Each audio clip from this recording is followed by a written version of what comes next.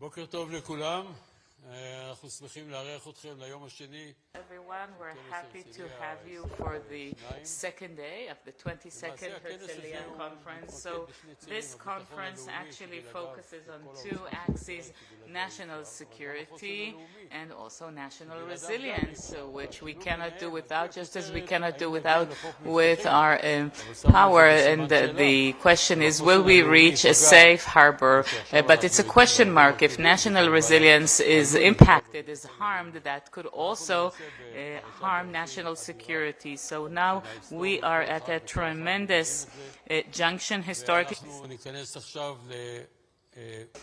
and we're going to go start one of our main sessions today, which is Iran, between risk and opportunity, or only risk, or and before we invite the panel, we're going to show you a video clip that'll get us into the right atmosphere. But before that, as we're obligated to do by the law, in case of a true alarm, you should all remain seated. If you're in the lobby, we have a -1 floor, which is shielded. And if you're outside, you should find a shelter according to the signposts. And that's it. You have the slide in front of you. But in order not to waste any more time, we're going to watch a video clip of 100 seconds. And after that, we'll have the panel. The panel will come to the stage immediately after the video clip. In the past 3 years, Israel has been through upheavals and significant events that have impacted the security and national resilience. The murderous terror attack conducted by Hamas on October 7, 2023 that led to heavy losses among civilians, IDF, and security forces placed national resilience and national security to a test and led Israel to a multi-arena war. After 843 days of a fierce struggle alongside IDF achievements versus Hamas and President Trump's determination, in which all 255 living and dead hostages came back home, now it is time for truth research and a national commission of inquiry. The IDF and the intel apparati worked forcibly in all 7 fronts in order to thwart the Iranian axis of evil, both on the offensive and the defensive, in their impressive activities. The agreement between the U.S. and Iran opens up a new era that will shape the regional security and the future of the State of Israel. Despite the achievements of the IDF at all fronts, national resilience is at a crisis. The regime upheaval and the issue of an equal burden and IDF conscription are deepening the internal division and bringing up the question of Israel's future as a Jewish and democratic state. For over 2 decades, the Herzliya Conference has served as a key platform for discussing national, regional, and global issues. The 22nd Herzliya Conference is taking place in a multi-challenge era that is reshaping the foundations of national security and national resilience of Israel and the region. This year, we will focus on analyzing this new reality and mapping the challenges. The 22nd Herzliya Conference between national security and national resilience. Will we navigate to a safe harbor? אני מתכבד להזמין את הפאנל הנכבד. Hello, ladies and gentlemen. לשעבר מפקד חיל האוויר. To Amir Eshel, former commander of the Air Force, head of the Planning Division, Director General of the former Atomic Commission, Gideon Frank, who's also an expert, Eyal Chulata, former National Security Advisor from the Prime Minister's Office, and Tamar Gindi, who's a well-known expert on the topic of Iran. The moderator participant is, of course, the famous journalist and commentator of New York Times and Yediot Ahronot, Mr. Ronen Bergman, who is a #1 expert, and his journalistic exposés are fascinating and serves as an inspiration to understand this complex topic as we face this channel. So if you could please, I would like the panel to come to the stage.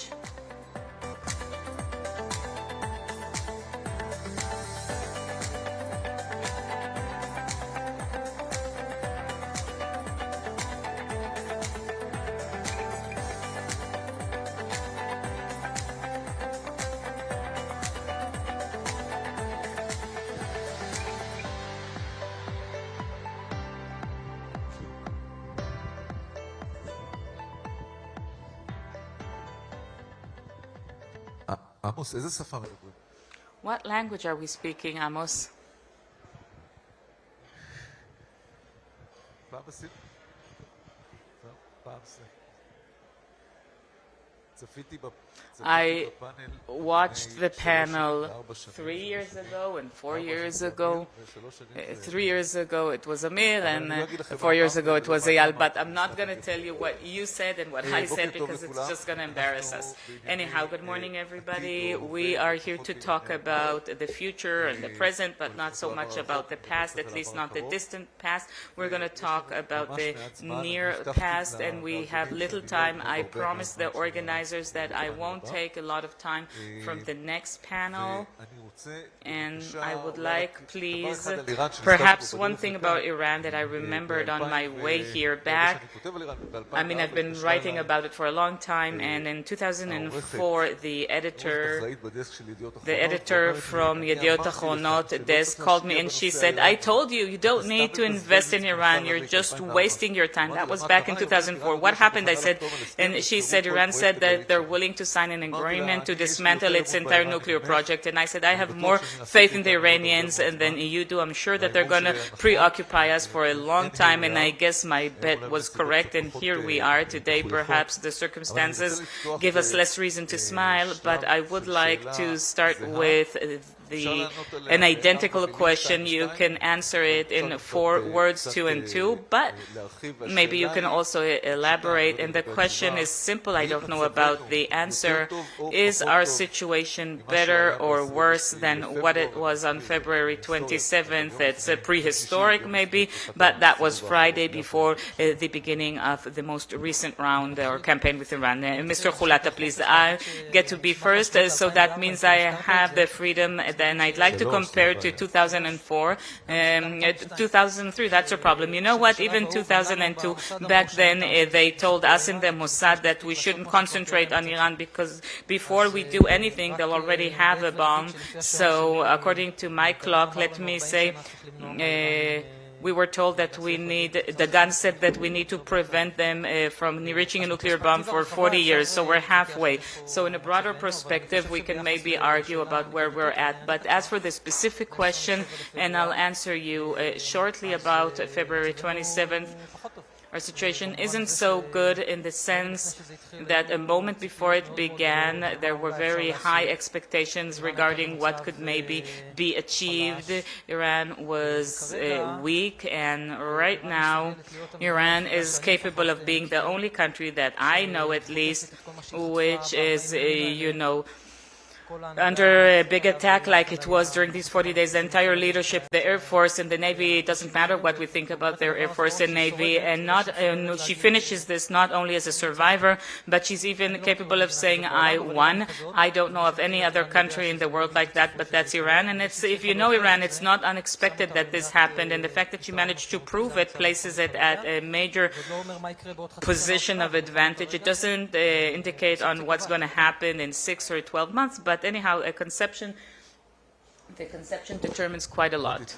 I said give us an example why we're not doing so well. Let me emphasize the main thing that indicates that we're not doing so well. Ever since the 12 days in June 2025 came to an end, we've been in a reality in which there's hardly any active enrichment program in Iran. That hasn't happened since 2004. I think they resumed in 2006, and there is this conjunction in Iran, and that's more or less it. Iran avoided doing that because it was afraid of a war that could break up if it gets caught, and this threat of a war, which is a deterrent measure for Iran as well, that's been taken away from us. So if it survived all this and it knows that the chances it'll happen again are pretty slim, that it means it has more leeway than it had before. So that's the main thing strategically. That's something pretty major in Iran's strategic stance.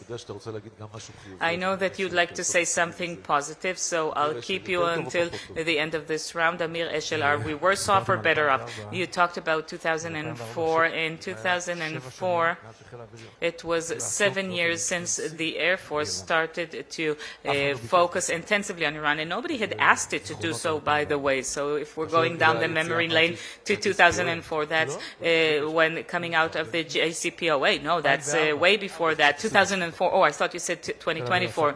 The Air Force started, focusing on Iran in 1997. Nobody had asked it to do so.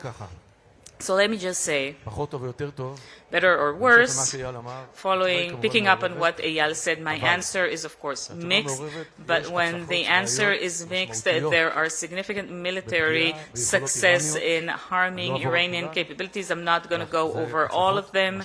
These are significant success stories. Operationally, it's a success. Strategically, it's a failure. And when we talk about a failure, it doesn't mean that we're better off than what we were. It's not as good as it was, actually. But what I'm truly concerned about is the trend, the fact that it's a strategic failure. I think as time passes, we understand this better and better. But as we look ahead, and I'm warning myself, I'm warning us, and that's even before an agreement has been signed, if it will be signed. I'm not sure that it will, but if we're looking at the directions of the MOU, the J.D. Vance approach, etc., this vector is not a good one. It will strengthen Iran strategically, it's going to strengthen it economically, militarily, and all the ripples that will reach the proxies. It's almost certain, assuming that these are the directions. Worse off, or the worst thing, is that it'll be maintained in one way, it will maintain in one way or another its ability to continue at some point in time, and it does have the patience to continue on the nuclear track.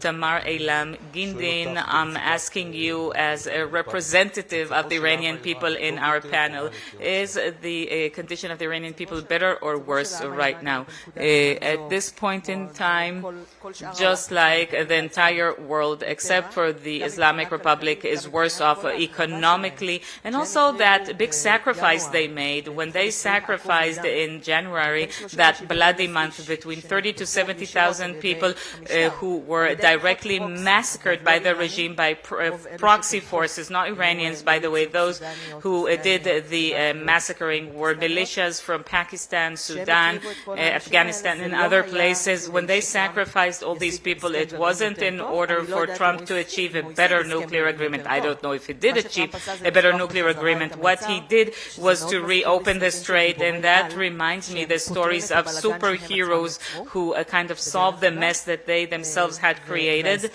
usually, and this agreement is more or less a surrender agreement. And I'm not even talking about the increase in prices, the fact that for 2 weeks now the banking activities are disrupted, including ATMs, credit cards. We hear about demonstrations here and there. We hear a bit about demonstrations. Is that real? Look, the demonstrations are demonstrations against the agreement, demonstrations of regime supporters, not so much those who are against the regime supporters, demonstrations against the agreement. They say, Kalibaf Arakchi, what about the blood of my leader? We haven't even finished burying Khamenei and you're already negotiating with his murderers?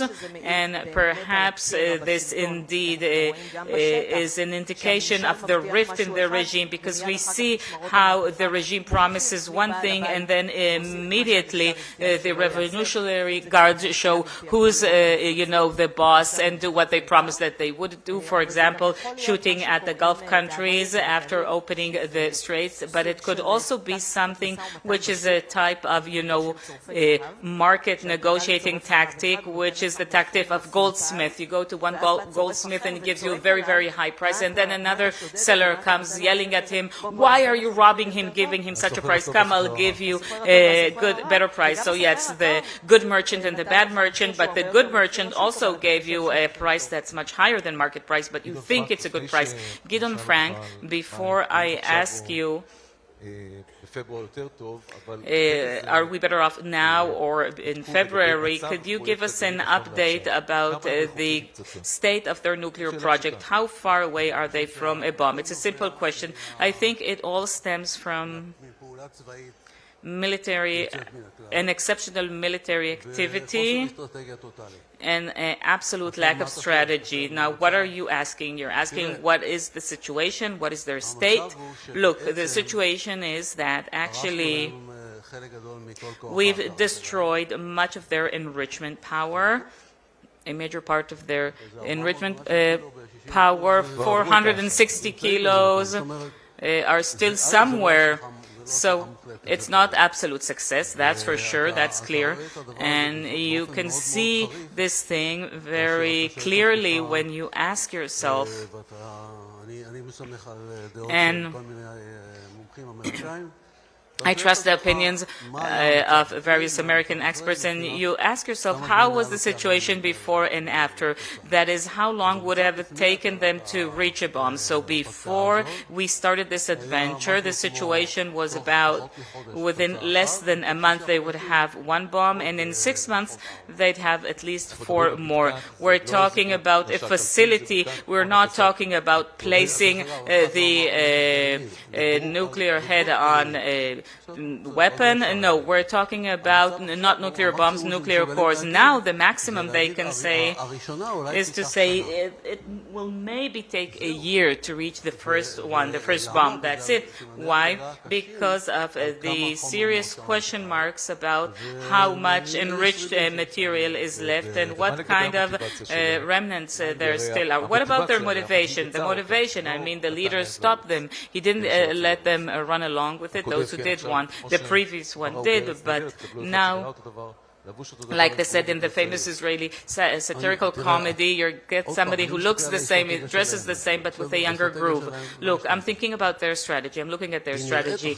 Their strategy hasn't changed. Maybe it looks different, but I think, by the way, that they wouldn't dare come out of the NPT at this point.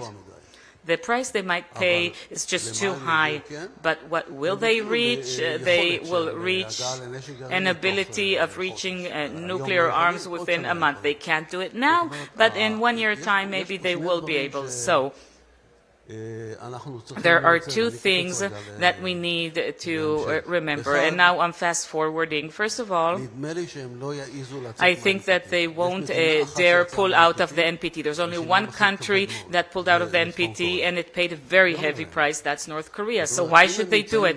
I mean, if they're in a situation in which they can reach nuclear weapons in less than 1 month, why should they care about it? That's not, their usual way of thinking. They don't need to do anything tomorrow, but maybe they want to receive immunity. Netanyahu said yesterday that there is a chance that we'll go for a 3rd round, which is blue and white. What's the problem here? The problem here is that they suffered a major military defeat.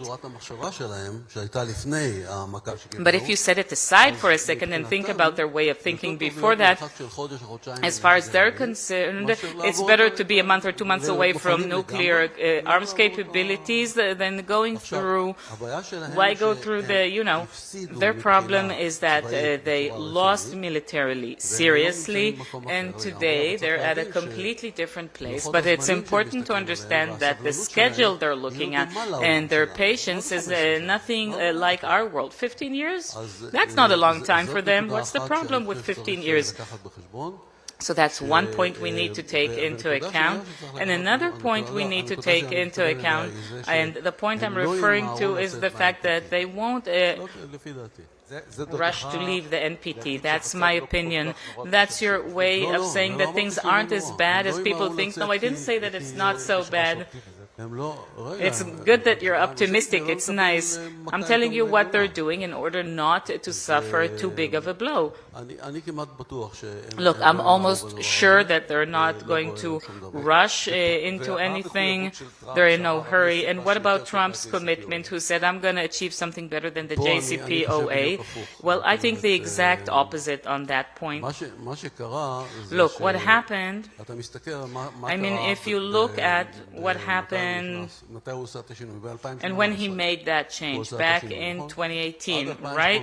Until 2018, until they would reach formal ability to start to enrich without difficulty, that was in 2030. In 2030, all kinds of things happened, but they had 300 kilos of enriched uranium at the level of 3.2% or something like that. Once Trump phased out, they started to rush, but not too quickly. That's rushing the Iranian way. Only when Biden was elected, they were only a few months away from nuclear capabilities. So if you look at what happened then and what's happening today, then there is tremendous loss. The loss is that they stopped an existing arrangement, the famous JCPOA, that has a lot of disadvantages, and it was replaced by something much worse that actually opens the door for them whenever they want. And I think there are very few people today who can explain why Israel even did that. Eyal Chulata, ultimately this whole thing starts with the line of thinking of different people in Israel, some people and people that you know from up close, that the regime in Iran can be toppled, overthrown. I'm waiting for the question so I can answer whatever I want to. That's the best in such a situation. It sounds like a scene from an 80s movie, The 3 Days of the Condor, with the CIA and the Contras. And look, let me say the following. I can't truly assess who thought what are the real chances of overthrowing the regime in Iran. But I can say that this is not a new discussion for Israel, but the outgoing director of Mossad said this almost publicly, that he thinks that it was possible and that it still is possible. Well, he's not here at this stage in order to answer this question, but I think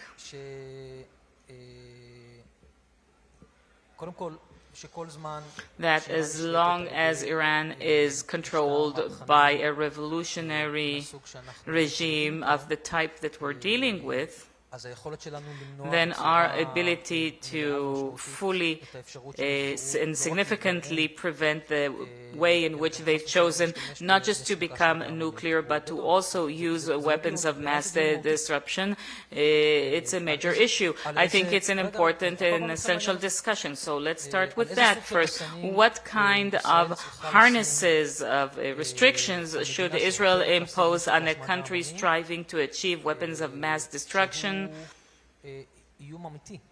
which is a genuine threat on the existence of Israel as a safe and independent country? I hope that nobody disputes that point. Now, Israel over the years has done a lot of things in order to buy time, in order to delay this fate, and I don't necessarily agree with everything Gidon said, but since we've been involved in this topic for many years together, the fact that Iran was just before June of 2025, okay? We're not going to go all the way back and what happened when in JCPOA and what would have happened in 2031 if we wouldn't have taken some other actions. Let's just compare it to May of 2025, okay? When Iran was indeed close to manufacture a 90% core if only it had wanted to. Sorry, can't hear him. They had 60%, but as time passed, they got closer and closer. And when Iran started to take action with the weapons group that allowed to reach that facility, even if it wasn't armed, Israel would have been in a much more complicated situation. So I think that right now Iran is once again a year away of an SQ-1 enrichment capability. And throughout the years of JCPOA, that was how far it was in 300 kilos. Excuse me for interrupting, but who decided on the year? They have the centrifuges that haven't been supervised since 2020. They have reverse conversion in every university. It's 2 rooms of centrifuge at the size of a basketball auditorium. It sounds nice in a panel, but that's not how you build a bomb, you know? That's not how you do proper work. But I'm also not trying to argue that the situation is stable. It's not. I said that earlier.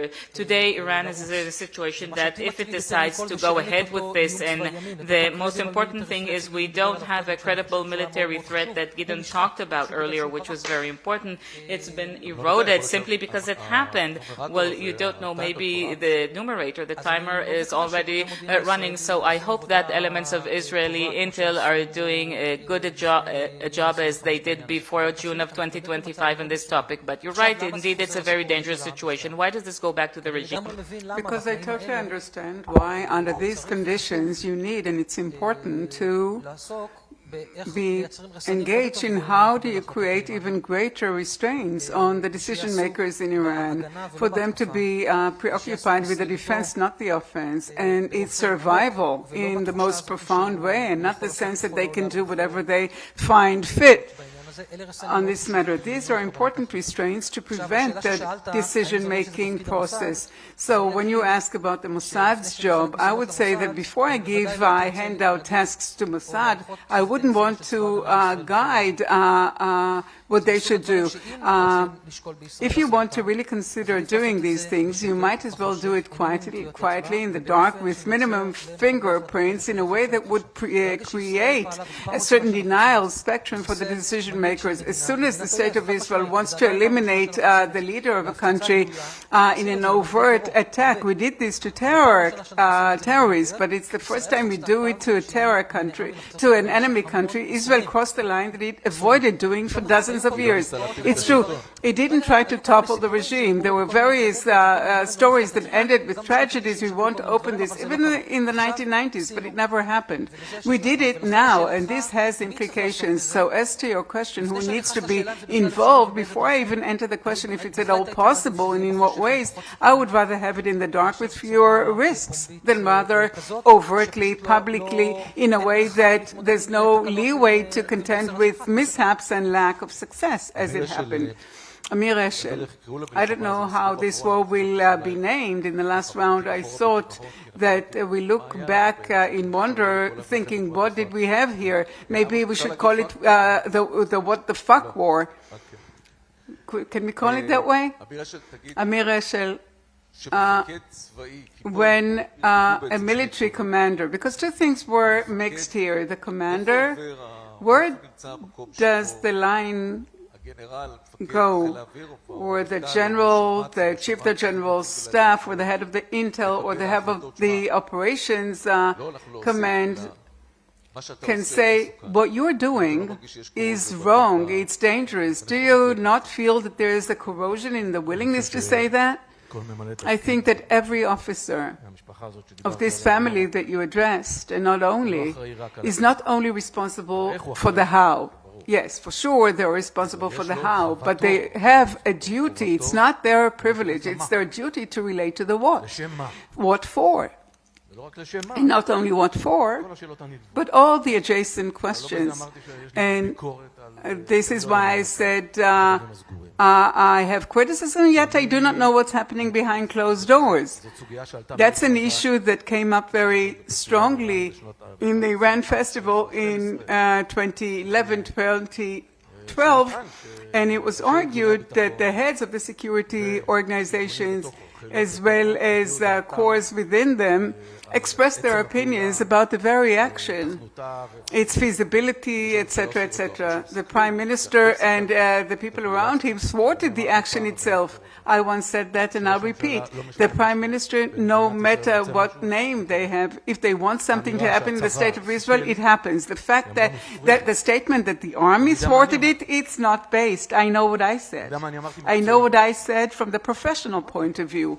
I said, you can do it tomorrow, first thing in the morning. You can do it.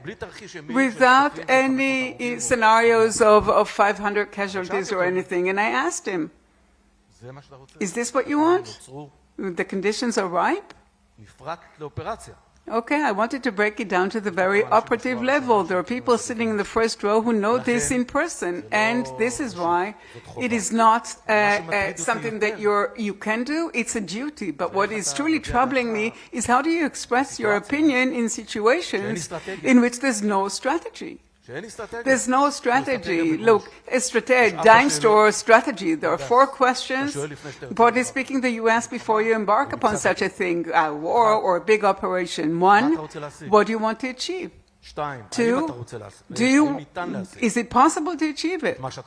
That which you want to achieve. It's not that certain. Number 3, what price? And 4, how do you emerge from it? Now, I was many times around these tables when some of the questions were not even asked, and if they were asked, no answers were given to all of them. And I'm not doing a referendum here that in line with answers, assuming all questions were asked and answered, I think that the answers given in line with the results are not good ones. And that's a very fundamental problem. If you choose a strategy, if you go without strategy, then where will you go? Where will you get to? If you don't know where you will get to, any road is good enough. Tamar Elam, can you please tell us what chances are there for the Iranian people to agree with the conditions that were arranged for them and take their fate into their hands and try to topple the regime after the tragedy that we saw? On the one hand, Trump's betrayal after telling them as soon as demonstrators will be killed, I enter, I will not repeat the historic injustice of Obama from 2009, for which more than 100 Iranians were killed and remained with that regime. I will enter, and with that tailwind, they did a lot more audacious things and paid a very high price. And now they say, we didn't pay all that price for an agreement that would allow the Islamic Republic to have another $300 million. On the other hand, I will answer you with a line from a poem that was published 2 days ago. We are fire under the ashes. This is what it says. We are put out because that's our interest to be put out, but we will take Iran. There are cycles of every 2 or 3 years. Perhaps it would be less, perhaps more, but they do know now. Either they know that they have no support and they have to do it on their own, or perhaps there will be some sort of a change, because what we have witnessed before Rosh Hashanah in March is the festivities of, or maybe the New Year's, there are festivities of on the streets. According to International's report, there were Israeli drones that protected them from above. The fact that the Iranians sent besieged forces to the IDF to ask them to send the drones, we know that that happened, and that was published in open sources. It can happen at the moment, even when the son of the king goes out to the nation.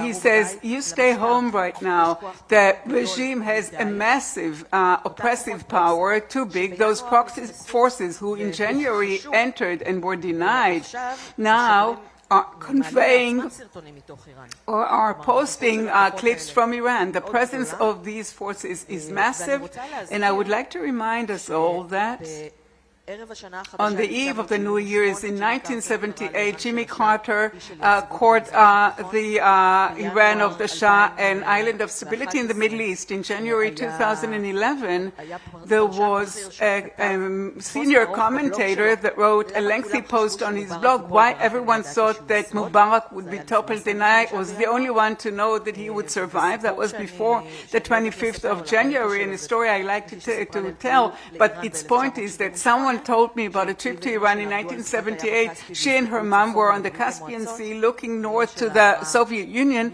and her mom said, do you think we can ever visit there? So I think that things do happen all the time, and we are surprised continuously, but we cannot predict them. In retrospect, we can always explain them well.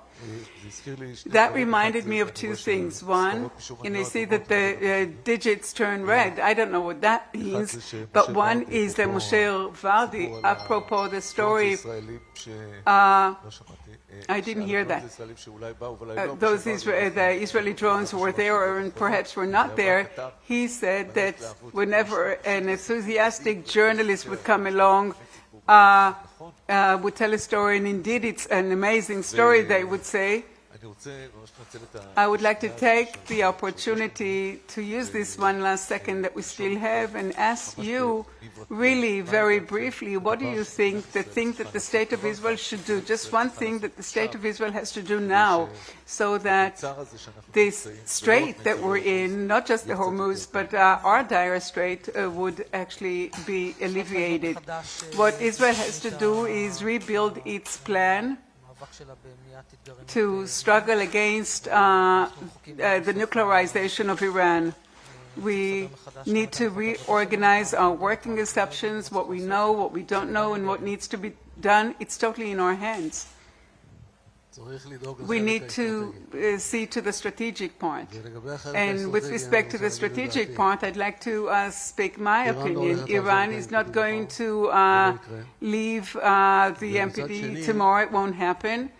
And there was a president of the United States who said 6 years ago that you cannot live with a previous agreement. What emerges on paper now is far worse. The first thing that we as Israelis, not as Israelis, but we have to make sure is that would be clear to the President of the State of the United States is to do something better than what we had. And that's difficult because it's not that clear that it's possible, but it's not bad. With that, you can delay so many tough things. So these two things, on the one hand, Iran is not going to leave the NPT, and number two, you have to do something that is better than JCPO, because you yourself said that it's not good. If I can do it, well, it seems like there's a Minister of Foreign Affairs who can do it. Why is it important? And there are other countries as well. That is a strategy that can make you buy time and gain a lot. Not because I think that beyond these two things, which are important, I think Israel should go back and connect to the U.S. It doesn't mean that we accept everything that has been said. Confrontational behavior would lead us nowhere that's really good. And I think that we are outside of what's happening. We're non-existent anywhere, and that means that we will have to pay in different currencies. But in order to obtain the most important agreement that was discussed here, and we are on a trend of separation, not convergence, to cooperate with the Iranian people. We had two wars that the people did not go out to, or demonstrations that nobody helped. And if there is going to be a combination of these two things, it will happen. I think it's better for the Iranian people to topple their regime and not an external force. Outside intervention is never good because the regime brings proxy forces from the outside. That's why this intervention was necessary. But I think that they need strategic consultation and advice. They have to understand that the heir to the throne is the one to convey messages through, regardless of what we think of his competence or legitimacy. That is the person from whom they are awaiting their commands. And you can even tell him what to do, but ultimately the final stage has to come from the people. It reminds me of a Persian aphorism that says that the plate or the bowl cannot be hotter than the soup that is in it. I said this once to my wife, and he said it's not true. If you put it in the microwave, it is hotter. So thank you very much, Eyal Chulapa, Gilda Lufrat, Tamir Eshed, and Tamar Ilan. Thank you. Thank you very much. Thank you to the distinguished panelists. We started this day, as you know, we can say in our slang, really bad, really tough. We do get the entire face as a rude awakening in the most transparent way. And now I would like to invite a person with many, many credits, Major General in Reserve, Nitzan Alon, the head of the refugees, hostages, and the missing persons command, to talk with Udi Segal from Channel 13, the news anchor.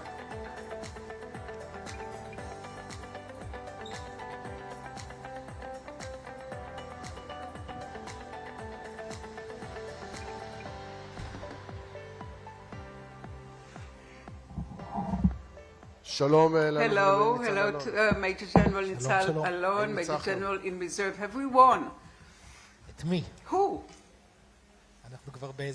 We are nearly in 3 years of wars. Absolute victory, of course. What kind of a question is that? No, we have fought. There are many achievements. Many operational achievements have been mentioned, sometimes even exceptional ones, with flying colors, you might say, of the security defense systems on their various components, but an intolerable gap between the operational achievements and the lack of strategic success that we're brought to. If we talk about the front in Gaza, we hear about reports that Hamas is getting prepared for another round. There's a report on what has been discovered yesterday. Do you think we have to go back and fight against Hamas? And that would be the right thing to defeat Hamas. Finally, the important question in the campaign vis-a-vis Hamas is, what does Israel want? I think Hamas would prefer to not lick its wounds, but to recover, rehabilitate. They have a lot of work to do on the inside. They have huge gaps in its force design that they would try to complement. We heard about drones that were transferred to Gaza. 30 is not that bad, but 30,000 can also be transferred. There's so many measures that are taken. We have to see what Israel has to do. Israel cannot come to terms with such a rule of Hamas that also has the motivation, and definitely if they try to obtain certain capabilities. Having said that, that talk in terms of absolute victory and not struggle that we need to manage in the right time, and preferably in a short period of time and not over many years, a new strategy has to be formulated. In other words, the talk about an absolute victory is a failure. And just spreading sand in the eyes of the public in Israel, I think that it has no substantial meaning or significance. Once again, maybe it's a domestic policy, definitely not foreign policy, neither is it strategy. I think that it is not concepts, but the way by which this gap is created between the talk and reality attests to that, exactly, and we should go back to a strategy of shorter wars. I think that with the achievements that we gained in Gaza and the gaps that we still have there, we managed a war that is too long, and I think that it should have been ended at least a year earlier with various tweaks here and there, the perimeter and various other tactic aspects, but definitely strategically we could achieve the very same achievements, or perhaps not achieve the ones that we haven't achieved, like the demilitarization or the disarmament of Hamas, etc. And we paid a high price with fallen soldiers and perhaps even with fallen hostages. Huge prices in blood that was not necessary to pay. So let's go into the sphere that you were a part. Smotrich says that thanks to him, all hostages were returned. Is this true or false? What can I say about this statement? Only the truth. Try the truth. Try to answer the truth about this statement made by Smotrich. First of all, even when we talk about returning all the hostages, and that's definitely an achievement, we have to remember that about 40 hostages that were taken alive were killed, were murdered, some of them by our own power and others by their abductors, or just did not survive the terrible conditions they had to live in, and I do not forget that. And in certain places where we could, under different functionings and decisions and negotiations to return them alive, well, that is definitely etched, and we shouldn't forget that. The Minister Smotrich, who objected to some of the agreements at the various stages, I don't think that he can take the credit to what he said. But I would like to make things a bit more difficult. According to Smotrich's stance, his insistence on not getting partial deals and to continue all the way until this fake absolute victory or the overpowering of Hamas or the white flag, perhaps that is what made the external pressure of Trump that led to release all the hostages. Maybe in that military uncompromising pressure that was not willing to accept interim deals, perhaps that doctrine led to the release of all living hostages. The cabinet, the government of the State of Israel, and the political leadership refused to accept earlier deals, complete deals, on behalf of that absolute victory, which is obviously, as I said, fake. So I don't think that it's serious to say what you said. The alternative of partial deals, when it was laid on the cabinet table in different forums under the prime minister, various possibilities of partial agreements versus broader agreements, the choice was only a partial agreement to allow for the continuation of the war. There's some logic to it, but strategically, managing the war for over 2 years until actually an American administration forces us to end it, I think that that was not the optimal way, neither with respect to the length of time, the prices paid, and all the other aspects and dimensions. So what you're saying is that earlier you could release more hostages, but political considerations prevented these possibilities to release the hostages earlier, and maybe those who over time were killed or murdered. I cannot say the extent of political, strategic considerations, worldviews. I cannot divide the pie between them.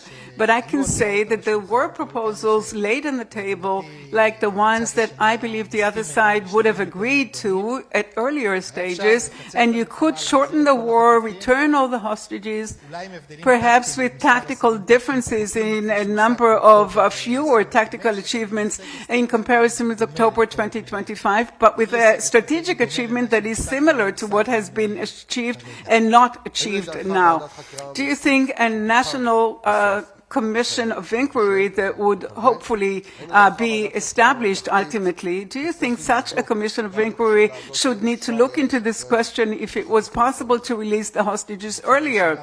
I think it's an important question, or the weight of this massive abduction occurrence that took place on October 7th is a substantial question that has to be examined, including the question that you raised, the murder of the six hostages in that tunnel. Take us to that moment in which you understand what happened and what is happening, and if we missed an opportunity. First of all, it is indeed yet another one of those moments, those days that were so difficult within this very difficult time. We had mistakes, operational mistakes in the planning of this move, in the way by which the planning was executed. Our working premises were not good enough in the possibility that they would be passed like other groups of hostages back to Khan Yunis. The understanding was very rapid that indeed these six, I didn't need to identify them to know that these were the six involved. Strategically, there were a number of opportunities before the end of August 2024 on which you could return them, and that's exactly the sense of something that we missed terribly. They fought for their lives, and they survived 11 terrible months, and there was a hope that that would end differently. It emerges from what you say, the criticism that you had concerning some of the decisions. Oren Setter resigned, but you remained all the way. Why? I asked myself at any given moment of the decision-making process, what would help the return of the hostages? Would I help them if I leave, or would it help them if I stay? And whenever I asked that question, I discovered that staying is more important than leaving. I'll ask you a question that was asked yesterday. What changed since October 7th. First of all, so many things changed. There's this song says how, or a poem, how did we change this year? I think that there are so many changes, some of them positive, many of them negative, even in the way by which we function. And we suffered a terrible blow on the 7th of October.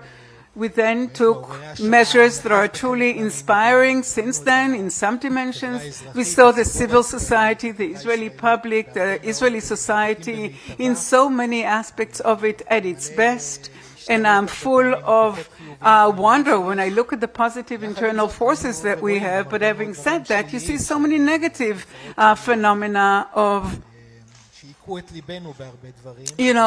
things that truly hurt us deeply, even on defense matters, to use defense as a tool for which to advance extremely negative things. This is truly worrisome, and that requires a continued mobilization of the civil society and the Israeli public from the grassroots, but also a leadership that would know how to operate it from above. Benjamin Netanyahu, when he asked the same question, what changed is only the weight of his body. I don't think that that's a very good statement to make. Quite lousy, actually. Is Qatar an enemy country or a complex country or a clandestine partner? Usually it's this, that, and the other. We needed Qatar in this negotiation for one only reason, because it has influence on Hamas. We very quickly understood that when Hania or Khalil Khia are different from Sheikh Mohammed, the Prime Minister of Qatar, this is something that you have to accept. This is the best I can get for you. That's the reality. This is what they get. So in that sense, Qatar is a very important country for the sake of the negotiations. In many other aspects, it embodies the Akhwani culture, ideological fraternity to the Muslim Brotherhood. It injects money to terror entities one way or another. It operates in the world. Some of the things that we see, the legitimacy issues that we have and our difficulty with the American administration has to do with in-depth processes to which Qatar is actually contributing greatly. So that's a very complex country, but it has negative aspects, yet we did need it. And it also carried out significant measures that helped to the return of the hostages. So when you were in the negotiations, when there are leaks and briefings of the consultants of the Prime Minister who actually smeared the name of Egypt because of the mission given to them by the Prime Minister related to Qatar, did it undermine the negotiations? Did it undermine the national security of the State of Israel? I don't know. But our approach was that we need both Qatar and Egypt. Egypt also has significant leverage over Hamas. It was very clear that we need them both, and that to a certain extent we need to coordinate between them to create positive competition between them. I totally ignored, and I think that that is noise. It's merely noise. Ultimately, you have mediators, and they each have their own clout and impact. I cannot say if it undermined or not, but I think it's not really important. The important thing was to see what role they can have, what they can contribute for the negotiations, and how to use it in an optimal way. So I leap over to your previous role as the commander of the Central Command. You can see what's happening in Judea and Samaria. Recently, we saw the data published about many farms established, 100 outposts, and settlements in the attempt to change the situation on the ground and stop the establishment of a Palestinian state. Do you know what plan the State of Israel has, the government has, and what feasibility it holds? Yes, that's a certain vision or even fragments of a plan of the creation of an irreversible situation of mixing populations, outposts, settlements, farms, regardless what name you're using or form. This is a very long or a wide-range program. You can see it in the field, how there are sort of horizontal lines, east to west, who create splintered plots that would not allow for Palestinian contiguity along the mountain range, etc. Some of that avant-garde that led that became the mainstream. That's the problem. And also the soldiers sent by them, all those hilltop bullies became the mainstream, and they now assume significant roles in the government or in other positions. And the roads are really foul, including the usage of militia, various terror elements and others. And the situation it creates, the reality that emerges, is a very dangerous one, security-wise. I do not doubt the legitimacy of a government in Israel to decide over policy and what it wants and realize it.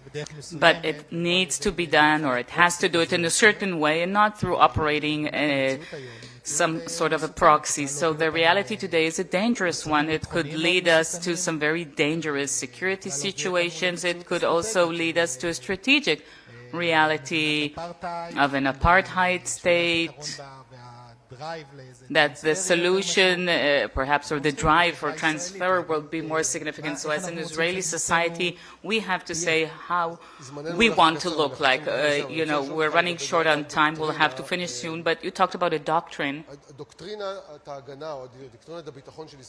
Israel's security doctrine had always been short wars. You said, of deterrence and early warning and decisive victory and defense. And it changed, not following a very lengthy debate or discussion, perhaps because the IDF couldn't carry on with it after October 7th. But now maybe there's a new doctrine that defense has to be done inside enemy territory. 70% of the Gaza Strip, the former demilitarized zone in Syria, a strip of 10 kilometers or more in southern Lebanon. Do you think that that's the way to go? Do you think that sitting in enemy territory, does that create security? I think that the most significant lesson from October 7th are not these buffer areas, because there's no limitation to these. So what the range of drone that's 20 kilometers then will conquer another 10 kilometers. But the fact that this concept that we don't come to terms with a situation in which an enemy declares, whether out in the open or not, but somehow conveys the message that they want to destroy us, and is also accumulating the capabilities for that right in front of our eyes. This is, of course, something Israel cannot come to terms with. It requires some kind of a preemptive measure. Some of these measures beneath the bar of a war, others are planned measures that could culminate to war. I'm not sure that this solution of buffer zones, that would provide Israel the security over time. So what should it do? Go back to our borders and come up with a new doctrine, or maybe come back to the old doctrine?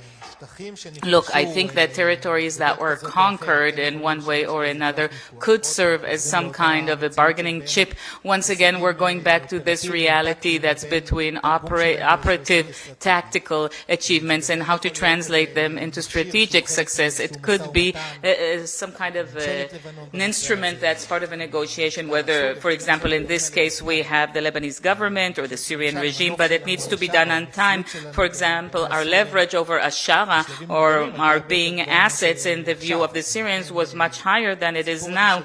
So, the buffer zones, that's not what we should establish Israel's security on. But measures that are planned in advance and what to do with those who are willing to exercise power, that's something that we do need to focus on. We're really running out of time. We're hearing these ring bells. But at this point, have we distanced the key threat of Iran over Israel, in your opinion?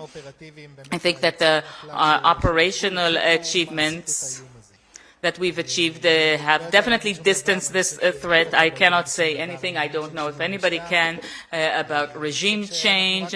I think that this is, we're not talking about absolute victory. It's not that we've had absolute victory, something like that, but our struggle with strategic adaptations, responding to the changes in reality, including the situation with the U.S. should, and of course this is something we still need to decide on, and we'll have to deliberate on that. Many will have to deliberate not for many years. Thank you very much, Major General in Reserves Nitzan Alon. Thank you so much, Major General in Reserves Nitzan Alon, for this interview and for everything that you do. I'd like to thank Udi Segal as well. And now we're moving on to the defense industries. They are saving us, and they've flourished recently, especially with all the threats in the world constantly on the rise. And we prove that they are working. And now we're going to have an interview on this topic, the defense industries, a pillar in Israel's defense. I'd like to invite Mr. Bezalel Butzi Machlis, President and CEO of Elbit Systems, and he will be interviewed by Amir Bar Shalom, the military commentator of the IDF radio channel.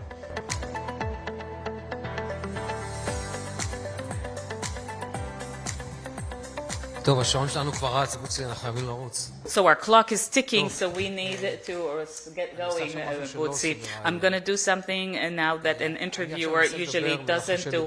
I'm going to try and talk according to what all the people sitting here are wishing for. I'm interviewing one of the leaders of the head of one of the three top defense industries in Israel. Your corporation specializes in drones and UAVs, and everybody is asking themselves now, what will the President and CEO of Elbit say about the drone threat? I'm not going to ask that question now because I'm aware of the sensitivity. We'll get to that later. I'd like to tackle this from a different angle. I'd like to talk about a concept we all know, the strength or the might of the weak.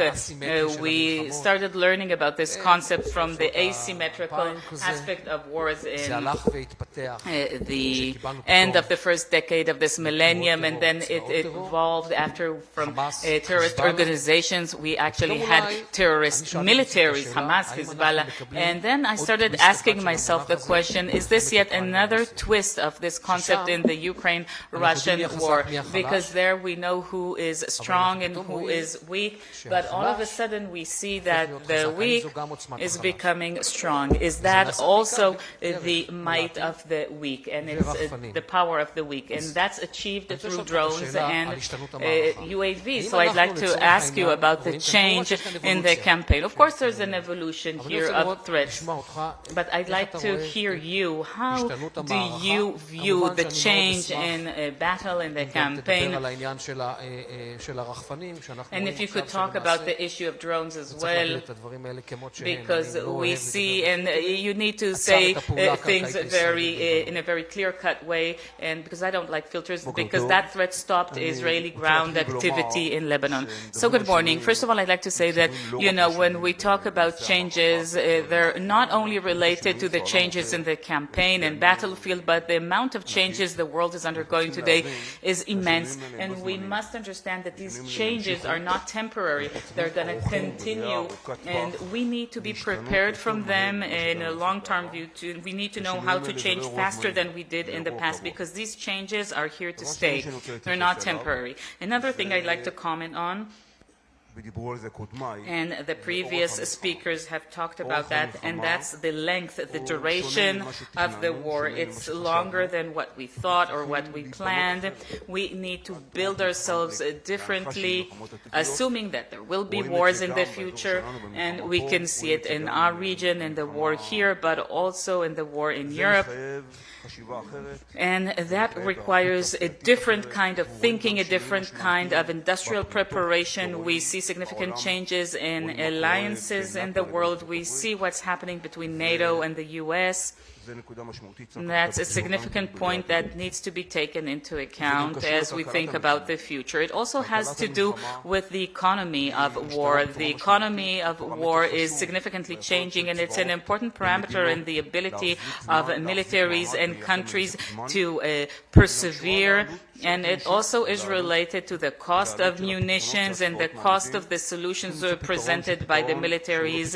You need to come up with a solution which is not an expensive, boutique solution, but something that can be done en masse that could allow us to operate for a longer time. It's a vector. I don't really like that word, but it's a vector that you're setting for yourselves in Elbit to reduce as much as possible the costs of the products. Yes, definitely, and that's related to the next point. I'd like to address the combination or integration between civil technology and military technology. You can see it very strongly now with the development and evolution of AI. You see it with what's happened in Ukraine by using Starlink, Elon Musk's satellites, and the cooperation between the civil and military spheres is much stronger than it was in the past. You also see it in how robotics and autonomy are used, whether it's roaming munitions, including drones, including other types of munitions that can stay for longer and for longer distances, or whether it's robotics in the ground operations or drones or robotics and autonomy at sea. These are directions that will continue to progress, and we will see much more of that than we did in the past. We've seen in Ukraine ground robots conquering. They are indeed operated. There's one operator operating every robot, but this is going to develop, and I have no doubt about that. Indeed, a lot of changes, and there are several different arenas that have different characteristics. You have the situation in the Ukraine, which is mainly a ground or land affair with a lot of importance of a standoff fire, a fire from a distance, and there's our region, and there's also the situation of the Americans versus China and Asia Pacific, and that's mainly more of an aerial and naval situation. So each of these situations have different meanings, different derivatives, different lessons learned, and you need to know how to prepare for all of that in a short period of time. As for your question about the drone threat, there's a lot of work being done, both in the Ministry of Defense and in the Directorate of Development of Means of Warfare, and there are solutions that are reaching the field, that have reached the field. I cannot elaborate further than that. And the energy weapons, and that a lot has been invested in that. Isn't it a bit premature? And we're part of it in the ground activity, and we are leading it in our aerial activity. And I think if we look in the longer term, that will yield an even better solution to the problems of the drones and munitions. But, these processes do take time. There's also an element of implementation, not just of development, and it's important to understand that ultimately there will be a solution. The solution won't be perfect. You'll never come up with a perfect solution, but I can assess that we will find a solution for this matter, both a short-term one and then a longer-term one. You're talking about the drones. Yes, I'm talking about the drones. By the way, did it surprise you what we're seeing in Lebanon, the power, the precision, and mainly the effect? I don't think that it surprised me. I think that we've learned this from the Ukraine. It's important to say that Elbit's work in this field started actually longer, way before that, and this is a lesson that we already learned at the beginning of the war in the Ukraine, and I think that we'll start to see the solutions in the field pretty soon. Time is running out too quickly.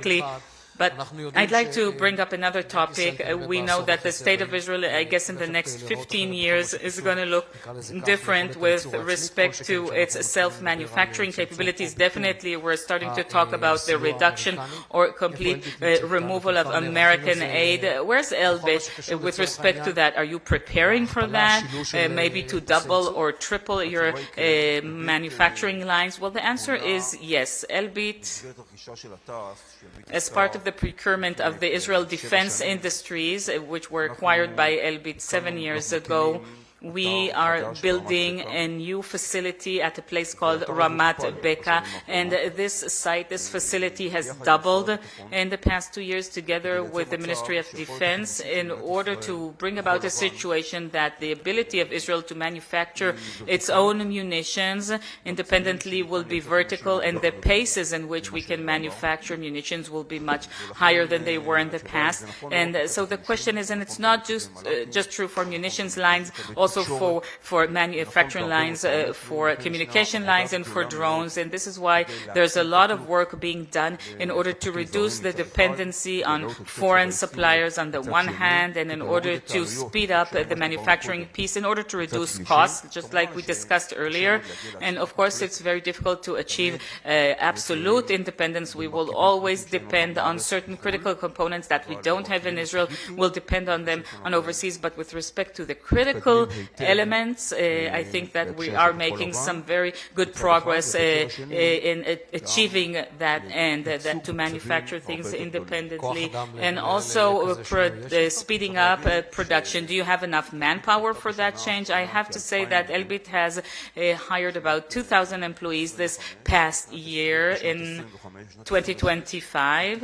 In 2026, it will hire an additional 2,000 employees in order to meet the pace of development and supply that it's required, both in order to address Israel's challenges, but also in order to address other challenges in the world. But if you're talking about tripling, you'll need much more than that. Look, you have to understand that we're not only talking about manpower, we're talking about investing in robotics, in assembly and manufacturing lines, investing in AI, and to have lines that are double lines in order to reduce dependency on only one line, to make sure that there's a redundancy between the lines. There's an increase in demand, not just in Israel, there's an increase in the defense budget all over the world, and we're investing in manufacturing capabilities, and most countries today are targeting this goal of independence, independent manufacturing. Most countries are looking for independent manufacturing, and Elbit's strategy is based on two main elements: a very broad portfolio, and the second one is a lot of subsidiaries all over the world, in the US, in England, Germany, a lot of other places as well. And our ability to share IP with our subsidiaries and to manufacture in these countries, that gives us a significant advantage in this context, and that helps us utilize and profit from the increase in defense budget. But there's another issue you've encountered in recent years, and it's very interesting, and that's the embargo.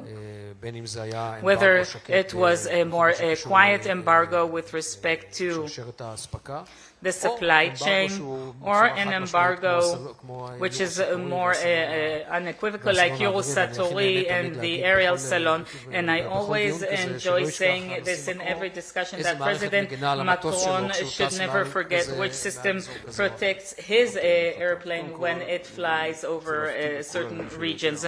First of all, I'd like to remind everybody, in case people don't know, it was established, Elbit, in '67, following the French embargo on Israel in the Six-Day War. So there's at least one thing we should be thankful to them for. And another thing, in the previous Eurosatori, 2 years ago, the advertisement Elbit received from all this mayhem raised by the French was much greater than any campaign we would have launched could have achieved. And number three, there's great demand for products from Israel. The state of Israel has leading technology, and it's willing to share it with other countries. We have some huge opportunities in Europe. The Europeans are trying to acquire greater independence and to catch up the technology that they've neglected for decades since the Cold War. There are countries where we have a huge advantage or opportunities, Germany, for example, but also in the US, also in the Far East, and in the Gulf countries. So it's true that there are several countries that have imposed an embargo on Israel, for example, Spain. But if we take the pluses and the minuses, well, the pluses are much, much greater than the minuses. Therefore, the State of Israel has a major opportunity in the context of defense export that allows it to create additional leverages that are utilized by the Director General of the Ministry of Defense, who's here. What, for example, try to describe this effort a bit more. Let's take a country like Germany. A country like Germany, you know, the security ties with the State of Israel and Germany are vast ties, and that can create additional leverages. There are other countries, obviously I'm not going to list them here, but the opportunity that the State of Israel has today in the context of defense export are much greater, and the pros are much greater than the cons. The advantage is much greater than the disadvantage. There are countries that, absurdly enough, buy from Israel but don't sell to Israel, so there's that too. It's important that we understand that, and as for the components, the embargo on components, I've addressed that earlier. I think we've come up with solutions for most of these problems. I'd like to talk about independent manufacturing. It's obvious that we're not going to reach absolute independence. We are going to depend on different countries, so perhaps we need to talk about new partners, but also about new partnerships. I mean, to opt for different ventures in collaboration and partnership with other countries. I think that you great minds think alike. You know, that's definitely the direction. It's definitely possible. The Barak 8 model, for example, and I guess it's going to increase. I cannot elaborate any further than that, but it is the right direction. I'd like to go back to the Eurosatori and tell you an interesting story. You didn't ask about that, but I'm going to talk about it. You know, in this serious crisis we've experienced this past few years, there's also a tremendous opportunity to bring new immigrants and new olim from European countries, from North America, a lot of talent of Jews who feel distress in their countries, the countries where they live. And let me tell you a story. In the recent Eurosatori, a week ago or 10 days ago or 2 weeks ago, I no longer remember, during the exhibition, 5 people came up to me from competing industries or companies. I won't tell you their names, and they quietly said, we're Jews, we want to come to Israel, but the State of Israel is an expensive place to live, we need a job, can we join you? I think so. This is a tremendous opportunity for the State of Israel to bring aliyah, to bring talent, and hopefully we'll know how to do this together intelligently. We have decided on 2 goals with respect to HR in Elbit for the next 2 years, and I'm investing great effort in that. First, to hire people who have been wounded in their IDF service. We've hired many of them, and also to bring in talent, to bring Jews, talented, hardworking Jews who find it more and more difficult to live both in Europe and in North America, to bring them to Israel and strengthen the technological foundation we have here. Do you have a mechanism that's working on it? Let's say headhunters. The answer is yes. We've joined forces with the Jewish Agency, and we have this joint apparatus, and we are working on it. And I think, I'm certain, I'm confident that we'll succeed, and I hope that other Israeli companies will exert the same effort, because I think this is a tremendous opportunity for the state effort. But now you really were curious to know, what did you answer them with that story? Of course I said to them yes. Not only did I say yes, we've already hired some of them. It didn't start just this past exhibition. It started a few months ago. We've started employing a lot of Europeans recently. Bensi Machlis, CEO of Elbit, thank you very much.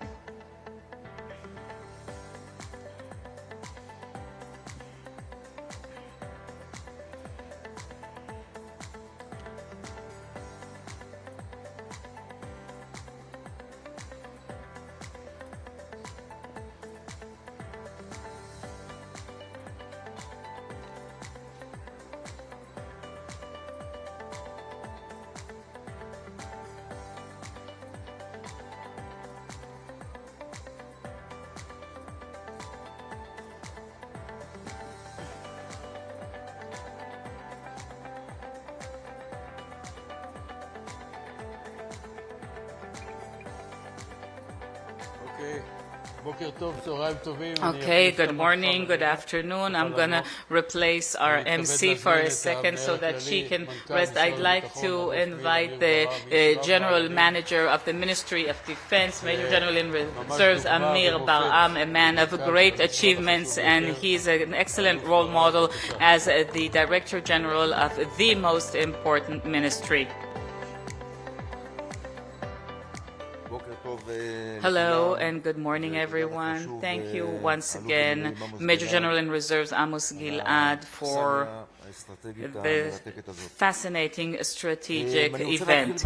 And I'd like to first of all tell you that in our reality that seems to be more and more similar to a security and diplomatic roller coaster. Something that really concerns us and definitely me is how do we plan or prepare for the future, and for which kind of reference scenario are we going to build up the IDF force. I cannot point at a full military build up a plan that will address all of our needs, but I can only talk about different alternatives, and of course each alternative has its own costs and risks. The choice between the alternatives, that's the main role of the Ministry of Defense. With respect to Iran, that was discussed earlier this morning, I'd like to say that after 2.5 years of a multi-front war with Iran and its proxies, we haven't reached yet the stage of drawing conclusions or summarizing. Now this is an operational timeout. The Iranian threat has been significantly reduced over the last campaign, but at least in my views, empire fall slowly, just like the lyrics of this song by Dan Toren that emphasize the difference between daily reality in which people die off in one day, but the historic vicious empires that crumble down slowly. As for the agreements being formulated in the world that were also discussed this morning that could funnel to Iran hundreds of millions of dollars, could dramatically accelerate their force buildup. As we face this threat, the State of Israel has to prepare by adapting its own force buildup and advance a new regional architecture, first and foremost with our strategic ally, the U.S., as with other countries as well. Now I'd like to say a few things about the U.S. in our current sensitive reality. The up-to-date American policy, we cannot judge that with provincial tools. What is perceived in Israel by some people as a weakness or a frivolity or ignoring any kind of warning signs from the field, and there are such warning signs, is perceived in Washington as a cold and calculated, open-eyed risk calculation. The difference between us and the Americans is not in understanding the threat, but rather in priorities. For us, Iran is an existential threat, but for the U.S., it is a chronic regional challenge, while China and the Indo-Pacific arena are their main challenge. We are thinking Tehran, and they are thinking Taiwan. As for the Pentagon, and I know the Pentagon very well, when American resources, munition resources, are stretched thin between different wars and preparing for a potential conflict in the Taiwan Straits, the continuation of the war in the Middle East is an opposite interest to the U.S.'s global position. On the other hand, and based on my deep acquaintance with the different opinions in the American system, if there's one thing that the Americans hate more than this war that grew longer than planned, is to lose in a campaign in which they'd already won. So we'll have to wait and see. This way or another, with the U.S. operating under the America First concept, our partnership cannot only rely on common values, but it must also rely on cold interests. A strong, independent, and proactive Israel, which is shaping the Middle East, is the asset that allows the U.S. to turn its resources towards Asia. That's the foundations of the next MOU we're currently formulating. That's something quite complex. This agreement will have to bring economic security and strategic benefits to both countries for many years to come. As for the Arab Gulf, and I'm calling it the Arab Gulf on purpose and not the Persian Gulf, the war has made it clear to all parties over there the cost of the Iranian force buildup, and it created the conditions for formulating a greater alliance from India through the UAE all the way up to Greece and Cyprus. The Israeli strong points in technology, proven operational experience, and security innovation, along with the financial strength of the Gulf countries, all these might allow for a new economic defense front and expanding strategic opportunities. Butzi already mentioned that will not replace our partnership with the U.S., but it will make it possible to increase Israel's strength and leeway in the international arena and will allow us to diversify and change strategies. I'd like to address another question that was discussed here this morning, that the state of Israel is within borders that lack strategic depth. We all know that very well, and these borders do not give Israel the privilege to suffer another significant, perhaps even fatal blow and to recover slowly. We just don't have the privilege to do that. The annihilation plan or the destruction plan, and there is such a thing, of the Shiite axis has been thwarted for now, but the operational jihadi concept which underlies it is still alive and kicking.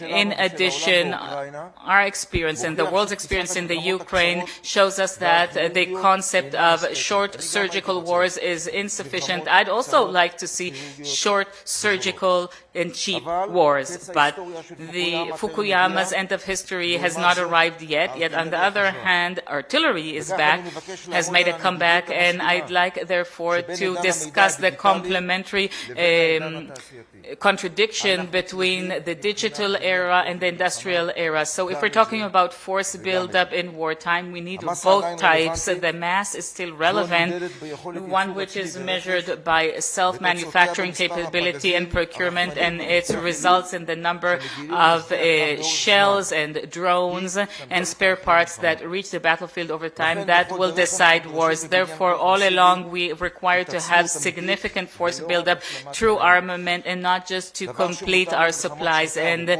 this, we need to prepare for long wars in various fronts that will allow us to deal with an external axis led by Iran or by others, so that we can confront this both independently over a long period of time and also powerfully. When it comes to the strategy of the Ministry of Defense, in order to secure our supremacy in the region, we operated in the past year and a half to stabilize and implement a comprehensive strategic plan whose focus is clear. Functional contiguity while streamlining the procurement and deepening the manufacturing partnership on an international scale. Strategy strives for munition independence. You cannot do without it. You cannot do it in every field, but yes, you have to increase the independent production line to secure the critical raw materials and the decentralization of our manufacturing in a number of countries. In this past year, as a Director General, I had to operate all the emergency possibilities, even in the absence of budgeting. We attacked, quote unquote, all the bottlenecks of production. We started critical procurement. We signed manufacturing transactions that expanded our local production lines here in Israel, and we mobilized designated manpower as well as foreign manpower into our defense industries. Thanks to these emergency actions that we took in real time, Israel now has a reservoir of the Arrow and the other missiles that grow during our fighting, but war has not come to an end yet, and so is work. The need to shorten the spans of war necessitate we take the initiative and surprise the enemy operationally as well as technologically. During this war, we operated according to this principle with a basket of surprises. So many surprises that were developed over the years in the Ministry of Defense and the outstanding defense industries, from the detection and early warning of ballistic missiles to the ability to synchronize surgical attacks in Iran at the distance of many hundreds of kilometers. These surprises exposed our technological supremacy and allowed for a very wide range of success stories. But now we need to develop the next generation of our trailblazing capabilities in order to guarantee our competitive edge for the many generations and decades to come. Now, I would like to talk about the major difference between to simply buy and shoot out of an existing reservoir and a profound, deep change that strengthened the Israeli manufacturing capabilities. The procurement targets mean that we buy and we shoot out of an existing stock in comparison with the preparation of our production line over time. As a result, the long-term power force design of the State of Israel is lagging behind and it's dangerous. The budget department of the Treasury that sees the reality of war as something passive only in the accounting book actually does not allow the government to realize decisions that were taken concerning the long-term force design. Here it's important to emphasize the argument with that Ministry of Finance is not over the coffers of the state. It's not personal, it's conceptual.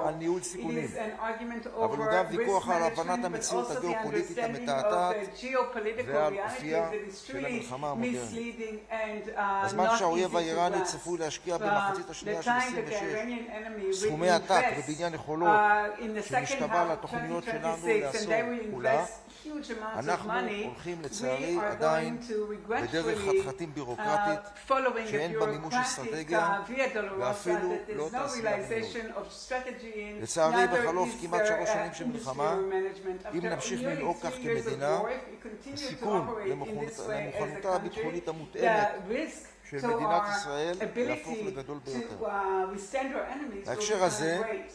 This ושמים פה את השקף של תקציב הביטחון כאחוז מהתמ"ג, חשוב לא להתרשם מניסיונות של טשטוש ושל הטיה.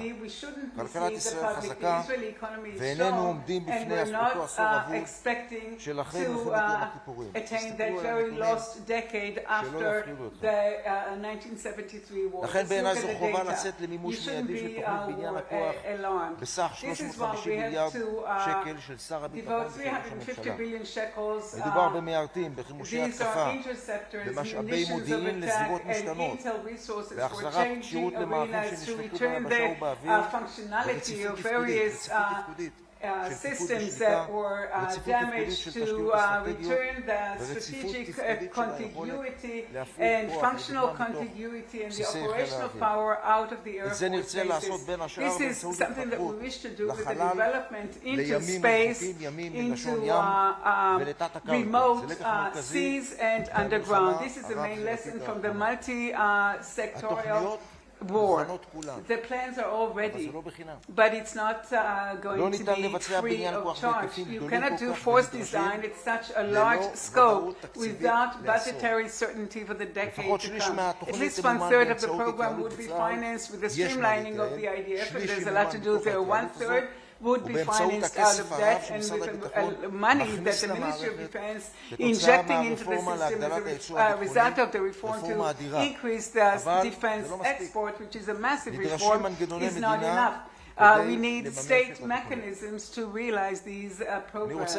I would like to say a few words about the rehabilitation of our wounded IDF soldiers and the defense establishment as a whole. I think that it is our moral duty, our national, the greatest national duty, one of the biggest challenges of the defense system and the Ministry of Defense as well. The forecast of 100,000 treated, injured soldiers is an event that changes the face of Israeli society, and we won't be able to confront it without preparation. The conclusions of the committee under Mor Yosef show us the transition from a personal companion to every wounded, and the reform 01, and turning the rehabilitation department into a national authority within the Ministry of Defense. Regretfully, and despite the wide consensus concerning the necessity of this committee and its recommendations, we are now witnessing dragging legs and barriers from the Ministry of Finance who delay the implementation of the conclusions of the committee. The Israeli society will not come to terms with such gaps. You cannot collapse this rehabilitation. As a person who led fighters under fire, the realization of this reform is not just a managerial task for me, it is a commanding personal duty. I will insist on its full implementation for the sake of the injured and the resilience of the Israeli society. I would like to conclude with a few bottom lines that explain very simply the strategy of the Ministry of Defense. Munition independence, first and foremost. Munition independence, not in everything, but in components and critical means as a matter that is no less than existential. The development of the future surprises for maintaining the technological ability of the IDF, force design plan that is financed and planned for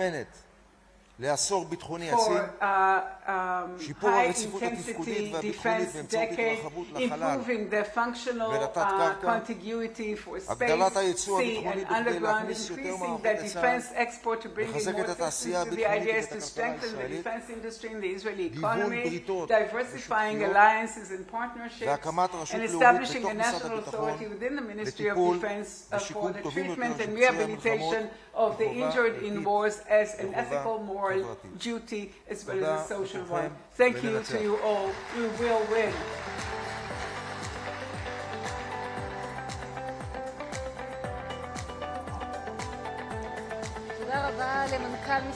Thank you very much, the Director General of the Ministry of Defense, Major General in Reserve Amir Baran. You know that this is a very critical and dramatic time period. The elections are underway, and what we have now is a cluster of heads of parties, those people that we do hope will change, will decide everyone's future, regardless what party we're talking about. They are the ones who would lead the way when the main question that is going to be posed to all of them is the name of the conference between national security and national resilience. Will we reach a safe harbor? We'll just say that along with what is happening here in the plenary, there are round tables until 2:30 in other areas, and I'm very happy to invite the first leader with whom we will start discussing in the cluster of politicians, former Chief of the General Staff, Gadi Eisenkot, the 21st Chief of the General Staff, for an interview with Dana Weiss from Channel 12 News.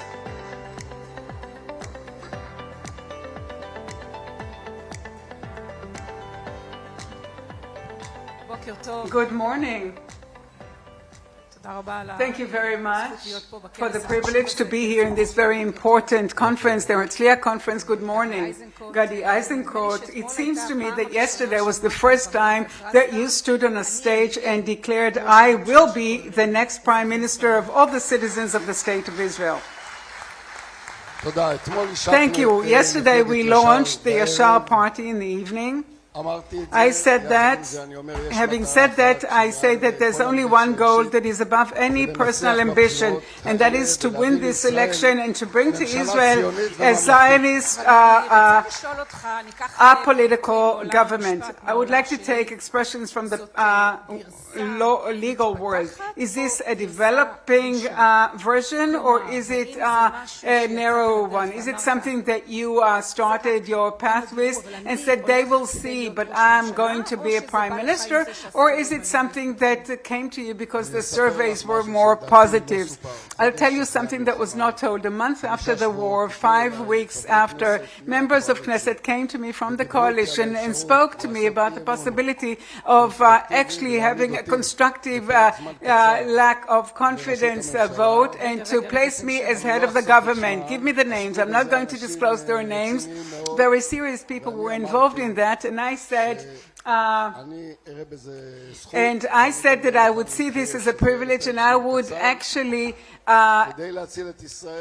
agree if only that was for a short period of time and only to save Israel, and I will not be head of a party afterwards. That did not succeed, but later on it developed, and in the last few months I reached the conclusion that that is the right thing to do, along with a basic understanding that there's something that is far greater than me, and that is everyone's duty, together with partners that will be here on the stage later on, to bring about a victory over the government and the worst coalition since the establishment of the State of Israel.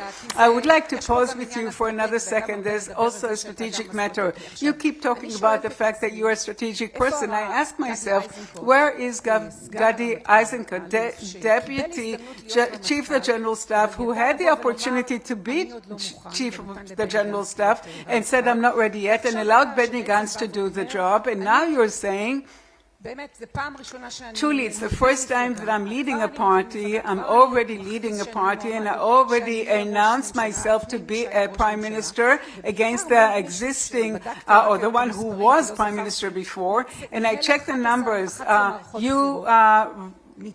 A person who ran 11 election campaigns won them all except for 2, and he is a prime minister that served here longer than Ben-Gurion.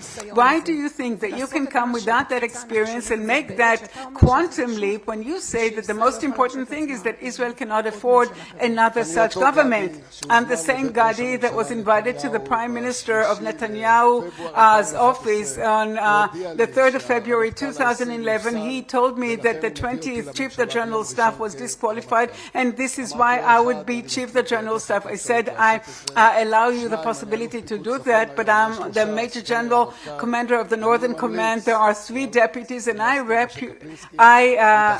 recommend Moshe Kaplinsky. Didn't want to hear about this, and then we reached Benny Gantz. And I told him, to the extent that you decide not to take one of those 3 deputies of the Chief of the General Staff, I will do it. If I were in your seat, I would appoint one of those 3 deputies. So the goal of winning this terrible coalition is above any other ambition. I saw during the time that I saw very vast support. I bring what I bring, and the public has to judge. The goal is to win over Netanyahu in this bad coalition, and it's above my personal ambition. At the moment, I'm pushing to be the leading candidate, just like the others, and the public will judge.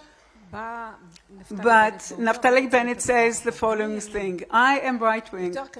It's harder for Netanyahu to contend against me, and you can be actually colored with left-wing colors. I don't know if you saw Netanyahu in the Patriots. That's what he does. I propose a broad national government. It's either us or a left-wing government with the Arabs. Another thing that he says is that you said not to enter Rafah, and not to enter Lebanon, and not to attack in Syria, but he is the one that brought back the hostages. So he said, first of all, Gadi Eisenkot, you're left, which he cannot do to Naftali Bennett. Not only are you left, but you are weak and small. I saw him in the appearance in the satire program. What a shame a journalist was not there to ask a serious question, because he said things that are truly unreal. With such complacency. He said that Iran 3 months ago had nuclear bombs, and thanks to this integrated attack, that threat has been removed. Iran did not have any nuclear bombs. I know exactly what the intel picture is. He's just imagining a reality, he's imagining a threat, and that's his way of intimidating the Israeli public. Another point is that he's trying to change the history by producing lies. What he talks about Rafah, he had debates with the Chief of the General Staff, very matter-of-fact debates, and at one point I said that instead of inviting the Chief of the General Staff, bring it to the vote. He says, you want to vote? Let's do it. He brought it to the vote in the War Cabinet. All the ministers, including him, we unanimously voted on the 5th of May 2024 to take over Rafah. He just invents it as if he did this in counter to all the other votes. Even in Iran, on the 13th, 14th of April 2024, the Iranians launched 400 rockets, and we said to the cabinet, the Chief of the General Staff brought 3 possible options. I was the first speaker. I recommended to accept the recommendation and do all 3. Regretfully, he listened to Aryeh Deri, who said, stop, that's going to be a catastrophe. And it ended 3 days after by neutralizing me, authorizing Gallant and Gantz along with him, and attacking only one APC in a desert close to Tehran. Maybe that is the gap, Gadi Eisenkot. You say, I look at the facts, and we are in a political field, not the cabinet and the documents, and with your phenomenal memory of dates. When he said that you are left-wing, he takes into account that he'll bring the Eloreh Azaria case and your stance on separating from the Palestinians, and he will say that you're willing to sit with the Arabs. It's regardless of what's happening in the cabinet. It's far worse than that. It's a culture of lies that he designed as a very well-operating machine. We see a person that is almost accused for treason, handing over critical material to the Bild from the most important source of the IDF. It brings it back to him. You see, it's the extent of that gap that this person is living in.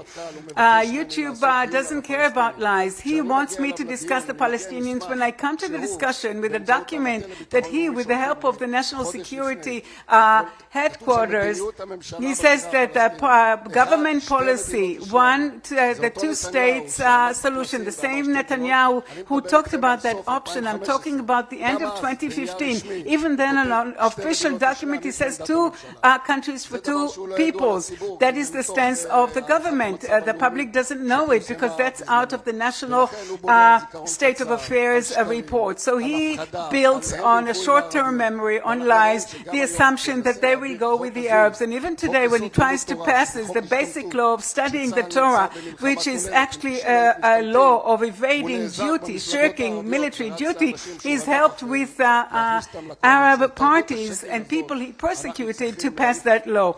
We have to get rid of this culture of lies, and this will be done with a victory over Netanyahu. But where does he lie? In saying that you explicitly said that you will swear in a government with the help of the Arab parties. No, I didn't say that. I said that we will win over him in any way. The desired situation of having 61 mandates of democratic Jewish countries, but even with 58 or 52 mandates possibility, we have to win over him because there's a very clear Zionist majority. There are at least 7 members of Knesset in the Haredi parties who are not Zionists. This is why we need to, first of all, defeat him and bring this to the vote, to turn to all members of Knesset, including decent people in the Likud and the other parties who will raise a hand and support. We need to win no matter what way and not give in to his intimidation campaign. They go with the Muslim Brotherhood. I'm not saying yes or no to a Haredi or an Arab party. I will sit with anyone who will believe in 3 principles. 1, that Israel is a Jewish democratic country. 2, accepting the principles of the Declaration of Independence and the duty of military and civil service. So just this week, Kish said, I'll talk about Lebanon and Iran in a minute, but Kish said that if indeed there will be a situation either to go with the Arab parties or sit under your government, he will be willing to do this. Will you say the opposite? If the situation will be created for a broader national government under Netanyahu, is this a scenario that you would accept? A month or 2 months after my entry to the cabinet, I saw how bad the situation was on the 7th of October. Tonight, we all know there's a very good book that's been written, which is of Amos Harel, and this is where I said very explicitly and unequivocally, although those who had any commanding leadership role on that date has to resign, and they should never return, neither for the Israeli leadership or the command. Everyone did that, except for the person who argues in any interview in English that he's the commander-in-chief. He's not willing to take responsibility. He's telling stories that others didn't wake him up. He does everything to have a political commission of inquiry to blur this whole event, and this is why we're going to defeat him.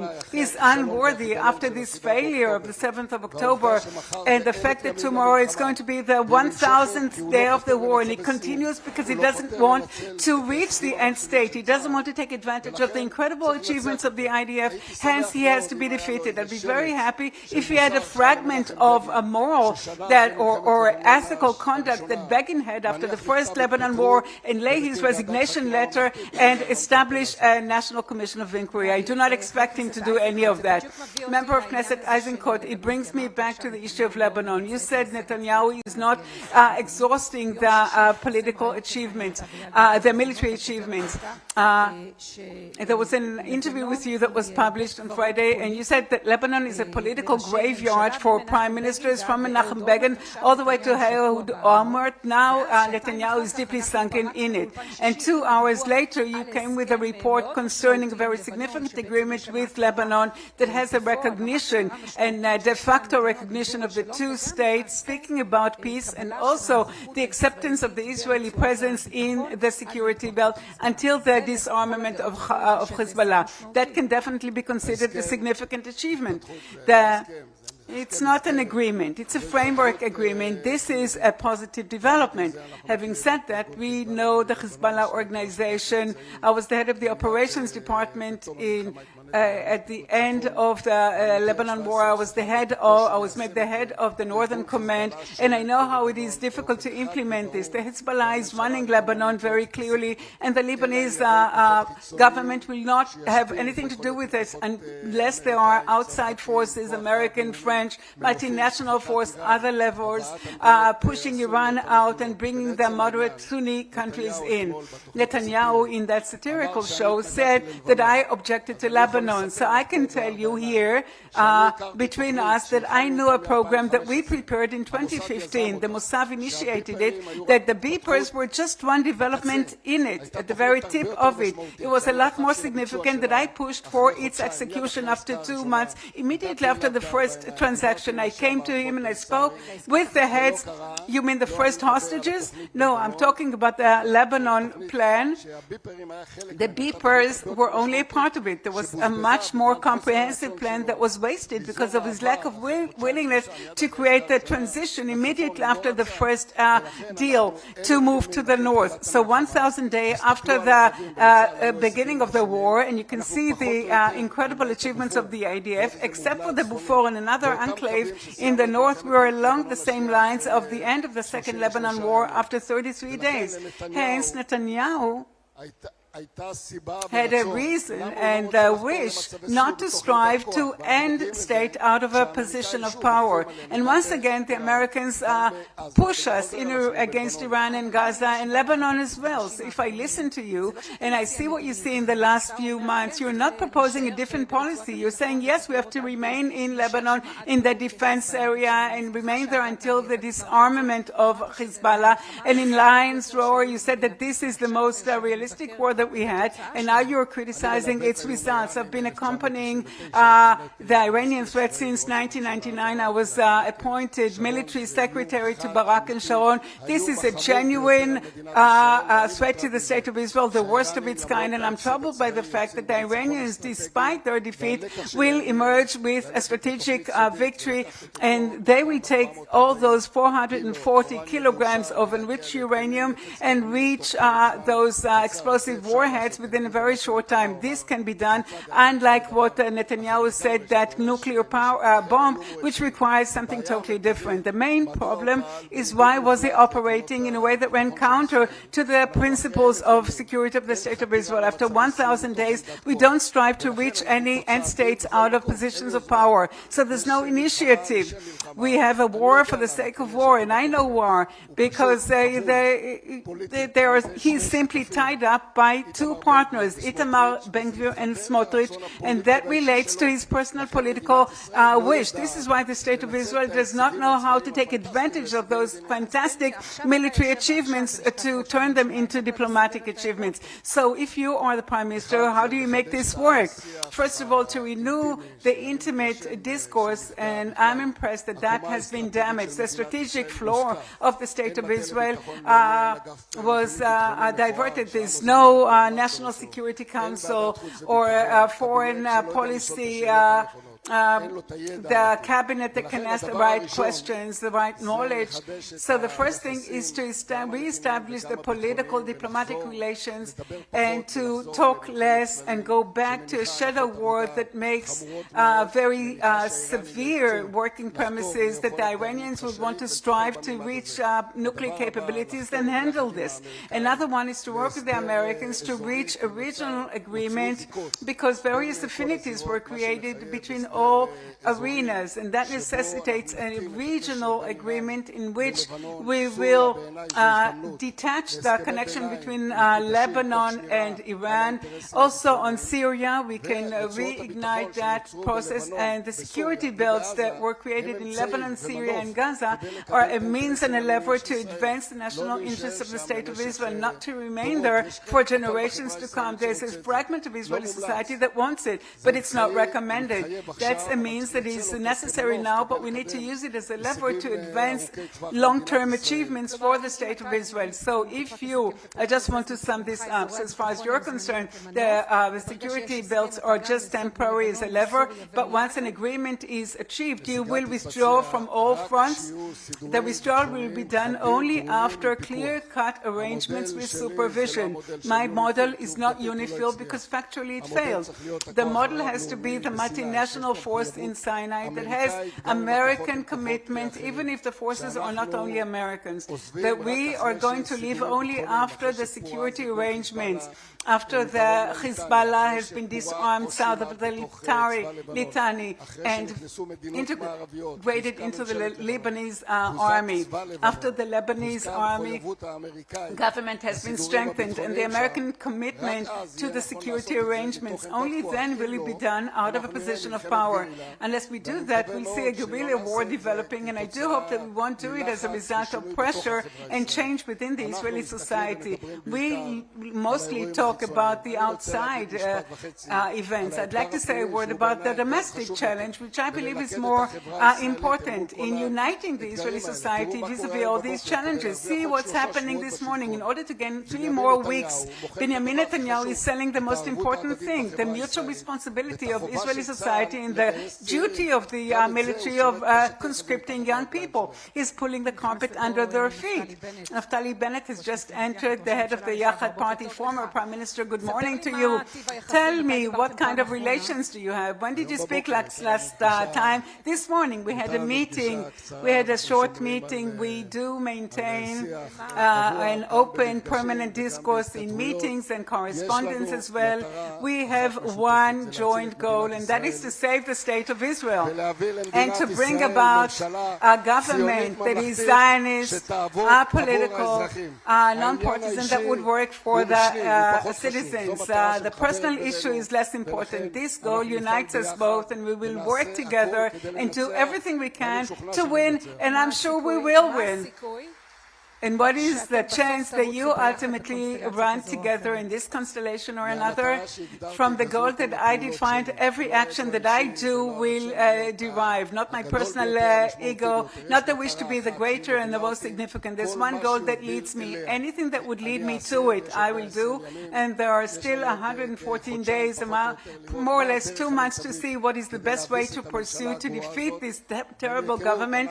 And out of my familiarity with the situation, will do it. Ego will not be a central factor in the decision-making process.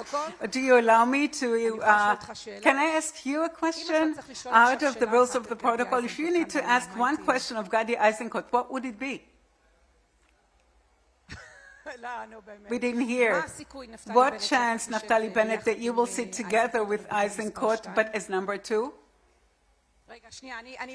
I'm sorry. Just see the generosity. I'm giving him my own mic.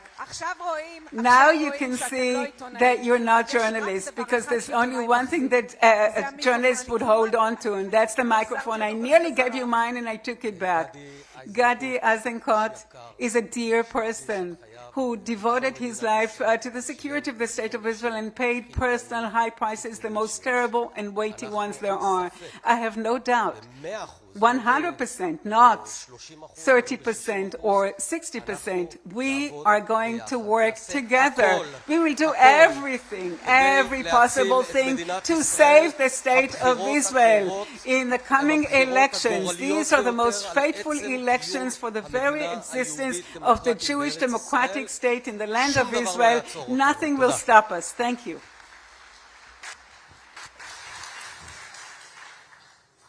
So we saw here a display of unity. Just one more question I'd like to ask. Do I have another minute? No, but you're not the organizer. I'm looking at Amos. You know, so we started in our conversation about Gantz. So you didn't recommend him to be Chief of General Staff, but you were under him in a party. He sat in Meet the Press in a very combative performance. Did you see it? Somebody sent me a link. So he said this camp is constantly looking for a Messiah. Back in the day, I was the Messiah, and now you're the Messiah, and now look where Benny is. Well, the difference between us that I never considered myself to be a Messiah. I do not presume to be a Messiah.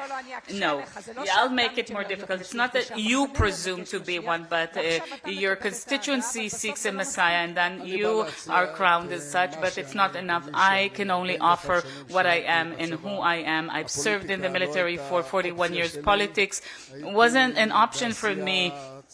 I was involved in various public, civil activity. I really enjoyed sitting with Miki Federman in the board of the memorial site for Ben Gurion and activities for the heritage of Ben Gurion. And when the offer came along, I did it out of a sense of commitment. For me, this commitment grew stronger, absolutely, on October 7th and then on December 7th, regretfully.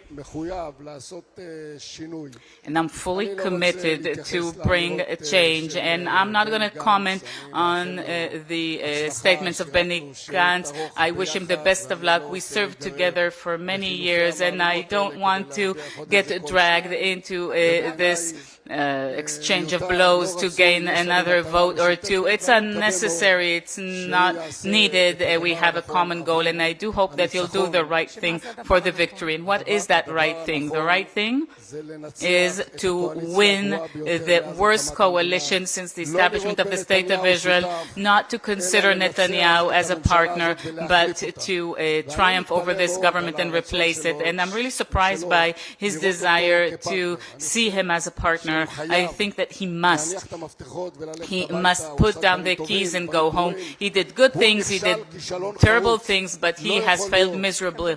You're talking about Benny Gantz? No, I'm talking about Netanyahu. I don't think anyone can consider him to be a partner after his absolute victory on October 7th. Therefore, we need to really roll up our sleeves and work together in order to win and bring a new message to Israel. And I'll be very happy if both Dedi Simchi and Benny Gantz will follow the same vector that will bring a true change and some good news to Israel. Gadi Eisenkot, thank you very much for this conversation.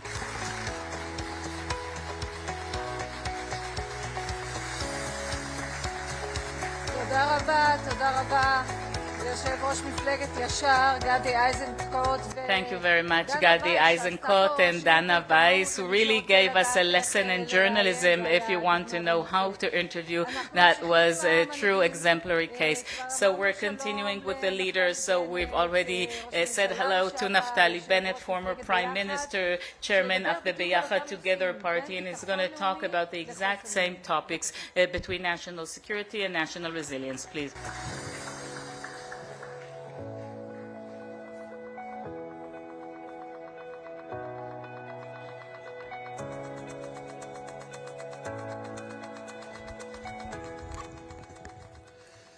בוקר טוב לכולם. Good morning, everyone. I'd like to greet former Chief of General Staff, my dear friend Gadi Eisenkot, and all those who have come here today. We have a huge task, a huge mission to win and to fix and repair the state of Israel from its fundamentals in various actions that haven't happened since the establishment of the state of Israel, to complete the constitution, to bring in the ultra-Orthodox Jews into becoming part of the Israeli society, to complete the work of David Ben-Gurion when he established the state of Israel. And if we do it together, we are going to win, and we will have generations of success and flourishing in the state of Israel. So raise your chins, it's going to happen. Tomorrow is going to be the 1,000 days since the October 7th massacre, 1,000 days since our world, everybody's world, has stopped. 1,000 days since we've all changed, and we've also realized that everything must change. But not everything did change. After 1,000 days of war, it's important we say the truth. Hamas is once again weaponizing itself in the south. Hezbollah is growing stronger in the north and is threatening our civilians and attacking our sons. And of course, the head of the pyramid, the regime in Iran, is still in existence. And that is the current situation. So in order to guarantee that October 7th doesn't come back, never again, we have to draw lessons and repair things from the very foundation. And the classic security concept of the State of Israel included 3 layers, and then another element was a layer was added: early warning, deterrence, decisive victory, and defense. There was no early warning on October 7th. And all the rest collapsed as well. Today, I'm saying that we have to add a 5th and permanent layer, and that's being proactive. From this perception of a villa in the jungle to a view of a guerrilla in the jungle, not passive defense in the borders based only on walls and fences, that there were those who boasted so much about them, but active, proactive action to shape our environment, military activities in enemy territory, but not only that, also to use political means and economic means to take action whenever needed, everywhere, at any point in time, in order to express what our sages have taught us. Those who come to kill you, you should take the first move and kill them first. But for that, we need a new proactive leadership that can decide. And I am sharing with you today a plan that I started leading as Prime Minister in order to address the key security threat over the state of Israel, and that is Iran, which spearheads the terror octopus. Back in 2005, when I was cabinet member, I reached the conclusion that for many, many years, for generations, Israel operated in a completely misguided way. What have we done over the decades as we faced the tentacles of terrorism, Hezbollah and Hamas? We kept fighting and bickering with them, and blood was shed in Maroun Aras and in Sajaiya. But as for the head of the octopus, we didn't touch that head. I'm not talking on the nuclear aspect. I'm talking about the aspect of terrorism and everything else. We didn't do anything about Tehran. And I tried time and again to convince the cabinet members and the military commanders about this view, but all in vain. I said we must focus our energy and to weaken the head of the octopus. But they said, but you're just going to open another front, a new front in Iran. And I said to them, look, guys, we're already at war. Israel and Iran are at war, but there's only one party participating in this war. They are hitting us through their proxies, and we don't respond. They are immune. As I entered my position as Prime Minister, for the first time, I did have the tools, all the necessary tools, in order to implement the plan, and we started out. And I'd like to further clarify the definition of this mission: to overthrow the Iranian regime before they achieve nuclear capability. I'll soon explain how, and spoiler alert, it will not be achieved only through kinetics. So these are the facts that I had inherited when I started office. On my first day as Prime Minister, I entered the office and I came prepared to learn from Netanyahu about all the topics. I walked into the room, we sat down, and usually like when you have these intakes, onboarding, just like a product manager in high-tech, I came with boxes of materials. I asked Netanyahu, where are the materials? And he mumbled something, there aren't any. And I said, okay, so let's go over the different topics. I had prepared for about 3 or 4 hours to talk about the economy, diplomacy, security. But there was nowhere for me to speak with, so I cut my losses. And I said, you know what, let's focus only on the security issue. Let's go over each front, Lebanon, Syria, Gaza, Iran. Here as well, there was no one to answer me, so I cut my losses even further. I said, okay, there's one thing I need you to tell me more about. I'd like to understand the most important question for the existence of a Jewish state in our country. What's our plan with Iran? Just, you know, to place things in context, back in that stage, Iran had already went beyond 3% enrichment, went beyond 20% enrichment. Netanyahu didn't do anything about that. And about 2 months before that day I met with Netanyahu, they also went beyond the 60%. So I assumed there was a plan, so I wanted to know, Netanyahu, what's the plan? And then I discovered something quite inconceivable. There is no plan. So I tried to press again. I asked again, help me, you know, work through this. I said, of course, I'll come up with a plan and everything, because, you know, whenever I start a new position,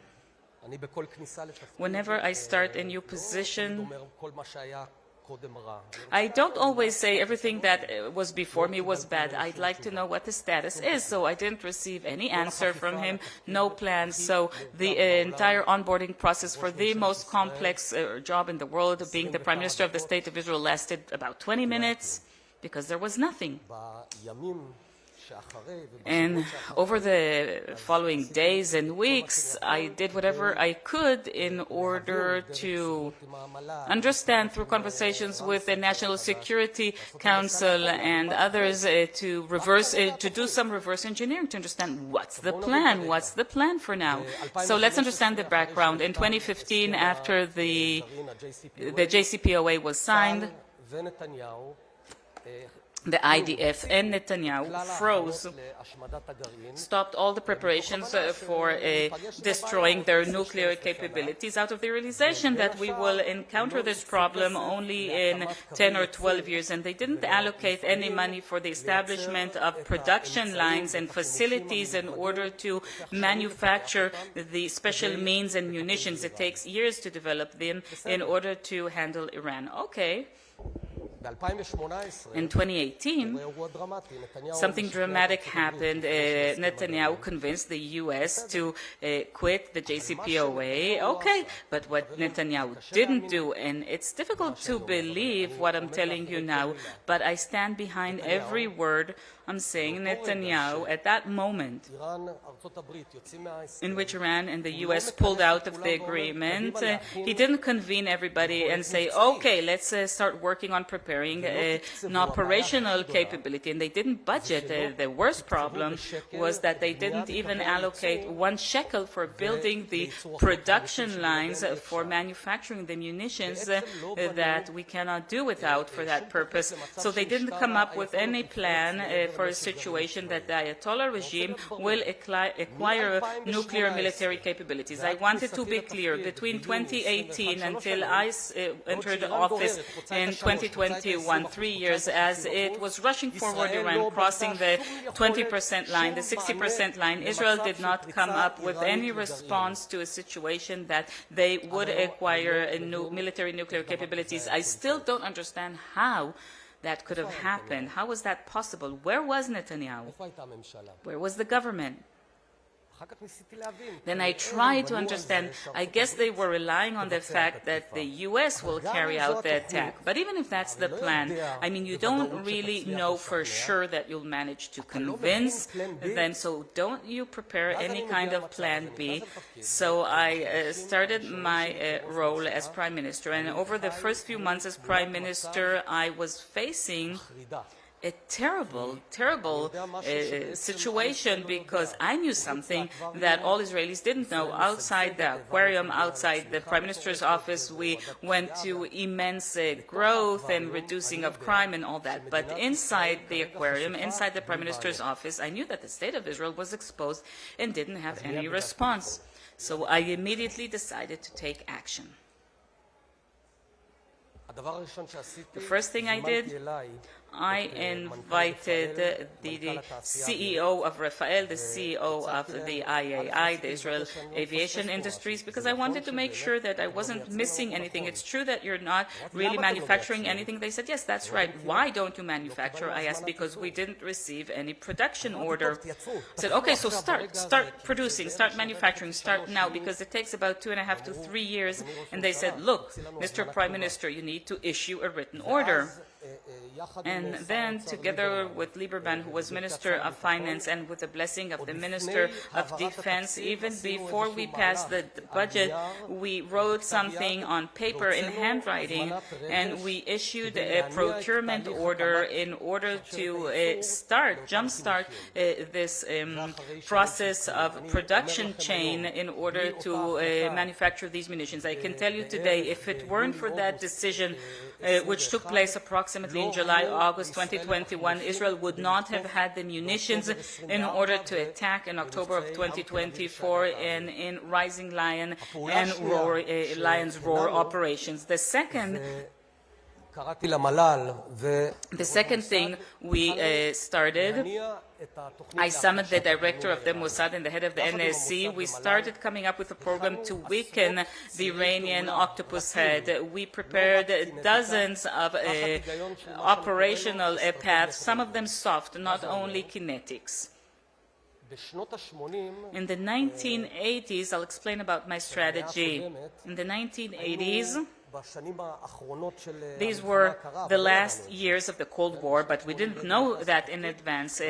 Reagan assumed office in 1980, and I see great similarity between Israel's campaign versus Iran today and the original Cold War. Iran, just like the Soviet Union, is a country with a regime that is doomed to topple. The Iranian regime is doomed to topple, not necessarily because of anything external, but because of internal contradictions in the regime's foundations that are too big. It's an incompetent regime, hated by the majority of the public, corrupt, zealot, old, detached. The question is, when will the regime topple? Will it in 3 more years? Will it take 25 years? And that's a major difference. And just like Reagan, I didn't know when the Iranian regime will topple. But I did know that it is our role to accelerate the toppling of the regime. So in my first month as Prime Minister, I studied carefully what Reagan did in the 1980s. He really issued a special directive to weaken the Soviet Union. He changed his line, not containment, but weakening in order to topple. And I learned that they carried out dozens of soft activities in order to increase the weakness of the enemy, to accelerate the toppling. For example, they strengthened the oppositions in Eastern Europe, like Lech Walesa in Poland, and they took in Russia into the Afghanistan mud and armored the Mujahideen. Look at this page that I'm exposing here for the first time, only partially. Most of it has been blackened out, redacted. But it says here the plan to weaken Iran. Every circle here is a different line of action or axis of action, and I wrote it during a security discussion about Iran in January 2022. A lot of activity channels, soft channels, and indirect measures to topple the regime, military, technological, economic, overt, covert, and for clear reasons. Some of this is currently redacted, and I plan to renew this activity once we establish the new government. I'll start to talk about one thing. We started, but the Netanyahu regime stopped it. Every several years, there's a huge protest wave in Iran that threatens to topple the regime. What does the regime do whenever that wave begins? The first thing they do, shut down the internet. Yes, they shut down the internet. Once they do that, they're preventing any internal communications between the protesters, so they cannot coordinate, and it also blocks the terrible information from the world. Therefore, one of the dozens of action items was to guarantee internet continuity in Iran. The title is Cyber there. This is what it means. It's trying to shut down the internet, the Iranian regime, but we prepared in advance and we managed to reopen it. It's completely possible today with satellite internet receptors, etc. But the Netanyahu government simply didn't do that. Right? They had 4 years. Had it been done in the 4 years between January 2022 until the protest wave of 2026, I can assess that with much greater probability it would have been toppled the Iranian regime in January 2026. The protest could have spread much more quickly than the regime's ability to oppress, and most importantly, the world would have been exposed in real time to the terrible massacre carried out on these poor 30,000 civilians. International global pressure would have increased and would have synchronized with the protest on the street, and the military coup would probably have happened more quickly, and then everything would come together into this perfect storm, and it's definitely possible that the regime would have toppled. What a historic. We've missed out historically. In the last war, we proved once again that you cannot topple a regime only with kinetic measures. Definitely a regime of such a huge country, which has 9 times the population.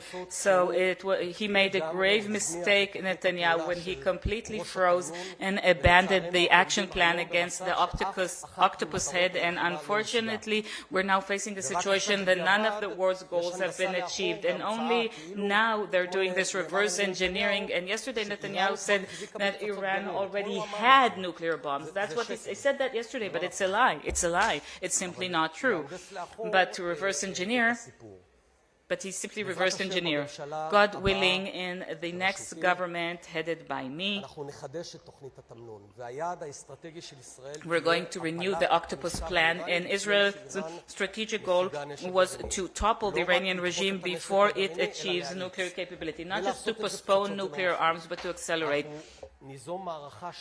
We're going to prepare bombs is not enough. We'll have an entire campaign that will deepen the weakness of their economic systems, cyber systems, in order to disrupt the ability of the regime to be tyrants with the civilians, to strengthen minorities in Iran, to expose the corruption of the Ayatollah regime, to work with Iranian opposition and other countries in the region that despise Iran. And hopefully the next time, whenever there's a popular uprising, Khamenei, the next generation, will not be able to shut down the internet, to establish a regional alliance of the moderate countries in the first 2 weeks after the establishment of the next government. If I will be prime minister, I'll start a diplomatic attack. I'll meet with Sisi, which Netanyahu didn't do, with Abdallah and Bized, hopefully the Saudis. This is a renaissance, a new story for Israel.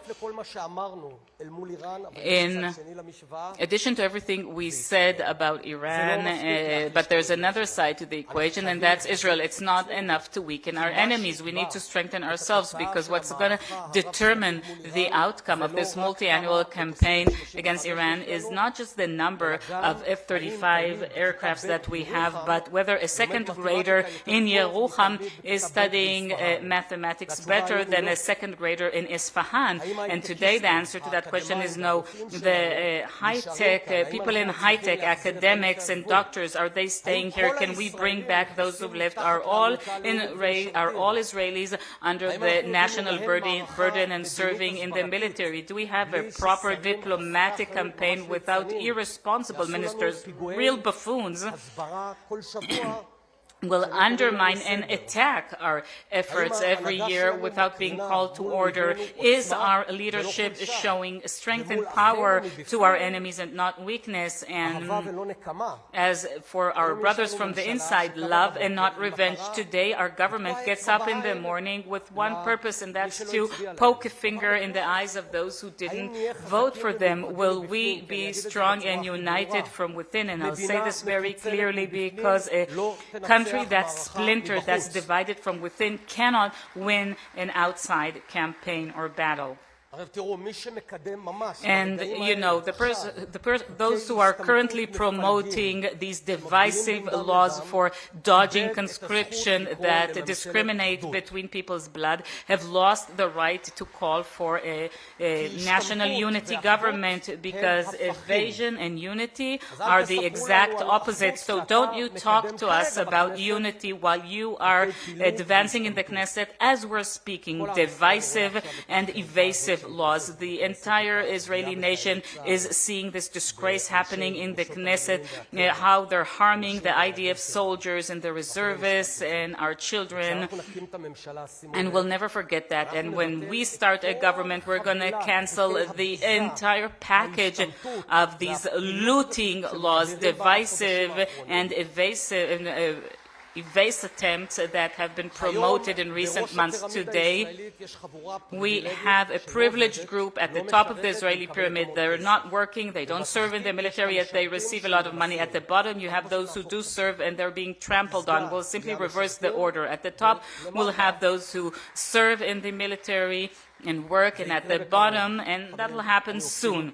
I'm optimistic, folks. As you know, I'm a Jew, a man of faith, and I'm an Israeli believer, and I'm an observant Jew, and we will adopt a major strategy against Iran that will bring back the initiative into our hands. We'll do it cleverly, but we'll need a major play, even bigger, and even it's more important to strengthen Israel from within. That is the mission of our generation. This is my life's mission, and God willing, we will be proactive, we'll become stronger, and we will win. Thank you very much.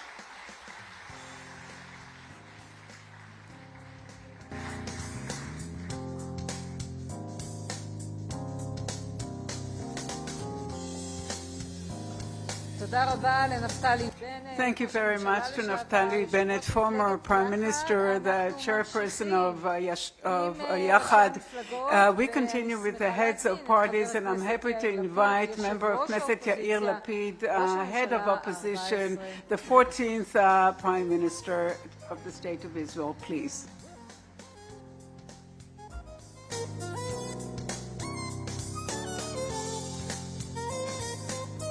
שלום לכם. בחור מרשים זה שדיבר לפני. Very impressive, this guy who spoke before me. Before I approach the topic of my speech, I'd like to say something on current matters. Today, there's the first reading in the Knesset of basic law studying the Torah. It is not really dealing with the Torah. This is a statement made by the Haredi politicians to the Israeli society, telling us we're not brothers and sisters. We've got nothing in common.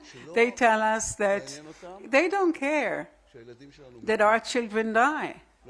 They don't care when they say on the radio that it was now approved for publishing that What they care about is money. The idea is for Goldknopf and others for me to shout, and that would turn into the noise of politics, at the end of which nobody would hear a thing. But it won't be that way. I'd like to ask them very quietly, do you have any idea even how painful it is for us? Our children die daily. Your children don't. What do you tell us? That you don't care? That our children die if only your children continue to live and get money? Is this what the Torah dictates? Is this what God Almighty said? That our children would die for your children to continue and receive money? The Haredi children, I say from here, you can study, you can serve, you can work, you can study the Torah and be a part of the Israeli story. If there is in the current coalition even one person who truly cares of the lives of our children and the Israel and the Jewish Torah, I would call upon them to vote against this terrible law.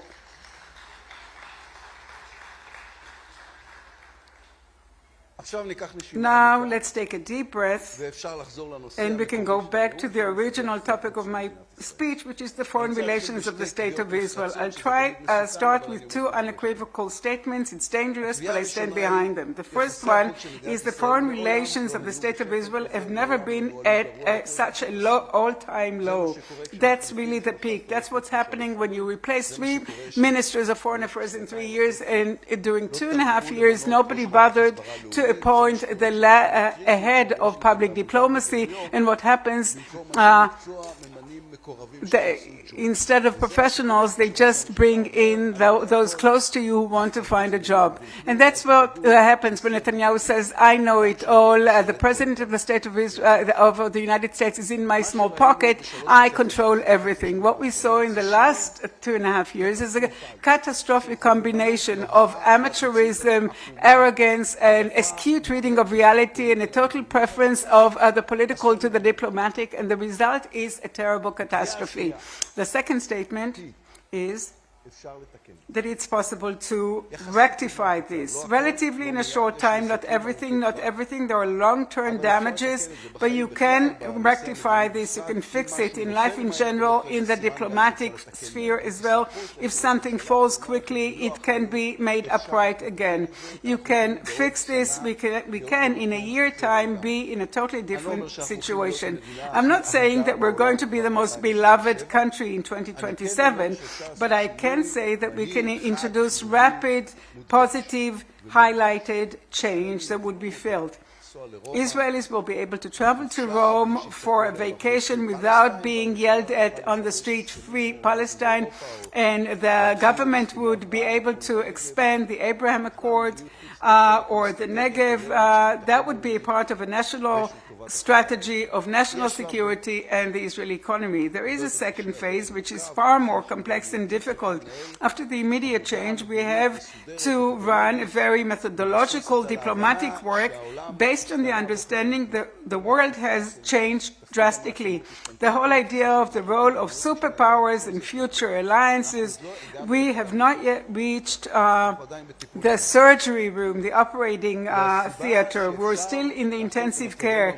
And the reason why we have to have a very quick circuit at it is the problem that Israeli society is not the problem, it's the government. I'm not talking about those who would be against us in any situation, not the radical left or the radical right or the anti-Semitism that raised its ugly head. But people who were our friends yesterday, but today aren't. Countries that 3.5 years ago had business with us and political agreements and then withdrew frantically, in the world Jewry that is injured and terrified, and nobody speaks with them in a language they understand. They do not hate the State of Israel. They only think that the Israeli government has gone crazy. It's irresponsible. They think it lost connection to reality. They think it's controlled by radicals.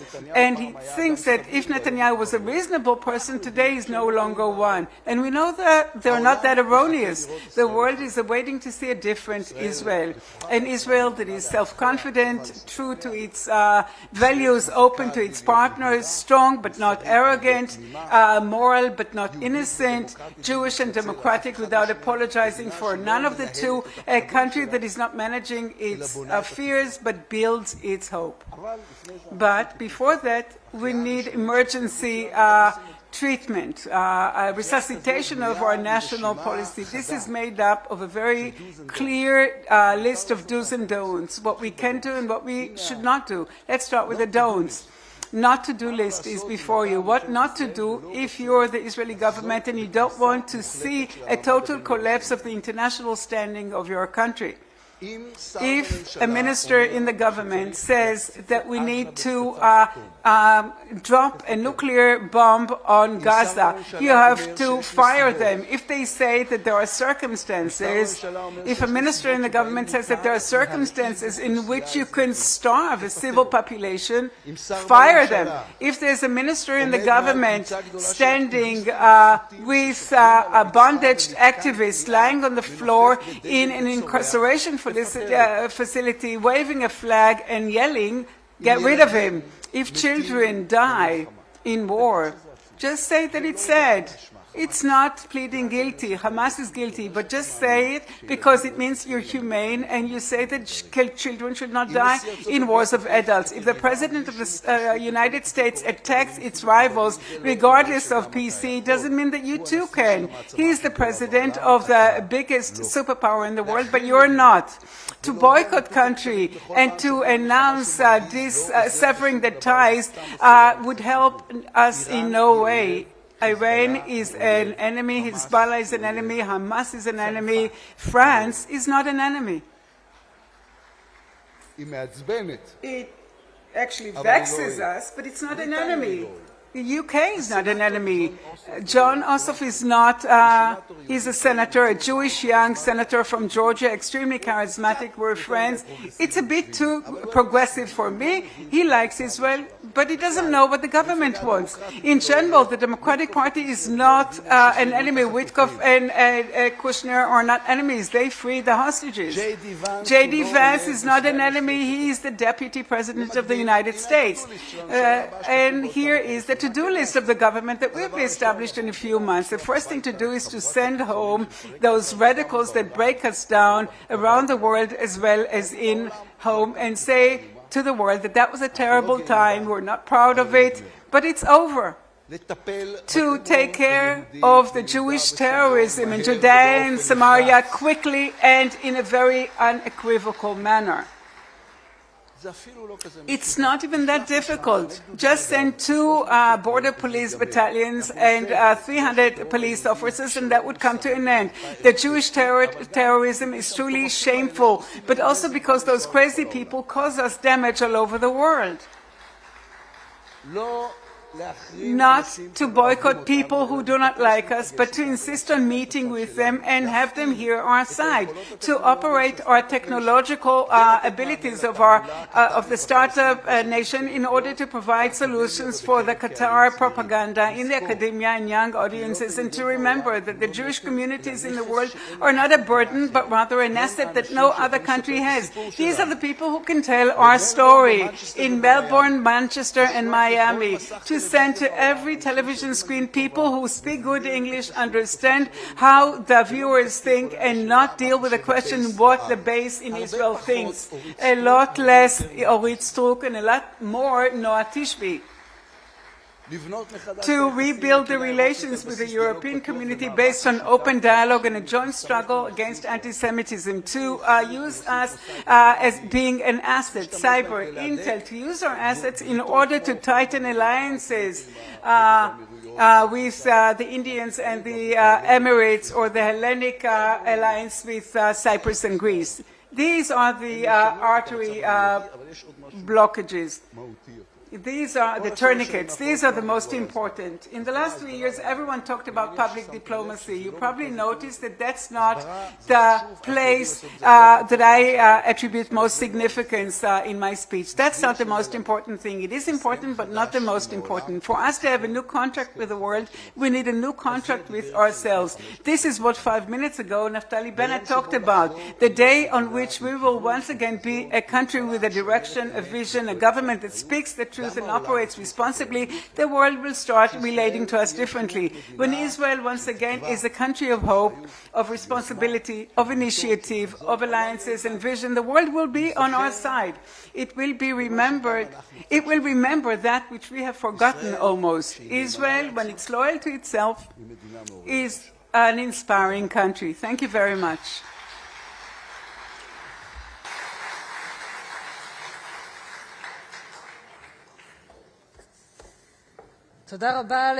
Thank you very much, Chairperson of the Opposition, Yair Lapid.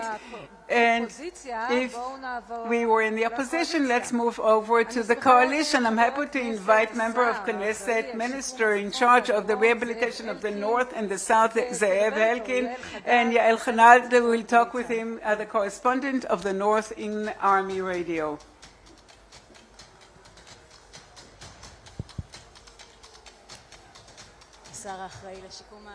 Minister in charge of the rehabilitation of the North and the South, Ze'ev Helkin, thank you for being here with us. We know it's been complex behind the scenes.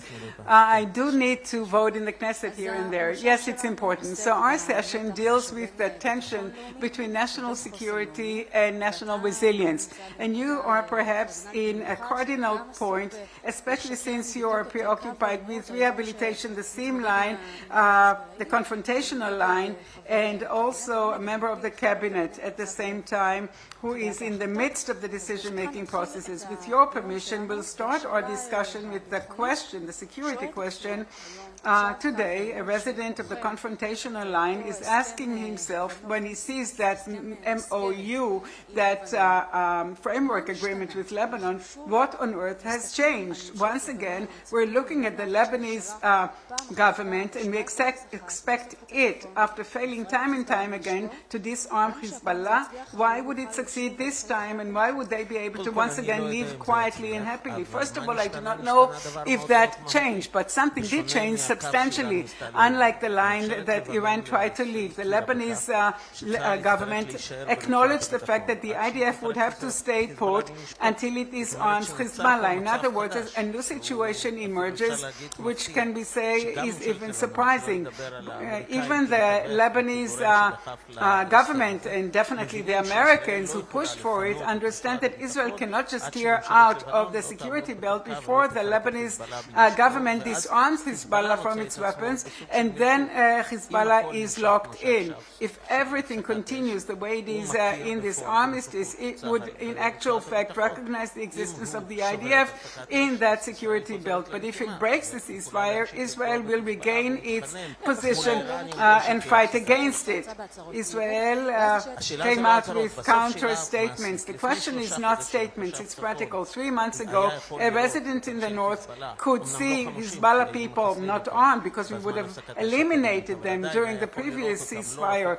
He could see them not too far from the border, and we only had 5 enclaves there. And now we have the security belt that actually provides a solution for the threat of terrestrial invasion and anti-tank missiles and fire, and that improves significantly the security of the north. The State of Israel says to Lebanon, do you want once again to go back to this territory? Disarm Hezbollah. If you do not know how to do it, we'll stay there and do it there.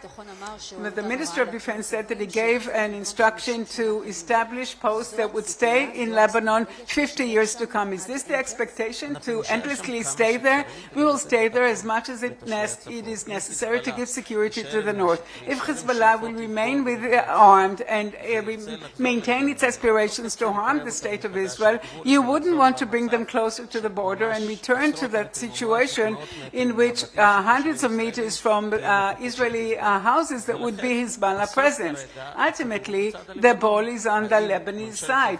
The Lebanese government, with the international aid, promised to it. Is it willing to confront Hezbollah and and reach a situation in which it will control the arms in its country or not. It will have to make the decisions, but as long as it fails to do so, we will keep a hold over the security belt, and we are not just static there. We dismantle terrorist infrastructure that were built over a long time. We actually clear this area of their presence, but we see that they continue to rehabilitate the infrastructure. The infrastructure we dismantled were not recovered. We managed to reach what we couldn't reach before this ceasefire, and we are handling those infrastructure. I go back to the ability of the government, Lebanese government. You talked about the international aid. Did the State of Israel commit to provide money, arms to the government of Lebanon? I do not know of any such commitment. We have enough damages on our own that were created because the Lebanese government does not control its territory, and we invest great assets, as you know, and this is what I'm dealing with in order to treat those damages. So definitely at the moment we don't have a free budget to deal with the damages that Hezbollah caused to the Lebanese side. They will have to look for them elsewhere. Okay, so let's go to the recovery and rehabilitation, resilience part of our talk. That Nufa administration for the North has been operating for 2 years. No, as an administration, it's only operating a few months. It had a certain model and it operated for 2 years. Its mission is on the agenda for 2 years. In actual fact, only a few months ago, you passed the 5-year plan. Why did it take you so long? I can describe the situation when I assumed my office a year and 9 months ago. There was money, 12 billion shekels for the confrontation line, real money, not something that is earmarked again. It was real money in the Ministry of Finance. There was no ready-made program for that scope of money that you could immediately take and execute. There was not even a plan for the return of the residents. And in order to take 1 shekel out of it to buy a pencil, I had to receive the approval of the government for any decision I took. So we needed to make decisions how to operate under these circumstances. A few weeks after I assumed my position, there was the first ceasefire agreement with Lebanon, and it was very clear that the residents have to go back on March 1st. I decided to breach that government decision. They said, you have to bring a 5-year plan with 30 government ministries. I said that if I will do that, there will be 4 months passing by. The residents will want to go back home, but we will still argue among all ministries who's getting what. And then I gave a different rule. Everything that is ready is ready to go. We passed dozens of government decisions during this year and a half in order to allocate the money immediately on the individual level, the municipal level, for them to get prepared with educational institutes. The minute we ended with the emergency and the urgent, we started dealing with development plans. You're right that we ended the process. We didn't start it. We ended the process of the allocation of money 3 weeks ago in the recent decision we passed. By the way, ultimately, a far greater sum was allocated than intended by the government because they took the rules that I demanded matching of every government agency that entered the scene. I said, if you want to operate in the North, prove that you too can create internal agenda for the benefit of the North and not just take ready-made money. And you know what amount we reached together with the confrontational line in the Golan Heights? Nearly 15 billion shekels instead of 12 billion with the assistance of the government agencies and KL. How much in actual fact was given to the municipalities? I think that something to the tune of 2-3 billion shekels in grants for residents and other measures. The money is given to the municipalities in the process. The state allocates, the municipality has to execute, and as soon as it executes, it gets money from the state. There are municipalities where they advance quickly and others go slower. So let's call a spade a spade. Kiryat Shmona received, in the framework of a designated decision that was supposed to give immediate solutions, 300 million shekels in actual fact until now, at least based on what I know, out of that 50 million shekels. Now, that is not true. That's what I'm being told. I set this aside. The whole idea of the digital wallet, that too is an event that was highly criticized by the residents, this one-off grant, which is like food vouchers. So these are 50 million shekels given to a town that is collapsing. Kiryat Shmona, even before this decision, as a municipality, received authorization and a green light from the government on far greater sums of money, hundreds of millions of shekels. Some of them were executed, and others the municipality has to draft plans. The state would not give money, nowhere would it pass money without getting a very orderly plan. So we're talking about hundreds of millions of shekels that are injected to the municipality. The decision that you mentioned was only one detail. In Kiryat Shmona, with its residents and institutions that operate there, as well as the municipality, all in all, until the recent decision, 2 billion shekels were invested. Another 1 billion would be given after this last decision.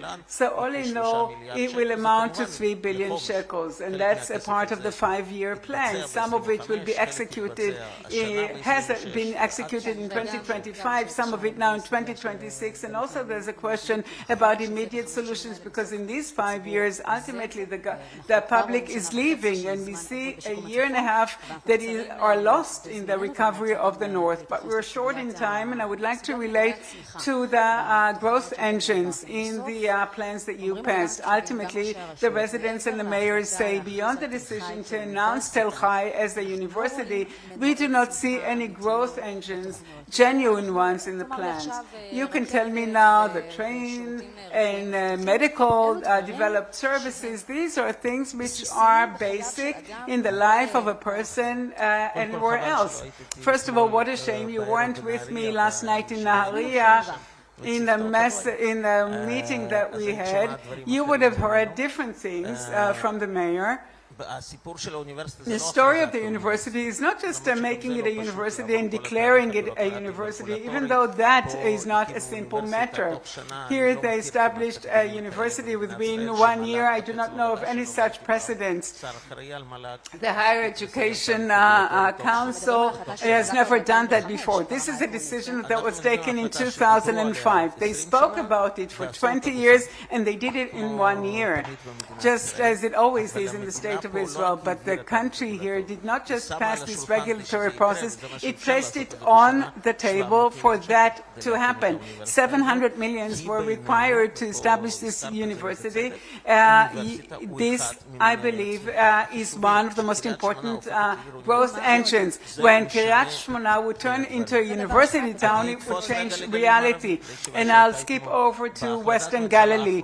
In the recent government decision that was taken, there's investment made in a number of strategic projects. In Nahariya, the most important one is a joint measure of upgrading the Nahariya hospital that will bring it close to the standards of central hospitals, and building a high-tech park in medicine and biotech based on the hospital's upgraded laboratories that would come out of an investment of 250 million shekels in the hospital itself, and another large investment to establish this high-tech park that will be one focus of top-quality employment in Western Galilee. Nahariya is not just Nahariya.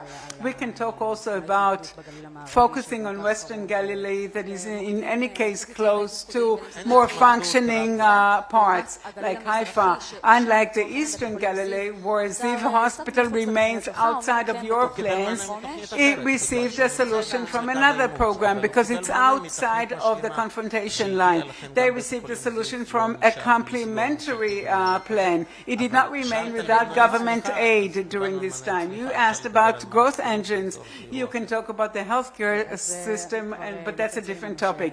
We are called to end, and you two need to go to Jerusalem from here. When looking ahead in the next government, when we assume that the Likud is going to be the one forming it, we will this portfolio continue to exist, the rehabilitation of the North and the South? I don't know. The government will have to decide on that, but I believe, I'll say something else, and with that we should end, I think. I learned during this process that the state of Israel is not prepared, fully prepared for the management of a civil emergency event. It can converge quickly on a security event, but any attempt to manage an emergency civil event with existing tools of the type that we have today, with all the limitations and the bureaucracy, is extremely difficult. So you need to do one of the two, either a centralized effort, and this is why that role was made, and I brought my experience in order to extricate many, many stoppers. It's not for no reason that until I assumed my position, neither happened, or to do something systemic that is a lot more important, to build cycles based on the experience that we accumulated in the North and the South, that with a push of a button of a government decision, the government will know how to use those tools that would allow for a much speedy work with less bureaucracy, and very often bureaucracy has a positive role. It maintains proper administration, but there are times in which you don't have time for the regular speed and regular rules, and the state of Israel needs to have ready-made tools to operate and say that this is an exceptional event. This is what we call emergency stations, and then you won't need a minister. These are emergency regulations, and this is what we end our conversation with. Thank you very much.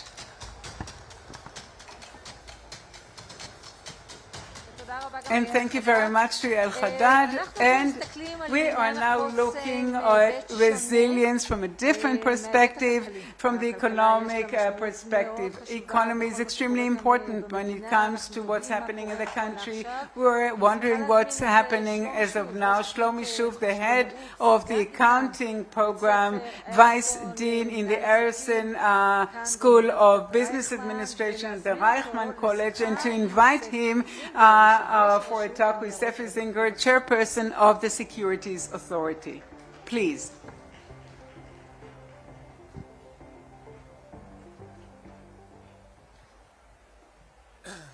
Okay, hello everyone. Hello Sefi, how are you? Good, how are you? Our session at the Herzliya Conference deals with the strategic aspect of the capital market in Israel.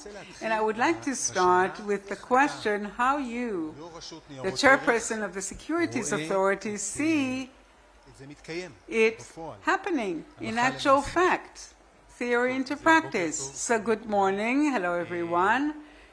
I think that the name of this session, the capital market, the strategic dimension, truly fits the capital market in Israel. The last few years taught us that the Israeli economy in general and the Israeli capital market in particular are a strategic infrastructure of the State of Israel. If you look at the macro level, then a significant part of the financing of the last 2-3 years came from the Israeli capital market. The Israeli capital market managed to finance hundreds of billions of costs that the economy suffered in the last 2 or 3 years of this war. It carried out its role in resilience in an outstanding power, but not only on the broader sense, but also with respect to each and every one of us. I saw a study yesterday, and I believe the Israeli wealth is second in the world, and it's in financial assets. The Israeli capital market is, everyone is present in it. Some people are not aware of it, but many people in the public are aware of it. They are involved in the capital market. They have many accounts in the capital markets. Hence, the capital market becomes a very basic, elementary part of our life. It becomes a very basic, elementary part of our lives, and I think that gradually it becomes equal to the banking world. If in the past the banking sphere was the financial place of everyone in Israel, the capital market becomes the home, gradually, of many of our lives and our life as a country as a whole. What else needs to be done in order to get there? I'm looking at reforms that are important for the capital market and economy, like the bond or the corporate bonds reform that is stuck. What do you think needs to be done as the chairperson of the authority to reach this goal? This is where one of the biggest challenges lies. The capital market in Israel, and not only in Israel, but in the entire world, is rapidly changing. Dramatic changes take place. We talk about AI, but it's not only AI. It's almost in every field. The capital market changes very quickly, and that forces us, if we in the Israeli capital market want to be a part of this progress, to be at the forefront of the world finance, we need to adapt. We need to change accordingly. And here lies a challenge. It's even more than a challenge. We really have to hoist a flag. Our ability to adapt and to create infrastructural changes is very, very slow. It doesn't meet up with the pace that's needed. I'll give you two examples that you mentioned.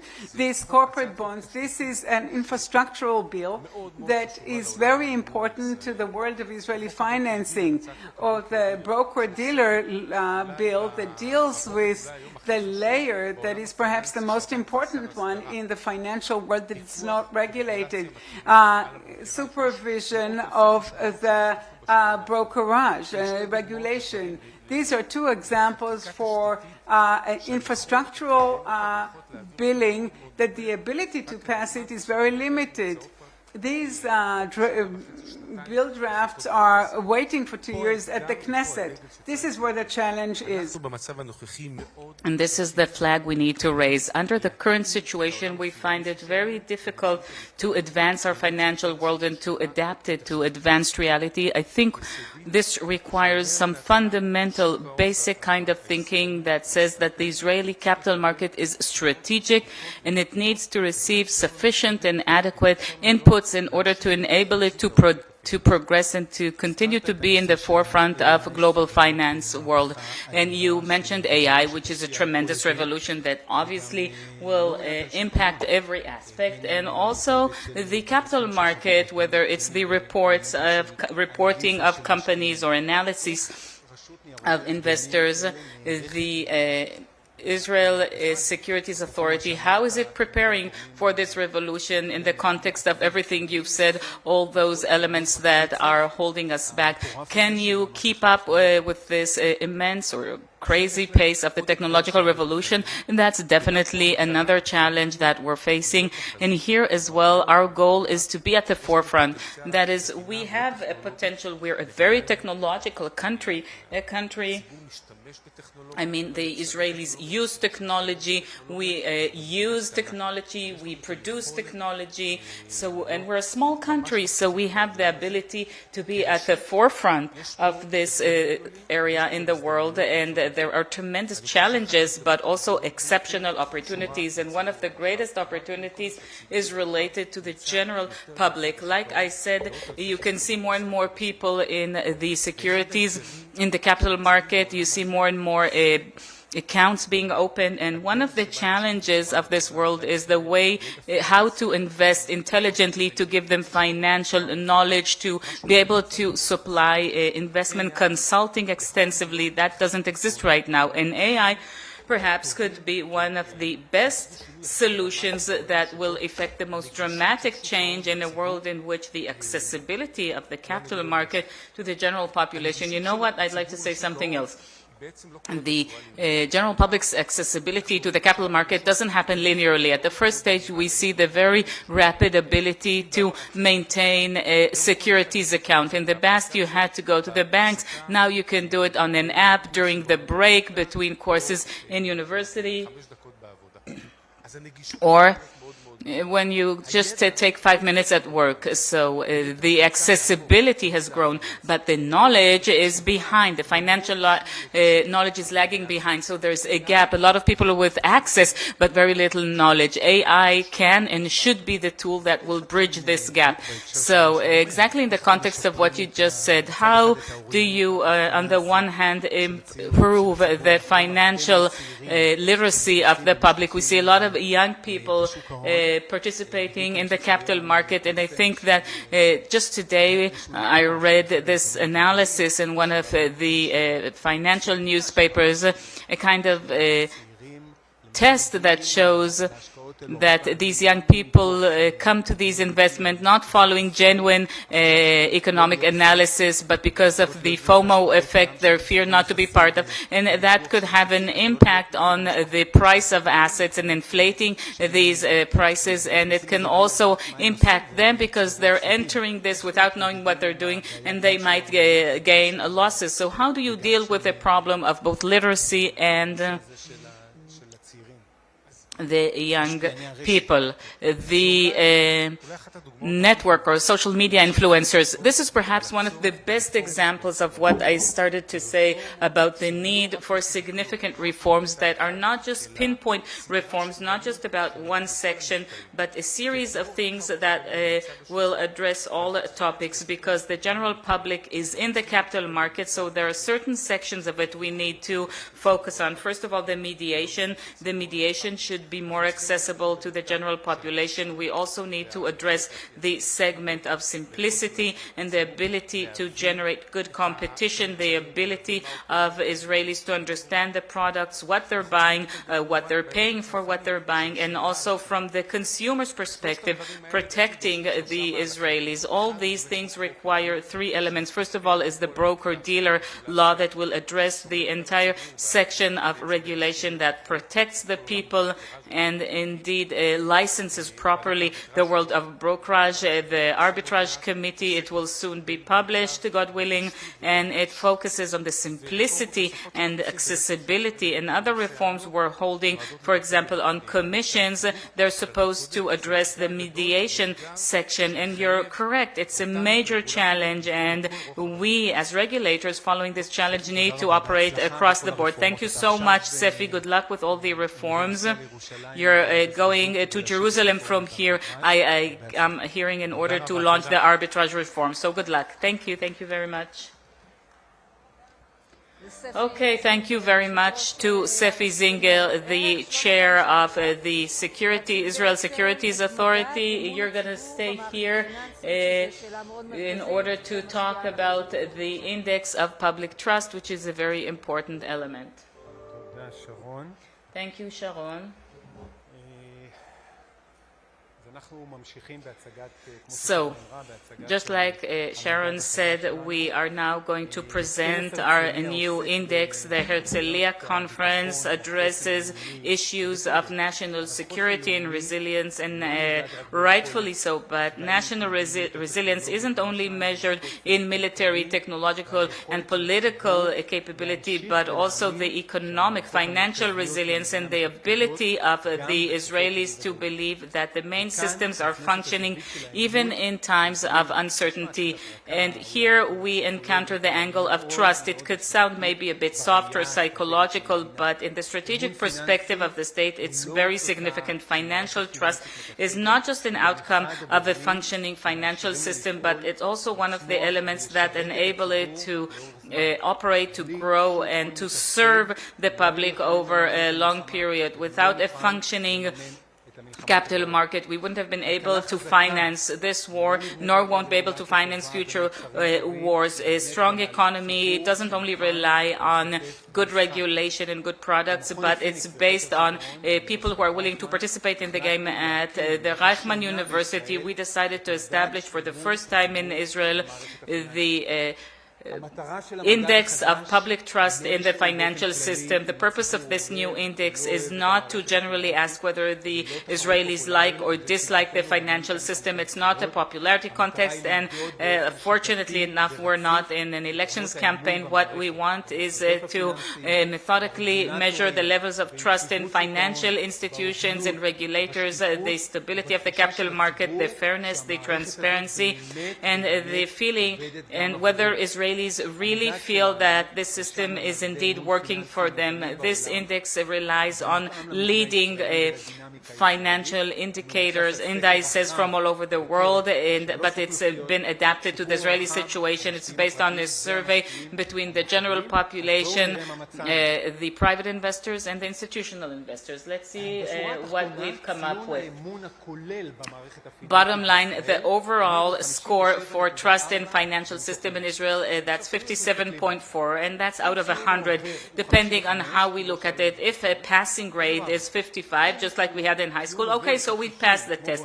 But if it's 60, like in the Reichman University, well, it seems that we need a second chance for that test, but you know, we need to look beyond this average, because behind the 57%, you have some major differences, major gaps between different groups, and the private investors at 62, and the institutional investors, their score is almost 77%. So the more familiar people are with the capital market, more active in it, and reach investment decisions as part of their daily job, thus their level of trust is higher. So we have a very important message here. Financial knowledge, financial involvement, and financial trust go hand in hand. That means that strengthening financial knowledge among all Israelis has a significant impact with respect to the involvement in financial activity, and in the long run to reduce social gaps. One of the most interesting things that came up is that among the younger generation, the levels of trust are lower, and yet more and more youngsters, as we see and as we've discussed here, have entered the capital market in recent years. This is an interesting paradox that is impacted by digital platforms, AI, social media influencers. So this is a trend that will most likely continue, and perhaps even be accelerated in the years to come. When we look at the institutions themselves, what we see is a picture no less interesting. The highest level of trust is bestowed by the public to the gatekeepers, the stock exchange, the Israel Bank, the Capital Market Authority, and the Israel Securities Authority. This is a very important finding in a period that we hear a lot about an erosion in trust in state institutions. The Israeli population still displays relative high trust in these supervisors or gatekeepers of the financial system. The banks are also ranked relatively high in our ranking, and that's interesting because the level of trust in banks in the U.S. are lower. So this means that in Israel, despite the fact that we don't always really like the banks, it seems that we still really trust them. And you need to notice that this could explain how come it's very difficult for new banks in Israel to generate competition.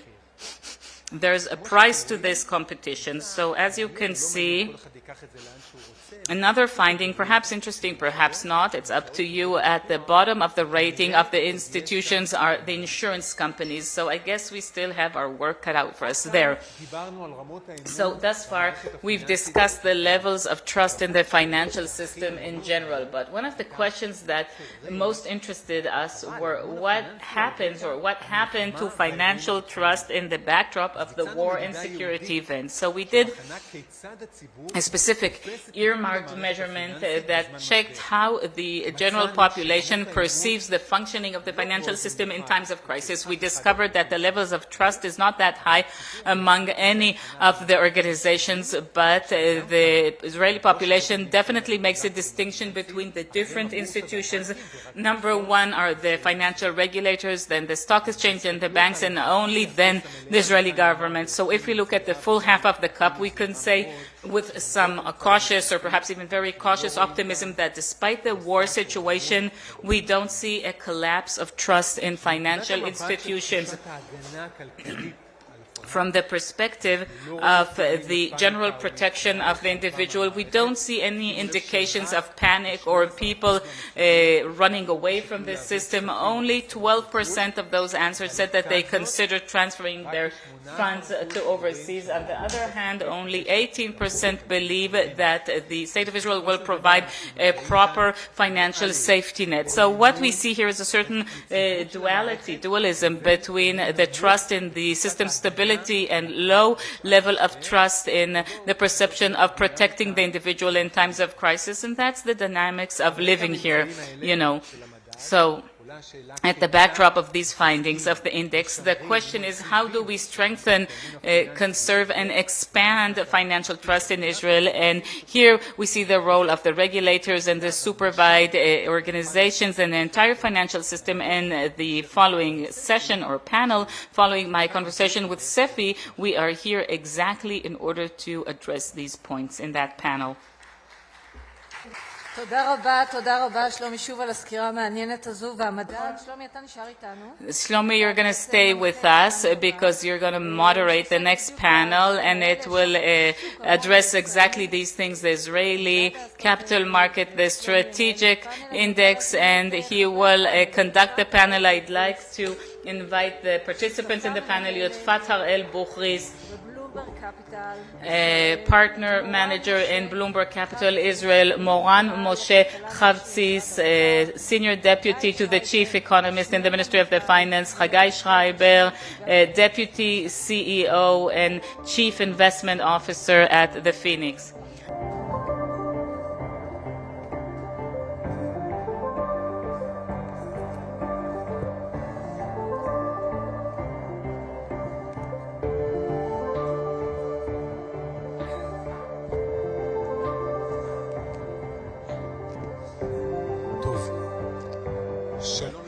Okay, hello to all of our panelists. We would like to talk about the trends, challenges, and opportunities in the Israeli capital market, and how to take on Israel's strategic and economic challenges over the next few years.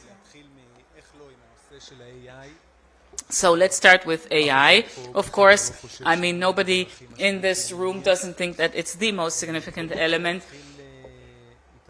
So I'd like to start with you, Yodfat, and I'd like to ask you, how can you cause Israel to be a leading country in the world on AI, just as we are in cyber, for example, and in other fields? I mean, where are we currently at, and where do we need to aspire for, and how? Well, this question, we could hold an entire seminar or conference devoted to that question, but I think people here are hungry for lunch. So I'll try and be brief and bring up several points that we discuss daily. Only yesterday there was a discussion of the AI Forum, which includes the multinationals who operate in Israel and are relevant to AI, Google, NVIDIA, Microsoft, VCs and entrepreneurs, and more importantly, the people who have joined the group for the first time, and that's academia.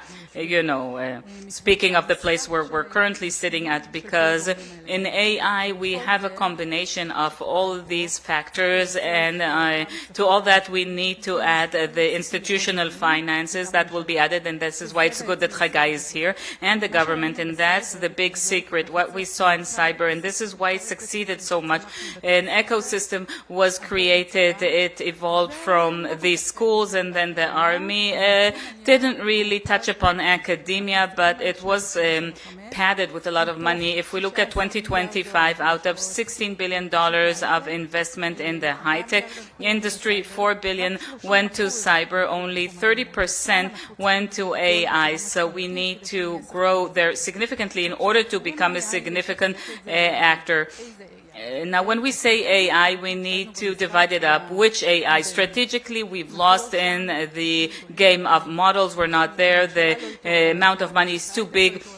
The government didn't wake up in time. The high-tech market didn't wake up in time. And it's a bit, over our heads and overwhelming for us. We talk about the peak year, 2021, with $27 billion. It doesn't even come close to Anthropic. But what Israel did do very cleverly and strategically, we went to the APIs, the applicative AI, and we've become global experts on agents. I don't know if you've seen the article this morning. The American administration gave Anthropic the option to sell and export Mythos 5 AI. That means it's a government tool. It's this powerful tool that brings together the entire country's data, and we need to be the ones who are exporting and continue continue to export technology in the field of agents and apps. And I'd like to say that I'd be really delighted if we, as the VC industry, along with the government, if we could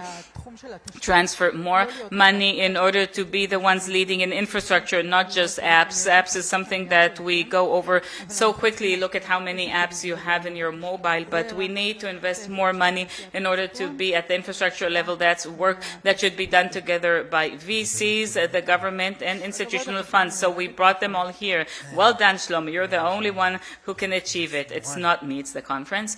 Moran. As a representative of the Ministry of Finance, I'd like to ask you, how do you see the role of the State of Israel in the context of what Yudfat said in this huge AI revolution, and can a country keep up with the pace of AI? Isn't there a certain fear that if we do not keep up, that will harm our economy and we'll see high rates of unemployment and we'll be at the wrong end of the scale? Look, we're, first of all, very, very optimistic. At this point in time, we are highly optimistic regarding Israel's capability in the long run to be integrated as a global leader in some of the sectors of AI. It's true, you've talked about the infrastructure or the large models, but the State of Israel or companies in the State of Israel have a lot of areas where they're already very well positioned, and we believe that with some help or with the right push, this can grow and increase and truly pull the entire economy forward with it. So let's divide your question into two parts. The government, there are certain things that it's very important that it doesn't do, and there are certain things that it should do. So let's start with what not to do. First of all, we want to create the most minimal friction of the business sector with the government in these places where we make it difficult, where we have cumbersome regulation. There are a lot of threats and risks related to AI, and we need to make sure that we're protecting both the civilians and the businesses, but too much regulation in order to mitigate risks to an extreme way that harms innovation, that harms the freedom to work, the freedom of Israeli companies to compete well in the international scene. So in most places where the Israeli economy is highly successful in the world are the places where the government intervenes less. The business market knows how to work on its own, and we need to make sure that we're not intervening in their work. So I did speak about regulation. Now let's see what we do need to do. First of all, to create a comfortable business environment so that Israeli companies can compete in a level playing field, and that has to do with doing business and an attractive taxation environment in order to attract companies from overseas. That's something we focus a lot at the government. We, the economists, we like to talk about market failures, and this is where the government needs to intervene. So what kind of market failures do require government intervention in the field of AI? So first of all, we have to guarantee the basic infrastructure that will allow the companies to operate, and that's related to compute and to have sufficient computing power here, and for the energy infrastructure to be able to provide the necessary energy in order to create all this computing power. But the most important resource of the Israeli economy is Israeli talent. We need to continue to preserve, to foster, to nurture Israeli talent, and that means to make sure that we create the conditions both through the academia but also for the individuals themselves, to make sure that they have the conditions so that they'll want to stay and develop high-tech from here. What does that mean? To bring back researchers from overseas. They're all escaping Israel. They're all leaving the country. So first of all, we're looking into what will lead companies to develop in Israel. This is something that really preoccupies our thoughts. We want to see that even in the taxation context as well, we want to create an attractive environment so that the entrepreneurs would want to start their companies here, to develop them, to grow here, and to stay here. And beyond that, we would like to create for the companies the pipeline of employees, also the employees of tomorrow, so that that they can utilize the amazing potential. Do you feel like you have the freedom to do all that? Because, governments, they proceed very slowly with a lot of bureaucracy. It takes time for them to move along. Do you think that you have the ability to do that? I apologize. I know that my questions aren't easy. Look, we're doing the best we can within these conditions we work in. Let me give you an example for the difficulties experienced by the high-tech industry or the Israeli industry in view of the significant revaluation of the shekel. We've been engaged in a lot of hard work over the past month with our partners in the government and a lot of discussions with the market. You know what? I'll soon get to that with your permission. Chagai is still waiting. Chagai. I'd like to take you to your place, to the capital market. You associated me with the AI revolution, so I'm pleased. You said that investors in the world are optimistic about Israel more than the Israelis themselves. Is that still the case, and how is that connected with the findings of the public trust survey in financial institutions, which I had just presented? I think I said that sometime in the months after the beeper operation. I think that foreign investors were the first ones to understand that something major just happened here. We were all excited by the pyrotechnics, but they understood things on the regional level and had hoped and already saw here a new Middle East sometime in mid-2025, and we see that in the transfer of funds of Israelis. The Israelis also joined this optimism and started holding funds from the S&P 500 index to the Israeli capital market. And we can see how this past month, maybe there's a certain sobering and realization of Israelis. I mean, if you look around, you just see how many people are talking about the economy and how many people talked about wars 2 years ago. Maybe it has to do with the speakers, but it's also the topic. Use an agreement with Iran. I mean, the market, gets to say what it thinks. Yes, nobody thinks that by the end of the year or until there are elections, we won't see expansions of the Abraham Accords, and we're not going to establish data centers in order to share with the Emirates and the Saudis, and that we're not going to build here gas pipes from here to Qatar. So there is a certain wake-up call, and I think that now there's this renewed balance. Well, I cannot afford, when I have representatives of the industry here and the government and the institutionals, I cannot avoid addressing the most challenging point in my view nowadays, and that's the exchange rate. No doubt, high-tech, especially startup companies, but in general, all of high-tech has been significantly impacted by this new exchange rate, the dollar exchange rate environment. And you can add to that, I'm always worried about, a battery of black swans when it comes along with other things. Sometimes when you have one challenge that occurs, it's easier to deal with it. But when several things occur together, you need to worry more. And first of all, I'd like to start with you, Yodfat. How do you see the ramifications of this situation that's been created with the exchange rate, and what you think can be done? So you're very positive that you call it swans. We call it a perfect storm. I can tell you that for us, our high-tech companies in this past year, they've lost about a quarter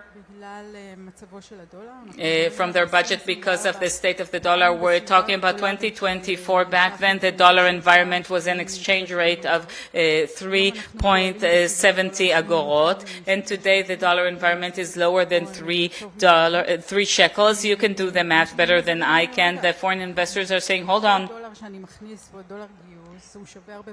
Every dollar I'm investing is worth much less, and moreover, beyond the fact that the budgets of companies have been cut down, we call it a runway. We have much less time. that we can carry on until the next round. It's also very expensive to hire employees. So despite the AI, and maybe we would expect companies to employ less employees, but the employees they do hire are more expensive. But we hear from foreign investors, and our fund is an American one. It's highly Zionist, by the way, but it's an American fund, and it says, you know what, the gist of or the fulcrum of our technological activity, we're going to move elsewhere. It's cheaper, no war, no risk. We can continue to deliver any time. So this is why the dollar is yet another additive, albeit a very painful one, to everything else that we're dealing with. When we saw when the dollar was very high, and Chagai can talk about this later if he chooses to do so, we saw that after 54, the 54 agorot of every shekel was invested abroad. Yes, this is a quote from the Phoenix research. Yes, I wanted to give you credit for that, but that's low in comparison to the situation in previous years. In previous years, it was even 80 agorot. And when we saw how the dollar crashed in comparison to the shekel, we had to draw it back here. I suggest that instead of drawing it back, you start investing in high-tech from here. Bottom line, if there is no very clear-cut government intervention with respect to the exchange rate, then high-tech will become less attractive in Israel, even if we're trying to take the lead in AI, even though we have the lead in cyber. 50% of the high-tech companies over the past 2 years opened up overseas and not in Israel. There's a shortage of developers in Israel, 3,500 in this past year. We also lack good management people, and the foreign investors, they want to see a bottom line. If we don't know how to show a bottom line because the dollar is so low, we'll find ourselves in an even bigger problem, and this is why we need real intervention. Moran, I'll soon get to you, but Chagai. You're being accused of the topic of the decrease of the rate of exchange environment that we're experiencing now. There are things that do not depend on you. We know that the institutional money in Israel is relatively to our GNP are the largest in comparison to other places in the world. And as Yodfat said, you invest most of the marginal money you invest abroad. And so how do you respond to this accusation? And do you have any ideas for solving this situation that we're in? Well, you made me get very entangled with the Ministry of Finance one time. So you're doing it to me again. Well, I never chose this. Concerning high-tech, the problem of a strong shekel is not only that of the high-tech, and what a shame that they are the only ones under the limelight. In high-tech, very often the margins of profitability are wider, and you can contend with the strengthening of the rate of exchange. What would the exporter of avocados say, or the fabric plant that we are partners of in Kibbutz Shamir, or the pharmaceutical plant in Kiryat Shmona? There the profit margins are smaller, and there it can have you pass from profit to loss, not to lose 1 quarter. You hardly have any high-tech companies that are profitable, and 50% of the Israeli export is high-tech. So if you look at the weighty basket, the dollar has a great significance. I'm not taking this lightly. It's not that I'm not seeing high-tech as a locomotive, but when you look at the number of employees, it's comprised of 12 or 15% of the employees in the economy. We have to see to the good of everyone. And this brings me to the topic that you addressed. We as institutionals, on an ongoing basis, we buy dollars, we invest abroad, 54 agorot out of every shekel. That's an average number that doesn't tell the whole story. But broadly speaking, on a monthly basis, we buy dollars and invest these dollars abroad. When we detect the growth that we do. In April and May, markets abroad increased dramatically. It happens once every decade approximately. In order to balance those portfolios, we had to sell dollars, and that came along with the momentum that started even earlier. So I think that we should separate between something that is topical and a trend. If you're asking me what can be done, then once again, I saw that the Minister of Finance, or at least I was happy to see the Ministry of Finance discussing this issue and deciding ultimately not to. The Ministry of Finance raised $40 million abroad in dollars, so there are dollar commitments, $40 billion. On the other side, there is the Bank of Israel that has positive balances of 20. Maybe they can trade amongst them and save expenses under brokerage. I think that Smotrich said that he doesn't need to intervene in the monetary policy, in the foreign currency. I will be the first one to say that he's right. He shouldn't intervene, but what can you do? He already did. He already raised dollars, sold them, and intervened. The simple thing I'm offering is, yes, let's correct that historic mistake. If you think that the shekel is too strong and it undermines the economy, and the Ministry of Finance sees it perhaps better than anyone else, correct this historic mistake and indeed leave it after to the Bank of Israel to intervene using its own tools of interest rate and extreme interventions in the foreign currency market. You can say we were wrong, and we say it at least twice a day. Regulators are not as easy to say that. Just a minute before I'm listening to Moran, Yodfat proposed that the institutionals would enter investments in high-tech. How do you see that? Israeli high-tech. Just as I say about the shekel dollar, our role is to achieve the return that is the best one for our savers. We invest in high-tech, we invest in startup companies, usually not directly. Very often the startup are only too small in the first stages for an institutional to place a substantial investment in, and we don't have the abilities, the technological abilities usually, to analyze on our own whether some sort of a technological novelty will turn into a product or not. We invest in stages where the product is already there, when the technological barrier has been crossed. We are in the execution and growth stage. This is where we enter, and we invest in Israel and abroad. Moran, how do you in the Ministry of Finance, and we saw that yesterday there were publications concerning various proposals that you are bringing up, how do you intend to treat this problem of the rate of exchange? And by the way, even the state itself is harmed by it because it has less taxes from high-tech. The import taxes should be decreased in the hope that the importers would lower the prices and not just pass that on to the consumer. What do you really intend to do? First of all, using the word, the problem of the exchange rate in and of itself frames us in a certain discussion. We have to bear in mind that the reason why the shekel is so strong only attests to the strength of the Israeli economy. We got there because of good fundamentals of an economy that performs beyond the forecasts and receiving the trust of markets after very tough years. So we've reached this point also because of the strong shekel, but also because of the weak dollar. So there was, Yodfat used the term a perfect storm. There's a combination of many elements. It's unique to Israel. This past year is very unique to Israel when compared to other places in the world. That's true. Now, when it comes to this point in time, we identify a problem, and this is why we intervene. The problem is not the point to which the rate of exchange reached, but rather the speed with which it arrived there. So the runway of companies shortened drastically.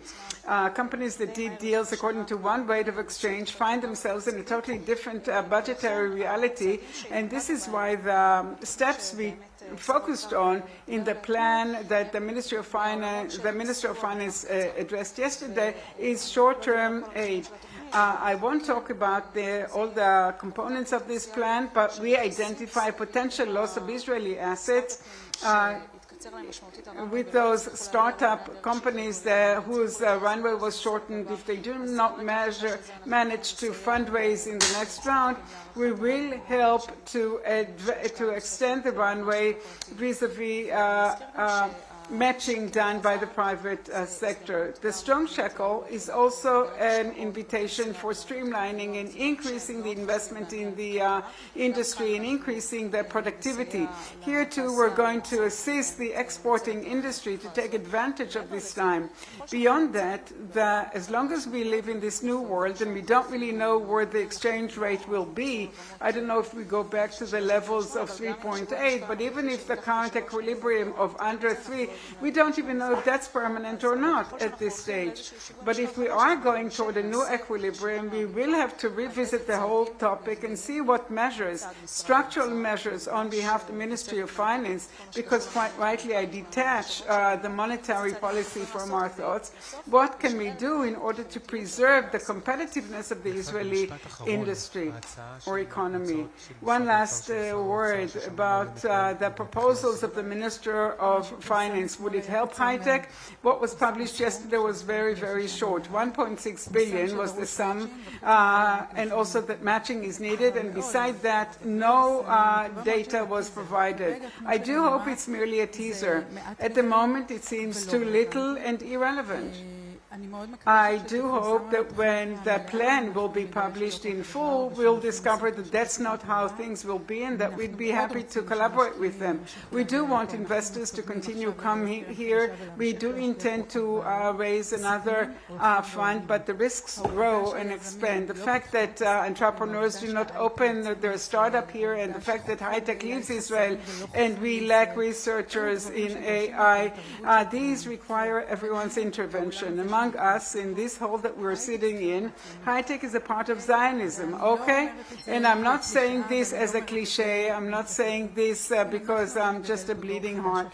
If we do not grow strong, new generation companies that would open branches wherever they want around the world, we will be missing out on outstanding manpower, hope, as well as 20% of the state revenues. Hence, this collaboration is so critical for the success of this industry, and I believe we, as parents, must leave our children here no matter what. Thank you to the amazing panelists.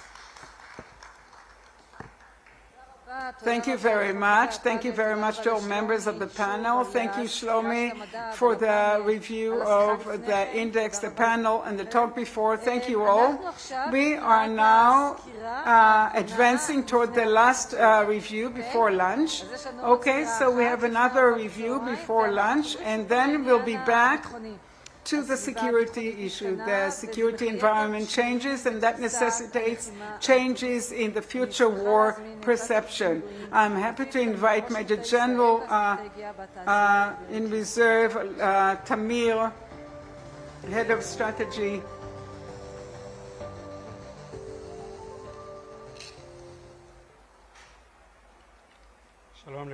Hello, everyone. In the next 20 minutes, the 15 I received and 5 that I will just take, I'll try to talk about the components of national security and mostly the connection between them and their mutual influence on one another. But because I saw that some of this day, and I assume yesterday too, dealt with the issue of the changing reality, I would like to say 2 words about this. I think that this change is reality. There's nothing, you don't have a reality that does not change. Reality itself, the change itself is the reality.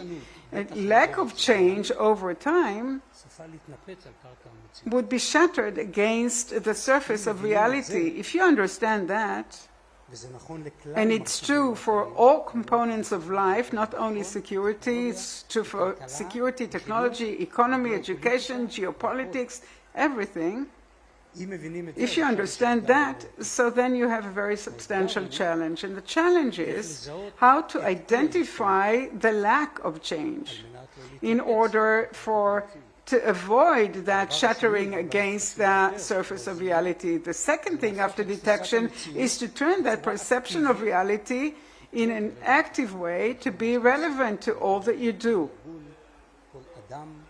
for organizations, individuals, and all. So that's just by way of an opening. I would like to talk about national security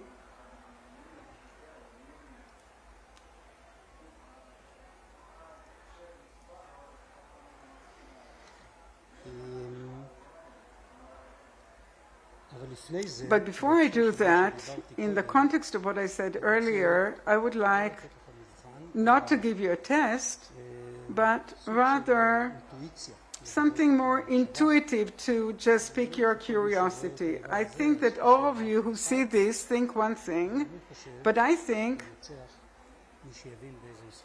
that only the one who knows what game we're playing will win. And my second intuition, you can see two types of car, and it's all depending on context and the reality perception. And perhaps they're competing against one another, and that would seem different. If I take it to more real lines, then there's a systemic competition between superpower and many countries versus a country, and the question is what will happen. So that really depends on that one thing that I call relevance.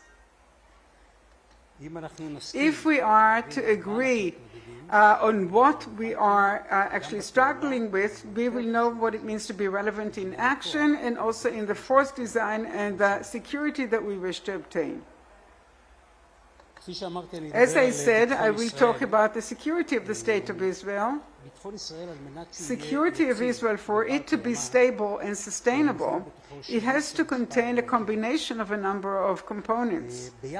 Together they would provide the security of the State of Israel, and together they should become sustainable. One is the issue of capabilities. As you can see on the right-hand side, the operational capabilities built by the State of Israel, the physical ones, and the ability to operate them. These are the capabilities. However, we do need also the ability to decide to operate them. And this is what I call the space of legitimacy. And I'll go over this. This is a part of the security of the State of Israel, or a sustainable security of the State of Israel, and I'll say what components it has. And at the bottom you can see that in order to control the result, the desired result, and get to what you wish to attain, you need to identify properly and on time the challenges and the threats posed to you. If you define them properly, then they will impact that force design and these capabilities, which they are supposed to be relevant when faced with what you define as challenges and threats. Quite simply, a proper identification of challenges is the solution, is the prerequisite for the proper force design that would be relevant. I will now talk only about two matters, the security ones. I won't talk about that, but I wanted it to be there lest you understand that I think it's not as important as the others. The legitimacy space means the regional standing of the State of Israel, the ability to form coalitions. It's the global standing of the State of Israel. Values, technology.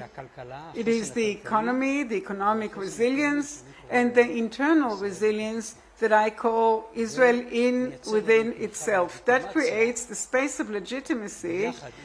Together with the proper detection of challenges and threats, it leads us to the building of proper capabilities that would lead us to security.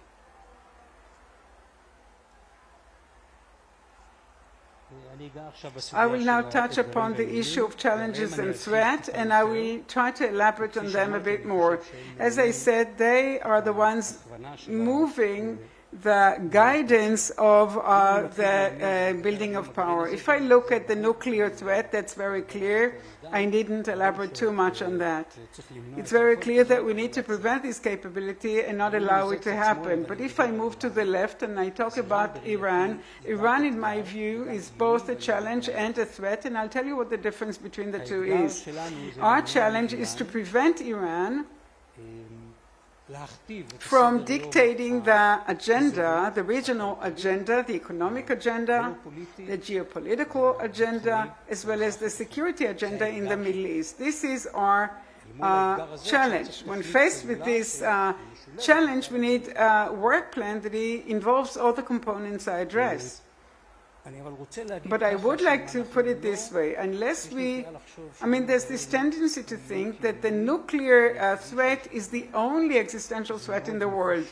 It's very tangible, it's very short-term when you do it, and there can be existential threats like lack of control over the threats posed to us, and Iran can become such a threat over time.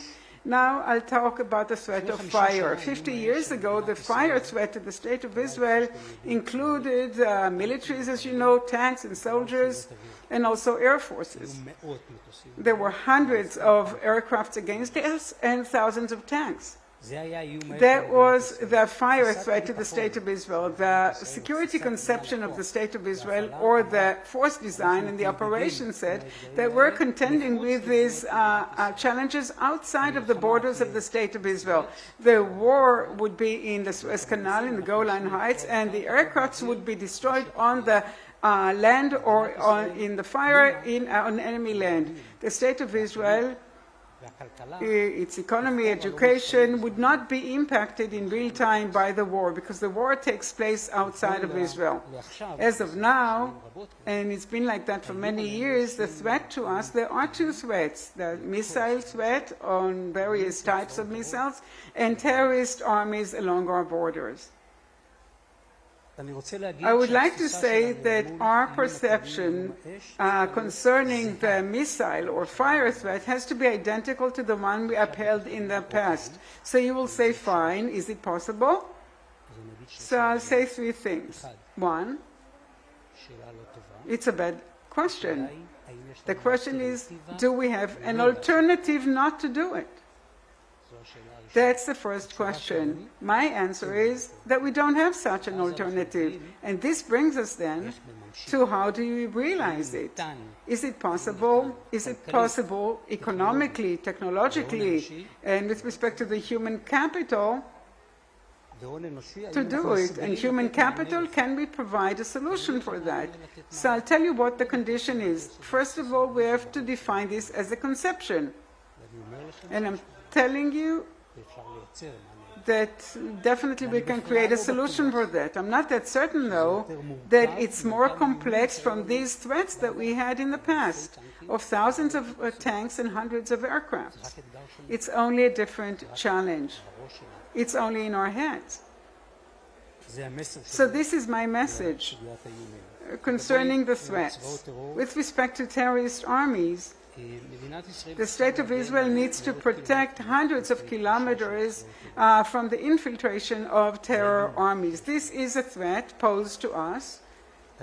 I think that unless we find a solution for that that would be sustainable, as long as this is our threat, then we offer no security that's sustainable. And I'll explain it very briefly.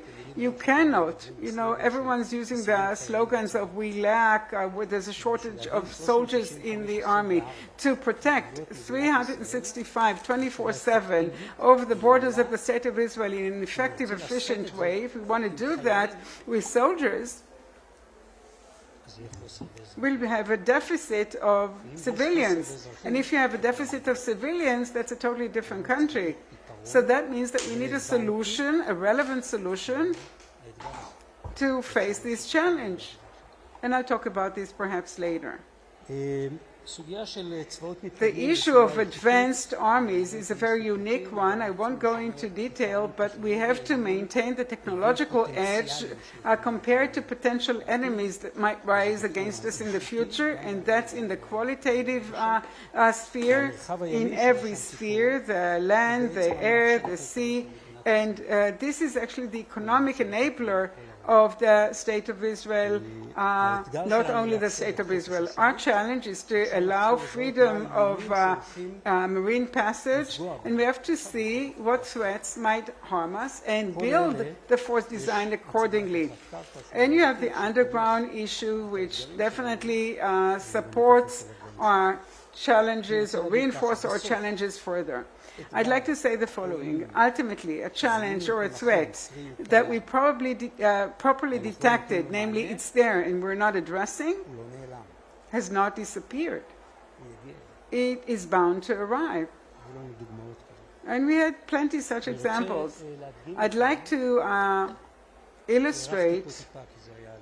I took some more time for that because it was important to build this foundation. I would like to show you, by way of Maslow pyramid, how we need to relate to that missile threat that exists in every circle: Iran, Yemen, our neighbors. So the first one has to do with the so-called diplomatic one, and that is to create a situation in which people or countries would not want to attack us. That's one thing, and that's a substantial part of that conception, but I'm not addressing this now.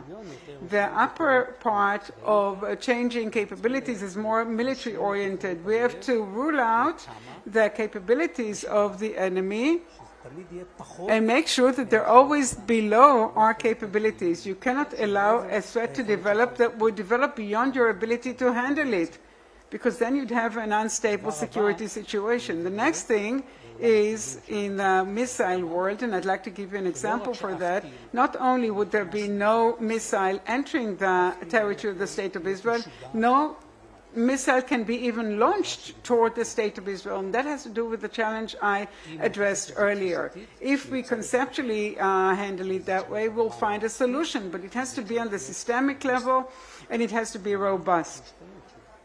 And it has to be ready for the change of threats. And ultimately, we have to defend outside of the boundaries of the State of Israel, because if that situation emerges, we don't want the Israeli citizens to be involved, and ultimately to defend our strategic sites. I think that the results of the war in Iran are going to bring about a dramatic change in the geopolitical picture, in the region as a whole.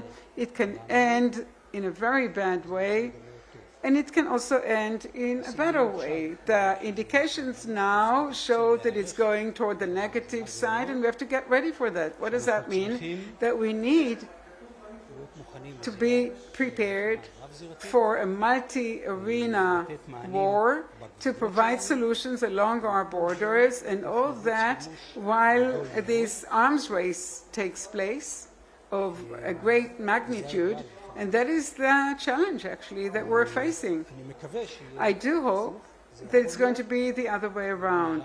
It can be, even though it doesn't seem feasible, that the opposite side would be realized. What we can learn from this war is new models of power operation around the world, and what moves them and what stops them is the economy.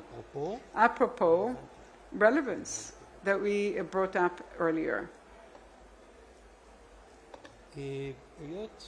Because if you haven't felt so far, I think that the issue of the security of the State of Israel is not a theoretical or academic discussion. It is something very tangible and very significant in the here and now.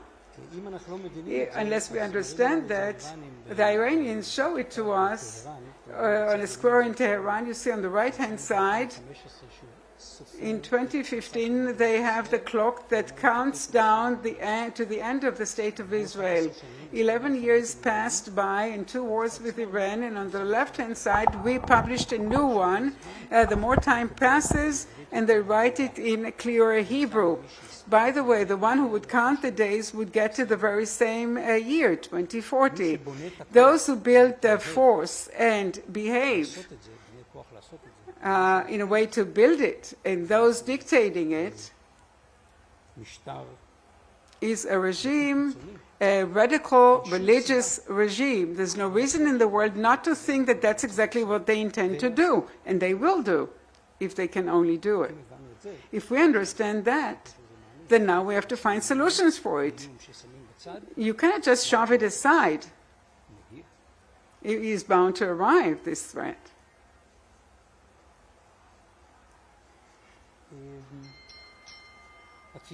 This conception is supposed to lead us toward the action of building our force in a relevant way. And I'll say 5 things in the context which I believe would shape the security of the State of Israel. One is our ability to have supremacy, air supremacy, and I call it boots in the air.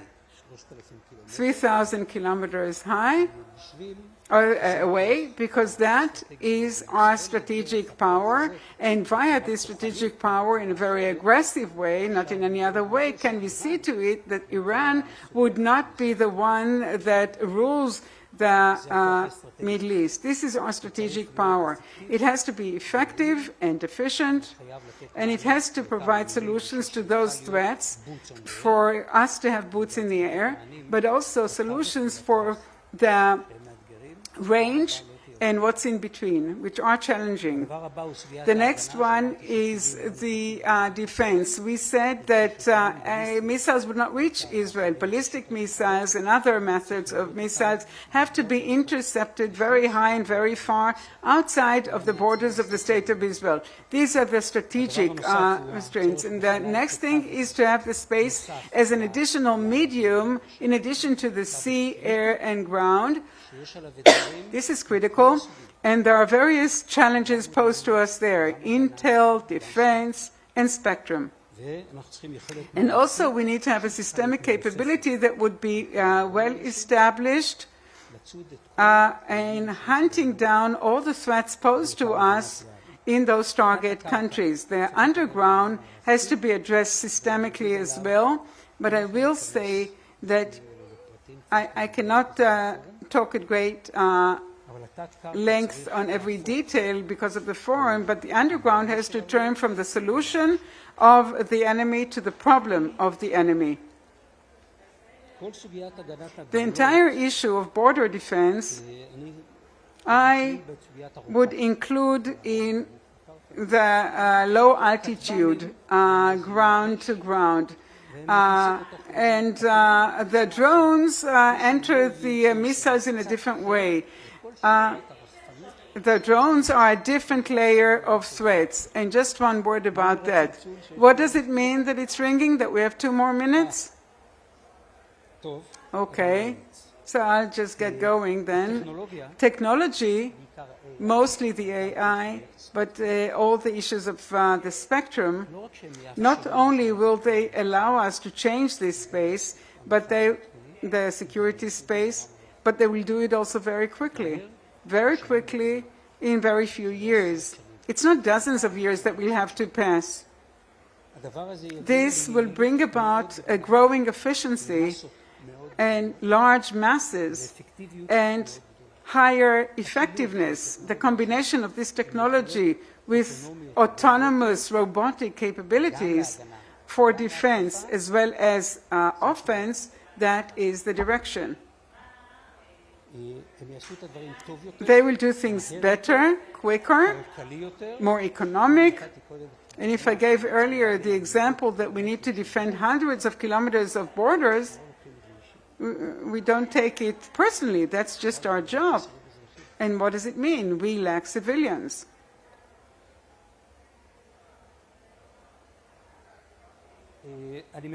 And I conclude. Everyone knows that the quality issue, the need to be better and more technological than the enemy, that's clear to everyone, but that's not enough. You also have to have the mass and the independence. The Director General of the Ministry of Defense addressed this topic in the morning. It's not a nuance. You have to get prepared in a very orderly manner and have a very orderly methodology, because it won't happen on its own. And only concerning a technological advantage, this is not the only thing that we can rely on. The last thing, when it comes to relevance, I'll say two things.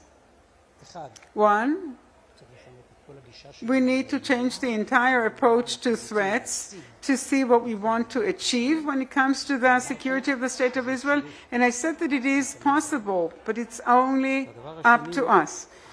And the second thing is the change. I call it our relevance. In reaching confrontations that we know in advance what the goal is, why we have a competitive edge, and how relevant we can be in them. If not, we haven't done anything. Thank you very much. Thank you very much to Aviv Tamir, Major General in Reserve, for the interesting overview. Lunch break, and we will reconvene at 10 minutes past 1.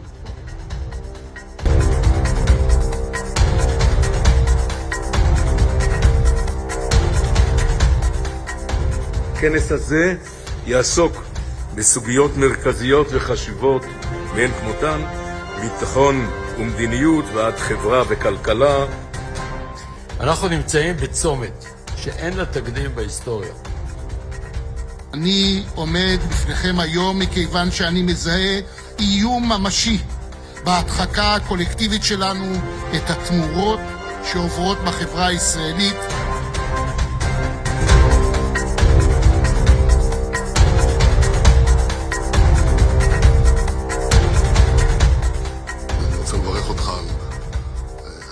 החשוב הזה. Engage in a dialogue about our common destiny has been an essential experience of my life. I'm very glad to greet everyone gathered at this year's Herzliya Conference.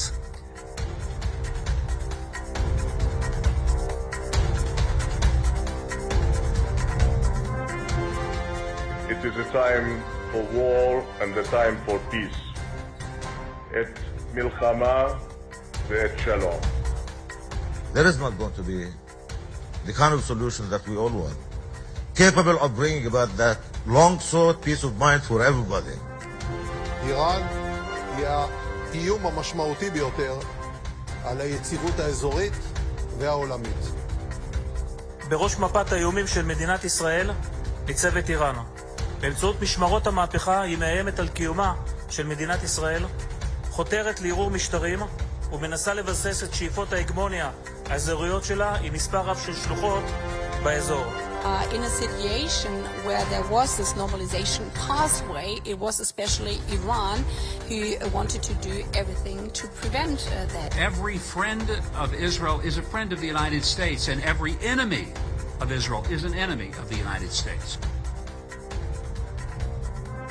תרחיש הרב זירתי, מקרה בו אנחנו נלחמים מול כמה זירות סימולטנית.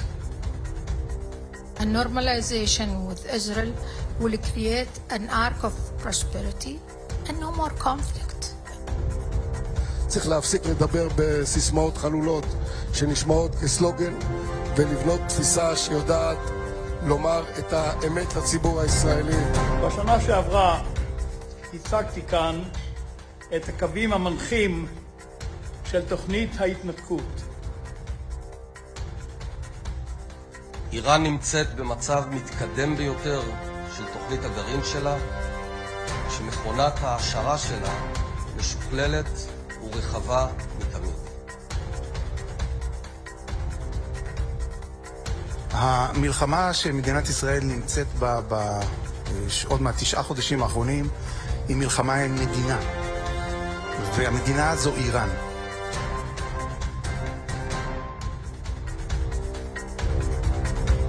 The Israel of today is a thriving nation of more than 9 million people.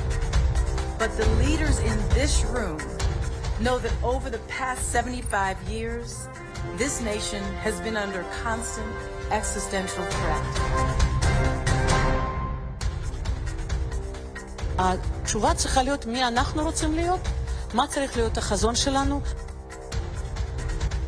צריך לדבר על הסוגיות של דת ומדינה, על הסוגיות של הפתרון המדיני לסוגיה הפלסטינית. צריך לדבר על כל הסוגיות הבוערות.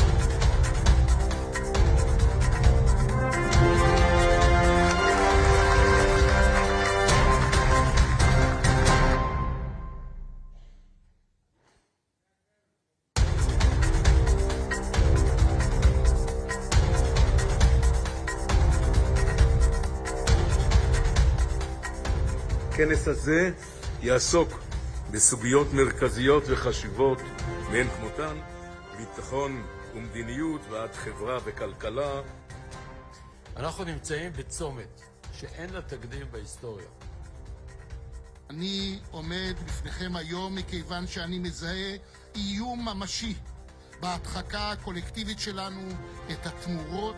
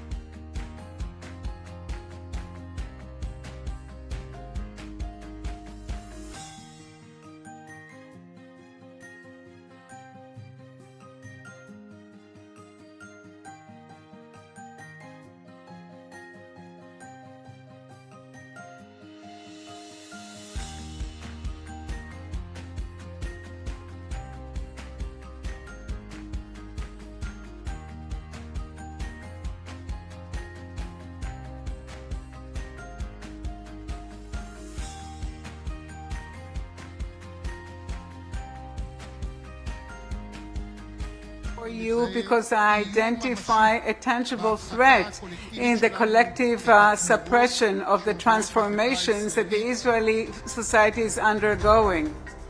In 2024, the conference won more than 3 million viewings, about 4,000 speakers in the 2 decades of the Herzliya Conferences.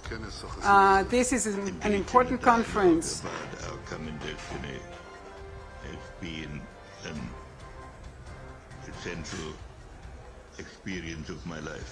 I'm very glad to greet everyone gathered at this year's Herzliya Conference. The conference discusses the burning issues on the agenda of Israel and security and policy. For war and the time for peace. Et milchama ve'et shalom.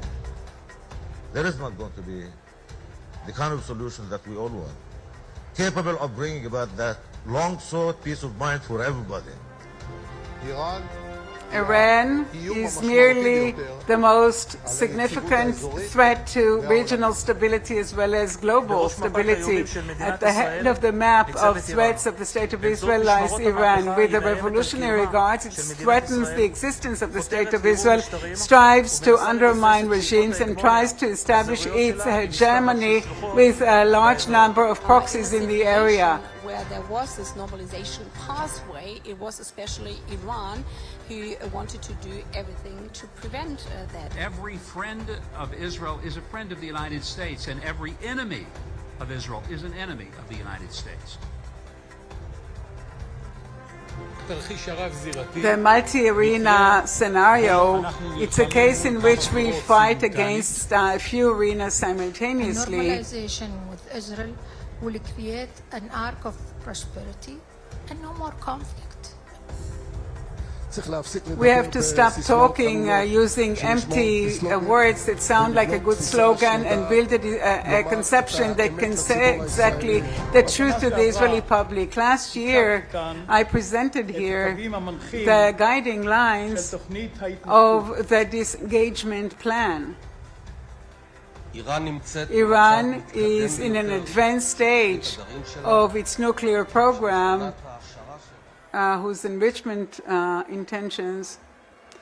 The 22nd Herzliya Conference between security and between national security and national resilience, will we reach a safe harbor? University of Rahman, the Institute for Strategy and Policy.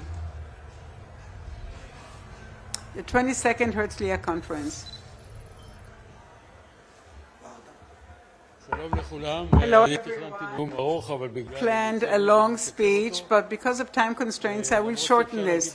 Even though we can say very briefly, in a nutshell, as they say, whatever you can say at greater length. So I would like to focus, following all that we saw today and yesterday and what's happening in general, and give a few recommendations as to what needs to be done. The good news is that the IDF had outstanding achievements in Iran and Lebanon vis-a-vis Hamas. We weakened our enemies.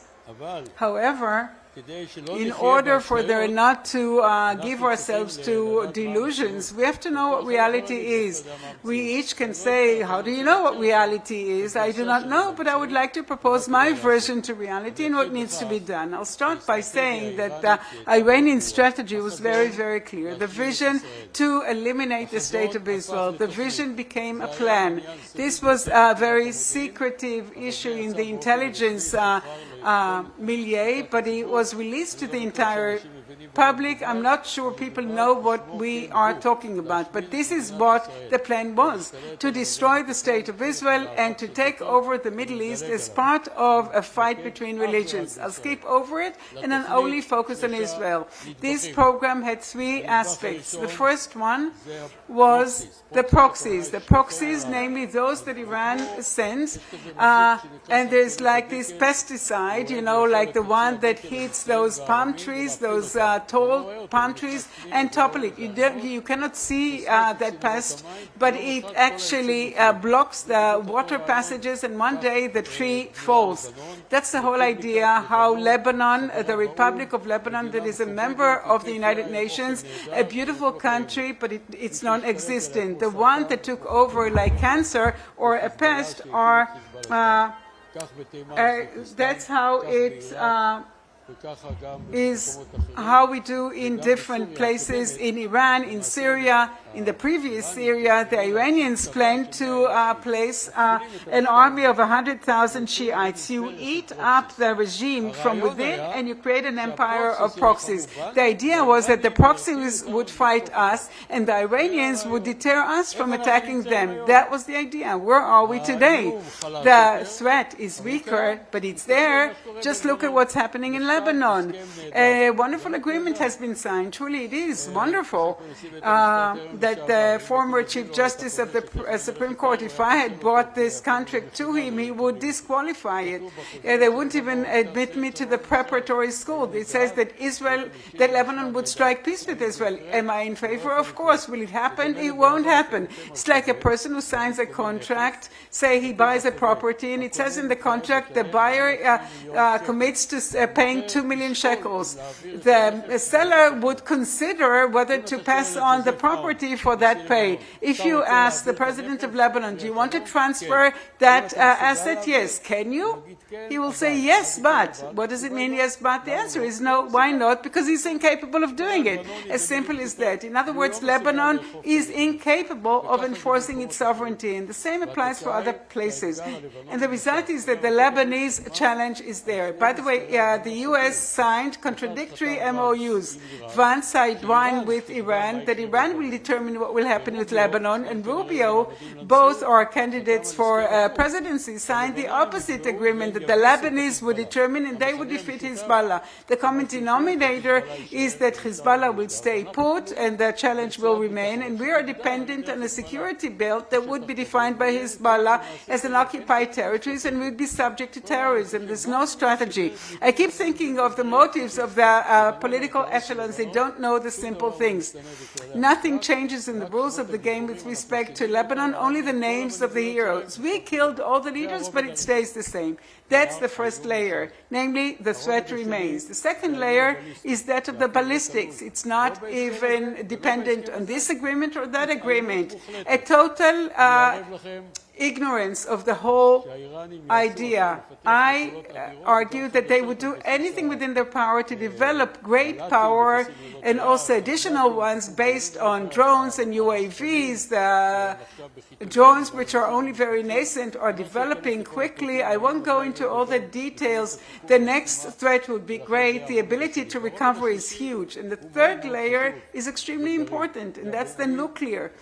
And following what was already said here this morning, what the Prime Minister said that Iran had, that the Islamic Republic of Iran had nuclear bombs, that's fake news. They never had nuclear bombs. I do not wish to say Prime Minister said this or that. I can give a whole lecture that would span a whole hour, but here I can tell you quite clearly, it's a sub-threshold country.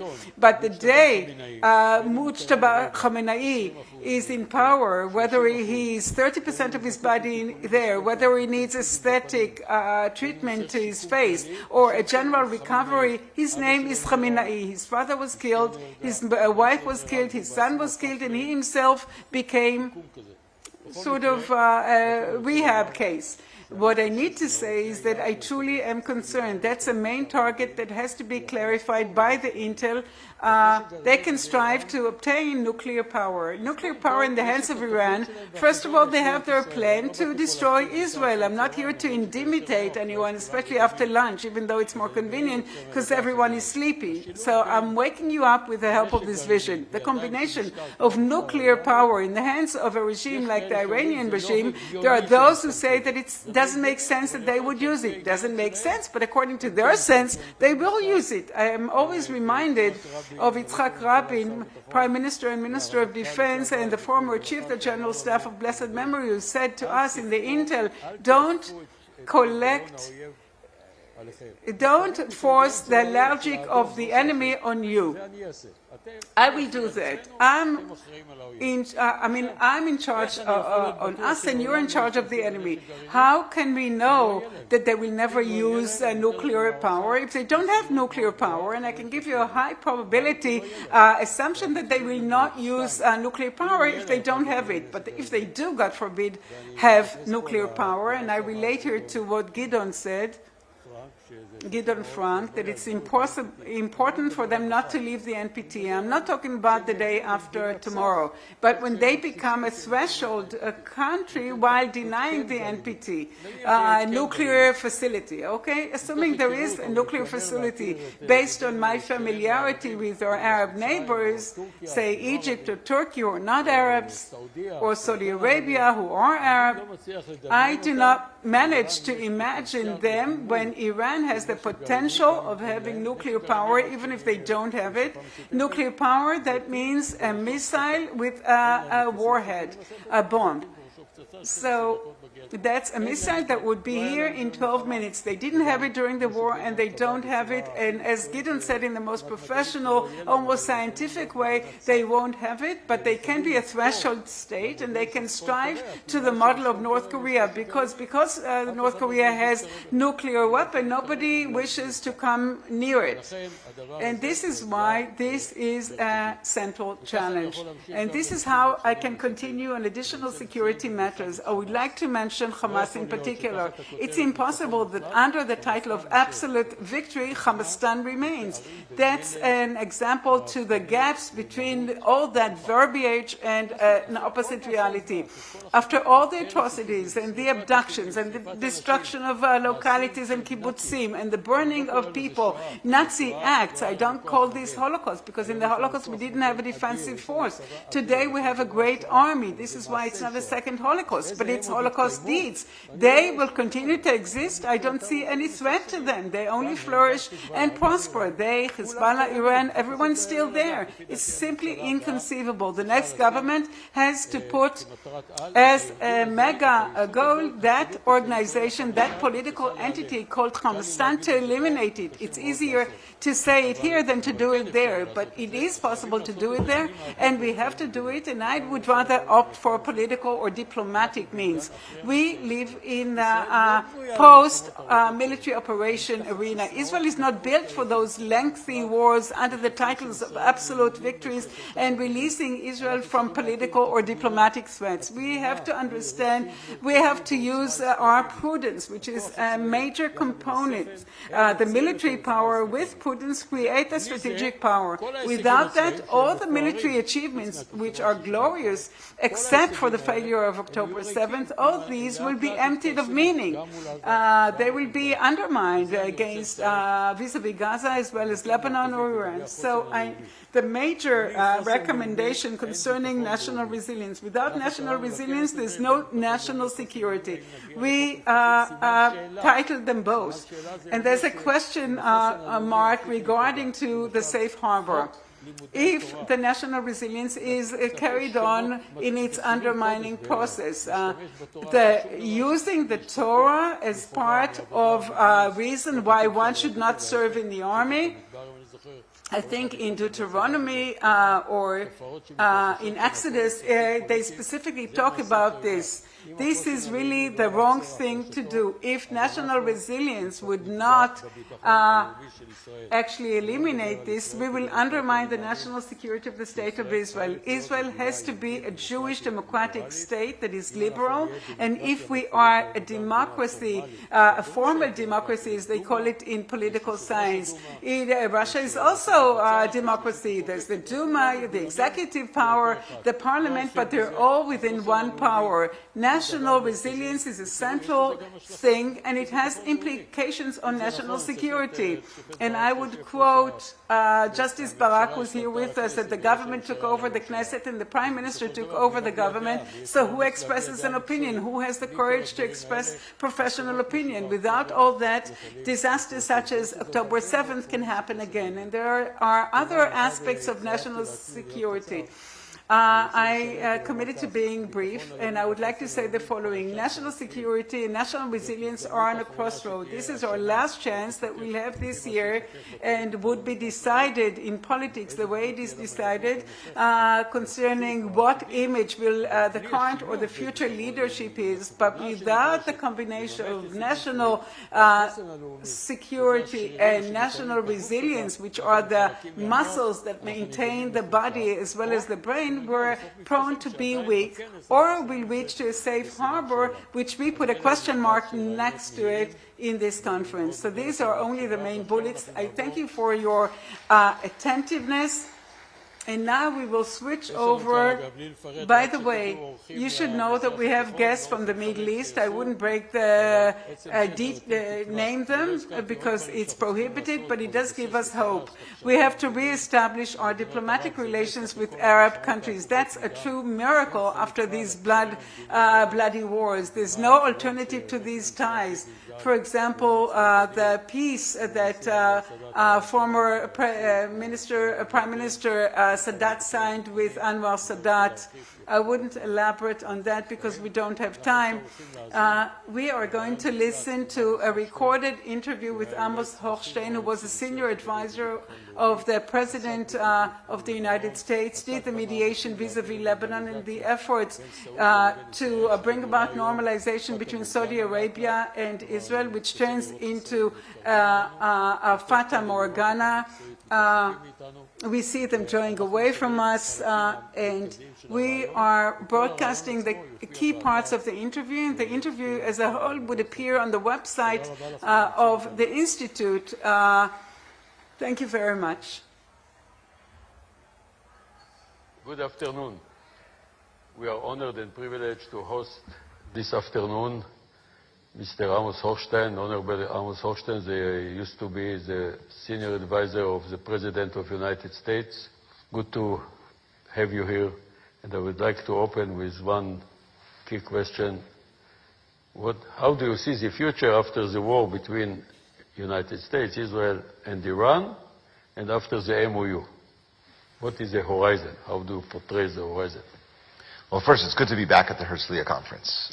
This conference clearly has grown, continues to grow, and to be one of the most important places to have discussions about not only the national security of Israel, but of the region.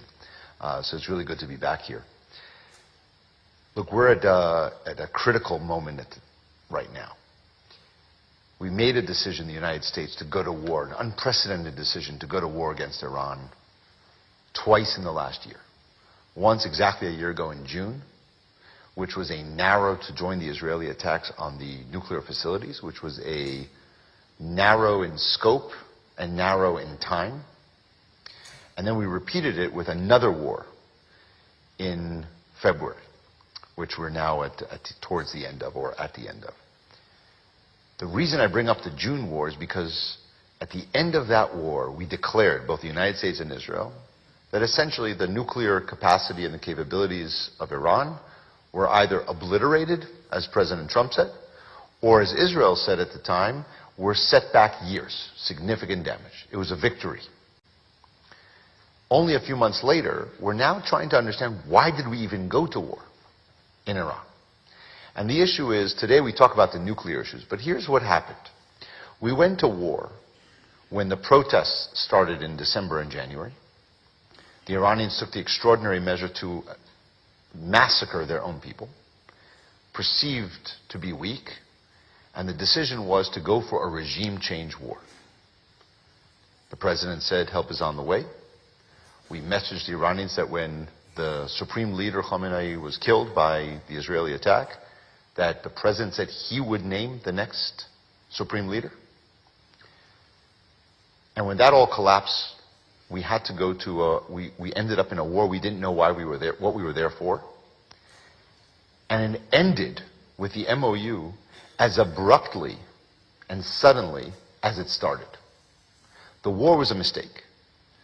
But the MOU was almost a surrender by the United States if you just look at what the conditions that we talked about for the war were. The nuclear, the regime, its missile capacity, and now drones, and the support for the proxy terrorist groups. President Trump got out of the JCPOA, out of the previous nuclear agreement, because he said you couldn't trust the Iranians on nuclear, and it did not include protections on their, or restrictions on their nuclear program and their proxies. Here we have an MOU that gives all the incentives to Iran in advance. They got an unfreezing of assets from Qatar, the ability to go back to remove sanctions on their oil and petrochemicals worth billions of dollars. With the only mention of the missile program and the proxies is that it's not on the table for negotiations. And now a lengthy negotiations towards something that will look like the JCPOA. But they got all of the advantages on day one. On day one. Moreover, the president then said that the missile program of Iran is a legitimate program. Saudi has it, so why can't they, is what he said. Republican senators came out in the press and said they need to have a missile program because they deserve to have one because it's for self-defense. So all the goals that we had, where do we end up? A regime that is stronger today than they were before the war. There are no protesters going out to the streets now. They know the regime is strong. They have the time and the space and now the financial resources to reestablish the regime in the country, to do whatever they want to do as far as rebuilding their weaponry and military programs, and be ready for whatever conflict comes next, because they did not change the ideology of the regime. So to me, this is a very dangerous moment. I'm happy that the war ended, because I thought the continuation of the war was bad for America. But how wars end matters too, and this was a terrible way and a dangerous way that makes America less safe and the region less safe. That's in spite of unique operational performance, of military performance, based on U.S. and Israel, or Israel and U.S. capabilities. Look, I think that the United States military performed exactly the task that they were required to and requested by the commander-in-chief. And I take no exception. On the contrary, I'm proud that the United States military is able to act with allies in the region and is able to execute on those challenges. I disagree with the decision to tell them to do so. But here's the thing that we think about it.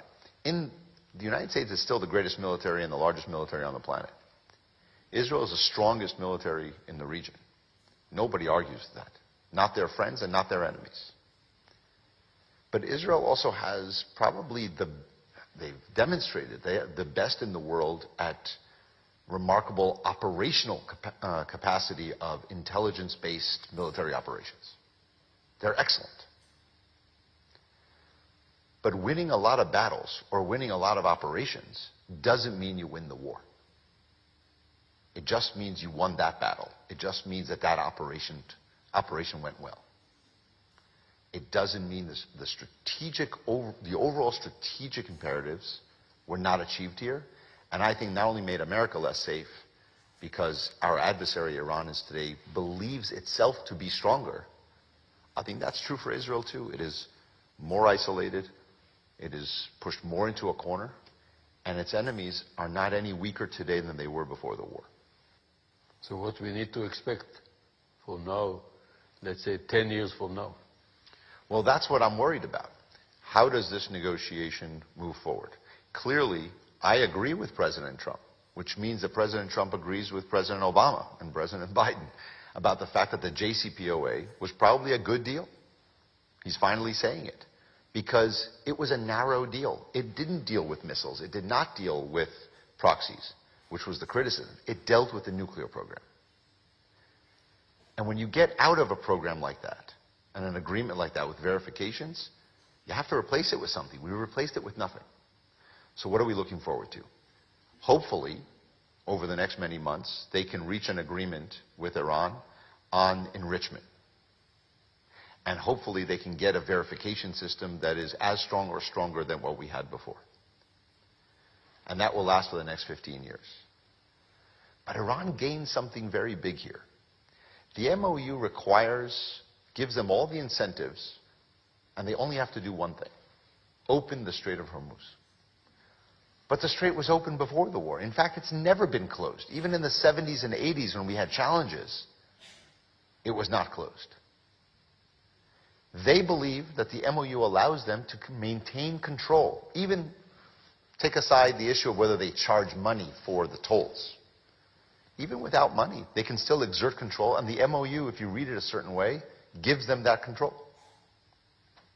Which means for the years to come, as you ask about the next 10 years, do they redevelop their missile program? I would assume so. We just told them that they're allowed to. It's been legitimized. Do they develop their drone program? Their drone program was already developing very quickly. They were the main supplier to Russia in the Russia-Ukraine war of drones. So those two programs will definitely continue. What will happen to the nuclear program? I don't know. I don't think anybody does. We'll see how the negotiations go. And the support for the proxies, I think they learned that their proxies are even more important than they thought. And so they will double down. Whether it's the Shia militia groups in southern Iraq, whether it's the Houthis in Yemen, and of course Hezbollah in Lebanon. They will continue to support those proxies and others because there's no restrictions put on it. And they will have the financial capability now with the removal of the sanctions. This is the biggest sanctions removal that the United States has done for Iran in 40 years. Much bigger than the JCPOA sanctions removal. What do you think about the plan to topple down the regime? It was, it is, it will be feasible. I think this war was started on the premise of regime change. It was a bad premise. You can take a lot of intelligence. You know this better than anybody. Just because you have some intelligence doesn't mean you know the whole picture. And I think the intelligence maybe was accurate, potentially, but the analysis of it into strategy was wrong. The regime had prepared for the moment, and killing Ali Khamenei, the supreme leader, was not enough. They had preparations in place for the system to survive. And the old adage, if you come for the king, you better make sure that you kill the king. And here, we made this regime stronger, angrier, more vengeful. And now we have a new regime. And we don't exactly know how they're operating. A lot of theories on who's really in charge and how and which people. I certainly don't know. But I know they survived. And the idea that they survived the first round, that first week, enabled them to get stronger and stronger. The MOU says that the United States and Israel respect the sovereignty of Iran, which means now we officially, on paper, respect the regime's existence. So toppling them, it's off the table. It's not on the menu at the moment. I've always believed if the regime will fall, it will be by its own people, not by an aerial bombing from the top. You were involved deeply in Lebanon.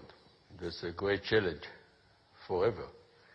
What do you think about the agreement? What are the prospects? What is the forecast? What is the horizon? Is there any chance there will be peace between us and Lebanon, or Hezbollah will give up its de facto sovereignty over Lebanon? The first clause in the MOU between the United States and Iran distressed me to no end. The MOU, the agreement that was reached then, put Iran in a position of control, or of at least having a large say-so in Lebanon, formally, even though it already had it, but formally. We announced a deconfliction cell where Iran was a member of. Israel wasn't, but Iran, Pakistan, Qatar, Lebanon, and the United States were. I said publicly I thought that was a terrible mistake and a disservice to the government of Lebanon. The agreement that was reached last week between Israel and Lebanon, and the state of Lebanon, not with the Iranians, I think is a very good agreement because it's a good opportunity. But let's not confuse, it's not a peace deal. It's again a very thin page and a half, number of clauses, with a lot of room for interpretation. But I'm an optimist. I believe Israel and Lebanon can live with stability and security and maybe peace someday, whatever you define peace as. But to get there are a number of elements that you have to have. Israel will never have a lasting, stable relationship with Lebanon if its forces are occupying part of it, period. Lebanon needs to be able to rid itself of Hezbollah as a parasite on the state, dragging into war after war that are against the interests of the people of Lebanon. They joined this war, Hezbollah, according to their own words, to avenge the killing of the supreme leader of Iran. They can go fight in Iran. Why are they fighting in Lebanon? The Lebanese people, vast majority, were not in favor of that. But here's where we are now. We have two agreements on Lebanon. One is the MOU with Iran, and one is the agreement that was signed last week. They contradict each other. I am choosing to hope that this agreement, signed in Washington, replaces whatever was agreed to with Iran in that MOU. Iran should not be part of this process. And therefore, take this agreement now as a moment of opportunity. I think Joseph Aoun, the president, General Joseph Aoun, the president of Lebanon, and Prime Minister Nawaf have made a courageous step that says, I'm no longer taking dictation from Iran. I'm doing what's right for the Lebanese people and for the Lebanese state. The tricky part here is that it needs to be implemented by both sides. Here's where I think that the recipe for failure is. Israel says Lebanon cannot on its own, the Lebanese army, disarm Hezbollah. And I agree with that. I think the Lebanese agree with it. The part I disagree with Israel is it says, therefore we will. Israel also cannot disarm Hezbollah. And therefore what I think has to happen, as was originally envisioned in the ceasefire of 2024, was to create a mechanism where there would be an Israeli withdrawal that is phased, with the Lebanese army coming in and taking over those positions. Now they're doing pilot projects, which are fine, but they have to be ongoing and verified. But the Lebanese army needs military support. It needs boots on the ground from international forces, not UNIFIL, not under UN command, under American command. Honorable Mr. Amos Hochstein, I would like to thank you from the bottom of my heart for this fascinating interview. Thank you. It's good to be here.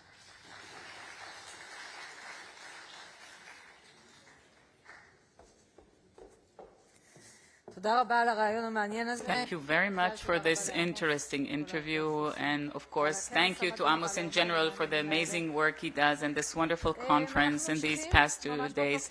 And we're going to continue in the same direction referred to by Amos Hochstein, the U.S.-Israel relations and what's happening in this direction in general. I'd like to invite a distinguished panel. First of all, Ambassador Daniel Shapiro.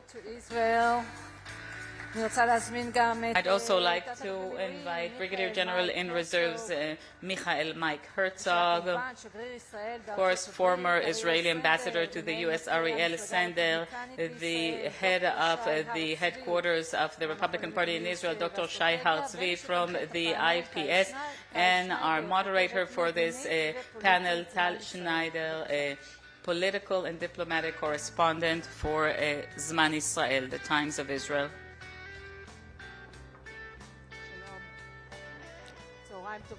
Hello, everyone. Good afternoon. Hello. It's wonderful to be here, just like every year, for the distinguished panel discussing foreign affairs and the relations between Israel and the U.S. We're conducting this panel in Hebrew, but if necessary, I can clarify a question in English, or you can answer in English. Anyhow, your Hebrew is much better than the Hebrew we most speak. So, Dan, indeed, you'll be the first speaker, if only because I've met you at the earliest point in my professional life out of this panel 20 years ago in Washington, even before Obama won for the first time.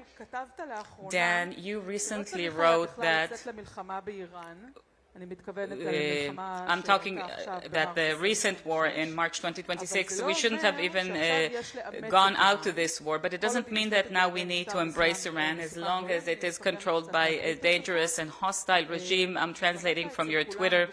And in the backdrop for all of us and everybody that's been following everything that's happening, we have the JCPOA, that famous agreement signed by the Obama administration. We're constantly thinking about this comparison. So how did we reach this fault line, this crisis with the current administration, and what should be the red line beneath which we cannot go down regarding the negotiations they're now conducting about an agreement? Thank you, Tal. It's wonderful to be here with some excellent colleagues in the Herzliya Conference. Thank you, Amos.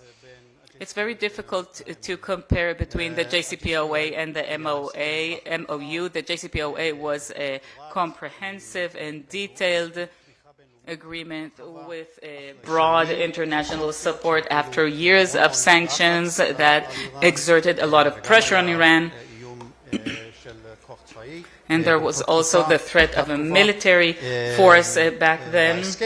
And the agreement removed almost all of the enriched uranium from Iran, and it also limited severely further enrichment of uranium and intensive oversight by the IAEA.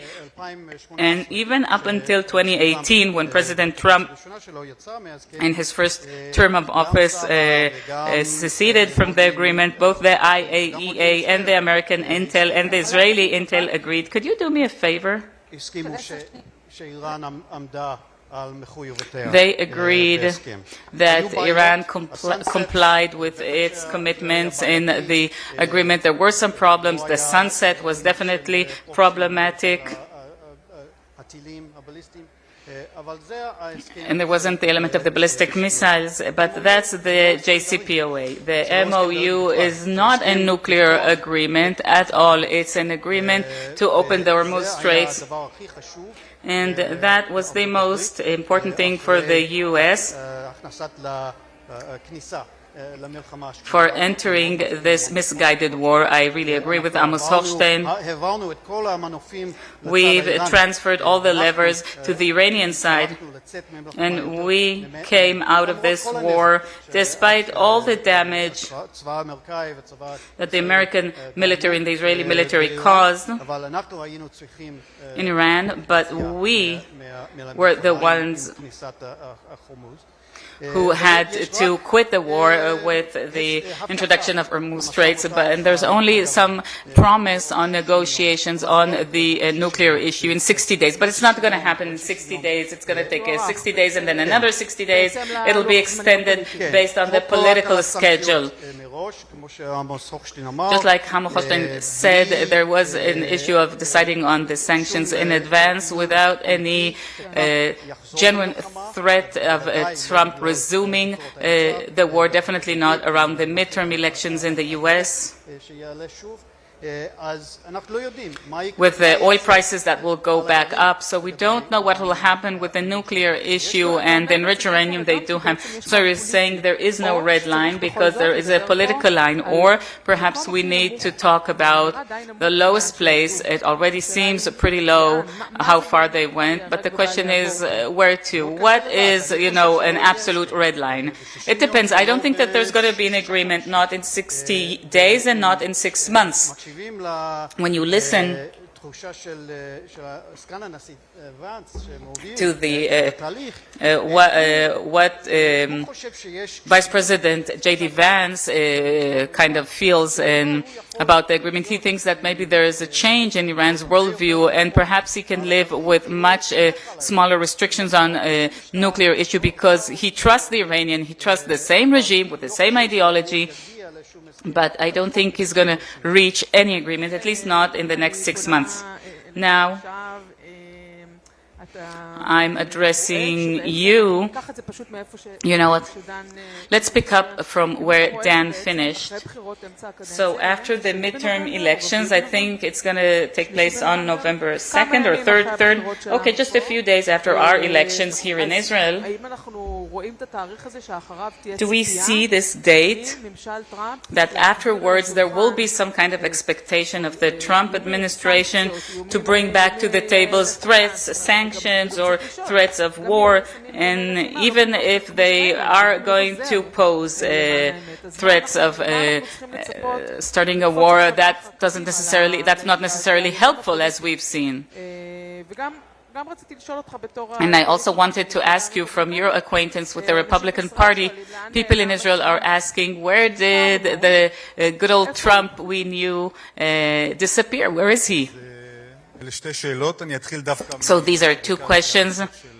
I'll start with what you asked to pick up on what my dear friend Ambassador Shapiro said. I'll start by saying, and I hope that Shapiro was talking about the fact that there won't be an agreement from an optimistic perspective. I'm going to try and be the optimist in this panel, especially after Amos and the other Amos. You can be an optimist. You know, I come from the optimistic angle. So in order to try and explain the president, and perhaps this will also be connected to your additional question, we have to understand that this administration, the American administration led by the president, was and still is the best regime and administration that the state of Israel has ever known.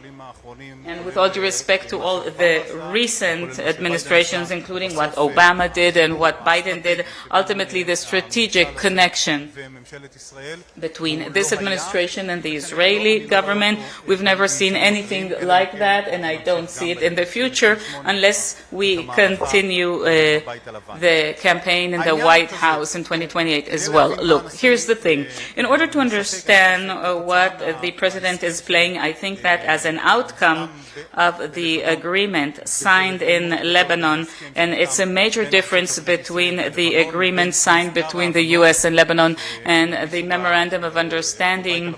And somebody in the White House said to me that all there is a memorandum. There aren't any understandings, but the gap between the memorandum and negotiations or agreement is so big that the chances of reaching any real agreement between Iran and the U.S. is close to zero. And surprisingly enough, it will blow up on November 4th. Look, the president is playing with two actors in two fields. The first field is the political field. On the right side, you have J.D. Vance, the VP. And since the beginning, he's actually much closer to the MAGA side, the Make America Great Again side of the Republican Party. MAGA,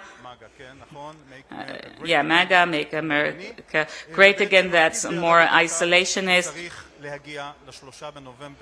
And indeed, they will focus on reaching November 3rd, the midterm elections, in the best possible way to reach an achievement in which he still has control over both houses, and it's worth paying for that. And even a failure, what we in Israel call a failure or Israeli frustration, and some amazing things did happen in Iran together with this president.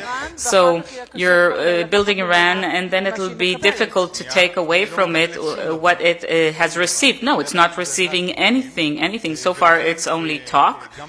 Therefore, but they've already given them licenses to sell oil. And when the first tankers arrive, please call me. And let me say the following. Let me just finish my line of thinking so that you understand. So the first measure, the first element is a political one led by J.D. Vance in order to reach November 3rd in the best possible way in order to win in both houses. The second hand is the diplomatic one led by Marco Rubio, and we saw the outcome in the agreement, which is completely in contrast to the MOU as it is stated by J.D. Vance, and people are saying that's impossible, it's inconceivable. How can both things be so contradicting? And that means that, it's not going to take 60 days. After 120 days, it will be the end end of October or November. I don't know if it's going to happen on November 5th or 7th or 10th, but it doesn't converge into anything at the end of the day. So from this perspective, this is how you explain what we refer to as Trump's volatility. You see it as volatility, but I see it as strategy. Perhaps for us it's frustrating. We don't understand how come we've reached a point that we did things in such an amazing way for 18 months. And Ambassador Mike Herzog can attest to that. He was in the, inner rooms and circles back then. And definitely after February as well. I need to cut you short because I have this clock which is ticking and I want everybody to get a chance to speak. Mike, I would like to ask you, in view of what we've seen in this past month or two, do you identify any threat to the future of the relations between the two countries? And my next question was about the contradiction between the agreements. I'm glad that this is how you presented this, Ariel, because even the Israeli opposition says that there's a contradiction between the two agreements. In these agreements, you're giving money to them, and in the other agreements, you don't want them to receive money. So how can the two coexist? Good afternoon. I'm very happy to be here. What we have here is two questions. One is about the future of the relations, and the second one is about the agreement. Let's start with the first question. The title given to this conference or to this panel was Israel-U.S. relations. Is it something secure forever? The question is, will we reach a day in which we will no longer have this special relationship and this alliance will be undermined? And I'm saying that we're already in the midst of this process. It's not that it's going to happen in the future. Today we're seeing a dramatic historic erosion in Israel's status in the U.S. If you don't understand that, you better wake up and smell the coffee. And it's not just on the left side with the Democrats, it's also on the right side. I am not going to give here lectures about polls and surveys and processes in American public opinion, and we can see it today even in the Republican Party. If you look at public opinion polls for ages, let's say 35 to 50, the support rate has gone down to 50%. That's an all-time low. The general opinion in public opinion polls today, we see more people supporting the Palestinians than Israel. This is something we've never seen before, and that impacts the pressure and the public opinion in the Congress against the military assistance to Israel. I experienced this when I was an ambassador, but it's truly increased since then. But this is a historic process, and we better wake up quickly and come up with a strategy to address this.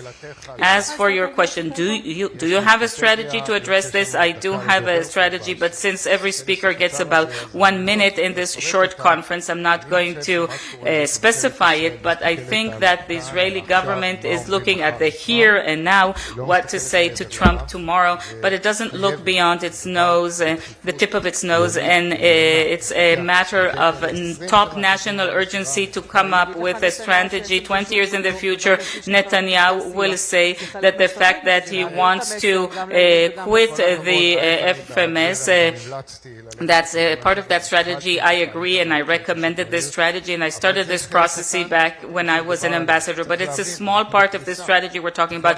We need to understand this is a process of utter collapse. People don't understand this. Now, as for your question about this financing contradiction, well, let me say something about how we got to this point. Look, we're facing an immense paradox. We went to war together with the U.S. against Iran, and we fought shoulder to shoulder, an unprecedented level of cooperation. When I was head of the IDF Strategic Division and I was responsible for the security cooperation with the U.S., we could only dream about such an offensive cooperation. Only then did we lay the foundations for cooperation in the battle against missiles. So we fought together, and here we are today, and that's in the backdrop of our tremendous erosion in American public opinion. So these vectors go in complete opposite ways, and while we were an active partner in conducting the war against Iran, we are not a partner at it all to the end, to the conclusion of the war, this agreement that is about to finish it.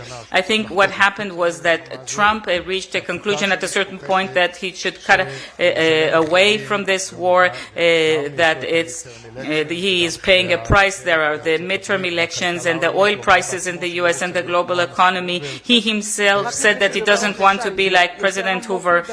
Do you think it runs deeper than how Ariel presents this, that it's just a matter of Adam meters and then it'll be okay?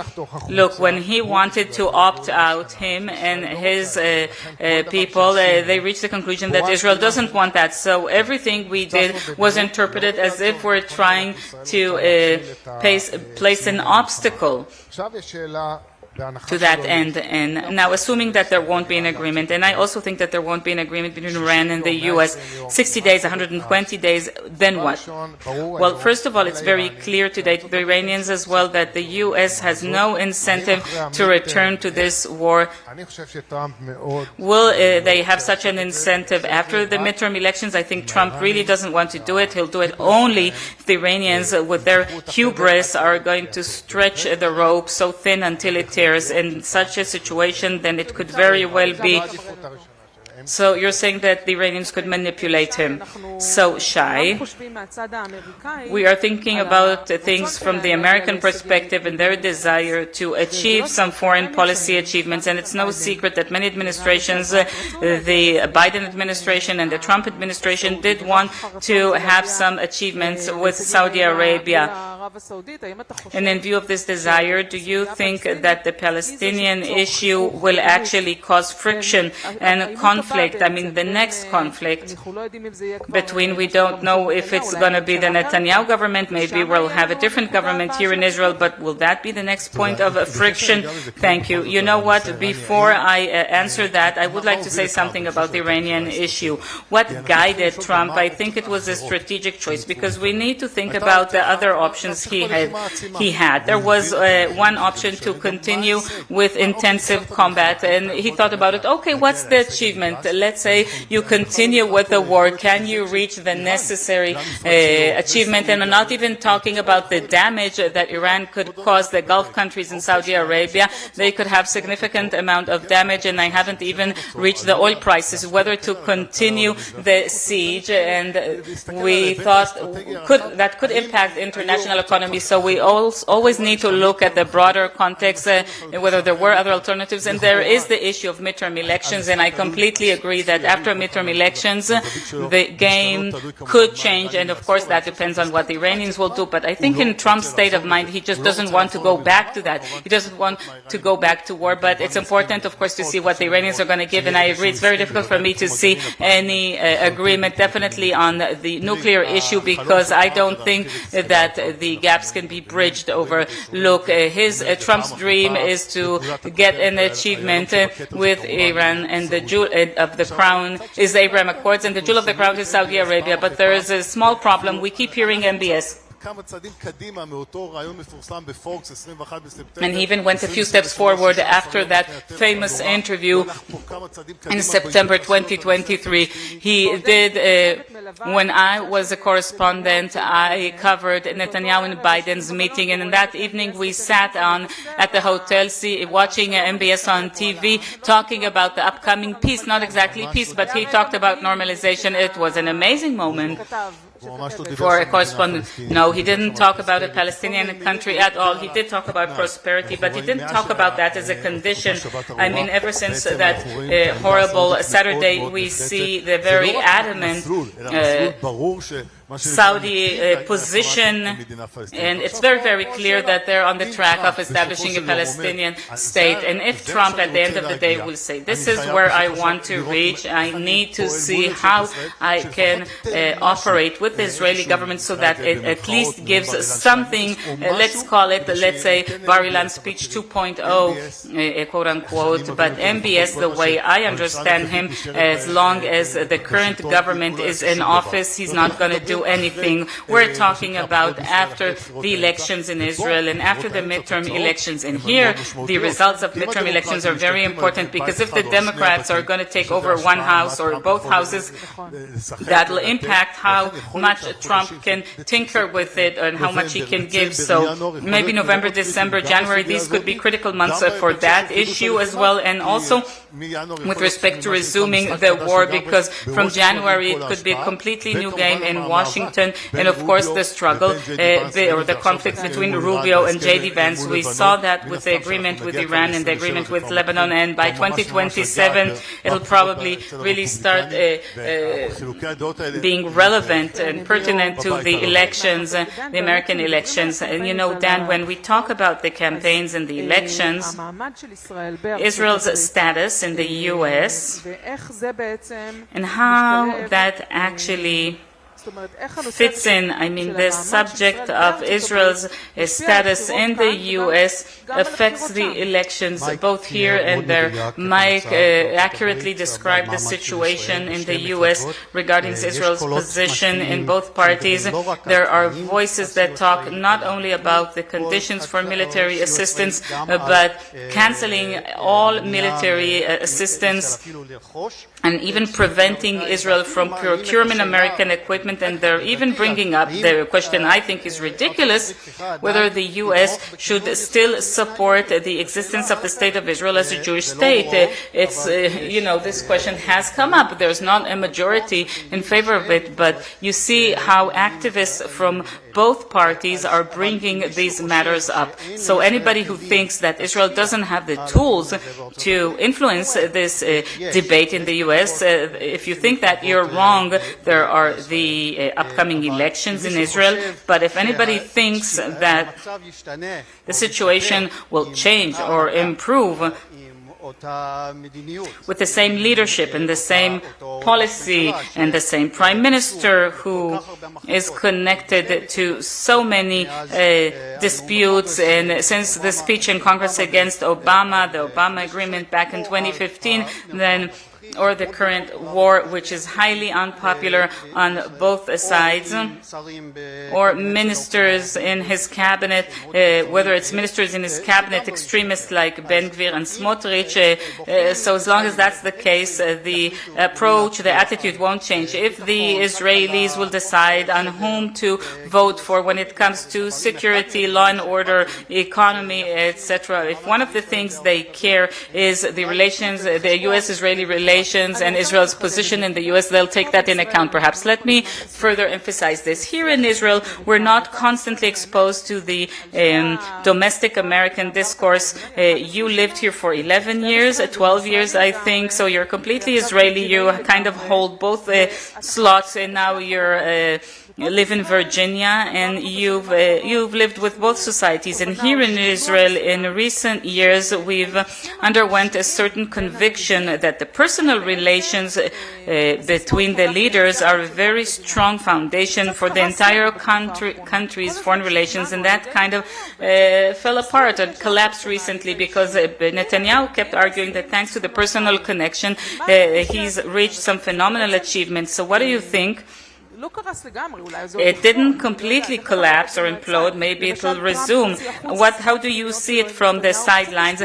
Trump talks about his private conversations in Netanyahu and kind of humiliates him, and he uses this personal relationship in order to manipulate things in the opposite direction. A vast majority of U.S. citizens don't really pay attention to foreign affairs matters or Israel unless it's, on a cell phone screen or headlines. Maybe it would be better for the relationship between the two Israels and for Israel's status if 95% of Israeli citizens would know the name of the Prime Minister of Israel, just like the Prime Minister of Portugal. When he comes to Washington, he does business, shakes hands, photo ops, smiles, solves problems, and then goes back home. You're saying that they don't know Bibi? Bibi over there? On the contrary, they know him. Yes, of course they do. I'm saying that things will improve when less Americans will know who the Prime Minister of Israel is.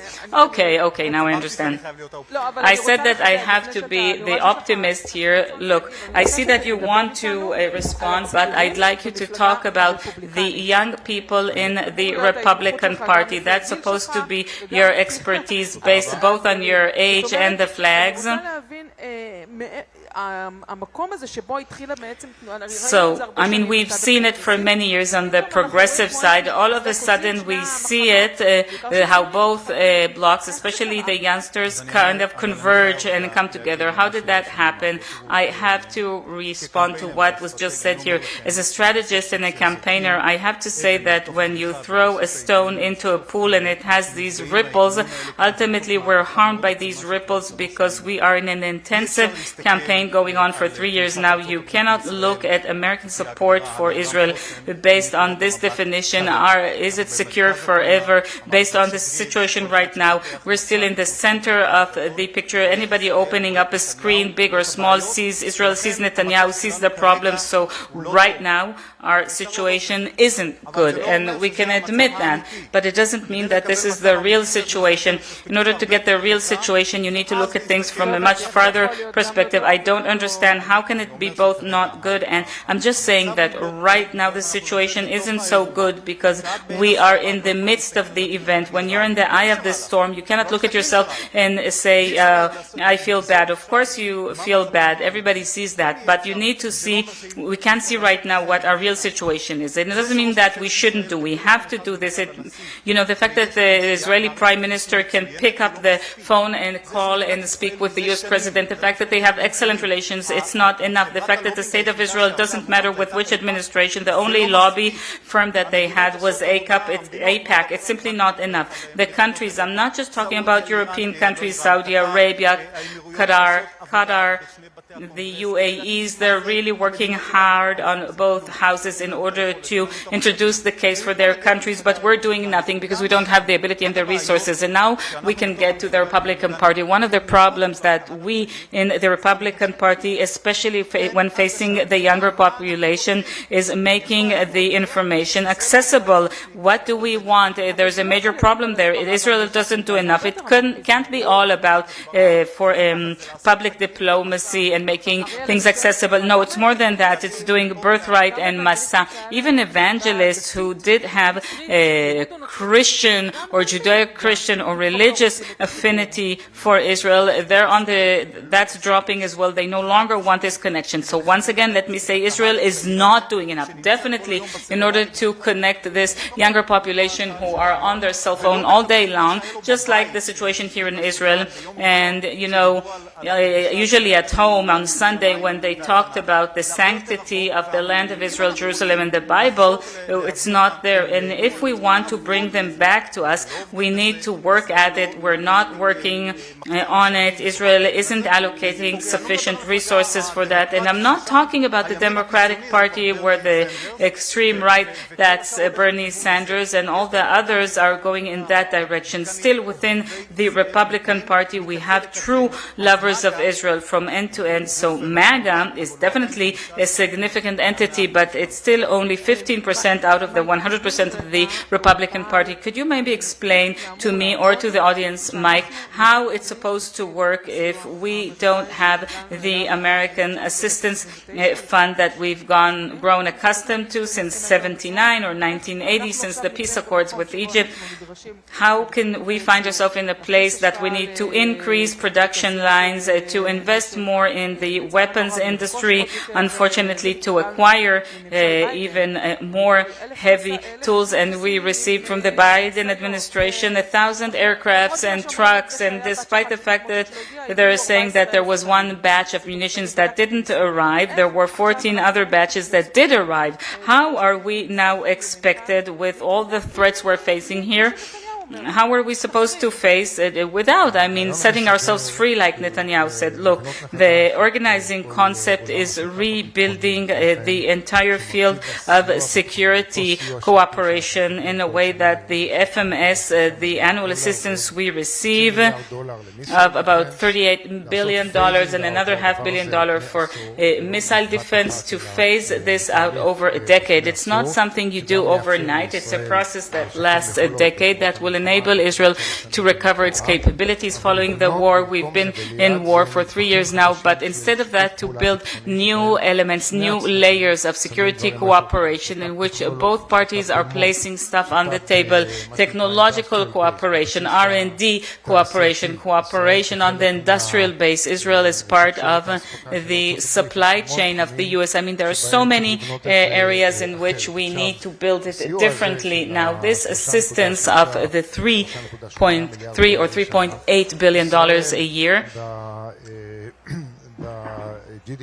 Israel, in its current GDP, it can survive with that. It can do it, but we need to guarantee that the unique weapon systems, such as aircrafts or other things that are unique and that we receive through the FMS, the funds from the U.S., we can receive some kind of priority to receive them in the future. But once you stop this assistance today, this assistance is responsible for anti-Israeli rhetoric in the U.S. They're saying instead of investing in the U.S., we're giving it to them, and they're doing whatever they want, and then they get us dragged into a war. So you're completely emptying out this discussion, and you need to build additional or other foundations for cooperation. I think the State of Israel should do it and can do it, but we all agree that without the American jets fueling up in midair, then we wouldn't have been able to attack in Iran. It's a fantasy. No, you can continue to receive the combat aircrafts and the fuel aircraft, but you simply will have to pay for them. You can pay for them.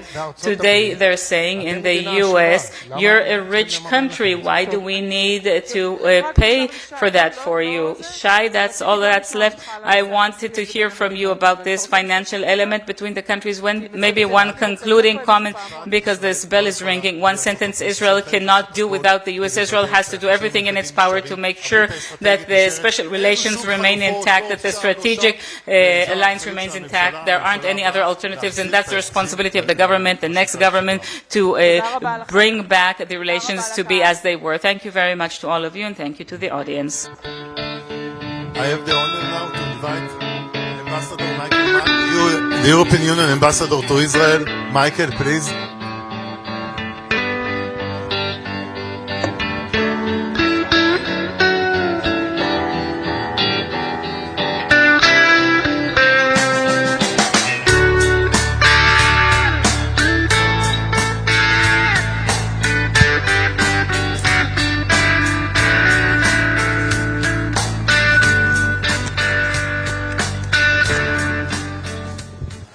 So, Ambassador, thank you very much for joining us today. It's a great honor for us. Actually, I should have been here last year, but because of the war, it was cancelled. But since then, you have been appointed to the ambassador to Israel, and you are almost a year here in Israel. Time flies when you're enjoying yourself. Yeah, I know. And so, I would like to start by asking you, can you describe us to the audience and to the Israeli public the importance of the relation between the EU and Israel from the political point of view, from the economic aspects on the one end, and on the other end, what are the disagreements at the moment between Israel and the European Union, because there were a lot of ups and especially downs in the relations, especially in the last few months? I see we've got 9 minutes and 18 seconds. I'll try and keep it relatively short because it's quite a big question. Yeah. First of all, very nice to be able to speak about Europe and the relationship with Israel. I mean, I've listened to the conference. It's fantastic. It's been quite US heavy, so it's nice to have the chance to sort of look from the European angle as well. The starting point is that the Europeans have a very, very close relationship with Israel from the word go. Historically, culturally, people to people, I think it's true to say that 1 million Israeli citizens also have a European passport, and I think there's many more that could. And of course, Israel is very heavily integrated into the European Union.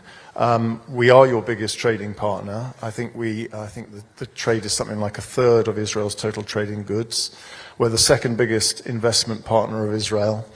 And you are much more closely integrated into the EU than most countries that aren't European. So you're in the Horizon program, and just yesterday, I think, 7 Israeli scientists got major grants for their fantastic research work. You're in Erasmus Plus. A lot of Israeli students and academics travel to Europe and teach in Europe. And it's a very close relationship, and I think there are many additional ways we could become even closer. But as you say, what are the problems? I mean, we are friends of Israel, but I would be lying if I didn't admit that over the last few years things have become much more difficult. We disagree fundamentally on the Palestinian issue. Obviously, we are the great supporters of the two-state solution. We are still pushing for that. Now, we're not naive. We realize that, particularly in the post-October the 7th environment, this is not a discussion, really. I follow the pre-election discussions, and it's not really a subject that is ever, the words two-state solution don't feature. But unfortunately, things have got a little bit worse. I think it started, of course, we were absolutely horrified by the events of October the 7th. We immediately expressed our solidarity. President of the Commission, President of the Parliament came to Israel, visited the kibbutzim in the south. And you had our solidarity, of course. And Israel, of course, we said very clearly, has the right to defend itself. But we were very concerned that it would be done in line with international humanitarian law.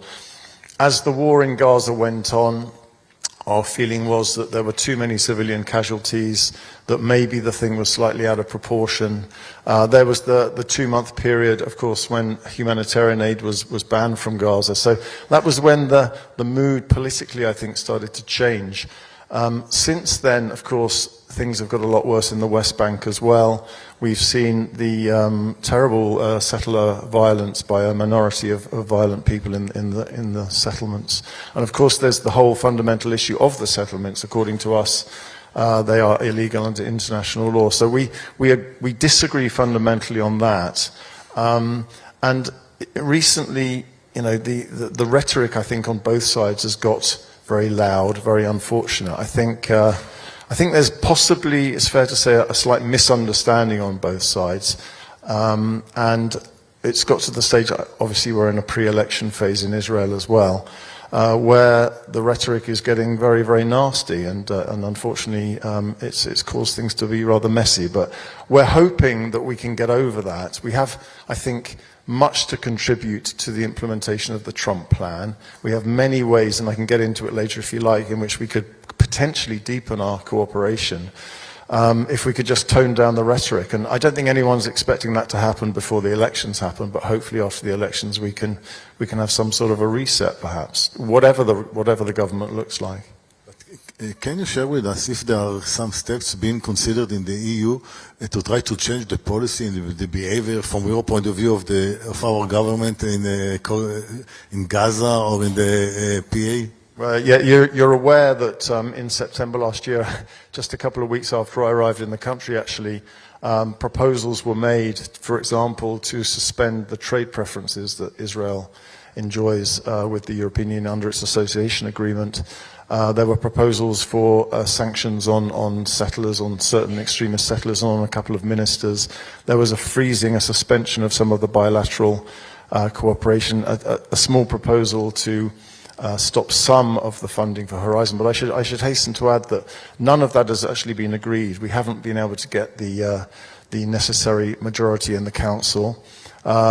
And it's caused a lot of unhappiness on the Israeli side, but we wanted to use the leverage that we have got at our disposal to try and, show our disapproval of some of the things that were happening and to try and maybe persuade the government to change course.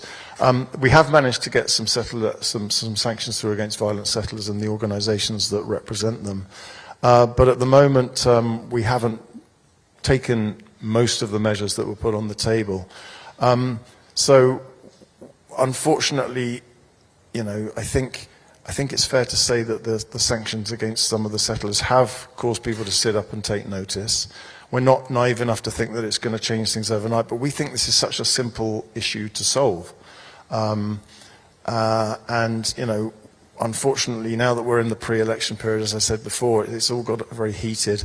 I read regularly official communications accusing the European Union of funding terror. I mean, that's going too far in our books. So I hope that we can dial down the rhetoric, and that hopefully if there is a change of behavior, if some of the issues in the West Bank, if the Israeli government can stop, can pay some of the withheld tax revenues to the Palestinian Authority, if they can maybe slow down the settlement building, and if we can have a foot in the door, because we have got a lot of things that we can contribute towards the Trump plan, then hopefully there can be a change of emphasis and a change of tone, and we might be able to move forward and deepen the relationship in ways that will benefit both of us. So if I understand you correctly, you don't believe that before the election in Israel there can be any change, only after the election? Well, we had the commissioner here last week, and there was discussions about, for example, extending the mandate of the EU BAM Rafah and the EU Pol Cops missions. It wasn't extended by the time that we wanted, so it was kind of a little bit of progress, but not quite what we were hoping for. And likewise, we've been pushing very hard to try and be able to do some early recovery measures in Gaza. For example, bring in sanitation measures, to deal with some of the problems of waste and some of the water and health problems.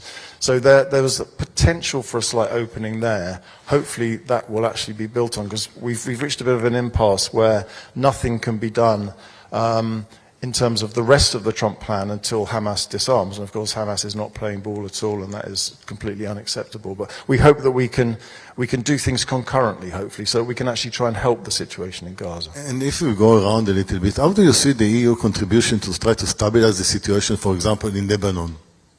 Lebanon is very interesting because we have actually been making quite a major contribution, we think.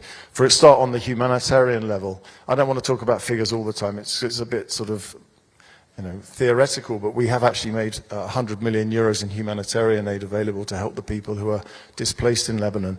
Perhaps more significantly, we're now up to over 200 million euros that we have made available to help to train and equip the Lebanese armed forces. Of course, this is all part of the overall attempt to get Hezbollah out of the game so that the LAF can actually take over and have the monopoly on holding of arms in Lebanon. And we're also talking about one of our so-called CSDP missions, where we might, hopefully in the coming months, still being discussed in Brussels, but have some sort of an EU police and military operation. I should hasten to add, it's not boots on the ground as such, but in order to help equip and train and monitor the progress that the LAF is making and the civilian police forces in Lebanon. I've had it reported that this is replacing UNIFIL. It's not replacing UNIFIL. It would be a complement to whatever comes after UNIFIL. It would be a monitoring and training mission of the European Union. And last question, please. How do you see the EU roles in helping President Trump and Mr. Maldano in trying to reconstruct Gaza and especially to rearm Hamas? Well, we have a lot of contributions to make on the future of Gaza. You've seen EU BAM Rafah has been relatively successful in helping people move in and out of Gaza for several months now. We also offered that our EU Pol Cops police training mission in the West Bank could be extended to Gaza to help with the establishment of police alongside the ISF in Gaza. But there's much more besides. I've already talked about some of the projects for basic sanitation and health measures. We, of course, are going to be involved in the reconstruction effort. There is the so-called Palestine Donor Group, which is taking place in Brussels on the 13th of July. But beyond that, there are many more things we can do. We can help with the reform of the rule of law in Gaza, and we can help with re-establishing CSOs and help with governance. There's all sorts of things on which the EU has genuine experience. But we're a little bit frustrated because we've been knocking on the door saying these are the projects that we can offer. But so far we haven't really had a very positive reaction, but hopefully that can change. Michael, Ambassador, thank you very much. Unfortunately, we can continue the discussion for 1 hour or something like that. And have a lot of success to England. You are going to make it after 60 years? Of course, I'm the European ambassador, but with my English hat on, there's not a cat's hell chance that we will win the World Cup, I'm afraid. More than 60 years of hurt.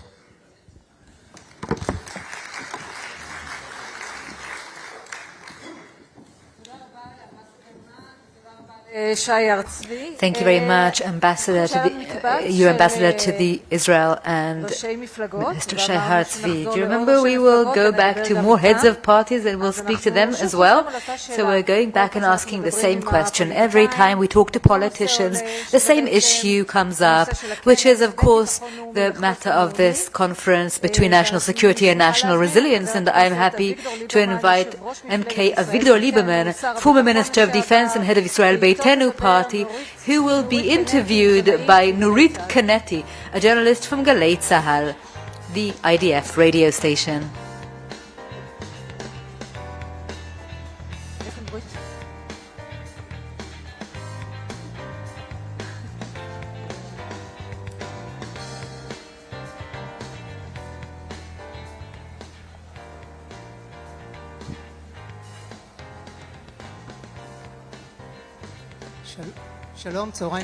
Good afternoon and hello. Hello, sir. Good afternoon. You are the former Minister of Defense and the head of Yisrael Beitenu Party, MK Avigdor Lieberman.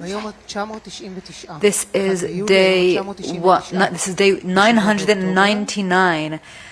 July 1st, 999 days after October 7th. In a nutshell, can you please explain our strategic position? Our strategic position or state of affairs is worse than ever. It can't actually be worse than it is. I don't know if you should applaud. It's not happy news. These are the facts. Look, we are in a war of attrition. It's been lasting for 3 years and all the fronts are open, by the way, both outwards and inwards. And when I talk about open fronts, we just today heard a debriefing by the IDF spokesperson saying that there's no question whether we will have a war with Hamas, only when. And do you assume it'll be before the elections? I don't know. Right now, all I know is that we have an open front with Iran, an open front with Hezbollah, and an open front with Houthis. And when we talk about the conception, does anyone understand what that means? What does it mean to contain? To contain is to accept the enemy becoming stronger and being weak and showing power.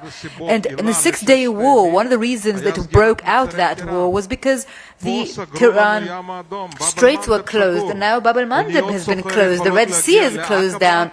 Trade ships can get to Aqaba, but they can't reach Eilat. The port of Eilat has been shut down for 3 years, and we're just accepting it. And so I would like to repeat, we are in the same conception, or rather misconception, the same containment we were in on October 7th. Hezbollah is gaining power. We are getting intelligence every single day about Hezbollah becoming empowered. They are getting money from Iran. They are getting weapons. They have activists going into Lebanon, into Syria, and we're accepting it. But the money transfers, the weapon, it hasn't slowed down. It hasn't stopped. Nothing's happened. No, actually it's accelerated. The pace is only growing, increasing. Since the fronts were united, Iran and Lebanon, the IDF has not attacked. Even a single gunshot hasn't been fired in Dahia. The October 7th government has created an immunity zone for terrorists in Dahia. And that is where the gravity is. That is where the command and control are of the terror group. And no one's touching them. He talked about Dahia. And when the IDF did attack once without getting approval from President Trump beforehand, we were told to stop. And the Americans were begging the Iranians not to respond, not to retaliate. So in the same context of our strategic state of affairs, how did you reach this place with the United States and how can we change it? First of all, I would like to conclude this lack of victory. This lack of victory is also in the domestic arena. I want to tell you that the matter of organized crime, for instance, evidence. The state controller wrote in his report, this is the state controller who was appointed by Netanyahu, and he wrote just 2 months ago in a report published, black upon white, that 87 of contractors in Israel were required to pay protection. 87% of construction workers, construction contractors, and this government has really led us to chaos and anarchy, and we must, from chaos and anarchy, reach a victory, reach a decisive action on all fronts. We can't even decide on the IDF budget. The IDF and the Ministry of Finance have been fighting over it for months. We don't have money to pay for ammunition, basic ammunition, and so I'm telling you, the key word in the next government is decisive action. We must be decisive. We cannot leave fronts open. We don't want to become Sudan or Somalia or Haiti, just one constant crisis, an ongoing crisis. And so from a strategic point of view, how did we reach these relations with the United States? How can you be decisive with these open fronts if the United States is telling you to stop? Well, first of all, we have experience. There are people sitting in this room who still remember Menachem Begin in the first Lebanon war, where there was Ronald Reagan was in power, a Republican president. He was very strong, and he called Begin and he told him, what you're doing in Beirut is a Holocaust. And Begin told him, don't give me nonsense. I know what a Holocaust is. Don't tell me what a Holocaust is. And we did what we had to do. And the Americans even vetoed us. They embargoed us. They wouldn't give us ammunition or aircraft. But we did what we had to do. And right now, too, I'm telling you, Netanyahu, I remember I was already there, deep inside with President Clinton in the first Netanyahu government. I was then the Director General of the Prime Minister's office, and also when I was the Minister of Foreign Affairs, and I was working with President Obama, but they were both Democrats. And then we always said, okay, the Republicans will be there for us, but now what's happening now? Well, Begin knew how to insist with Reagan and the Republicans. We know how to do that, but our problem right now is that instead of having a government that is national, that is Zionist, we have a sectorial anti-Zionist government that only takes care of itself. Netanyahu is first of all worried about himself, taking care of himself. In these very hours, all he cares about is making sure the bloc remains intact, the base remains intact. Smotrich takes care of his sector, Deri takes care of his sector, his base.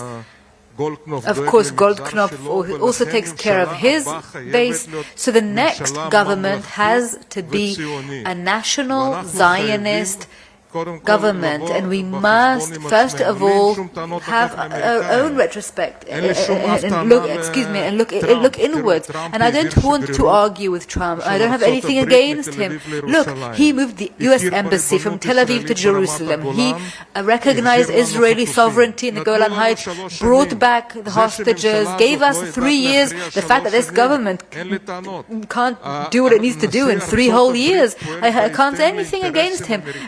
President Trump is, working in alignment with U.S. interests, not Israeli interests. The fact that Netanyahu has really led to a depreciation, and not only here in Israeli opinion, but in U.S. opinion. Trump now realizes that Netanyahu is a burden, and he's keeping his distance. What you're actually saying is that there'll be a different government, there'll be a different prime minister, and then we only have 7 minutes and other questions.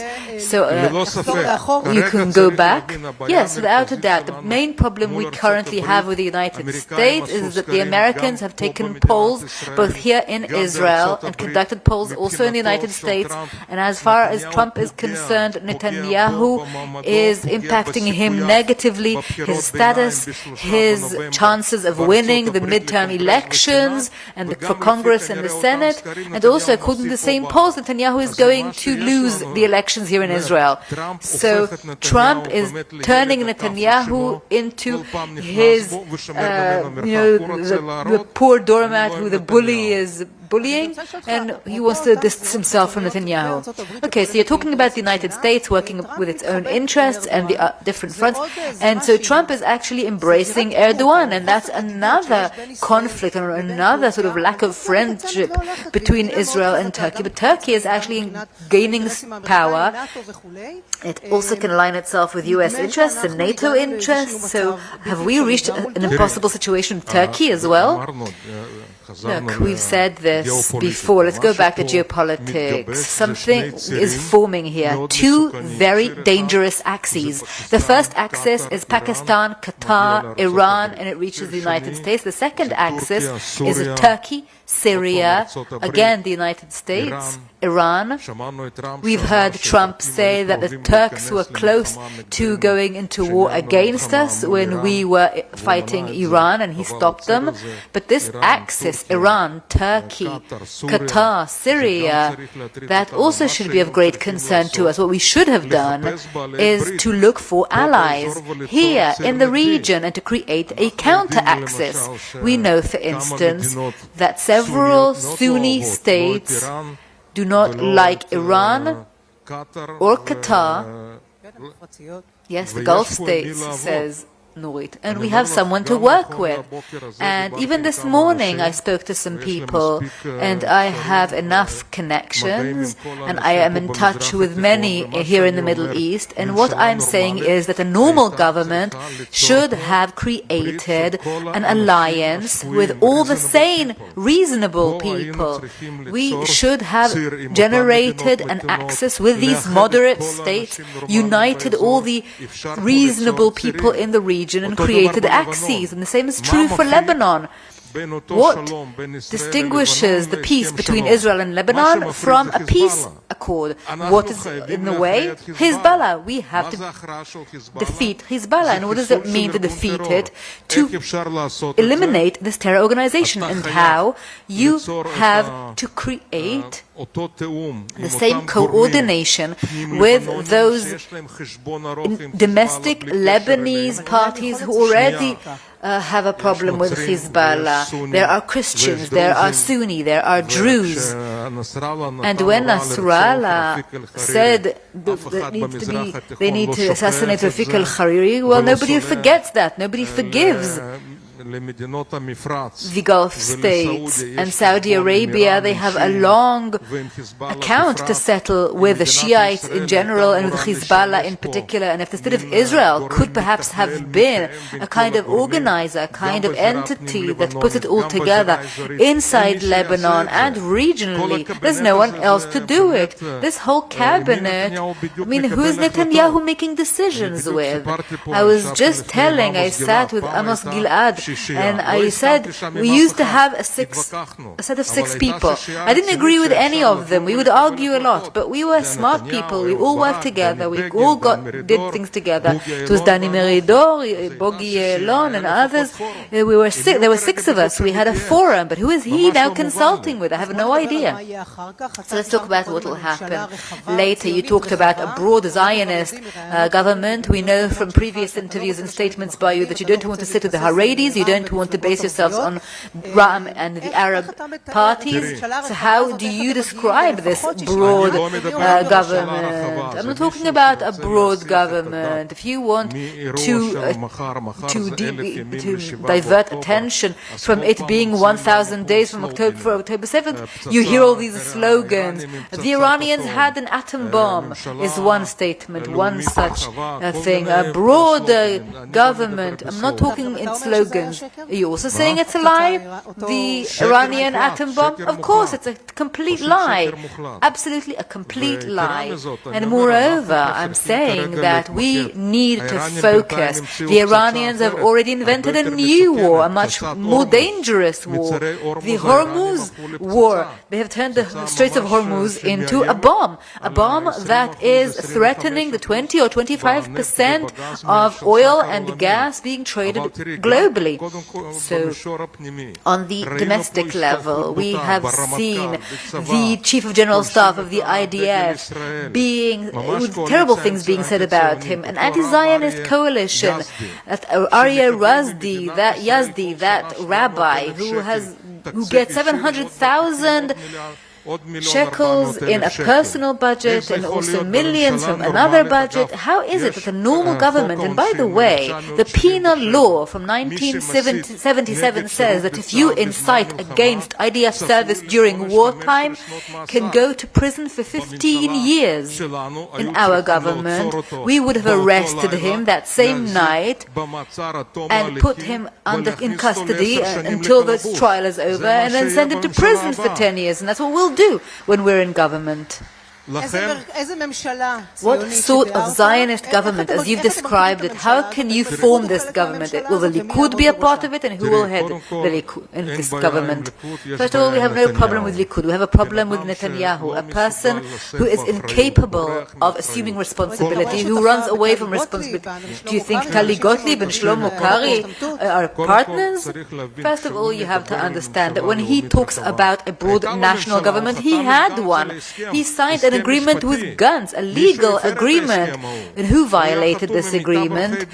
He signed this agreement and he had many attorneys. Okay, so looking forward, I'm saying there are established Zionist parties that currently reach 59 or 60 seats in Knesset.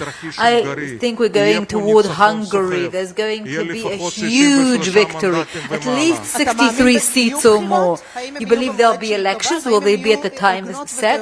And will they be fair and pure? Look, there is an official date, October 27. There is no other date. As long as the Knesset makes no other decision, it will be October 27. That's the one thing. And the elections will be complex, they won't be easy, and we are all preparing. Everyone in the opposition are working together toward the elections. We want to prevent all the forgeries, all the fake voting. What kind of fake voting are you talking about? I don't want to talk about it more than that. We all understand, we all know who we're dealing with, and we're going to do whatever needs to be done, and we're all coordinated about the election day. You're talking about such a capital kind of scenario. We are preparing for all scenarios. We're all working together in preparation for election day, and we will be there.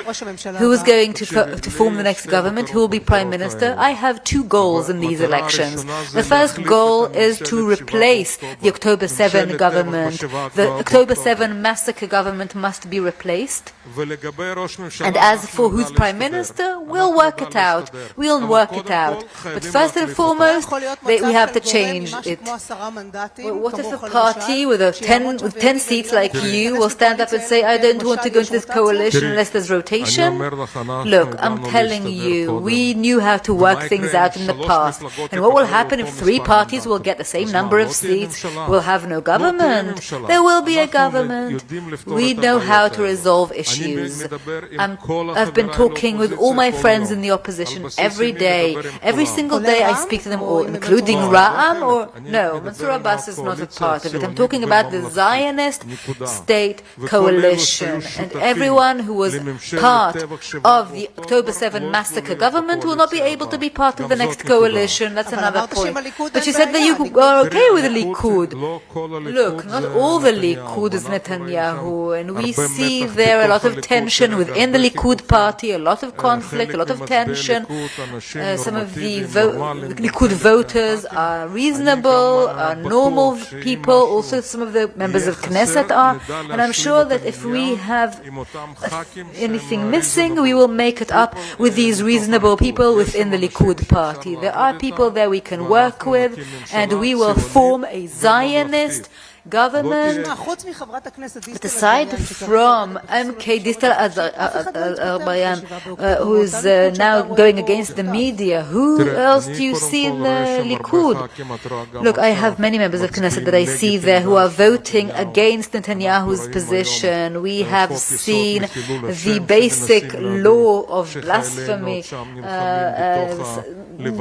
with soldiers fighting in Lebanon and Gaza. You see this basic law that they're trying to pass. And some of these Likud members of Knesset are voting against it, and they're also voting against the IDF exemption law. And I'm sure we'll be able to use some of them and fill in the ranks with them. But again, I want to reiterate, and you can write it down, there are many witnesses here. We will get to at least 63 seats in Knesset, possibly more. MK Avigdor Lieberman, former Minister of Defense and head of Israel Beitenu Party, thank you very much. Thank you. Thank you very much. Thank you very much, Nurit Canetti. We are in Herzliya, right? This is where we are right now, and therefore I am happy to invite Yariv Fisher, Mayor of the city of Herzliya, please.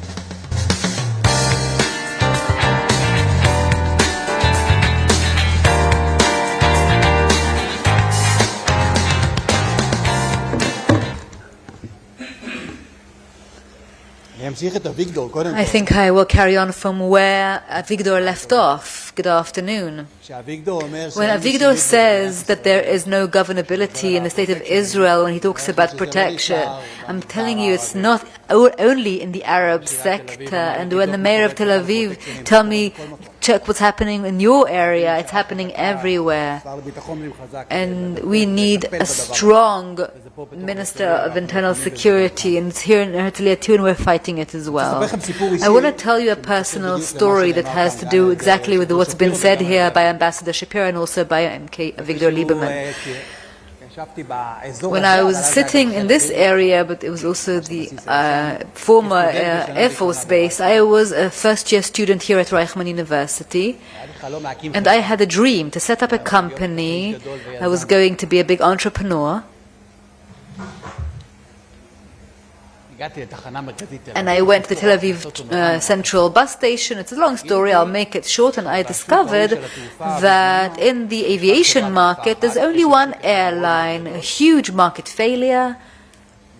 And I realized that I can break it. At the time, El Al was selling a ticket to Thailand for $1,300, $1,400. I realized that with my connections in the Persian Gulf, I'll be able to get foreign workers to fly through the Allenby Bridge at half price through Jordan. And then one day I got a call from the Bahrain government. I will remind you, it's in 2000, and told me it's very nice, these foreign workers were the Israeli ones. And I said, okay. So I called my friends at the Ministry of Foreign Affairs, and they said, okay, we approve Israelis, but if they approve, we'll approve. And I'll keep going with this story. For many years, I had Israelis fly buses that would go once a week from Reichman, from the student union, through Jordan, to all the different airlines that didn't even speak to Israel, all at half price.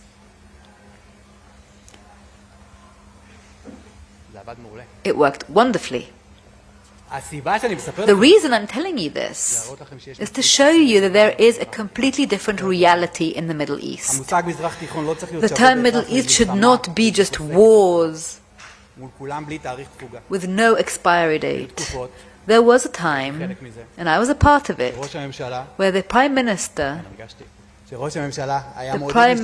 would encourage delegations of Israeli entrepreneurs to visit Qatar, Bahrain, and Africa, and even other countries in the Middle East. There was a whole group from Netafim, from different high-tech companies, and they were sent by the Israeli government before the Abraham Accords. There are many countries that want to collaborate, and they are all forming around the same interests. And my friends, my colleagues in the Gulf, I speak to them from every now and again, and when they were watching their football teams in the World Cup, whereas the Israeli team is not playing, I talk to them.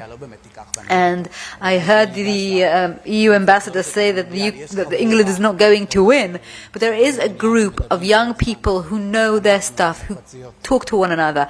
From here, from the Gulf states, And even before the Declaration of Independence, the Zionist enterprise knew that we needed to be in touch with the Arab nations around us, and we need to have various relations with the Arab states around us, economic ones, security ones. And the war that we have been fighting in the last 3 years, have led us to be ostracized. And not only here in the Middle East, but also in the world, in the entire world. Israel, from a strong, high-tech brand, has become a swear word for many young people. And also in the eyes of the Israeli young people, the word peace has, from a dream, become a radical hallucination. Last week we had the Paris Peace Center Games, and I was getting all sorts of hate mail afterwards. It was crazy. I was so busy explaining to people that it's Israeli Arabs, they're Druze. So next year, please, let's have an even bigger tournament with teams from the whole region. I'm telling you that if Israel will not constantly pursue peace, it will lose. It will lose the global public opinion. It will lose collaboration with the big powers. It will lose opportunities to promote people. I can tell you responsibly that all of our neighbors know who Bibi is, know who our famous people are. By the way, they know who Chaim Cohen, the chef, is, because that's where they like to eat. And their kids have no idea who MBZ is and who the Prime Minister of Syria is, but maybe they know a hotel in Dubai. This terrible war that Israel was completely justified in going to.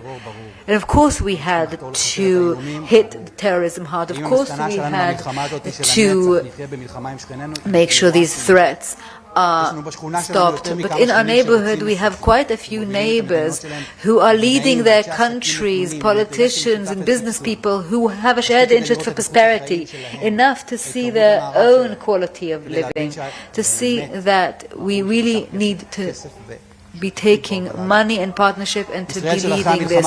Israel after the war has to show a vision, a strategic vision for the Middle East for 2050, to do it for our children, to do it for a new generation that has to know that we can live here differently. For many years I have known my partners in the Gulf and in the region, and by the way I have fought for the United Arab Emirates Embassy will be here in Herzliya, and it's going to be set up here in Herzliya. My friends are waiting for me to call them, and it's time to pick up the phone. I'm very happy for this conference because it's very it's very good to have it here. We support the vision of a better, more prosperous and more advanced world that believes in collaborations even with those who are different from us. If we can turn enemies into former enemies, there's no other way. Sometimes it's painful, it's a way of compromise, a long road, but it's the only way that ensures Israel's existence forever. I hope that from here we will hear the good news, that we will continue to work, all of you together, and I hope good news will come from here. Thank you very much.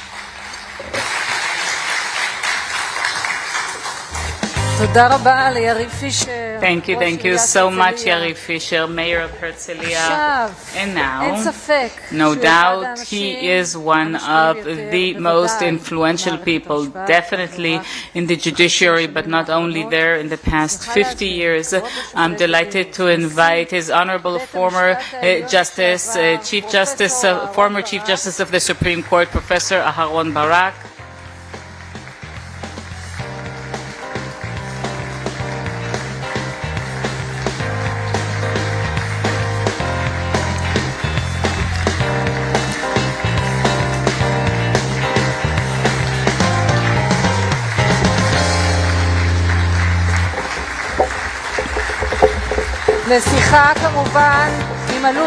For a conversation with Major General in Reserves, Professor Amos Gilad.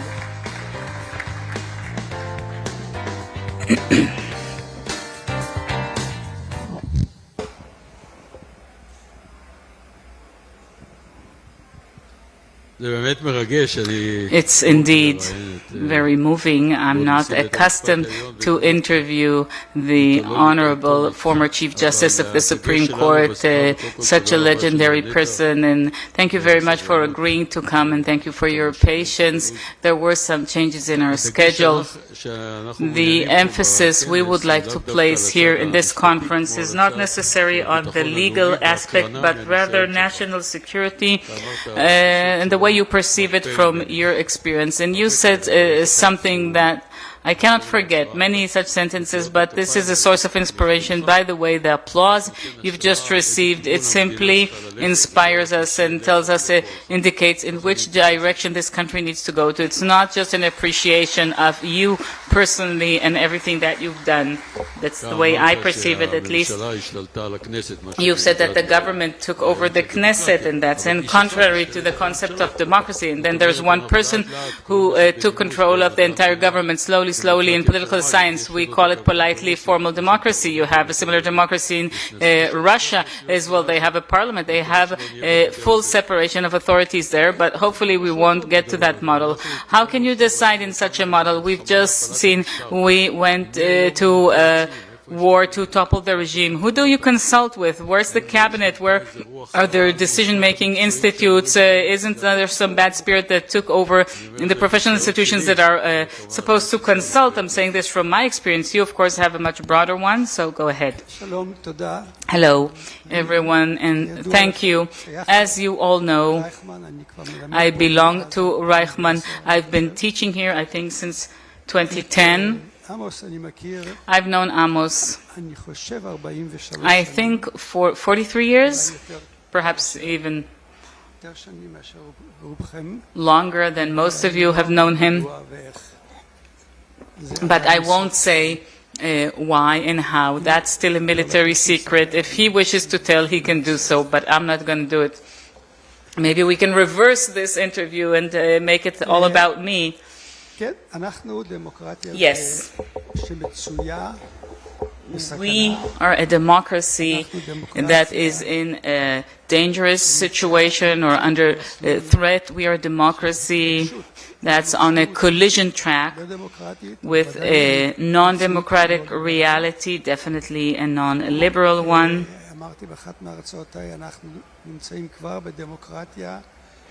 Like I said, we're living in a democracy that is there's no longer the feeling that we are citizens, but rather maybe serfs. And this reality, it has many reasons, and it has a long history. It didn't just start now. Separation of authorities here in Israel, it doesn't exist. Checks and balances doesn't exist. Not just now, it didn't exist in the past as well, but now it stands out even more. First of all, the prime ministers. The Prime Minister, you know, I was there during the time of Prime Minister Rabin in his first term in office, and also during Begin's time when Begin, I was still with him in Camp David, and he would always say, they say that the Prime Minister is first among equals. So what does that mean? He would say, that means that the ministers see him first, and he sees them as equals. But we no longer have that.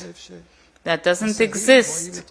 I don't think that the ministers see the Prime Minister first because they have such an option, because the Prime Minister doesn't see them, consider them to be his equals because of our election system that even Ben-Gurion wanted to change it but failed to do so, and that primaries that came with some major problems. The Prime Minister controls the ministers. I remember recently when this government was founded, we saw the ministers standing in line, and they wanted, because they wanted to get an appointment, he was just sitting there like the emperor and said, you will go there, etc. The Prime Minister controls the government, and the government controls the Knesset.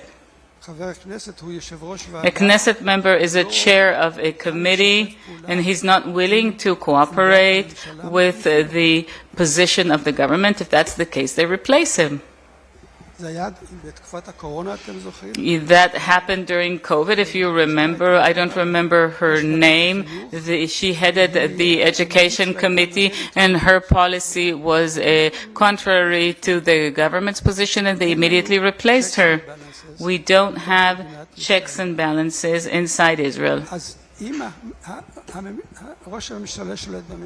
So if the Prime Minister controls the government and the government controls the Knesset, then who can say to the Prime Minister, you are acting illegally when you do this or that? The answer is that only the court. That's why they consider the court as something that they need to completely change so that we can choose our own judges. It started with Ayelet Shaked, but it is now continuing in full speed, and they've already changed the law. The law already exists, but somehow miraculously it will only get into effect after the elections. But the change has already been made, and the change is that politicians, and only politicians, are the ones who will elect judges in Israel. So therefore, ladies and gentlemen, we're in trouble. I heard the talk earlier about the security problems, but we have we're in other kinds of trouble as well, the legal trouble as well, and it's all related. Amos had asked from the security perspective, and Lieberman said that here just a few minutes ago. With whom does the Prime Minister consult? Who can say no to him? There's no one who can say no to the Prime Minister. There was a comment I didn't hear, but he said maybe.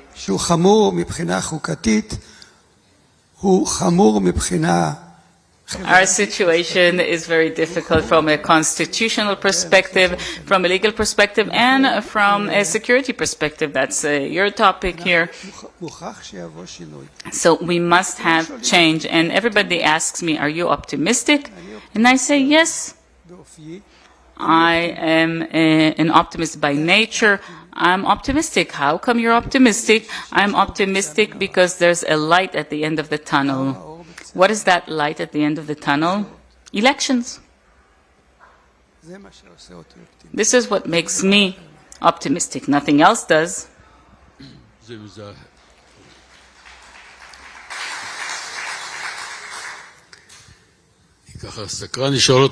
So I'm curious to ask you, how can it be that a country agrees that they curse the Chief Justice of the Supreme Court, and legally that position is a national institution? How can it be that a law is being passed? How are they not ashamed of themselves? It's not even legal. They call it the Bible students, but it's blasphemy.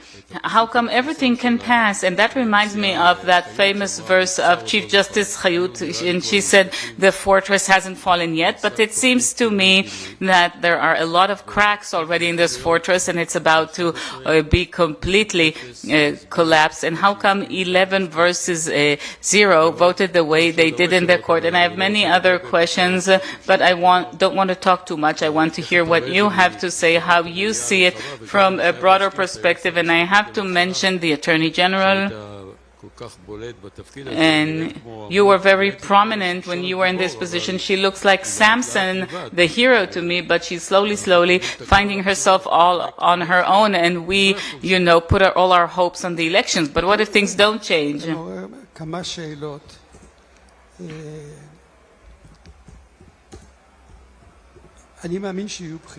Look, I believe that there will be elections. I believe that the elections will be honest elections. And just like Lieberman said a few minutes ago, I mean, the entire opposition is working on that, and they're all cooperating regarding the elections system. I truly trust the Deputy Chief Chief Justice of the Supreme Court, Noam Solberg. I know him personally, and he'll make sure that these will be pure and honest elections without any tricks. And as for your question, how come there is such a reality that this is how they treat the Chief Justice of the Supreme Court? The answer is that this government, this Minister of Justice, he's only talking in terms of authority. I have the authority not to convene the committee for the appointment or selection of judges, so I didn't convene it. Why? Don't ask why. I simply have the authority, but he did forget that we have 70 years of judiciary work in Israel, of administrative law, that says that power is a necessary condition for any act of government, but not a sufficient one. The governmental activity needs to be based on relevant, matter-of-fact considerations, etc., etc. There shouldn't be any conflict of interest. And if there's a claim that a certain action is not constitutional, you cannot decide whether or not it's constitutional. The court should decide whether or not it's constitutional. But all that, it's not part of the discourse of the Prime Minister and the Minister of Justice. And by the way, Netanyahu wasn't like that throughout the years. I knew him very well. We would meet often. He was a great defender of the judiciary, but something happened. That's not him. He's now destroying this system, and I think, and that's, psychoanalysis, but I believe in it. I think that that's, the lawsuit against him, and we need to think perhaps it's high time we change this method. That is, there can be a court case against a prime minister, but only after he ceases from being a prime minister. Under the existing system, the existing law, the prime minister, and I'm not blaming the judges or anything like that. The judges on the panel, I know them all very well. They're all excellent judges. No, I think that the method in which Prime Minister is accused in a criminal case and there is a lawsuit against him, it simply cannot work. And we see that it's not working, so therefore we need to change this method, for example, to the French method, that an indictment, a letter of indictment is served and there is no obsolescence period, and you wait for the elections, and then you can conduct the court case. That's the case in France. Both Sarkozy and his predecessors, that's what they did with them. There are, of course, some disadvantages or faults to this method, but they are not as bad as the faults in our system that simply doesn't allow to conduct a clean criminal court case without background noises, and that needs to be finished off as quickly as possible. And you know, by the way, that I did try, in contrast to the opinion of my colleagues at the time, I did try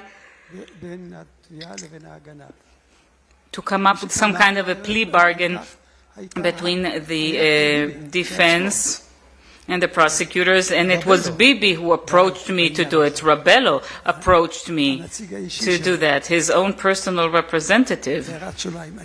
And a side comment, I know Rabello very well. He's an excellent legal expert. I know his father. I think we studied together in law studies. And if Rabello wants to do something good, he needs to just stand up and say, I remove my candidacy. I withdraw my candidacy. A question that just popped to my mind now. I'm sorry I didn't ask it before, but when we were talking, I know to attest to this from my security involvement in various situations. The High Court of Justice, and a lot of people don't understand that the High Court of Justice contributed to security by the fact that it saved us from ourselves and from international law, and you volunteered to go to The Hague, to the ICC, and people don't understand. People always accuse it as if that's a solution, but we are going to face delegitimization in view of what's happening in Judea and Samaria, and nobody talks about it or writes about it. It's like a terra incognita, as they say in Latin. So where are we headed? Do you think maybe I'm being too harsh? I'm really, really afraid, because there's this wonderful verse, Am levadad yishkon, a nation rests on it alone. And together with China, we are 1.4 billion. The way it's divided inside, it's top secret. Don't share it. But what are we going to do about it? It's something crucial to our survival, I think. Look, when I heard that it is claimed that the state of Israel is committing genocide, I was completely shaken by that. As a Holocaust survivor, I was a 5-year-old child when it all started. This claim that the state of Israel is committing genocide in Gaza is incorrect.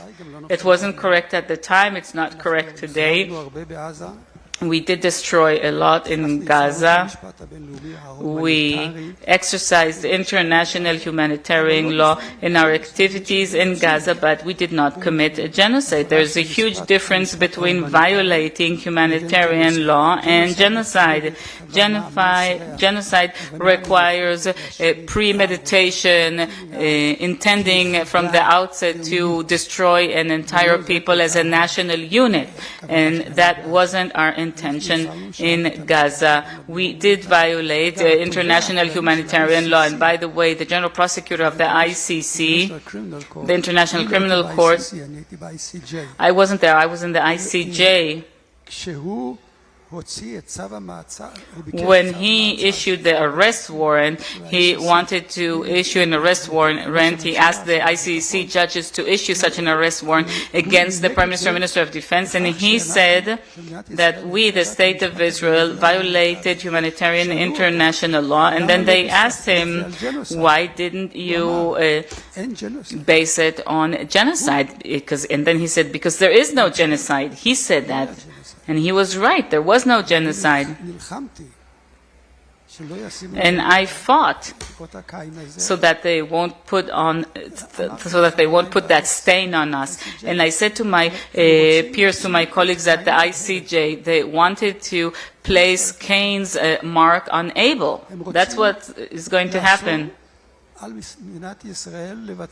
They want to not allow the State of Israel, to forbid the State of Israel to carry out any kind of military activity in Gaza. And of course, they are not going to impose the same prohibition on Gaza, because it's not even recognized. In one of the verdicts, I wrote that the State of Israel is fighting terrorism with one hand tied behind its back, because it cannot, use all the combat methods used by the terrorists, because we have international humanitarian law that says which military measures can be taken and which are not allowed. And I said to my colleagues at the ICJ, I said, if you issue a warrant that the State of Israel cannot carry out any belligerent act in Gaza, the outcome will be that Israel will have to fight Hamas with both hands tied behind its back. And such a warrant wasn't issued. I consider that to be my own personal achievement, a major personal achievement. And I said to them, it's important that you understand, I'm not a representative of the government. I was appointed by a government that my opinion and its opinions are completely different. But I'm doing this for the sake of international law, for international law, and for justice in international law.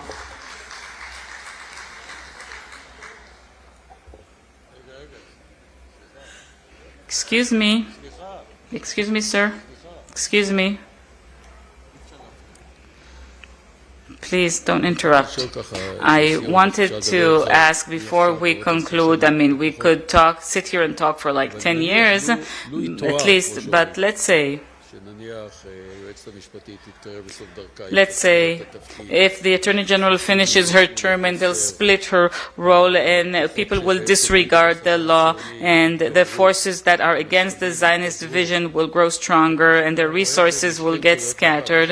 How do you see it from two perspectives? First of all, the optimistic one, like you said, that it depends on the elections, but if, God forbid, it doesn't happen like that and nobody knows what's going to happen, could you give us some kind of your own personal forecast or personal warning? Look, what the Knesset is currently trying to do over the past week or two, in the last week or two of its term, it's truly, these are things that will harm Israeli democracy for many years to come, because it's one thing to pass an unconstitutional law, and then another Knesset will come along and they can overrule this law. And also a basic law, they want basic law, a Torah study, such a basic law after the elections. If we have a new government, it can also be reneged. But there's an issue of appointments. What do we do with all the appointments? And it's a difficult question, because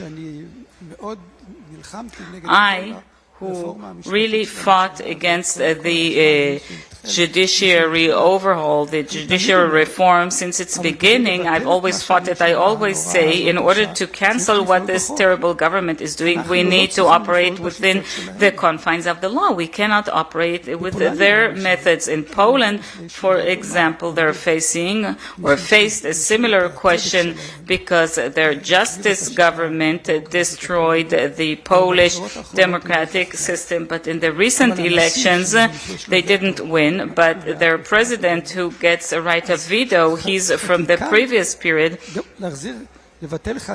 So they cannot cancel undemocratic legislation, but what can they change? Undemocratic appointments. For example, they replace the entire the constitutional court. The presidium of the court was replaced. So how do we do that? Well, the Polish answer to that is the stoplight method. Red light means it's a terrible appointment, we're going to change it, we're going to overrule it. Green light, it's a good appointment, we'll keep it. Yellow light, we'll look into it and see and decide regarding that appointment. And I think the same should apply here. If we have a different Knesset, and in this Knesset, hopefully, one of the important things they're going to do is not just overrule or roll back that terrible legislation, but also all these changes they're introducing to the position of the Attorney General. It doesn't matter if they do it through a regular law or a basic law. Even if it's a basic law, it can be reversed and rolled back, because the Knesset, as a formative institution, cannot pass laws that undermine the Jewish and democratic core of the Declaration of Independence. This is why there are restrictions. This is why there is an unconstitutional constitutional amendment. But we need to be very careful in using these tools or these instruments when the time comes. So, fortunately, we still have gatekeepers who are continuing to function. One of them is the Attorney General, and she's wonderful.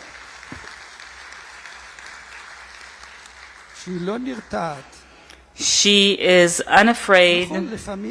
Yes, sometimes her position I wouldn't necessarily agree with it, or the Supreme Court wouldn't necessarily agree with on specific topics. In other words, sometimes she can err and make mistakes. I hope she does, because that would mean that she's human and that she doesn't operate automatically, and even things that the Supreme Court said that are not like that. Maybe the Supreme Court is mistaken because it is human as well, or at least I hope. In one of my verdicts, I wrote, when I sit to judge, it's as if I'm on trial. So I am my own auditor and critique and reviewer, and she's excellent, and she has that capacity for self-reviewing, and since that's the case, and since she's not one of us, we'll continue cancel this position or put instead of it a role of an attorney general that provides advice, a state prosecutor that indicts, and somebody else that I don't know what he does, and they're going to accept this law. And when we talk about the traffic light method, I believe that this is a red law, and we need to tell that them, at least if you should instruct that it shall become valid only after the election. So if there are any personal appointments, I don't know what their plan is to fire the Attorney General. They already fired her, but the court says that, it's inadmissible, unlawful, this termination. And now then maybe you've been appointed to a different position, then your role has expired, and then there will be a petition to the Supreme Court. And what will the Supreme Court decide? I don't know, because there are judges in the Supreme Court who, from their perspective, are not, part of our milieu. And the Minister of Justice said no one from the Supreme Court judges he would never appoint as a judge. They're not up to the level of our judges, our quote-unquote. What's going to happen? I don't know. Hopefully the horizon will be clear, even though the horizon has this tendency, the closer you get to it, the farther away it grows from you. So, former Chief Justice of the Supreme Court, I'd like to thank you for this fascinating and inspiring and important interview. Thank you very much.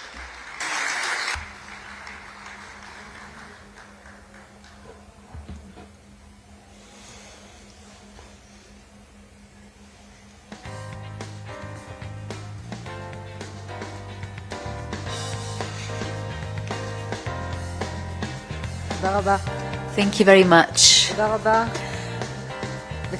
Thank you, the Honorable Professor Aharon Barak, former President of the Supreme Court of Israel.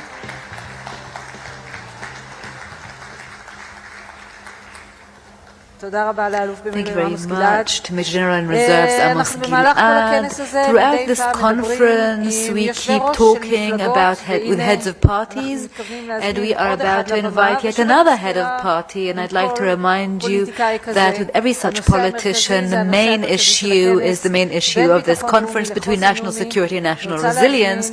I'd now like to invite Major General in Reserves Yair Golan, leader of Democrats and the former Deputy IDF Chief of General Staff, for an interview with Chen Lieberman, investigative reporter at Kan 11.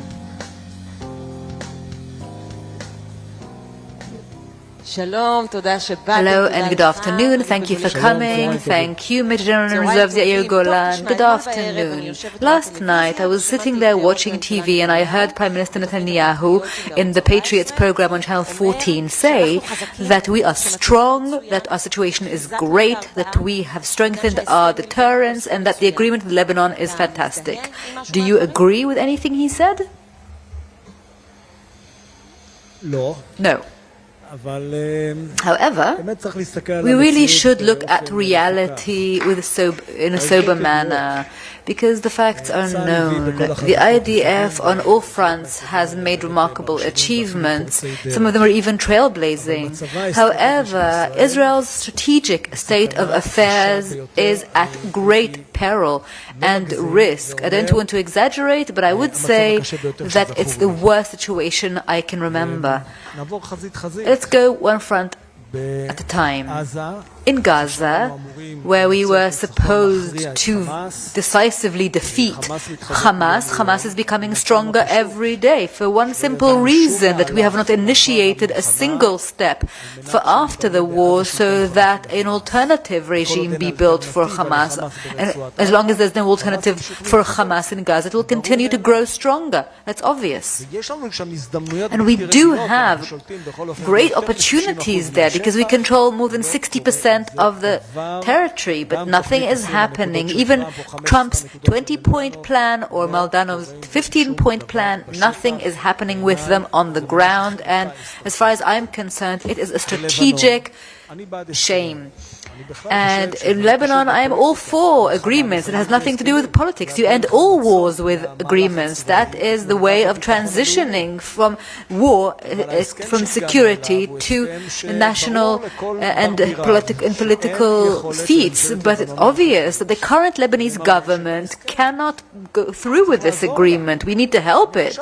And I thought, therefore, that we need to have less of an ambitious goal, not disarming Hezbollah. I don't know of any such mechanism that tomorrow morning can disarm Hezbollah, maybe not even in a year's time. But at the same time, we should bring into Lebanon an international force, not UNIFIL, something that has a much greater standing, much greater power and troops. And there was great opportunity because the Middle East and the entire world wants to calm things down. And the initiatives didn't come from us. They came from France and the United States, and we could have really set the wheels in motion for a much bigger move that would have given us greater strength and power. And what will this international force look like? Well, since 1982, I have been kind of working with UNIFIL, but UNIFIL is only supervising. We need a force that can enforce, not just supervise, and troops that can really put this into action. So I'm not saying that we're going to have a full-fledged war there for Israel, but to contend with southern Lebanon, especially south of the Litani River, effectively with Hezbollah attempts to continue and try and regroup on the ground, and to also have the civilian aspect taken care of. We could have been doing something incredible, and it's not being done, and we're not using this opportunity. And perhaps the worst example is Iran. I want to tell you something personal. In 2015, I was the Deputy IDF Chief of Staff, even before the JCPOA was signed. And I came to one of the meetings with my colleagues from CENTCOM, EUCOM, and SOCOM. It was in Tampa. And we sat and we talked around the table. And I asked them, okay, what's your policy vis-a-vis Iran? And they said, look, we're very sorry, we can't discuss it with you. That's the White House policy. We were completely excluded. You're not in the room. If Netanyahu objected to this JCPOA, we're not talking to you, even though we're friends and we have drinks together, no problem. What's happening now is we're not in the room. And just imagine who is in the room. Pakistan? Iran, Qatar, we're not there. So the most radical of countries are in the rooms discussing this agreement. We're not. And our impact on the agreement forming, which began in Geneva, is just zilch. We have no support, and we're going to miss the JCPOA. We'll be yearning for a JCPOA. We are going to be meeting a very confident Iran with much better financial capabilities, and that's certainly a source of concern. And I'm not saying this to depress you. I'm telling you that the challenge we have, the day that we replace this government, is a huge global and regional challenge, and there are opportunities in the region. If we will organize and put together the alliance with the moderate Sunni states, if we work with them one-on-one and also as a whole, we will get an access and we will get an alliance, and that is something that is possible because the region recognizes Israel's military capabilities and expects a government that can take these military feats and translate them into long-term security, both for Israel but also for the entire region. But look, part of these political agreements always go back to the Palestinian issue. And when we look for a political alternative, it's very difficult to find it with your friends in the opposition. Naftali Bennett has just presented his own plan for Judea and Samaria, annexing Area C and autonomy in A and B. Do you see yourself as the leader of Democrats if another government is formed, able to push and strive elsewhere, somewhere that's not just managing the conflict? Yes, I believe so. And I think that the way, first and foremost, begins with defining the challenge. The challenge is not a Palestinian state, yes or no. The challenge is, where are we headed? Annexation or separation from the Palestinians? Annexing the Palestinians is a disaster for Israel. We cannot annex 5 million Palestinians and remain a Jewish and democratic state. And therefore, we must find the way to separate properly. I'm not saying it's easy. I'm not saying it's a simple thing to do. I'm just saying that we need to do it very cautiously so that the security of Israeli citizens will not be gambled on. I think that we need to start with a civilian separation when we're still in security control, but we have to pave the way.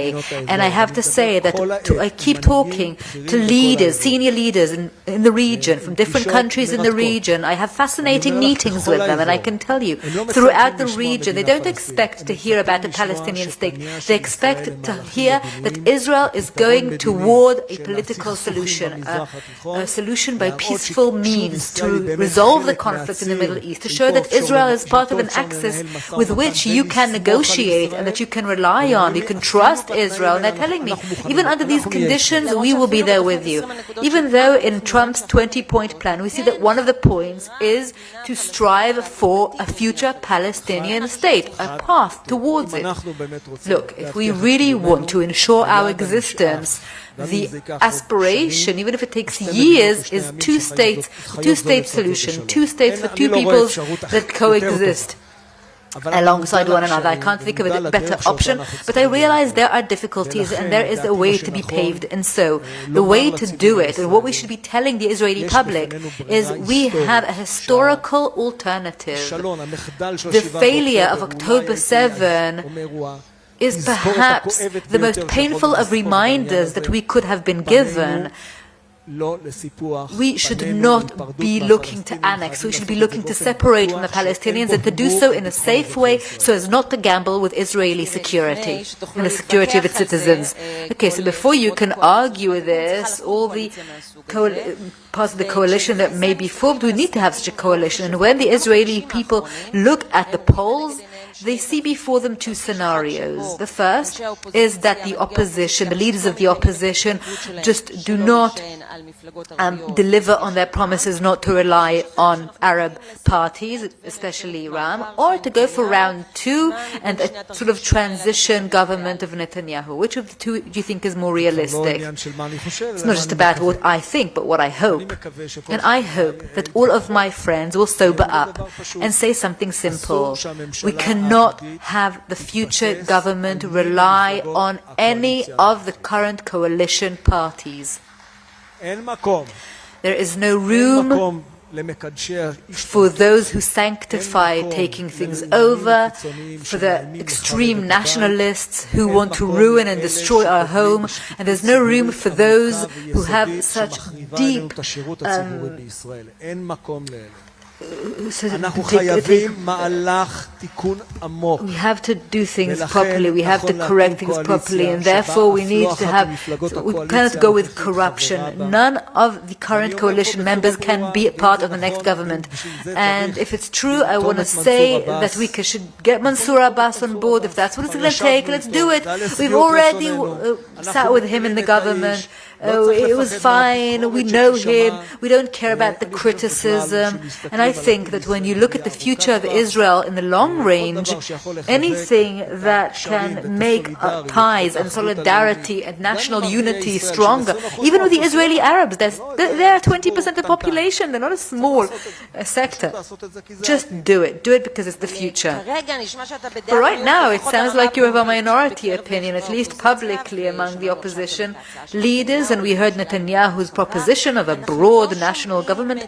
We're not hearing Naftali Bennett, for instance, jumping up and objecting to this option. We also heard Moshe Saada from the Likud saying that members of the Knesset from within the opposition are saying they have no problem joining the Likud, as they do with the Democrats. Okay, so this shows you exactly what what happens when they're scared, because they are scared. They are shaking with fear. They know they cannot win. And now they're trying to find a way. Okay, fine, let's form some kind of different coalition. The public will buy this complete nonsense. And I want to tell you that in the next coalition and in the next government, we need strong Democrats, because only strong Democrats will immune the Israeli democracy and also give immune for the state of Israel. Because if you have a strong state and not just a strong army, you can do well. You need a law that is deep. You need political insight. This is all very crucial to our existence. מי לדעתך אמור להוביל את הגוש, את גוש השינוי? Who should lead this block of change? As things are here, it should be Eisenkot, probably, but I want to leave it to Naftali and Gadi to kind of work it out themselves. You don't want to intervene with how the center will be? I think that what's the right thing to do is at this crucial, fateful time, perhaps the most crucial in Israeli history since 1948, it is essential for them to come together and to form a political winning party that brings momentum into this election campaign in such a way that it will be clear that there is going to be an unequivocal victory of the forces of correction. But who will be leading it if there will be such a unity? You think it's going to be those who are leading in the polls? That's how it should be determined? Again, I want to say that I don't want to claim that I can change things. There are two very experienced politicians. They can sit together. They can decide what to do exactly. But I think the matter of a party, a strong, large party, and we don't really see it in the polls. We don't know exactly what impact it will have on the public. But I am convinced that it will have a public of clear, an impact of clear victory. We need clear victory in order to fix things on the day after. Look, sometimes a unity can weaken, as we saw with Bennett and Lapid. Look, what you're saying is true, of course, but I don't think that in this case it's the same. Because I think here there really is potential to create great enthusiasm. I think that such a coalition with the right principles in every area, and we will know how to work it out, how to sit together, how to find the right ways of taking action. We have been discussing it also in the day-to-day, and I think it's completely possible, and therefore I believe that such a combination, such a connection will be very hopeful and optimistic. Let's do it. Well, talking of combinations, how do you think Teddy Simchi, Yoaz Hendel and Benny Gantz working together can impact? I think it'll be a bad impact, actually. I think that, again, we are at such a crucial time and a fateful time. We need to make decisions. And this idea, this notion of let's reach a consensus, let's take the moderate forces from the current coalition. Which moderate voices? Who are they talking about? Sitting with Tali Gottlieb? And Dudi Amsalem? Who exactly? Orit Struk? And Goldknopf? Who? Which forces are moderate? Well, just before you, Lieberman did not oppose such a notion. Who are these people? Simchi.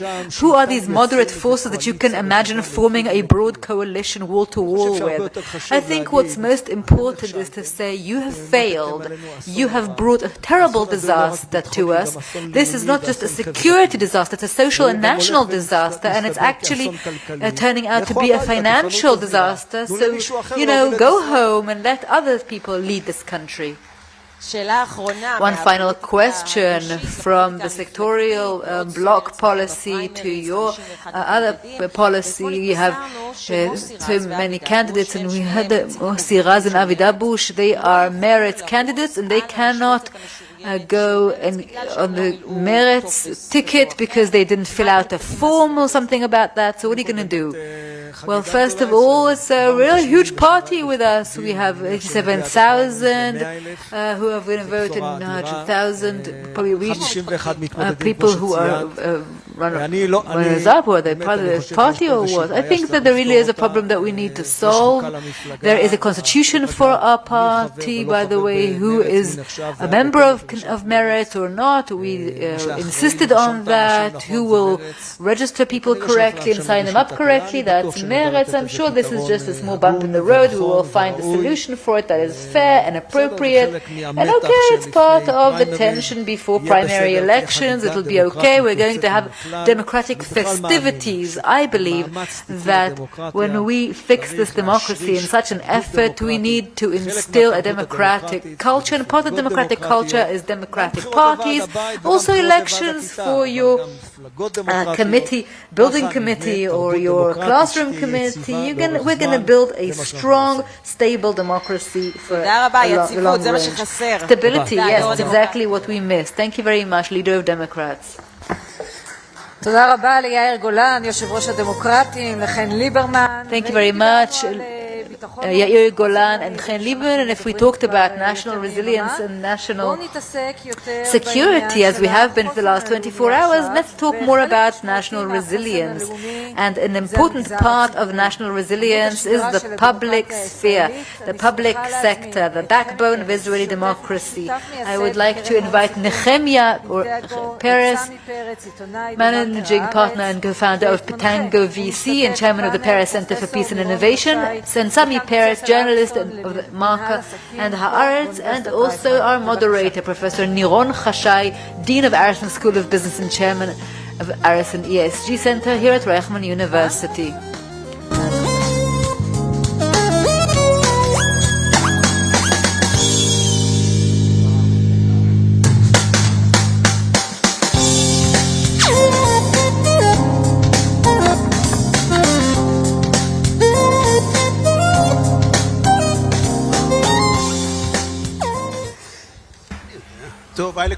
Hello everyone. Let me begin with a statement that this panel, this discussion is not one that's an obvious choice. What we teach our students, the whole perception of the business sector, is that managers and their job is to make a profit, to make revenues, in return on investment for investors. And why should CEOs and managers even engage in political democratic issues?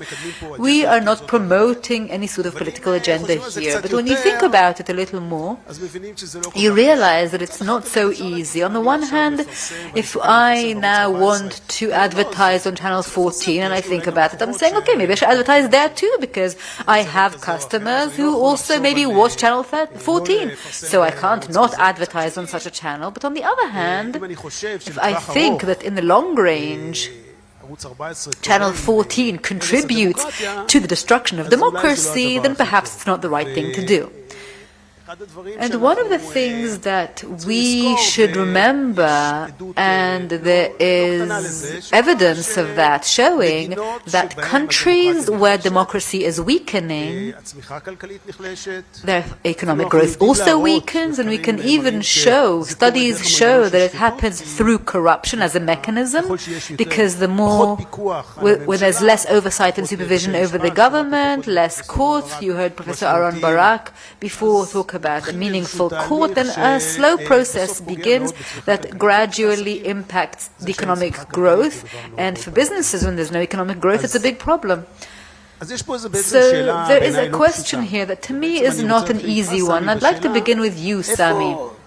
At which point should the business sector say it's time? How do you calibrate this thing? Just a few minutes ago, Aaron Barak said right on this stage, I want to show you two slides that were not up there before. We're already deep in this thing of the destruction of democracy, and I see that my slides are here, which is a huge achievement.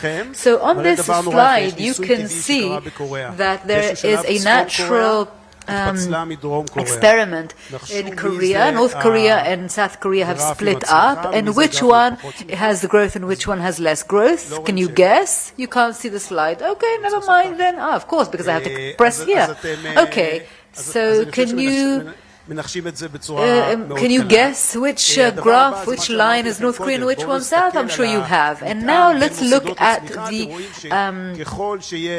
alignment between institutions, national institutions, that is the right-hand corner at the top, and growth. And the more the court is significant, that's what you see. And here in when there is less corruption, as you can see, there's more growth. This evidence is clear. So I'm going back to my question. When is the time where you say now? Okay, first of all, I don't know where that point in time is, but I want to say two things about this. First of all, in the last 2 decades, a phenomenon has developed that is quite strong, whereby we see corporations taking on more social responsibility, and you see it in various things like giving computers to children or helping IDF soldiers, all sorts of nice projects that are not controversial. But what happened here was extreme, because a new government came in, and the first thing it said was something that can be defined as a governmental coup. Yariv Levin came, and he then later admitted on Channel 14 in his own voice, said that he began this process and it would have turned the 3 branches into one, and it's not democratic. Levin said that maybe 3 or 4 months after the protests began. So why do we have expectations from business people? Well, why should there be expectations at all from any player? The government talked about this governability reform, but this reform has 3 things: power, power, and more power. And this government has sought to get power, respect, honor, and money. No, okay, but they want power, and it was to use this power to get even more power and take this power away from other actors, the court system, the attorney general, gatekeepers, the media. It wanted all this power for itself, and that really would have turned Israel into a non-democratic country. And so we're saying, okay, so much power is being placed on Israeli society. Who can fight back? So you turn left and you turn right and you see who are these actors, who are the players. The opposition is relatively weak, it doesn't have the power. You look at the Histadrut, suddenly people are looking to the Histadrut to strike. They're saying, okay, go on strike, after years of saying the opposite. And I believe they wanted to hide behind the head of the Histadrut and to not be those who go against their own customers directly.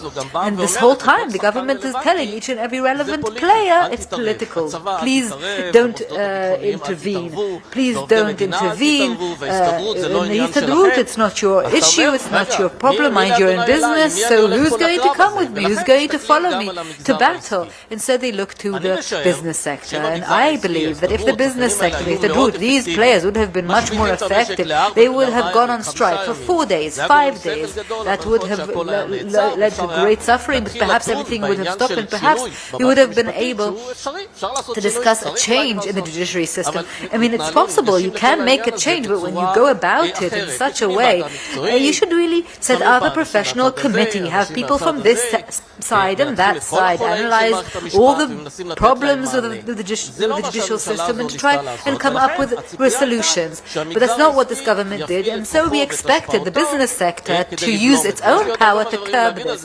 And there is so much I have to say about this, but I want to let Chemi tell these things too. I want to go back to what we said before with Chemi. We don't really see the business sector. One of the things that you have told me is that the business sector is so dependent on the government sometimes, that perhaps thinking that I will not get this tender, I will not get this approval, maybe that's something that weakens. But on the other hand, I can think of examples. For instance, this high-tech group that came and bought Channel 13 and said, yes, we do want to make an impact, whether you like it or not. So what actually stops them? Why is this not happening? Well, first of all, the business sector, you can't look at it as one thing. I mean, there are various types of industries. There is the high-tech industry, and it's not the same. When you run a big company, and if you're also a member of the business forum, and I see the wonderful activities they do, they employ thousands of people who are living here in Israel, and people who also have their own political opinions, left or right, and you can't use your power as a political power if you really respect the fact that you have people working for you who have different opinions. The high-tech industry is, of course, completely different. And by the way, some of these companies, many of them, do business with the government and with agencies and organizations that the government supervises, and there's regulation and so on and so forth. But when you look at the high-tech industry, it's a completely different industry. It doesn't really have to do much with Israel. It works in a global market with global investors, and it has the ability to grow with capabilities that we don't have at this point in more traditional, heavier industries. And we see around the world huge companies whose impact on humanity and humankind is far greater even than countries. And a long time ago, these kinds of managers is not only, their job is not only to make a profit, but to take care of humankind. And when you now look at AI and how it's being handled, it's going to change the whole world, and governments are not going to be the ones doing it. Even if the Israeli government decided to set up an office for AI 10 or 15 years too late, hopefully they'll be doing a good job. It will be the future of humankind will not be determined by countries and states, but by large companies in the high-tech industry. And it's true that the state has a sword. It can start a war, whereas a company in high-tech cannot. But the budgets and the talents can impact us all.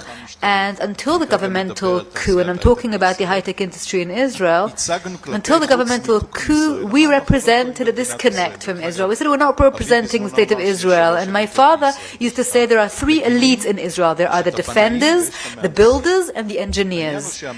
And the defenders and the builders have ties to this country. They sit on the soil, they defend the boundaries, they protect the boundaries, whereas the engineers can be everywhere. But once you hurt the gatekeepers, once you destabilize the foundations, we can no longer say we're not part of this country, we're not representing this state. If the state of Israel will not be democratic, we will have a high-tech industry, but it will not be Israeli. It will be completely out. Now it contributes more than 50% to export, more than 20% of the product, and of taxes, and it's just the beginning, because this industry is just going to grow because there are no glass ceilings. So if up until the governmental coup this industry had kept itself independent and did not interfere with domestic affairs, now the trend is completely the opposite. Now we realize that if we're not going to be involved in the state of Israel, if we don't protect its democracy, if we don't protect the gatekeepers, if we destabilize and undermine the checks and balances, we will not have any right to exist. I don't want to be the head of a foreign high-tech company. I want to be a Jewish Israeli person living here in a democratic state, and anyone who thinks that we will be able to change that is deluded. Thank you very much. So Chemi said, and I think to me that's very clear, that high-tech is more aggressive now, unlike the disconnect it was in before the reform, or the judicial reform, or whatever we want to call it, broke out. It's much more aggressive now. Now I'd like to hear from you. Do you have any ability to understand why? Because I can't think of the damage done in other sectors and to people in other sectors. So we know it's all kind of going together. The government is now promoting laws not to join the army. So of course my kids will go to the army and to the reserve duty more. So it impacts us as a society, but it's not, I don't think it's what we see. Well, I think that the high-tech came really to try to be more powerful and more assertive when the governmental coup began, because up until then their involvement in the Israeli agenda in Israel is so polarized and so difficult, but they really came with resources, with people, with means, with ideas and activities, and they were much more dominant than, say, the business sector that is so much more dependent upon local regulation, local legislation, nation and is also the local customers. In the high tech, their playing field is the world. That's where the money comes from, that's where the customers come from, that's where the investors come from. And on the other hand, banks, insurance companies, credit card companies, cellular companies, and fuel companies are so much more impacted by what's happening in Israel, and I think they're much less prepared to annoy their customers. When you have a high-tech company, you can name any company here, they don't really see or meet the Israeli customer, they only meet them in terms of bringing money into this country. The local business sector is much more scared. We call it the business forum and it likes to issue letters, but when you want to interview people and to ask them questions about this, they hide behind the business forum. And you know what? The more this war has evolved, we saw what is happening to the business sector during it. We realized that there is some logic in this craziness of war, and many business companies have made a lot of money during it. The banks, insurance companies, El Al, supermarkets, all these players enjoyed the war, so to speak, because they had more profits. Of course, they didn't enjoy other aspects of the war. And then the question became, why should we ruin things?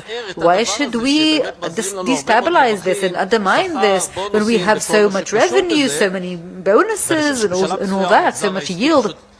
And so the business sector just put away all its banners, and you see the government noticing it. The government, and it's been said before, is promoting many things towards the finish line of this term in office, and before it was maybe a bit more scared, but now they're just, marketing it in a different way. Before they called it the governability, and now they're calling it the salami law, a little bit with the officer, with the police, and a little bit with this law, and how did Lieberman call it? The blasphemy law. This law that is supposed to exempt the ultra-Orthodox from serving in the IDF. So I personally am feeling very disappointed with the business sector. It wasn't really there. In the toughest moments, it hid behind the chairman of the Histadrut. The high-tech sector was here and did do its part, but the main feeling is that everyone is a bit exhausted, everyone is a bit tired, we've been through a war, we're still in war, and perhaps everyone is now looking toward October, and they're saying, okay, this nightmare will be over in October, so why should I now get mixed up and get in trouble with my customers and with my employees? Why fight with everyone?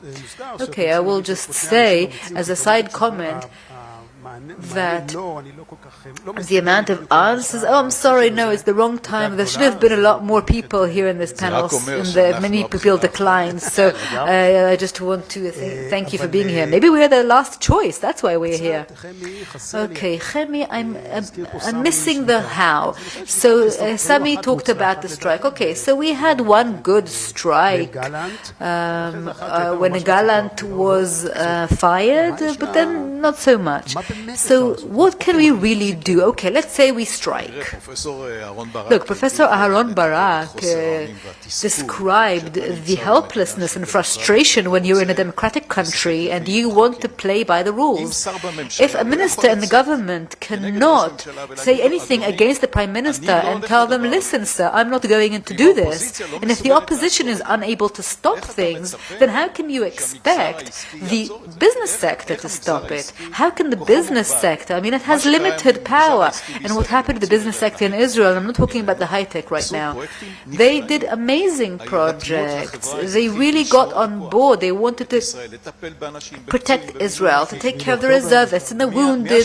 Since October 7th and to this day, there are amazing initiatives. So much money is being spent on social projects from the north to the south, rehabilitation, and we really should salute them for all they've done. But they do not have the ability to contend politically with the government and stop it. We can strike, we can go on strike, but then you're hurting the economy. You can pay the money outside of Israel, but do we really want to shoot ourselves in the leg? And it's frustrating when you're in a country that is a democracy or supposed to be a democracy, and the government is not playing by the rules and doesn't abide by the law. And the fact that you get a driver's license doesn't mean that you can go in when there's a no entry sign. Doesn't mean you can run a red light. And that's what they're doing. And if the ministers inside are cooperating, and if the opposition cannot properly object, then what can the business sector do? Because its power is limited at the end of the day. But I am saying that as time goes by, this country, this government, will be more and more dependent on the business sector, and we are seeing it in numerous examples. There are things that the business sector can do and the government cannot do. And if we have a proper, serious government here, that Israel means something to more than just being in power, and if it will be able to harness the business sector, Israel will be or can be the strongest country economically per capita, not in absolute terms. We can be first place in the world per capita, and if they do not make conflict and tension, I think within a generation, all the craziness with the ultra-Orthodox, this sector, with this whole war and this fight that is really doomed to fail, and the exemption from serving in the IDF and all of that, I think it's not going to happen. I think it's going to take a generation or a few more years, but that too will disappear. And the same will be the Israeli society. There'll be much more Israeli than, let's say, Arab, and Israel will become more cohesive if there'll be real leadership. We cannot expect the business sector to solve the problems that should be solved on the political national level. They can do so much and they can help. And if there'll be a government in place that will be able to harness this power, this desire, this good willingness to volunteer, Israel can really run on ahead. But unfortunately, the opposite is happening. So, what can we do? Maybe take the money out. At the height of the public protest, Asaf Rappaport, the owner and founder of Wiz, said that he is going to take his activity outside. Not just him, there were others as well. Ultimately, Asaf Rappaport has the largest exit. He brought in 10 billion shekels to the state coffers through the selling of Wiz to Google. Another thing related to that, there were squadrons in the Air Force that protested. There was squadron number 69 that 37 out of 4 pilots informed that they were not coming to training, but they would only convene for protest. Ultimately, this squadron is the one that targeted Nasrallah and dropped the bombs in the Dahya. So these forces, even when they threaten and try to show that they are resisting, they are the most patriotic people, and they really care about the fate of this country. And these people truly deserve a better government. I have to say, I have to say something about the refusal to serve. If there's one lie that this government is trying to pass on to the public, is this issue of refusing to serve in the military. Just as you have, there are maybe a few individuals in peaceful times, there are people who decide not to fly or whatever. What they were trying to do is convey distress and trouble to the government. If there's anyone we should accuse, is the Israeli government that brought this nation to places they felt cornered, and they shouldn't have felt like that. And these pilots, just like Churchill said when we talk about Iran, never did so many owe so much to so few people. These people are fighting for the state of Israel, and those who are calling it a refusal to serve, if you have that, well, actually that comes from the government who's trying to give an overriding exemption to an entire population. They've turned the military into the greatest enemy of the Bible, the Torah. It's so far-fetched. I mean, when I watch the news and I see this law that the yeshiva students will be above combat soldiers, how far do you want to take this absurdity? I really agree with what you're saying, and we have very little time left, but it seems a bit vanilla to me. I'd like to suggest a very radical means that the business sector can take, and that's, like breaking everything and, a taxation strike, not to pay taxes. That will get government to topple very quickly. And, most Israelis are salaried employees. We're salaried employees. The boss doesn't ask us, but he transfers the tax. And so you're saying the employer perhaps can do that strike, but they haven't done even easier, simpler things than that. So a tax strike, I think that's a bit extreme. And when you look at the ideas of this government, let's say it will be re-elected. as is, and we can each think what it means to ourselves. And of course, they'll come with the regime overall on steroids. We won't even know where this is going. And then what you'll need is much more than tax strikes, but radical measures will need to be taken. They always say these are the most fateful elections in the history of this country, but these are the most fateful elections in our history. I will not break all the rules, and I won't allow any government to force me to do something illegal. And Haron Barak said something, a sentence that I think should be etched in stone, to put Cain's mark, Cain's stain on Abel, and I won't allow anyone to do that. It's simple as that. This government needs to go home, not because it's left-wing or right-wing, but if there's a dictatorship tomorrow, you won't break any law, you won't violate the law. There won't be a dictatorship in the state of Israel. I do not know one Israeli who would be willing to live in a dictatorship. I know some. There won't be anyone like that. It simply won't happen.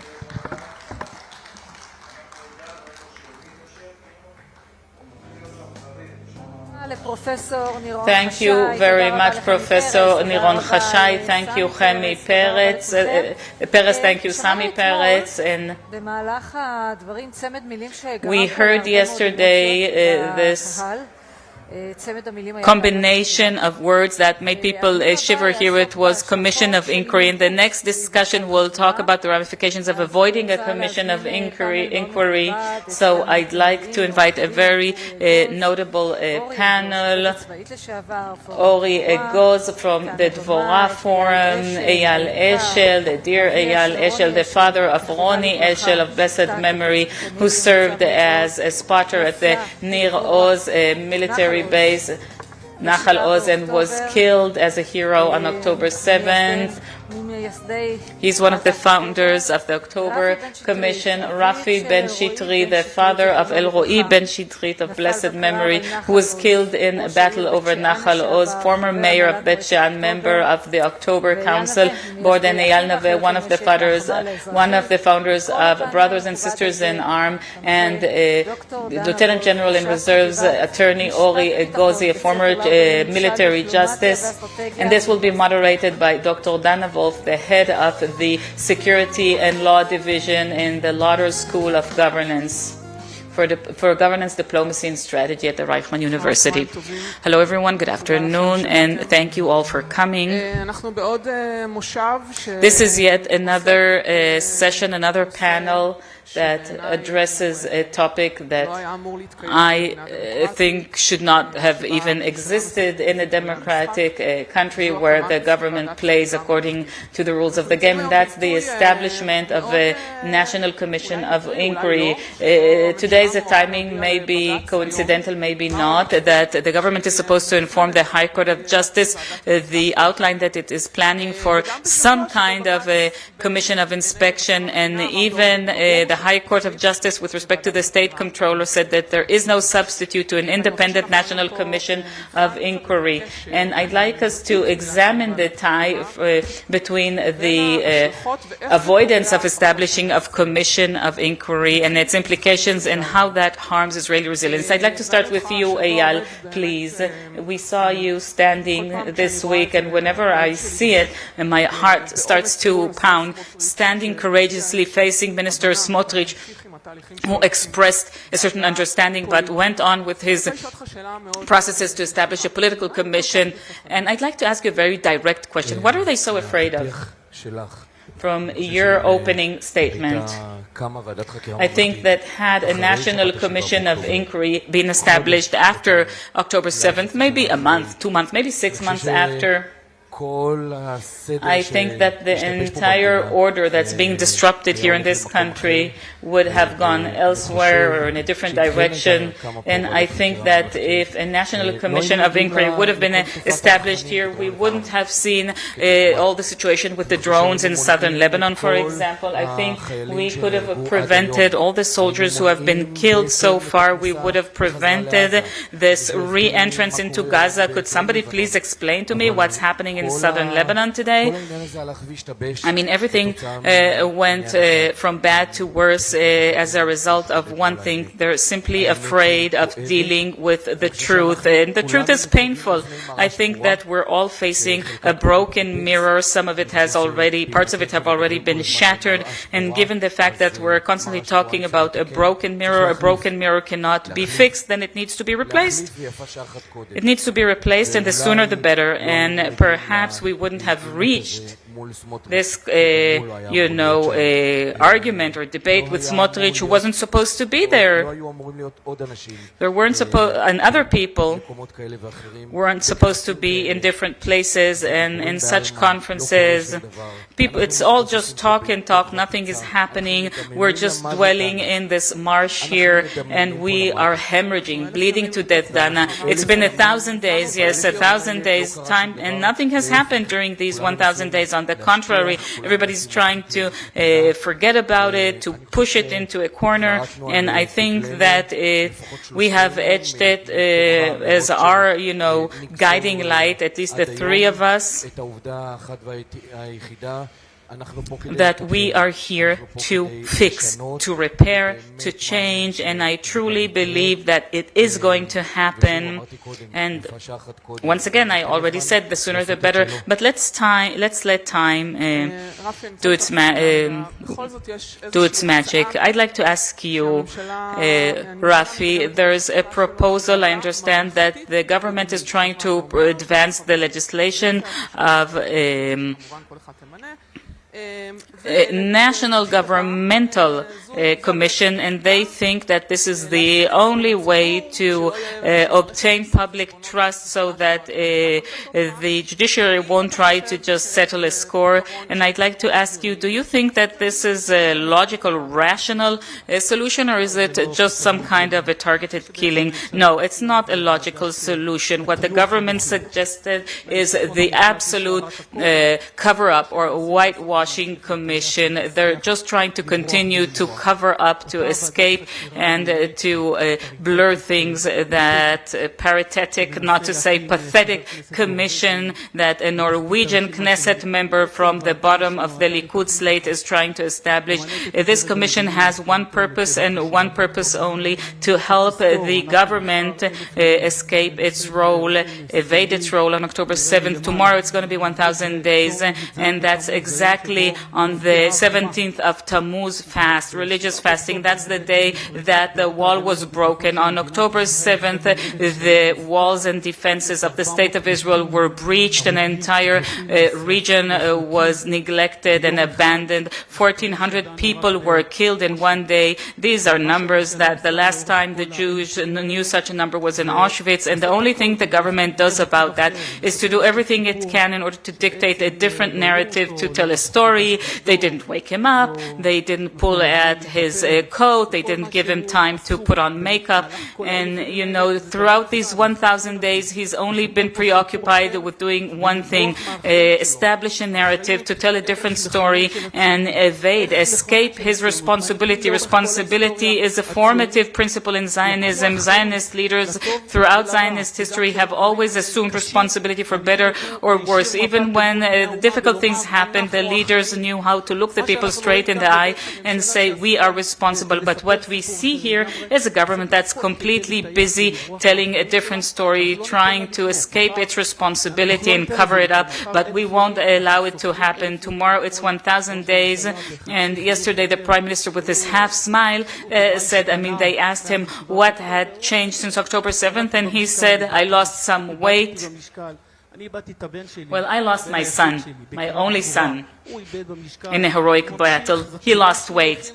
And that's, an answer he prepared in advance. He continues in that journey with that propaganda to turn this terrible massacre, that colossal, multi-systemic failure, debacle that we've never seen anything like it since the establishment of the State of Israel, into this minor tactical event. The military failed there, but he He's only responsible for the success stories. You know, there's only one person responsible for all the success stories, and the failure is always remains orphaned. But it is responsibility of the government, those who were in the security political cabinet, and of course the security echelon and the military has responsibility in all the others, but it is the political echelon that led the conception that said that Hamas is an asset, and if they'll be quiet, we'll be quiet, and give them work permits, and the containment policy, it's all Netanyahu, and we need to remember that. So the Kalner Commission is not going to pass. It has no purpose. Its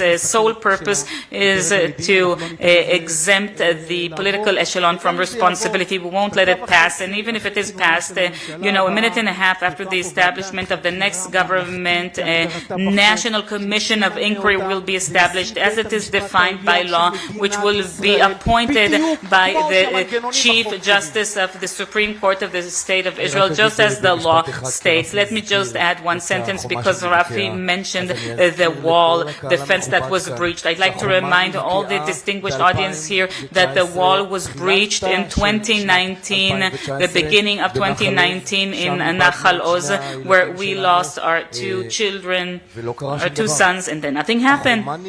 It was breached already. There was an attempt to break into Nachal Oz at the beginning of 2019, and nobody from the security establishment was sentenced, and no commission of inquiry was established, and nobody in the leadership did anything about it. So if we're talking about a breached wall, we should have reached that point of October 7th, that Saturday. Maybe we'll reach that stage now. I need to ask you a follow-up question, and then I'll get to you. With your permission, you are actually a one-man commission of inquiry, and you know exactly what happened to your daughter, Roni.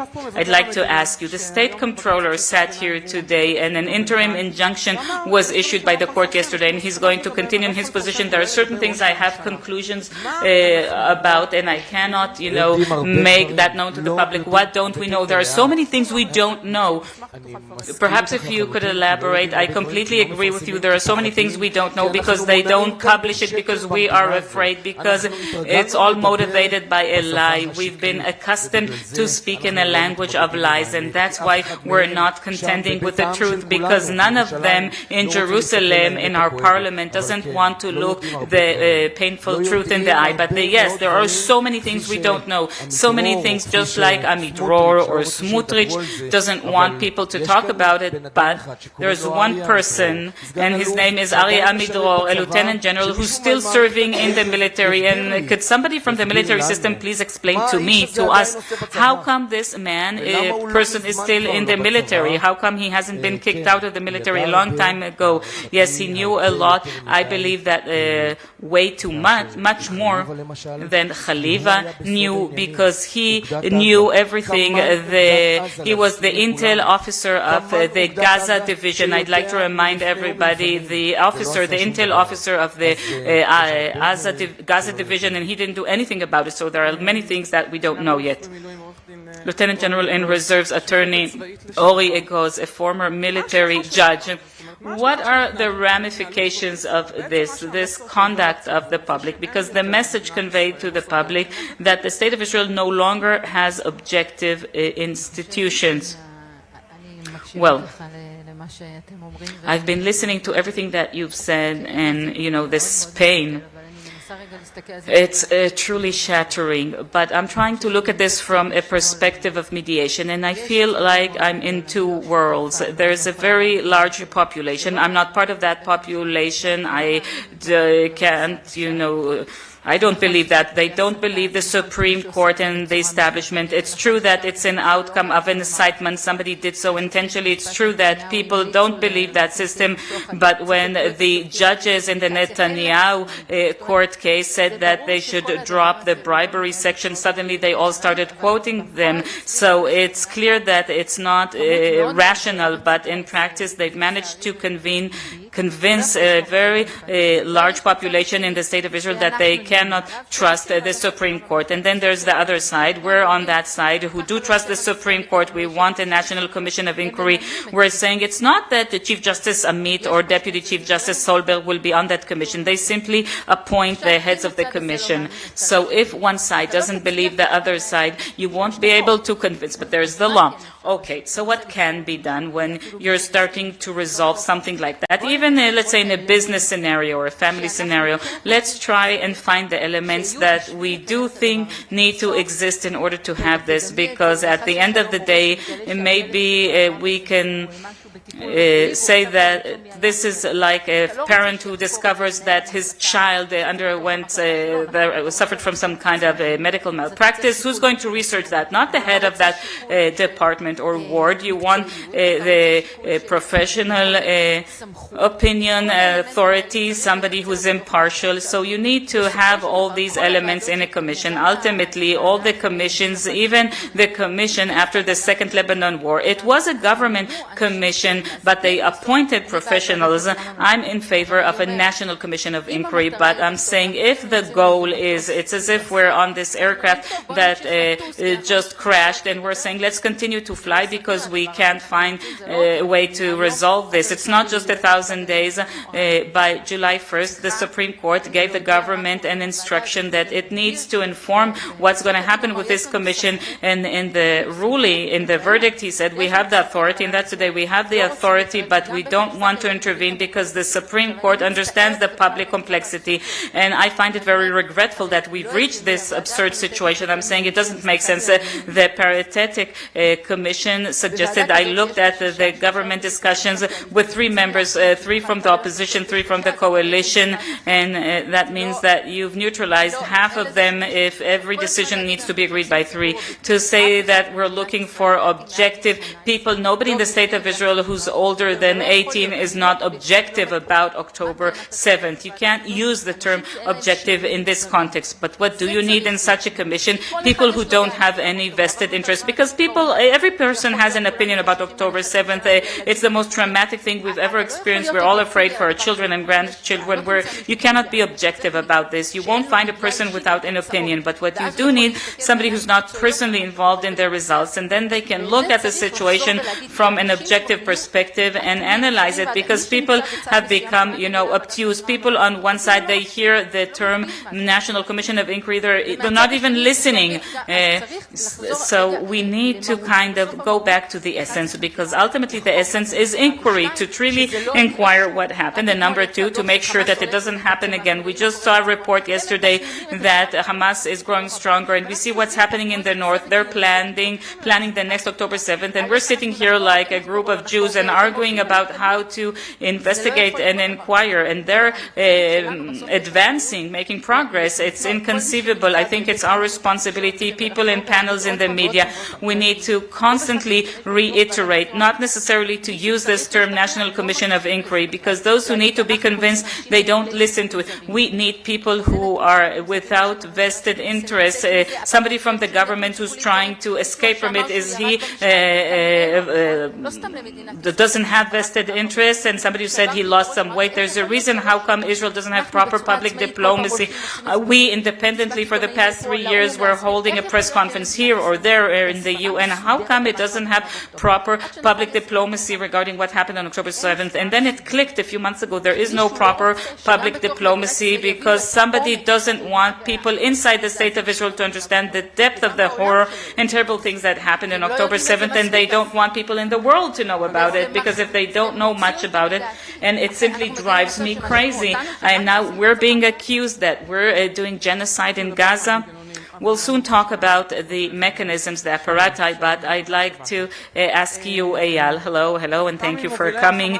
You are one of the leaders of the civilian headquarters. It's obvious that in October 7th, the state wasn't apparent, and you were with your headquarters and others, and it seems that you are also here to demand responsibility. What does that mean? How does it impact us, the citizens in the state of Israel, the fact that a National Commission of of Inquiry was not established. Let me take it a step back. First of all, Commission of Inquiry is not a, vengeance trip. It's our attempt as a country to learn, to improve, to understand what's happening, and to have a plan for what's happening. The fact that we have such a discussion is absurd, because any society or any company with management debriefs every event, and it's crazy that after 3 years we're finding ourselves in this situation, because a country that doesn't investigate itself and doesn't learn, nothing good can come out of it. Let's say if there's an earthquake tomorrow, is there a playbook? Do you know what to do, where to go, what's the plan? No, nothing has been written.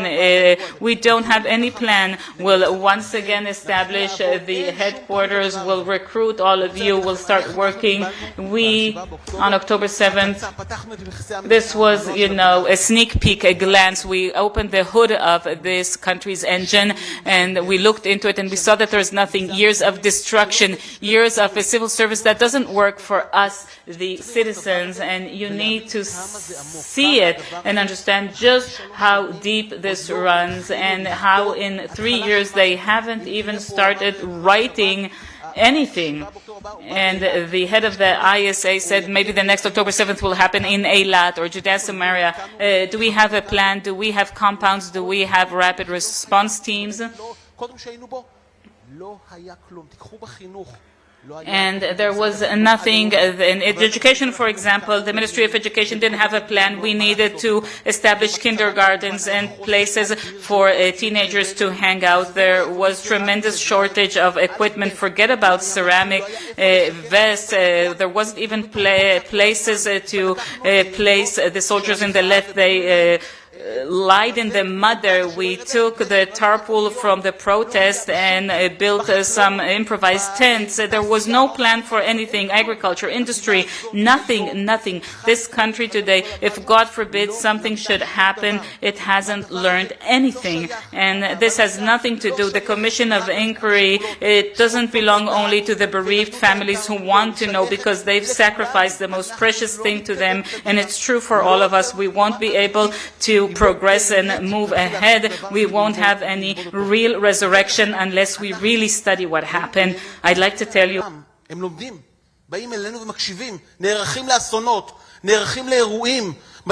And they listen and they prepare for disasters. They start writing the real playbook for what happens. It doesn't matter what disaster they're expecting. It neglected, it abandoned us, this country. It abandoned us on October 7, and it's been abandoning us for 1,000 days, because they could have taken real action and repair. And it's not about right or left. It's not political. It's a place where the state of Israel needs to have a proper management or managerial routines. The civil service is heavy and cumbersome and doesn't do anything, and you don't have people who want to truly excel at their job. And when you don't have a real plan and you see everything falling apart, and when we today, after 1,000 days, and we've sacrificed everything we could give, and we gave the maximum, and the fact that this government is continuing to abandon, I think it's a national disaster. Thank you.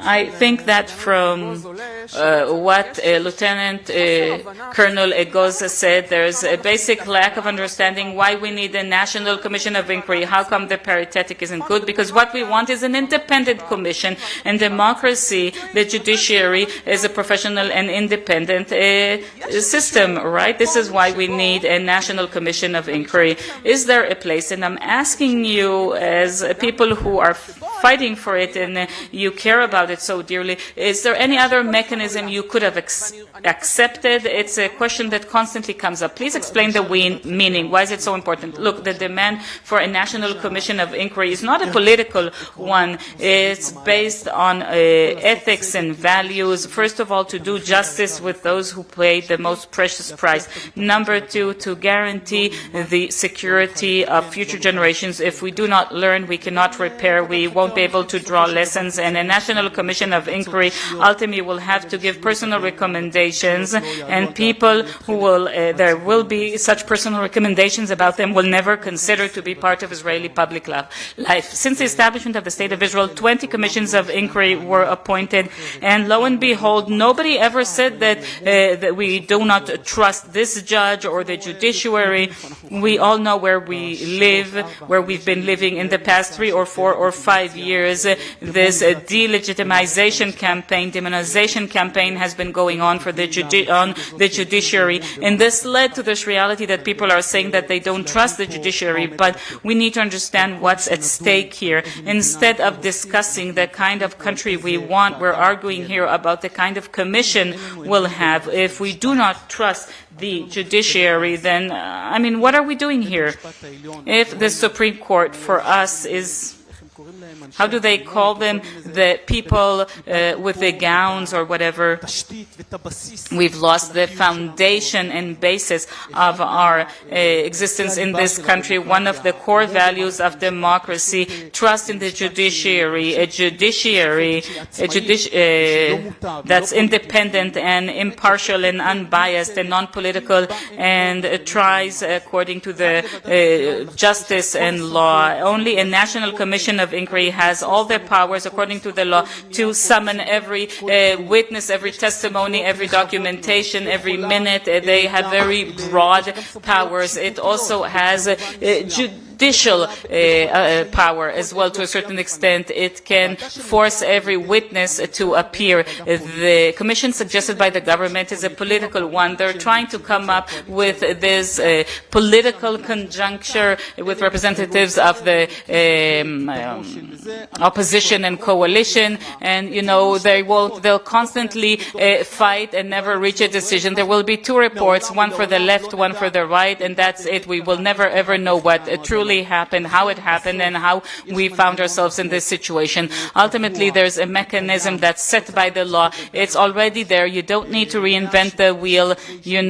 Since there are indictments against the Prime Minister, the State of Israel versus Netanyahu, then Netanyahu is versus the State of Israel, and he's leading this delegitimization campaign against the judiciary. That's completely obvious, because before he was put to trial, he did trust the judiciary, and I wonder what he's saying about what the judges said yesterday, that maybe they should remove the section regarding bribery, and 11 judges from the High Court of Justice said that he shouldn't be absent from his position because of the law cases. We all know what we're fighting against, and ultimately there will be a national commission of inquiry appointed. I'm not going to stop saying this, and I'm not changing, and I'm not stammering or stuttering. I'm saying a national commission of inquiry appointed by the Chief Justice of the Supreme Court. You asked about our willingness to be a bit flexible. Eyal and myself and others with the Council, the October Council, and the President,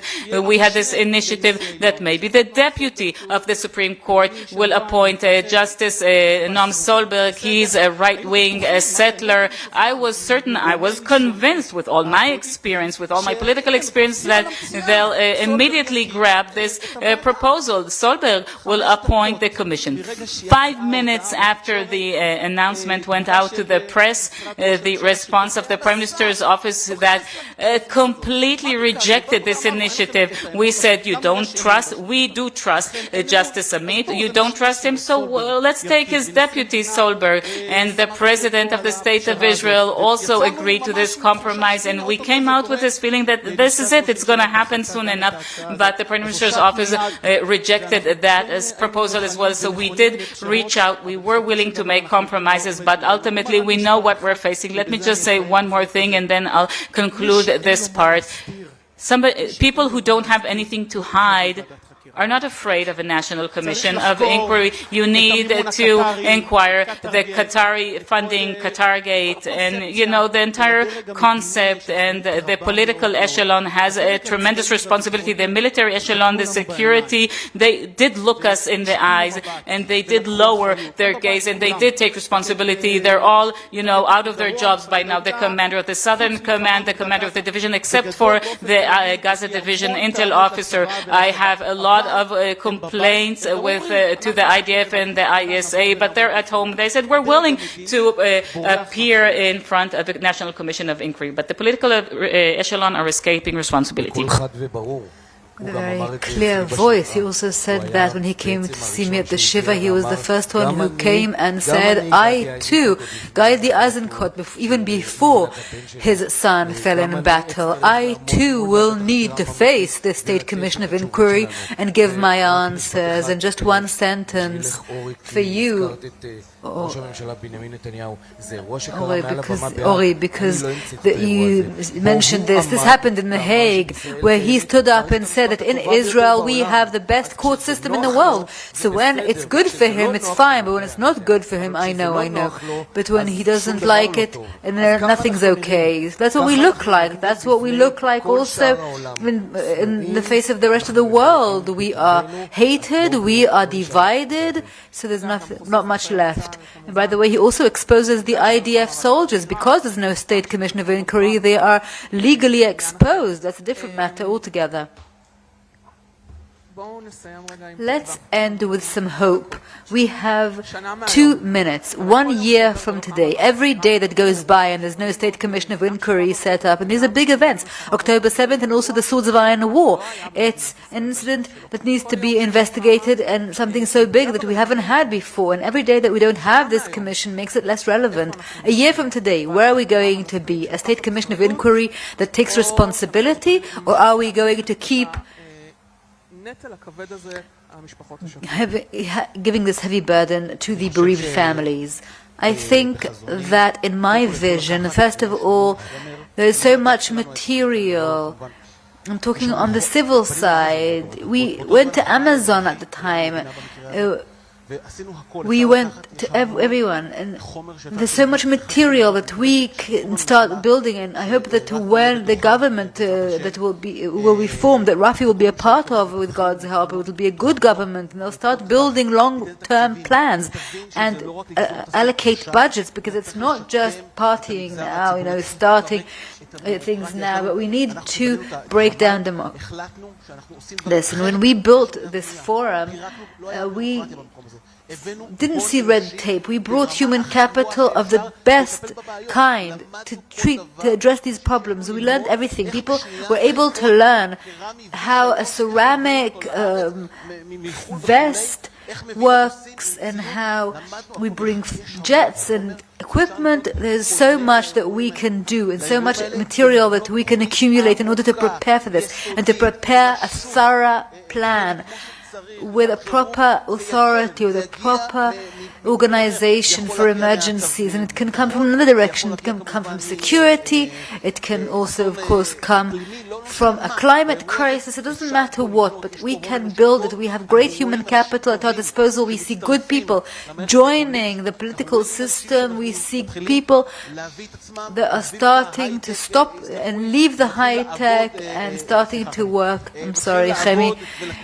And starting to put in their time to be teachers. It starts from the bottom up. The IDF did not fail then. The whole state failed.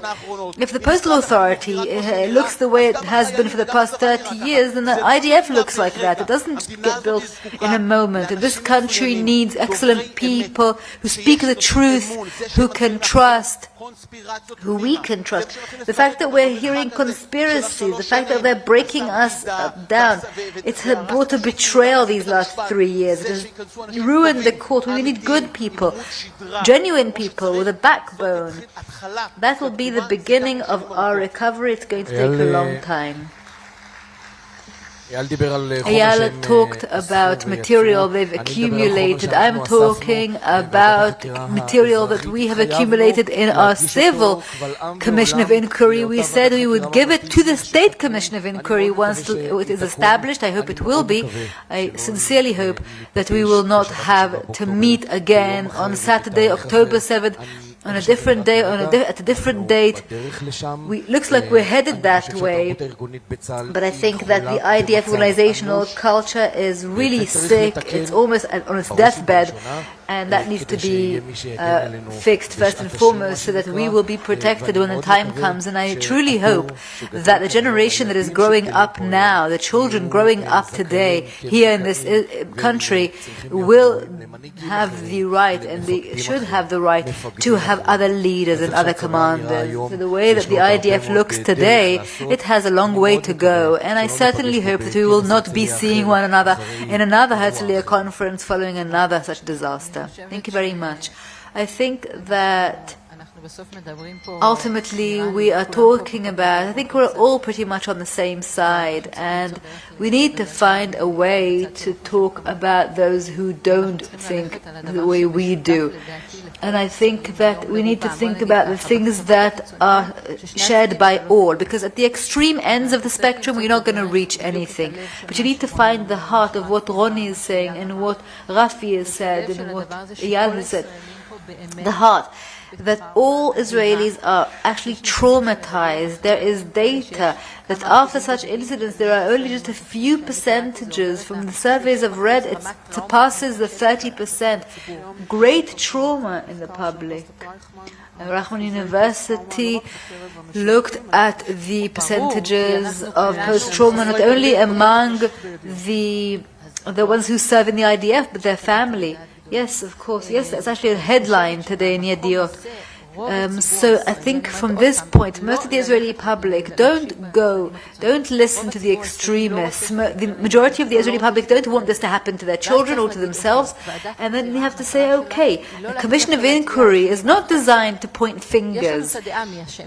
We can think, we have our opinion about who is to blame. But first of all, we need to investigate and then to become responsible. We don't want to have ulterior motives. We want a state commission of inquiry. We need to have such dialogues with the other side as well, and ultimately to come out with a sort of social charter so that we will create more and more social circles. And the more we sit together, and Eyal, we don't even know what he's done. I know Brothers in Arms because they don't remember, but 2 weeks before October 7th, they asked me to speak to them, and we had great conversation.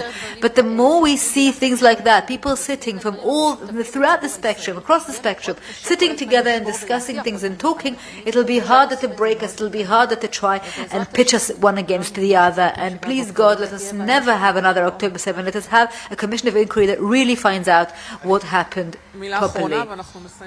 Just one final thing, because the guillotine is already prepared. Since October 7th, we have so much pain, the personal pain. I've lost my son, and Eyal lost his daughter, and we have the pain about what happened between 6:30 and 8 a.m. It doesn't leave us. What happened to El Roi? What was he thinking? How was he functioning? But there's the pain that has taken us on a long journey, 1,000 days, and we are on this journey not because we're frustrated or angry. We want to repair, and it only comes because the government has turned its back on us, and this journey is a daily journey. Everywhere we go, everywhere we're invited, we stand up and we speak and we do everything we can in order to get the country back on the track of sanity and normalcy. And that's where we started out. And where are we going to be in a year's time? I'm optimistic. I like what Lieberman said, that the Hungarian model will work here too, and the state of Israel after the elections will have a new government, 64 seats. We will have a Zionist good government in place that will establish a state commission of inquiry, and will start the big journey towards a big goal. I believe everything we want can actually happen. There is hope yet. Thank you so much, ladies and gentlemen. Thank you so much, Rafi Ben Shitrit, Eyal Eshel, Eyal Naveh, Ori Egoz, Dana Wolf. I don't know about you, but every time I hear the bereaved families those who have returned, those who are wounded. I am embarrassed not to be in a place where we have some answers about what happened here. Okay, we will now move on to Israeli identity, which is a direct transition from what we talked about. Israeli identity 2026, the findings of the Herzliya Conference survey. I'd like to invite Lior Ackerman from the Institute for Policy and Strategy.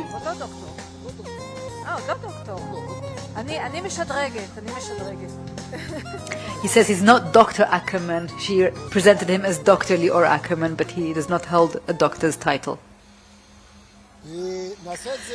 Let's do this very quickly. It's the third year running where the IPS, Institute for Policy and Strategy, conducts a survey in Israeli society with iPanel, a very professional survey representing all populations, women, men, Jewish, non-Jewish, and we actually have the ability now after 3 years to compare the data. So first of all, thank you iPanel for your collaboration and for working with us. I just want to briefly go over the data. I'm going to do this very quickly, but afterwards there's a QR code and you can go in and see and delve more deeply.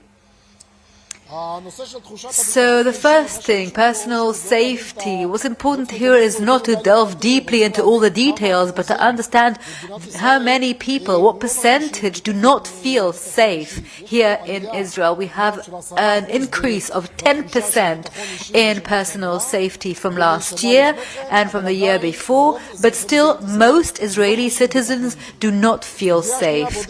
The second issue is the feeling of economic safety. To what extent do the Israeli citizens feel economically safe? Here too, there's an improvement from last year. We need to look into this and analyze it.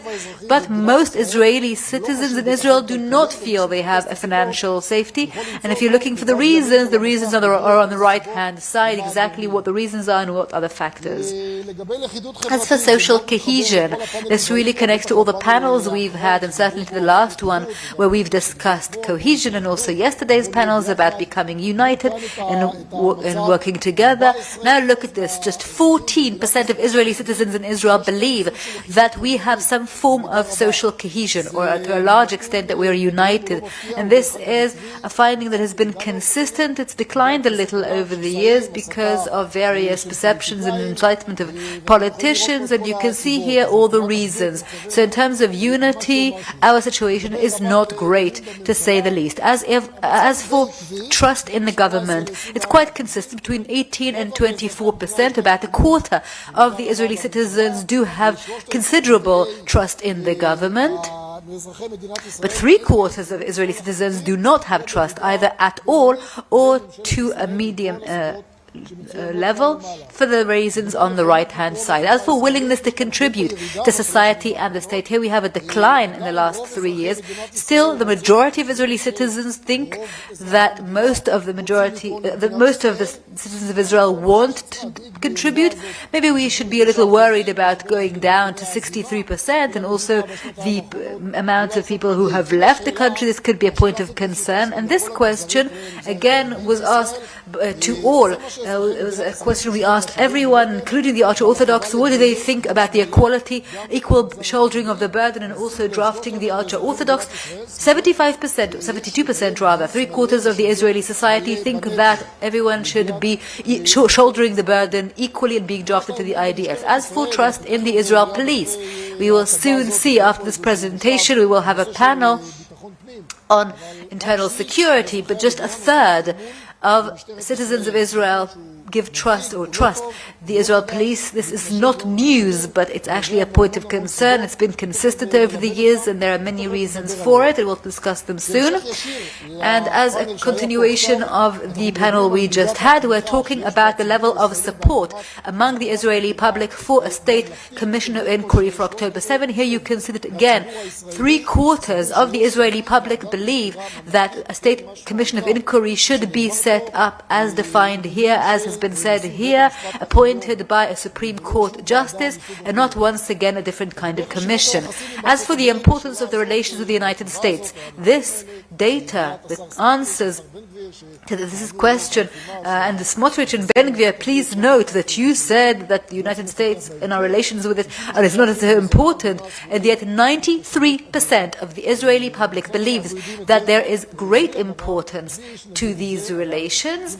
And if you want to know what the citizens think about the threat of Hamas poses in Gaza as vis-a-vis the complete victory, not about whether Hamas has been defeated or not, just 15% believe that this threat has indeed been removed. So as for the complete victory, not exactly. Most Israeli citizens believe that Hamas has not been defeated to some extent or another. As for the willingness to continue living here in Israel, this is quite encouraging.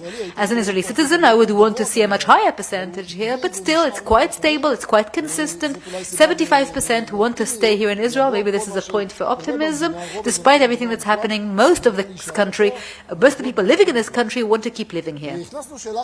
We have a new question that's been introduced this year. To what extent do you think that the education system really meets the needs of the students here in Israel? And perhaps the data here is not surprising, but certainly a point of concern. Just 18% believes that the education system in Israel meets the needs well. Everyone else, the rest of the citizens of Israel, believe that the education system does not meet the needs properly. The preferred character of this country, what kind of country do you want to live in? We've been asking this question for 3 years, but we don't show the comparison here. You can see here in brackets last year's data. The majority of Israeli citizens want to live in a secular Jewish state. 37% who wanted to be traditional, 28% who wanted to be secular, 25% who wanted to be according to the Jewish law. We wanted to know where Israeli citizens get their news from, because people talk about fake news. So here is the data. 25%, 23% get it from TV, mostly channel 12, and you can see all the other channels, everything that's in blue here. 46% of Israeli citizens consume their news from television channels, and soon you're going to see the level of trust they have in the television. Others get it from alternative sources such as news websites, Telegram, social media, Instagram, and so on. Those who do consume it from TV, this is their level of trust in the news they consume from the TV channels. Should it be a point of concern for those providing us with this news? Perhaps. Here you can see Kan 11 get the greatest trust, but still just 1/3 of high trust. Channel 14, just 25%. So most Israeli citizens don't really believe the channels, the TV channels. We wanted to have more current affairs, more questions that are more current. 4 new questions. Do you perceive Israel as still democratic? This is quite a big concern. Just 38% of the people living in Israel don't believe it is democratic, and 28% believe it's highly democratic. So they are saying it's only democratic to a certain extent, the majority, and that's probably quite a big concern. As for fear that the elections will not be pure, we talked about it. We're in preparation for the elections. We are deep in the election campaign. The majority of the Israeli public has great concern about the election campaign not being pure, and so the level of trust in this process too has been negatively impacted, and this goes along with all the other data. And the last finding is how the Israeli citizen perceives the outcomes of the war, apropos the statements of complete victory on all fronts. And as you can see, 70%, 69% believe that to a great extent, the absolute victory has not been achieved. Only 11% of Israeli citizens believe that we have achieved complete victory and we have won this war. So these are the findings. Oh, and one more question about the agreement with Iran. Is it a good agreement or a bad agreement? we have less of an impact. We can't control it because this agreement will probably be forced on Israel. But almost 80% of the Israeli public is not pleased, is not happy with the agreement reached. And maybe I'll say something that we don't know. So these are the findings. You can use this QR code. I would like to thank iPanel, and I would like to thank everyone that's helped us. If you want to scan this QR code, you will also be able to see it on the IPS website, and you can go into the detail and see all the data from the survey. So that's about that survey. Now I want to move on to the next panel on Homeland Security and Public Trust. And to do so, I would like to invite to the stage Orit Adato, Lieutenant General in former Lieutenant General in the Israel Prison Service, former Commissioner, and also Yossi Mizrahi, head of the HaMevaker news program on Channel 12 News, and MK Yoav Segalovich, former Deputy Minister for Internal Security from Yesh Atid.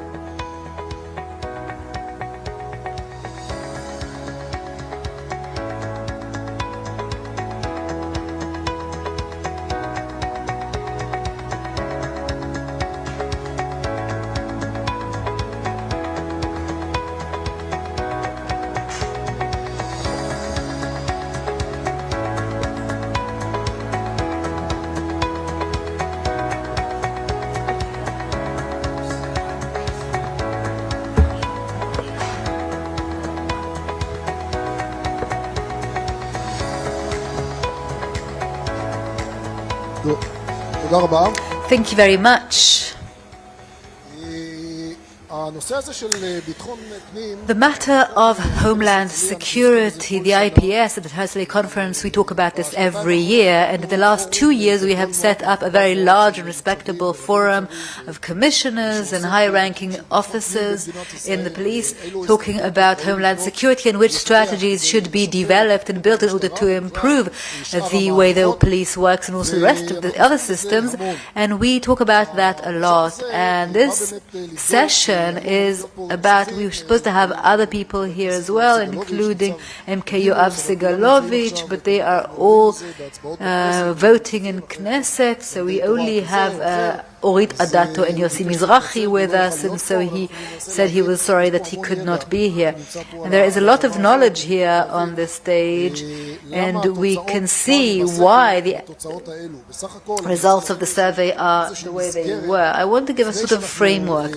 Before we hear you, we know it's nothing new that the feeling of personal safety is very low. The level of crime in Israel is soaring, it's constantly increasing.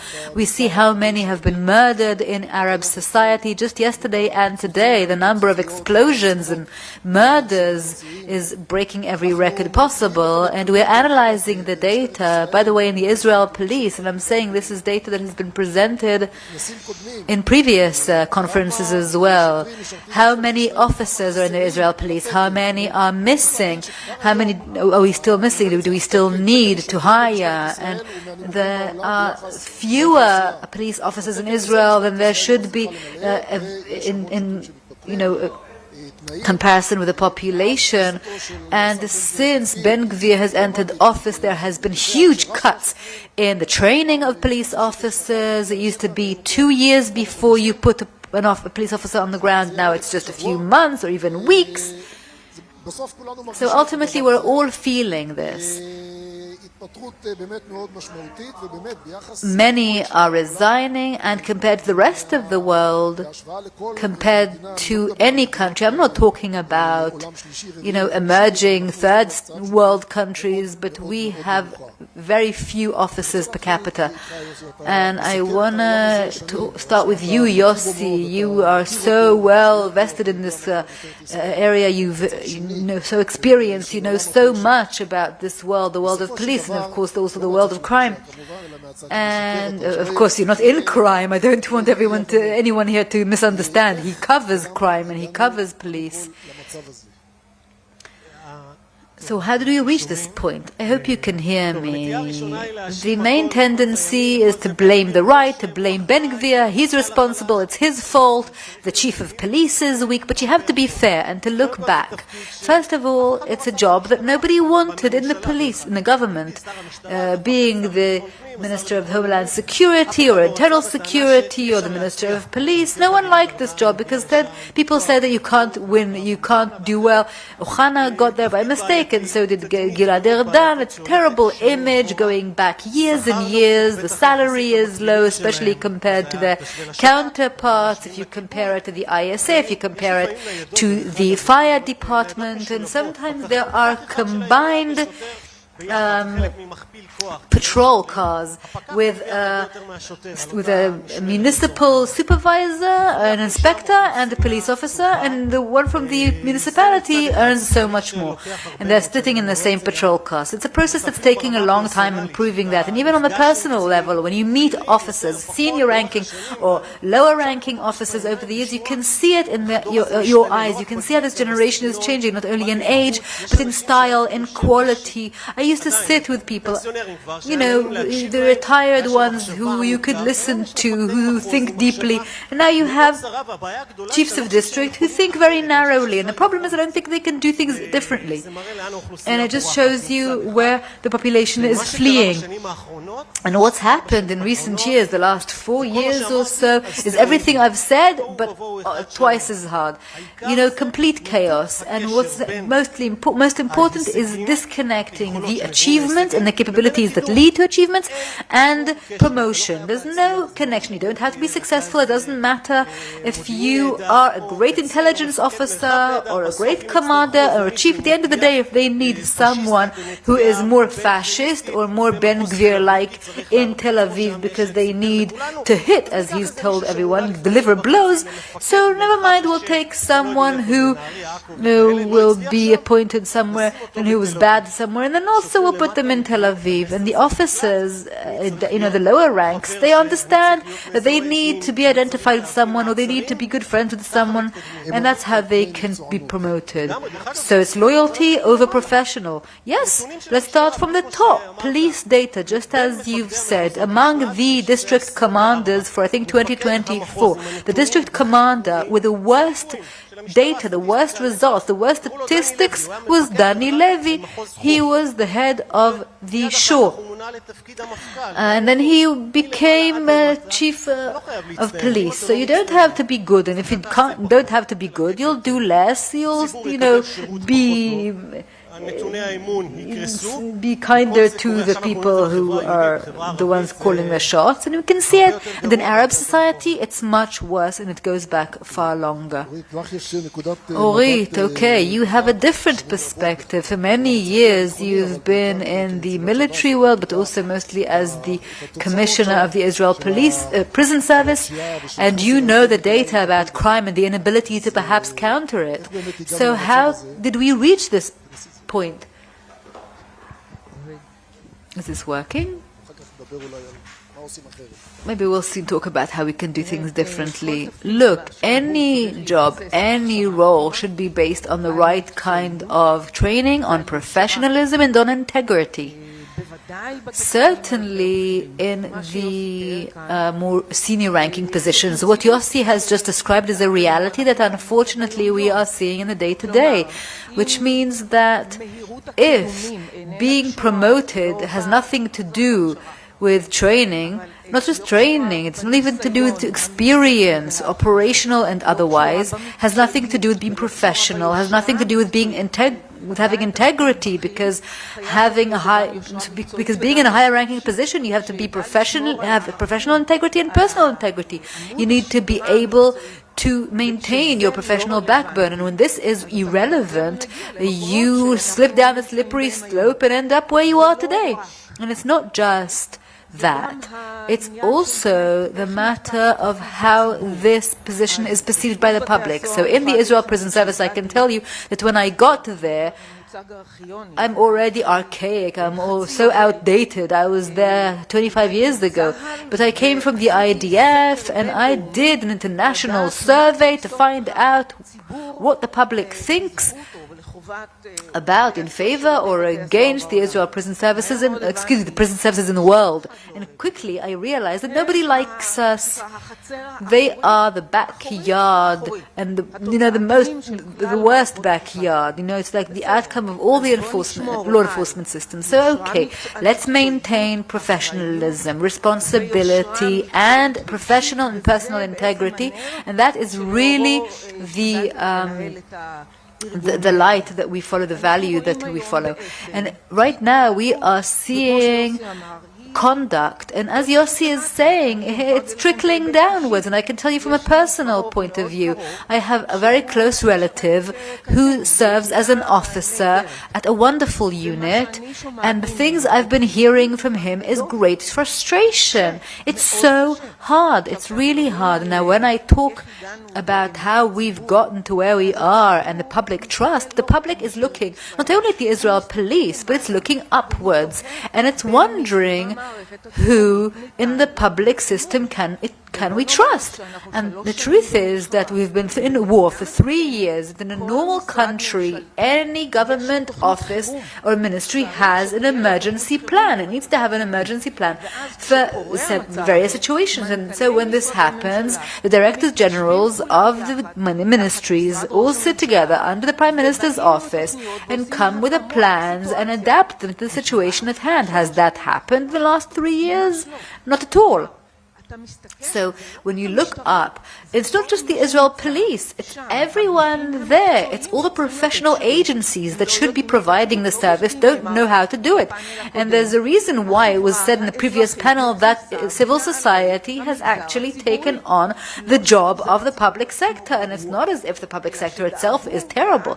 It's just that, slowly but surely they've made sure that the good professionals will be taken out, and instead people will come in their stead who are, loyal before they are professional, as you've said. And then when the going got tough in real crisis, they are not terrible people. They're just not the right people. They have not been trained properly. They're not well qualified. And that's how we got to where we are. So to follow up directly on what you said, and I'd like to refer this to the two of you, one of the topics that came up in our discussions in that Forum for Homeland Security, that surprisingly enough, there is no strategy in Israel, not on homeland security and not for the Israeli police and not in combating and fighting crime. And the only time that the government plan, or the last time a government plan was presented, was with member of Knesset Segalovich that presented the plan, and then somebody stopped it. But there is no strategy of building police stations, of how many police officers we need, and the division of powers between the enforcement authority. Is the Israel Prison Service built to take in the number of criminals in the state of Israel? In parentheses, perhaps, probably not. We all know that. Can the prosecution work with that? And if the state of Israel is willing to think about alternatives to imprisonment, yes, is it willing to think about the strategy for the next few years? And if so, what is that strategy? What needs to be done for it to look differently? Well, it's important to say, Segalovich isn't here, so we can praise him. They had a plan. They started in 2022. I think it started to operate a safe track, a certain track, to take not an elliptical table, but a round table, and to place all the possible representatives of all enforcement agencies in Israel, whether it's the municipal veterinarian and the Israel Electricity Corporation and the tax authority. It's relevant to VAT and income tax, the police, anybody who has information, to be around that table in order to take on the crime families in an organized way. They met on a weekly basis, then a bi-weekly basis. There was some success. Segalovich and his colleagues, the reporters would laugh about it. They kept repeating it, that they were really strict about it, and it worked. You can see, as of 2021, a significant drop in the number of homicides in and different types of crimes that are categorized, and you could see that the method works, that they correct and they review and where there's a problem, and when they take on a crime family as one entire unit and not for the northern district to take care of that part and another district to take care of another part. But then the Minister of National Security, Itamar Ben-Gvir, came, and he didn't want the JDC to help and contribute, and he took out some others as well. He wanted to invest in other places, so that changed. How do you know that there is no strategy and nobody's really looking forward? It's very easy. Just follow the announcement. Whenever the Prime Minister's office issues an announcement about an urgent meeting, and the Prime Minister instructed to convene a committee led by 2 or 3 people, him and Roy Kachlon or whomever, about what? About crime in the Arab society, as if it was born this week or yesterday. All of a sudden there's crime.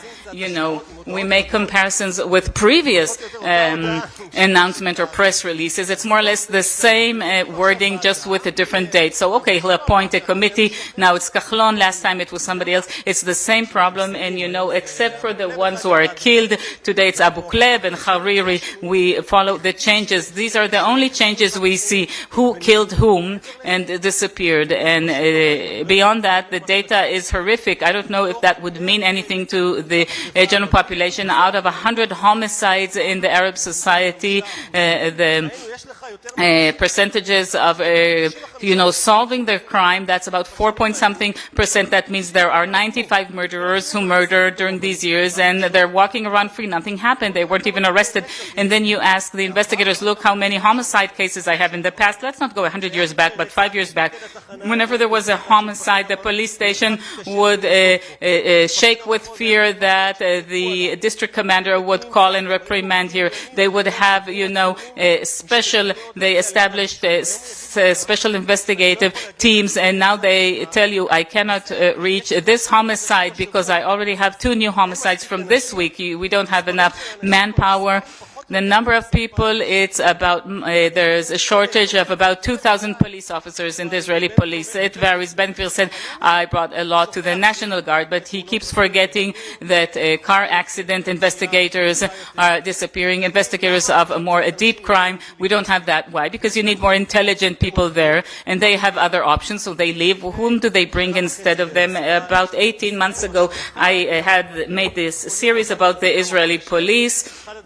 And we worked on it for several months, and you see how they recruit new police officers in Bat Yam, for example. What are the requirements? The requirements are 12 years of schooling. That's at best. If you don't have that, Bedouins, new immigrants, 11 years. So they give them kind of a crash course in the police college in Bet Shemesh, and then they can join the force. If that's the quality of manpower, what kind of a police officer will we see who comes to give you service? What officers do we have in the future in about 5 years' time? Who's going to get there? And along with all the other things you've explained earlier, this is a recipe for a collapse. We're already there. Simply, most of us don't have direct contact with the police, but whenever something happens, people no longer call them. And this is why we're looking at car accidents or car thefts, auto thefts, because there people have to report because of the insurance. So you can see in other cases, high percentages, are not reported. A lot of people aren't even aware of the fact that in the Arab sector, they say that, the Arab sector is to blame because that's their culture. But most Israeli Arab citizens are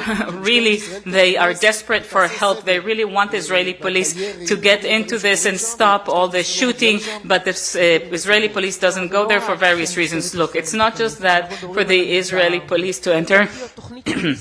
We should have a holistic plan, if we're talking about the Arab sector, that takes into account elements of education and prevention. And by the way, this is an issue that's not even on the agenda. Should they give the instruments, the tools to mayors, as we see in other cities in the world, so that they will have their own municipal police? Because the mayor, let's put it differently, when the national leadership or state leadership doesn't deliver, that's to say the least. Then those who enter the picture, it's the civil society, but also the local authorities. The mayors know exactly what's happening in their towns and cities. Often they're threatened, and you're very familiar with that. Sometimes maybe because they're so fearful or because of the bribe they get, they are involved in that. Let's not tarnish the mayors, but because there are so many, they have the know-how and a great leadership skill, at least many of them, so that maybe if we give them a bit more tools, then the results will look a bit different. The cooperation of the citizens, one of the arguments of the police, and you're very familiar with that, they don't cooperate. We come and nobody's speaking, and they cleaned up the scene. It's true, it happens, not always, but it does happen. But why don't you check why it happens? And perhaps if we manage to establish trust among the people there towards their local leadership, then there will be better cooperation. I've never heard of anyone even trying to do that. And let's go back about 20 years ago, or a bit more than that.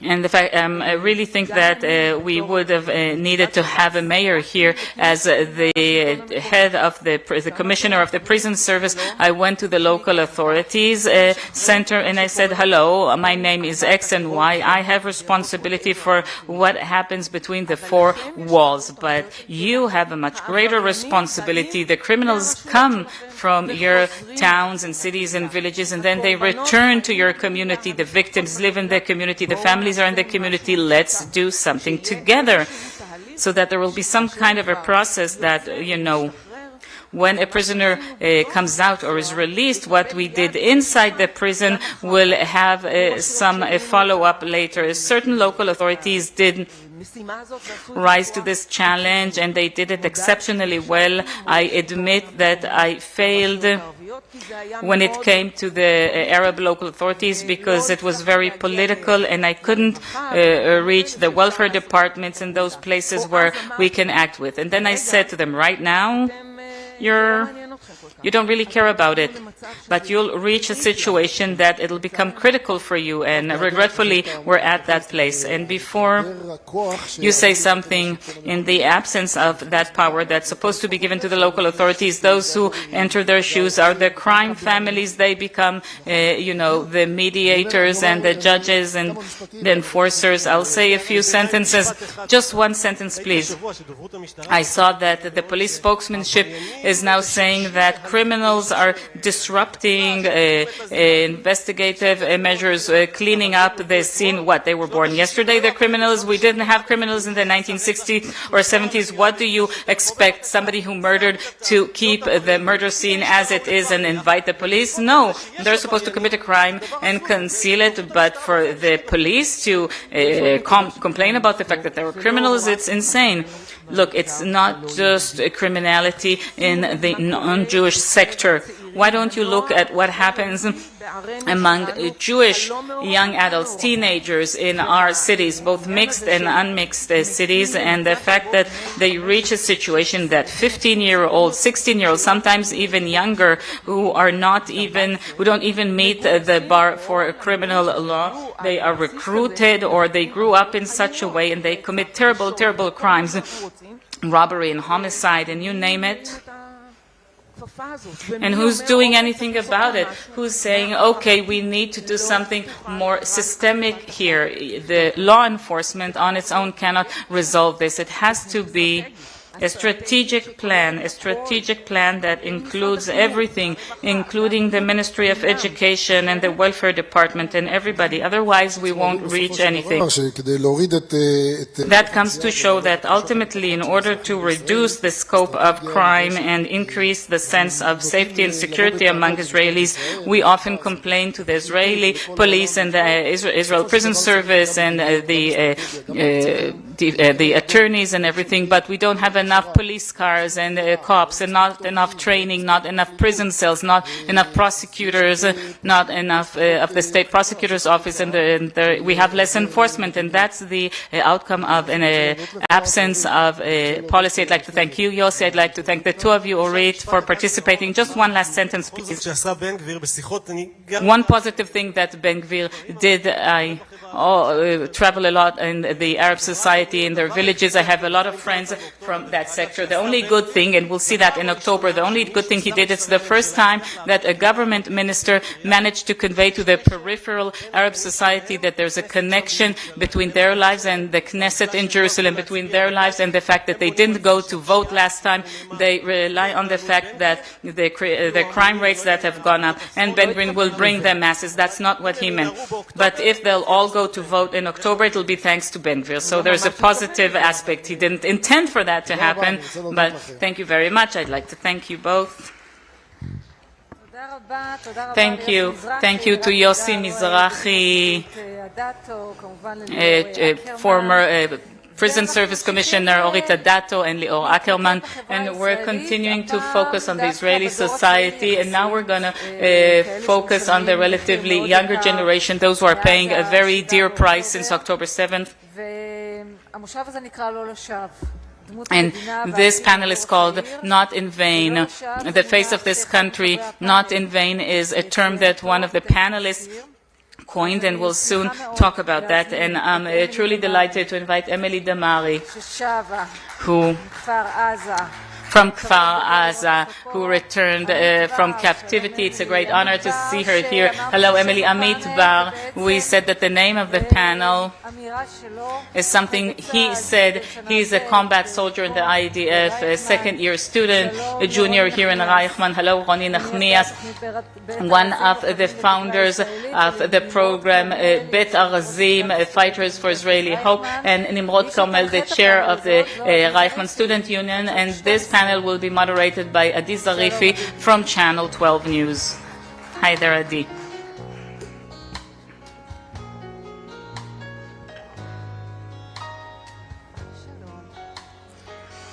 Hello.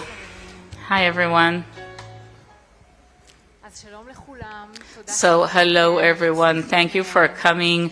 We're truly delighted to have this conversation with all of you sitting here with us in this auditorium. These past few years, since October 7th, have forced an entire generation to grow up very quickly, and perhaps they forced all of us, no matter from which generation, but definitely the people sitting here on the stage with me, to think about their role, their place in all of this. And the title of our panel is Not in Vain.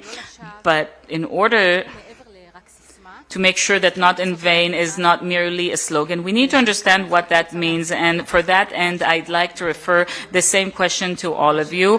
For the beginning of this panel, the question is, what could lead to a situation that ultimately the sacrifice of your generation will be in vain? Where does the risk lie? And I'd like to put our finger on that first, and then we can carry on with our discussion. So first I'm going to ask you, Amit. Thank you. Well, Amos and I talked once, and I said to him that we, as wounded, we were wounded, and our entire rehabilitation, we're concentrating on returning to norm. 3 weeks after I left the rehabilitation center at Tel HaShomer Hospital, I went to study here in Reichman for my freshman year in diplomacy strategy and government studies, and I told them that we'll do it, we'll return to our routine, do whatever we can, as long as they guarantee, they promise to us, if they really look us in the eye and say that all of this wasn't in vain, everything we've sacrificed, for example, my leg, my friends who were killed, Shai Shamrik and Shauli Greenlick, for it not to be in vain, there's an external and internal aspect to that. The external one is to completely eradicate the terror organization Hamas, Hezbollah, Iran, and all those who are harming us. And more domestically, it has to do with national resilience. I can tell you that what really hurts me and makes my injury in vain is the fact that people stop feeling like they belong to this country, and all of a sudden they're considering leaving this country. And let me remind everybody, on November 1st, I entered with Battalion 391, along with the Nachal Brigade. We entered Gaza in 2 files, in 2 columns, Tatra and Jabalia and some other villages. And We didn't protect empty houses. We protected people because I understood what had happened on October 7th. And just like Viktor Frankl said, you cannot choose what happens, but you can choose your position about what's happening. And so we entered Gaza and we set aside all of our differences. And I think that in the next few months, people will try to depict it as if there are several sides here or whatever, but it's important that we all remember that we live in the same country, we belong to the same country, and we shouldn't stop feeling like we belong here. Thank you. So, Amit, what you just told us is that the title to this panel was born from a conversation between you and Amos, and now I'd like to refer this question to all the other panelists. Emily, of course, if you could take about 1 minute, we'll have a short round and then move on to other questions. So what do you want to say? First of all, I'd like to say thank you for inviting me here to speak and to express my opinions and what I think. Another thing, I'd like to share something that happened to me 4 days ago. I was flying to New York and I met this girl there, and she landed together with me. She was a 17-year-old teenager trying to find her way around, and I said, come with us, we'll help you. It was me, Gali and Ziv Berman, who were with me, and I asked her where she was from. To reduce her panic, she asked me where I was from, and then I said Kfar Aza. And have you heard about it? I said, and she said no. And I'm saying only 3 years had passed since that terrible thing happened, and a 17-year-old teenager doesn't even know what Kfar Aza is. How do we make sure that it won't be in vain? Is that first of all, we'll remember what happened to us. We should remember how we functioned when that happened to us during those moments, and we should always know that it doesn't matter. Once we go to the diaspora and we'll say to somebody there that we're Zionists, the first thing they'll do is most probably, regretfully, some act of anti-Semitism, something unpleasant. The only thing we have in order to keep all of this is only our unity and our goodness if we remember our history and what people did for us.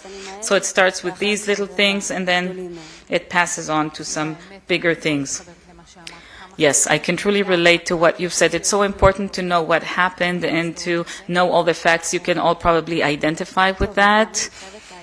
Ron, I also have to say that I find it very moving to be here, definitely in this panel, surrounded by these people. I'll connect it to Beit Harazim, the Cedar House. It's a relatively new program for people injured in the IDF, both emotionally and physically. I think that not in vain, if we all take responsibility over something in this country, some people maybe can do it in bigger places and others can do it only in their own region, in their own environment. In this way we'll know that it's not in vain. Our plan, its purpose is to help the IDF wounded to be integrated into civil service, security, and education. These are three pillars of Israeli society. We need good people in these fields, and the IDF, people wounded in the IDF are experts in rehabilitation. Not only are they experts, they are people of great values and are a symbol. Thank you, Nimrod. Well, first of all, I'd like to say thank you.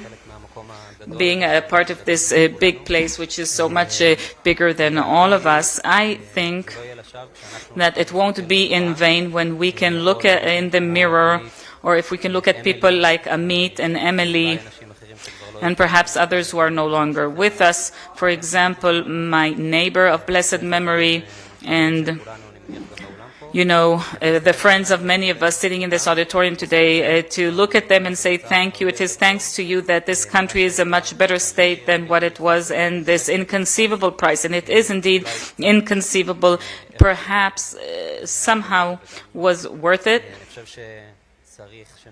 I think somebody has to wake up here and, start taking the gear shift and understand that we have one country, and people need to understand that all the deals and corruptions and whatever, we don't have any other country, and then it wouldn't have been in vain. And also Stan is saying something from the perspective of a young adult with the two biggest crises of this period, when we as a country know to look at the security reality in the eye as is, and to establish a commission of inquiry that will investigate October 7th, but any October 7th as a code name for something that could happen in Israel, outside of Israel, in the north, in the south, in the east. Once we know how to address that, once we know how to tackle the unity crisis and the rifts we have that were born from the protest to date, and then maybe we will be worth that heavy price, and nothing will ever,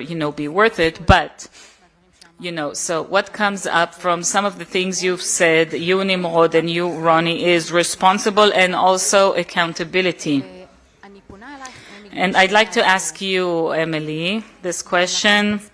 You also have a very unique perspective, one of the most unique one can find among the citizens of the State of Israel, and I'm wondering, what do you think is the responsibility of the State of Israel towards its citizens? On the one hand, how do you see it? And what is our responsibility as citizens, as each other's friends here in this place? How do you perceive these things? Look, I think that the responsibility of the state, it's first and foremost to guarantee security, to make sure that the mothers who go to sleep at night won't be afraid to get up from somebody knocking on their door, informing them that something happened to their child. And I think the responsibility is mainly ours, the civilians. Just like my dear friend here said, our unity is the strongest thing we have.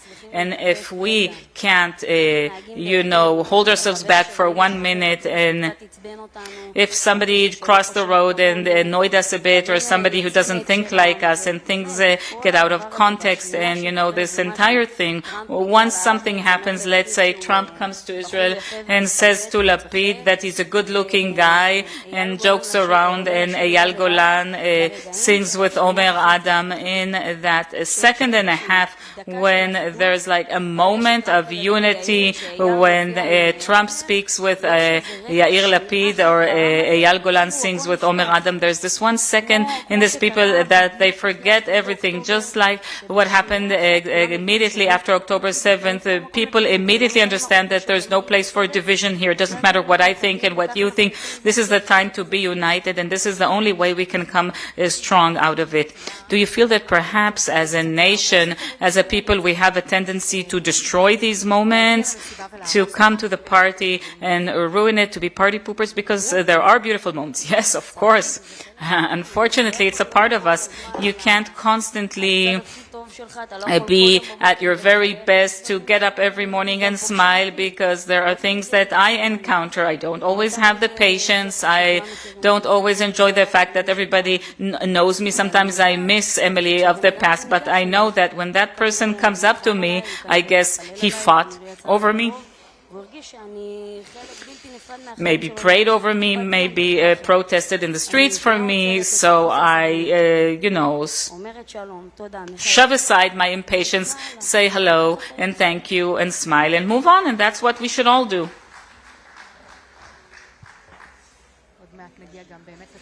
We'll soon get to your expectations on the national level, because we are during an elections period. And now I'd like to move on to you, Amit. We all know of your contribution to the security of the State of Israel. You also study policy strategy and governance here in this university. I'm interested, you read the way things are supposed to be in theory, textbooks. Most of us have been through this stage of how it's supposed to look like and how it is in practice. How do you see this gap? I see this gap first and foremost that studies give me some routine. First of all, finally, I don't have to just look at the medical stuff and my leg and everything else, and I can just listen.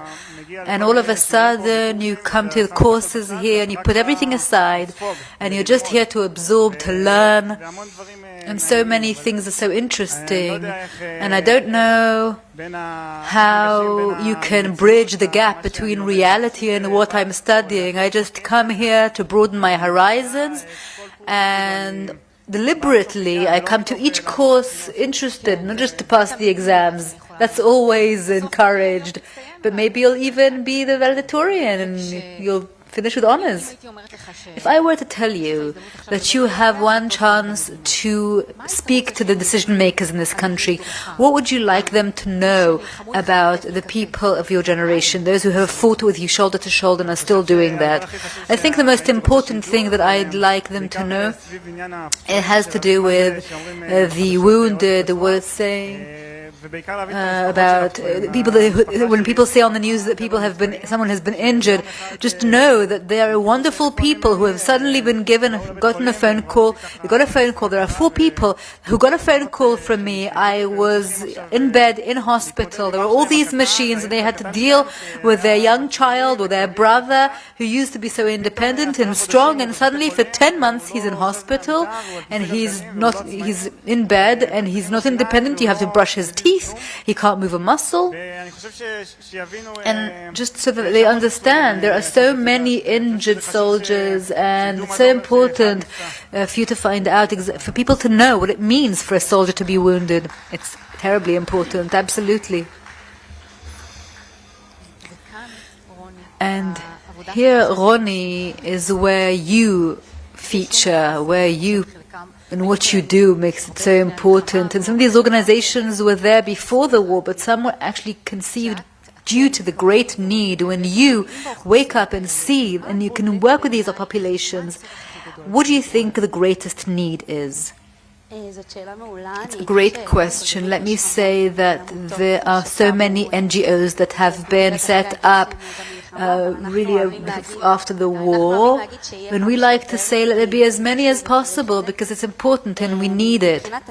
As for the need that we see, ultimately Beit Arazim has a sort of maybe more occupational orientation, not all the way through, but mostly the people who come to us are people who want to go back to contribute, to be vivacious, to be as meaningful as they were on the battlefield.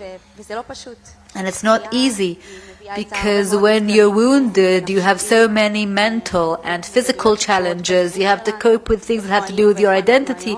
Where was I in the past? Who was I before? Who am I now? And at Beit Arazim, we're there to give the warriors, the combat soldiers, this ability to see their strengths, to see where their power lies. And that's what brings them to us. Because with many NGOs and organizations, they put rights on the table, or the injury, and we rarely talk about the injury. We talk about the injury as a gift, as a way to start out and do something. You know, when something bad happens, then something good also emerges. And we mostly talk about strengths, and I think that is something that this population really needs. So important. I think that we all need it. Nimrod, you represent thousands of students. And for them too, it was not easy during this war. Some of them, many of them, contributed themselves, were enlisted. And when you listen to them, what is reflected by their concerns? What is the greatest worry of those people who study alongside you? The security, the social state of affairs, the economic situation, perhaps this trust crisis we are having with the state. Maybe everything you've mentioned is so strong and so imminent, and this really is the social contract that's been breached. And I just want to say, what I've been doing the last 2 years, and I don't really have a life the last 2 years, but I'm grateful for it. It's much bigger than me. I have just come from a day of saluting reservists, and what people are here describing here is just something that is immeasurable. People are talking about 200 days, just imagine just 20 days and going through something like Amit did, or worse, God forbid. People come back and they find it hard to go back to the reality that we as normal people live in. I think that the crisis of shouldering the burden is something that is tough, something that is so urgent. It feels like a slap across the face. That's the most imminent thing. And also the crisis, the unity crisis. You come back from a place that is very well formed. Everyone's together. You can see it's all united, and it depends. These days it's a bit hard. You're describing a complete disconnect. And we talked about that, by the importance of unity, but there's also a bit of a disconnection from the state. And I want to challenge you and ask you, it's always been this way, hasn't it? As a public, we're all more attentive to one another. And the people who are running this country, of course, are busy with many things, and they can't be completely connected to us. So what would you say to someone who says that? Because you're a young leader. Perhaps you someday will also become a politician, and you'll be forced to maybe be a bit detached from what the public feels. Well, I'll say it about myself. I am not, the essence. As a leader, I am not the essence. My essence is what I represent. And that's what I think other politicians and leaders should do. And the essence and their mandate, the reason they are who they are, is the public they represent. And to me, yes, as I've said before, decisions should not be made on the back of deals and all sorts of tricks, but what is the most right thing to do for the only country we have, and we just cannot lose it. And yes, that's exactly what our leaders should do, to think for their public and not to be disconnected. You don't accept it. That's right. Emily, we talked here about the challenges and what can be done and should be done so that it will not be in vain. And you, without wanting to, have become a famous person. Everyone knows you, but for good reason, I think, that you also know that you have managed to touch so many people in this country, and actually beyond this country, because of your story that was forced upon you, but also because of the way that you coped every step of the way. When you were there, now that you're here, and you have to also cope with all this attention, please share with me. I want to know your secret, the magic of Emily. I'm sorry that I'm talking about you to you, but tell us something we don't know. It's because I'm half Yemenite and half English. Perfect combination. No. First of all, it's not an obvious thing to me. This whole thing that Emily Damari has become, the fact that people stop me on the street and want to hug me, to shake my hand, to kiss me, everything. It's not obvious to me, and I don't know what happened there when I left and I decided to share with my family everything that's happened. And everything I told them was that I survived and I won. That's all I told them. How did I survive and win? Well, we go back to the same place, the unity. And why am I saying that? Because I always talk about Romi Gonen, who was with me in captivity from the 40th day. And thankfully, aside from October 7th itself, I was not alone in captivity for a single minute with it. Hagar Broda, who returned with her children in the first one, and Ziv Berman for a while. And lots more hostages. And my victory every single day there was knowing that I have someone there with me. The fact that it doesn't matter if it's Romy and I, and maybe in the outside world we would not have been our best of friends if we'd met. But something there, the fact that we had one another, the fact that we knew that no matter how bad it's going to be, we have each other. That's what won. Every morning I won together with Romy. And I knew that once we'll be back out there again, and the wonderful people of Israel, everything else will just be a bonus. I said, okay, I've gone through the worst, and from now on it's just, recovering, rehabilitating myself, but ultimately it's this matter of unity. It's no matter what I had Romy, and that was enough for me. And it was just that. It's looking at the good things, and even though I'm in the worst place possible in my life, I will get up and I will sing a song of thankfulness, of gratitude, and I'll be there for as long as I need to be in order to go back to my family, in order to come back to you, in order to somehow inspire and bring hope to our nation that has been so traumatized. And it's all about that. And we're so happy to have you here with us, and we're so happy to have you the way you are. And you're talking about a shared fate and about gratefulness and gratitude, and that's what's making you stronger. And we all share the same fate. I think it's relevant for us all in the same way. Amit, you came back. I hope it's okay that I'm sharing. You came back from Europe, right?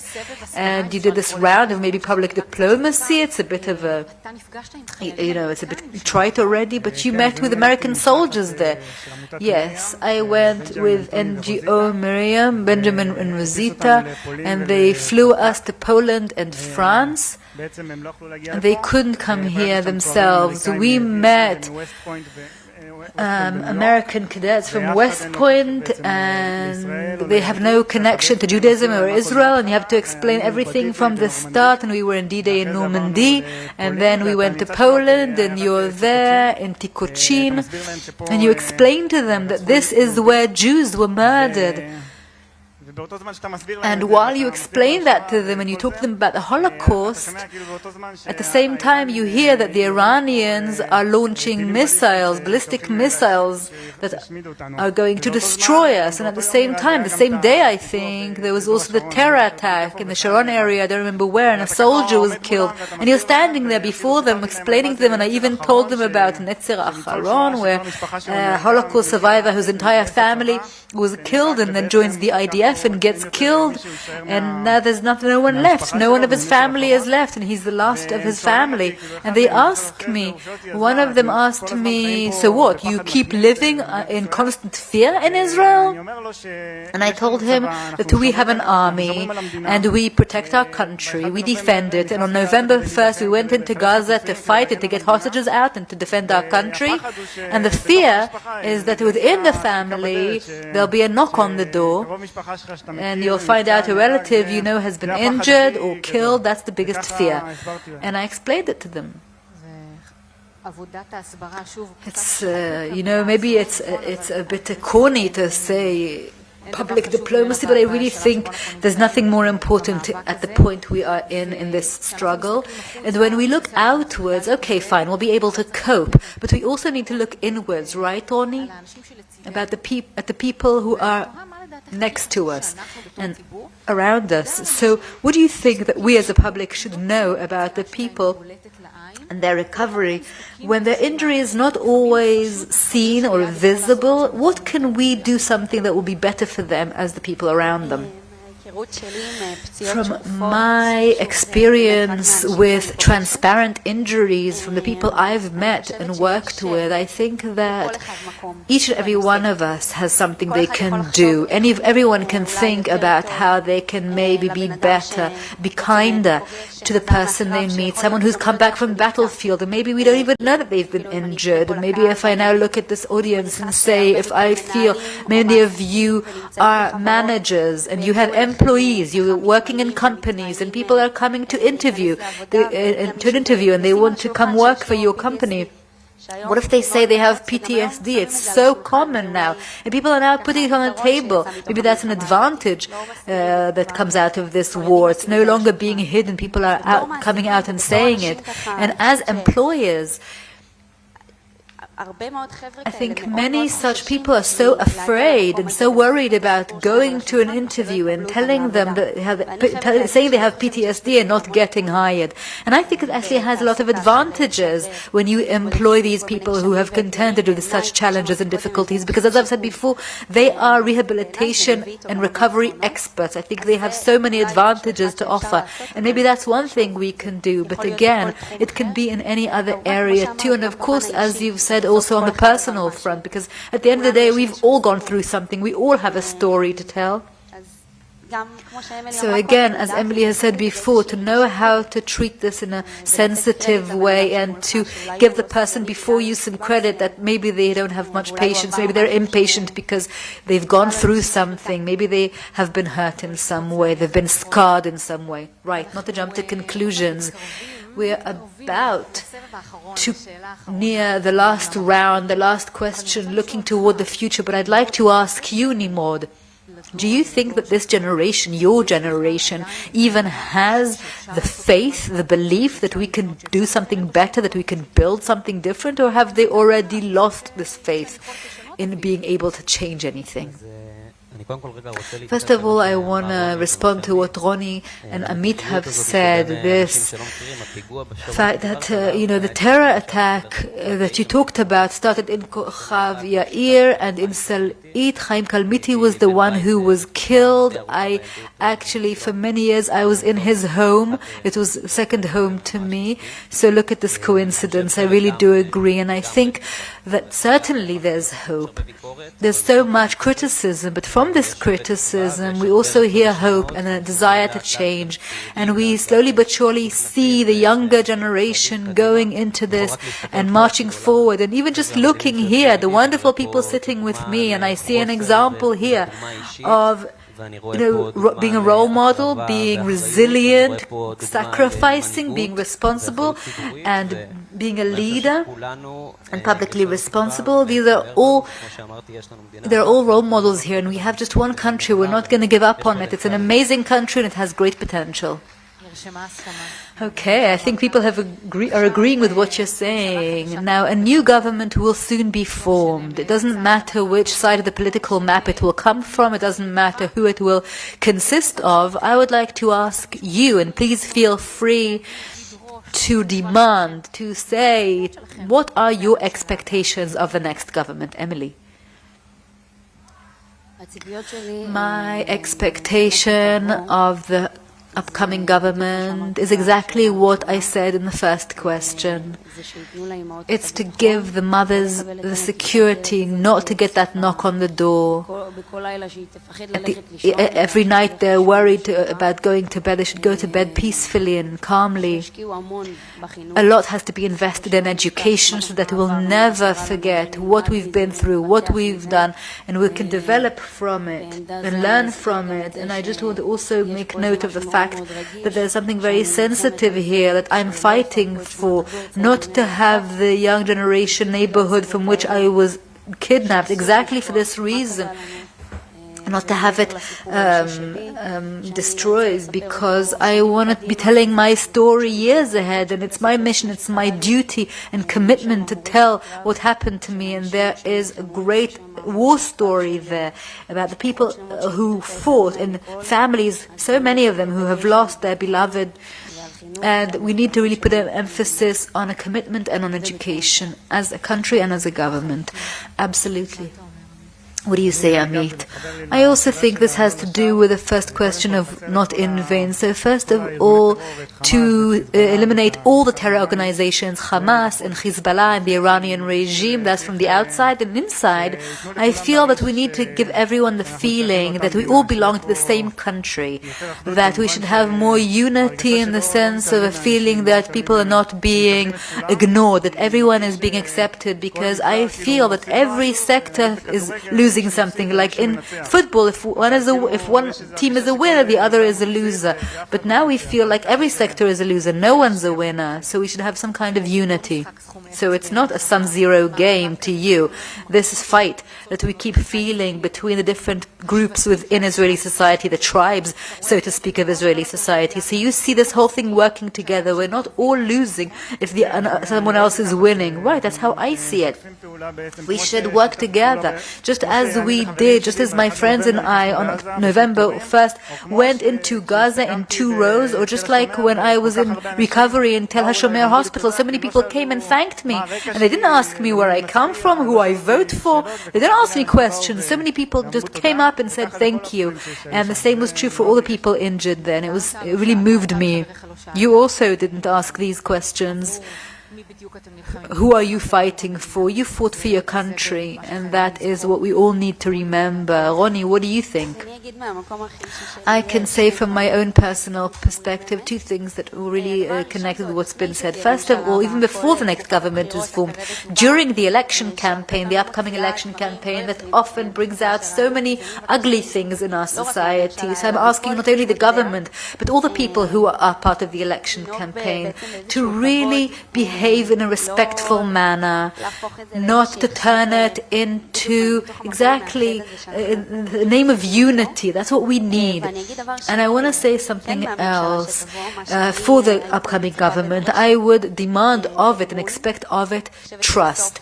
I think that at the end of the day, I wish we will see a broad unity government, but any government that will be formed, as far as I'm concerned, should be responsible and take care of all the populations, not only its base and its own voters. That's what I would expect.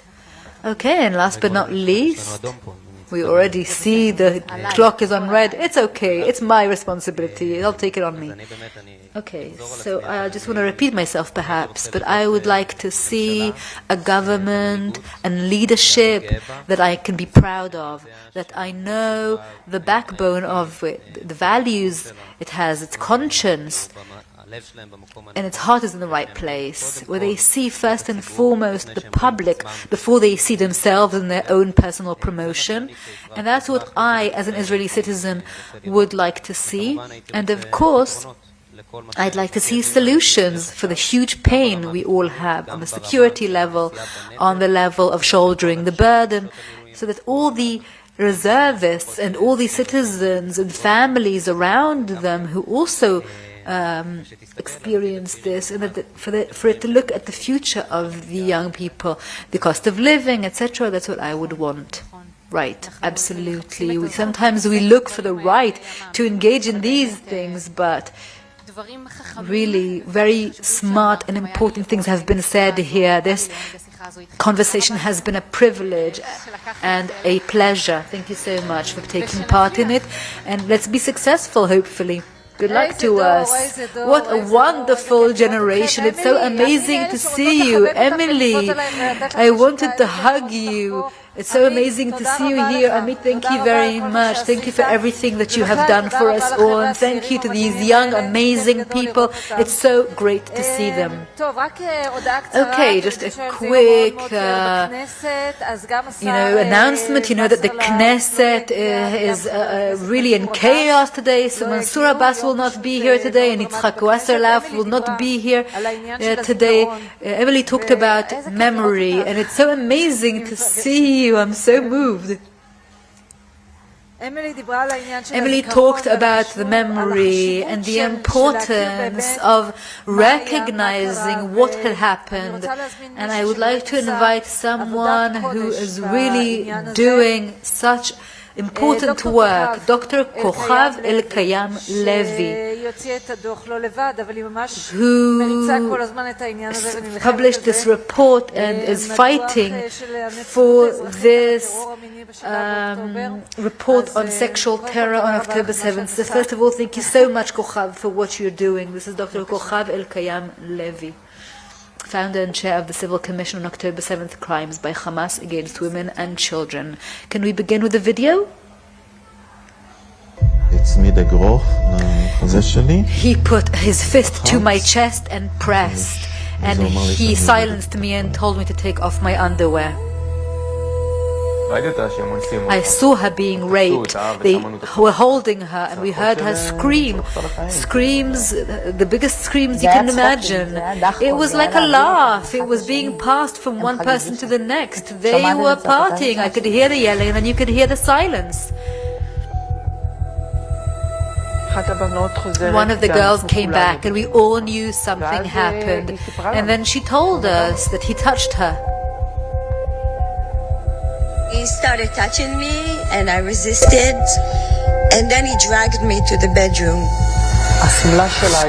Her dress was pulled up, her legs were apart.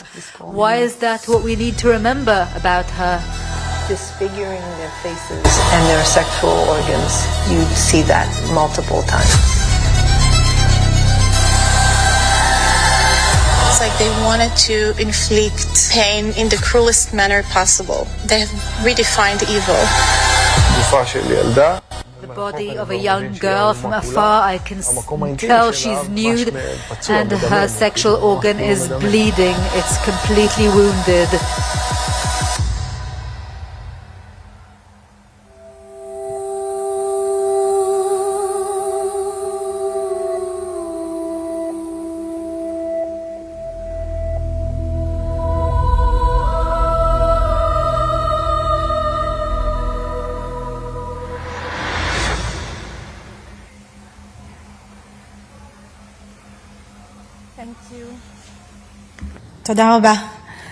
Thank you very much, ladies and gentlemen. Tomorrow we will mark 1,000 days to October 7th, 1,000 days, a number that is so hard to comprehend, but for me and for the others in the Civil Commission, these 1,000 days is not just a number, it's hundreds of hours of looking into one of the darkest chapters in Israeli history and perhaps in humankind's history. Hundreds of hours of testimonies, thousands of images, videos from the massacre, and heartbreaking meetings with families, survivors, those who came first on the scene, the people who shoulder a testimony that is almost unbearable. And almost 3 years ago I found myself sitting watching a video, and it was followed by another and another and then another image and another testimony. And at some point we realized something very simple. Someone will have to stay in the room.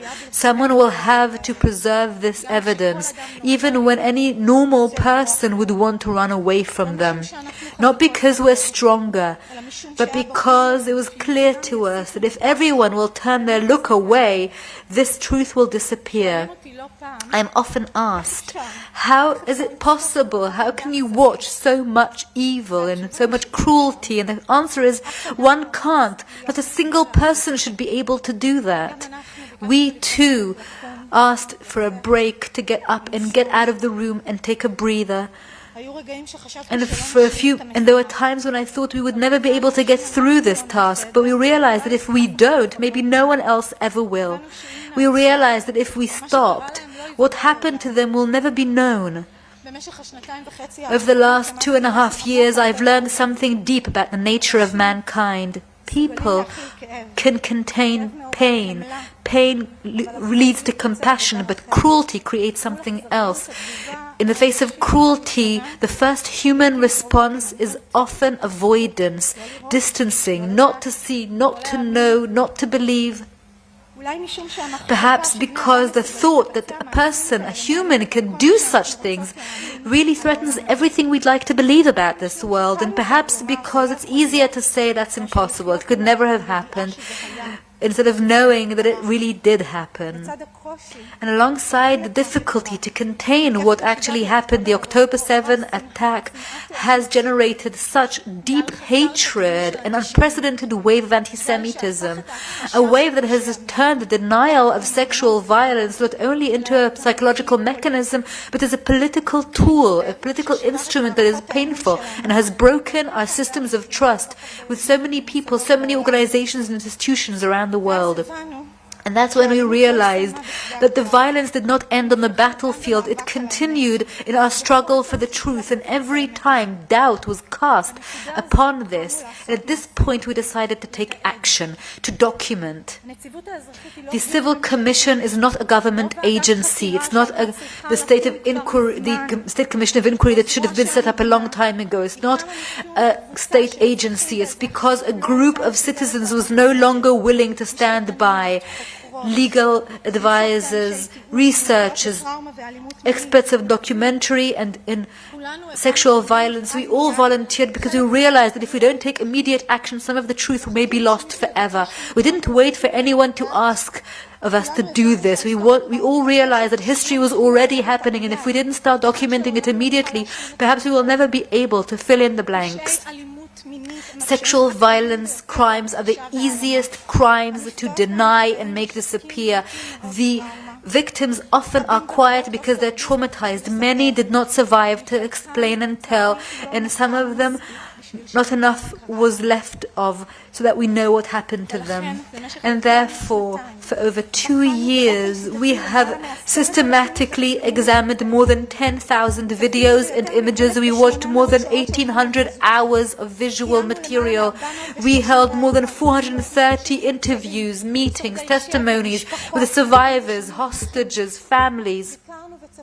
We visited and watched again and again, looking at these scenes, cross-referencing, verifying, and putting together a secure database. And of that, we put together the Civil Commission report on sexual terror.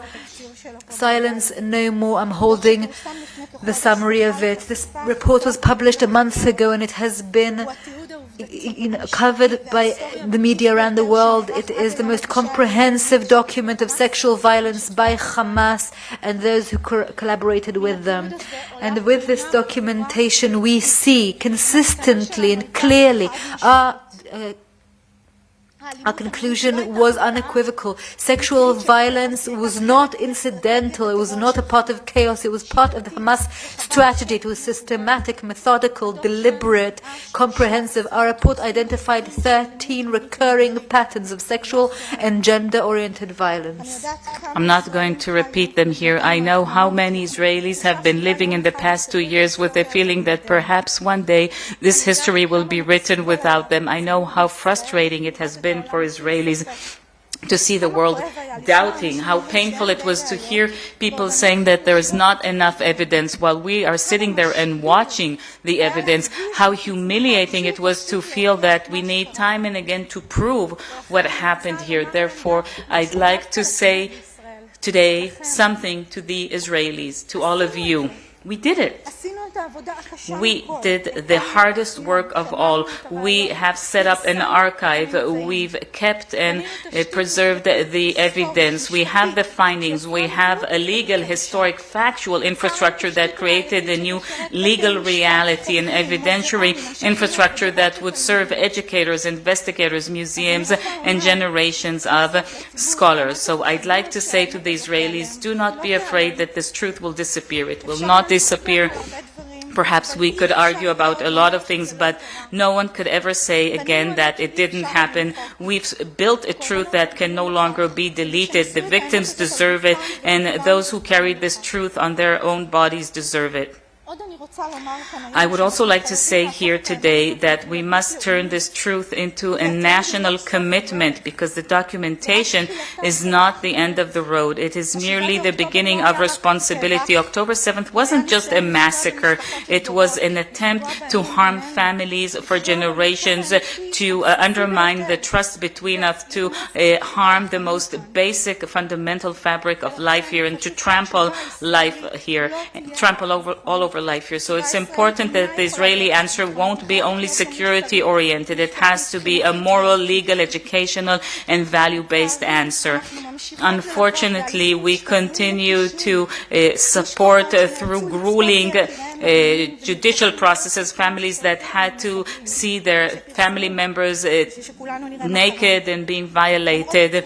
And despite this inconceivable trauma they'd experienced, they still need to fight in courts here in Israel so that they will be recognized as victims of hostility acts and that they receive what they deserve, compensation. We continue to support the survivors of captivity and hostages to receive proper recognition. We've petitioned to the High Court of Justice this week in order to guarantee that those who have been abducted and suffered through the horrors of abduction and managed to escape will be recognized as hostages. We can't have bureaucracy adding pain over the existing pain. Those who have been through hell shouldn't be forced to prove once again what they've been through. It is a national responsibility. It is the responsibility of all of us. And along the way,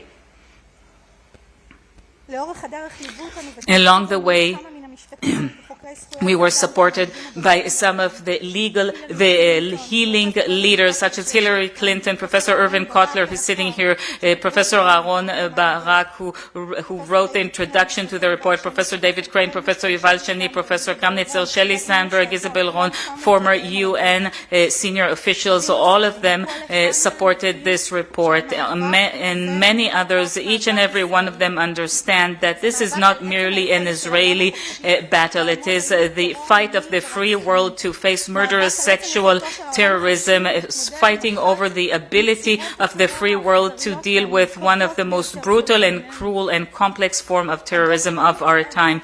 The report doesn't only document the crimes, it provides a conceptual and factual framework. We had to come up and invent new concepts that will allow the world to understand how sexual terrorism operates so that it can be fought.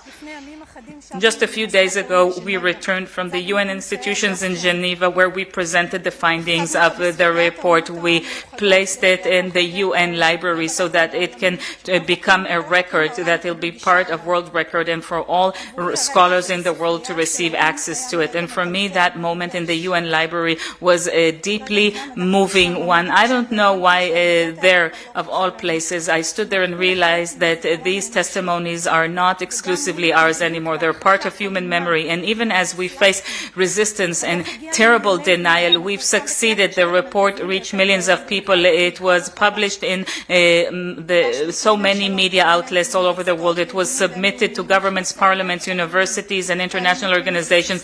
It entered the heart of the discussion on sexual violence and conflicts and the issue of anti-Semitism and denial. And with your permission, I'd now like to switch to English, not just because I'm facing an international audience, but because the following sentences are not only for Israel, they're for the world. For more than 2 years, we carried the voices of those who could no longer speak for themselves. We documented what many believed could never be.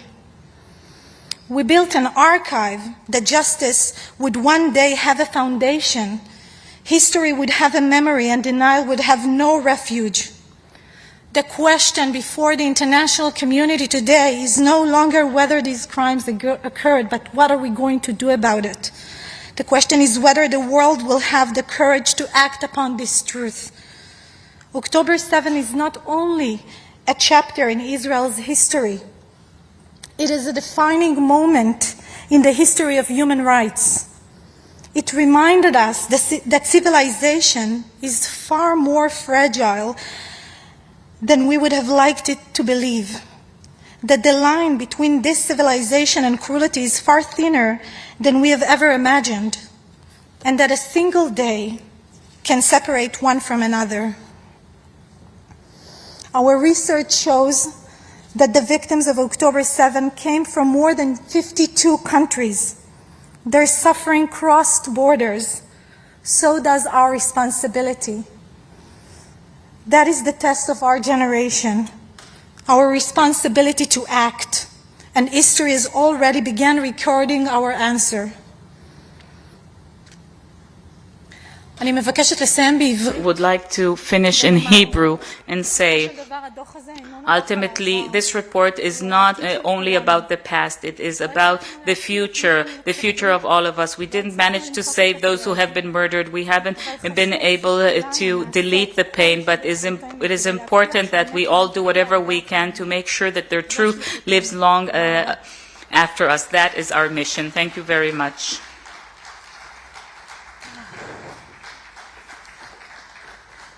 Dr. Kochav Elkayam Levi. What an amazing woman. Truly, I've interviewed her several times, and every time it's really, really hard. So, ladies and gentlemen, to tell you the truth, we've reached our last session, our last panel. The hours have gone by, and we are picking up exactly where Kochav finished, that anti-Semitism that we see surging worldwide, and it's like a paradox. You don't really get it. How come after October 7th there's a rise in anti-Semitism? Of course, it started even before the war and all the events in Gaza. So the next panel, and is our last panel, will be about this, the international legitimacy and anti-Semitism, and I'd like to invite some very impressive individuals. First of all, the Professor Irvin Cutler, who's just been mentioned by Kochav. Minister of Justice in Canada, and a person with so many things to his credit and who's involved in anti-Semitism. Ophir Dayan, the writer of the book Intifada on the Hudson. Joanna Landau, the head of the Abba Eban Policy for Diplomacy and Foreign Relations in the Reichman Institute. Ambassador Eilon Gilon and Eilon Levy, the head of the civics spokesmanship, and this panel will be moderated by no other than Roni Malkan.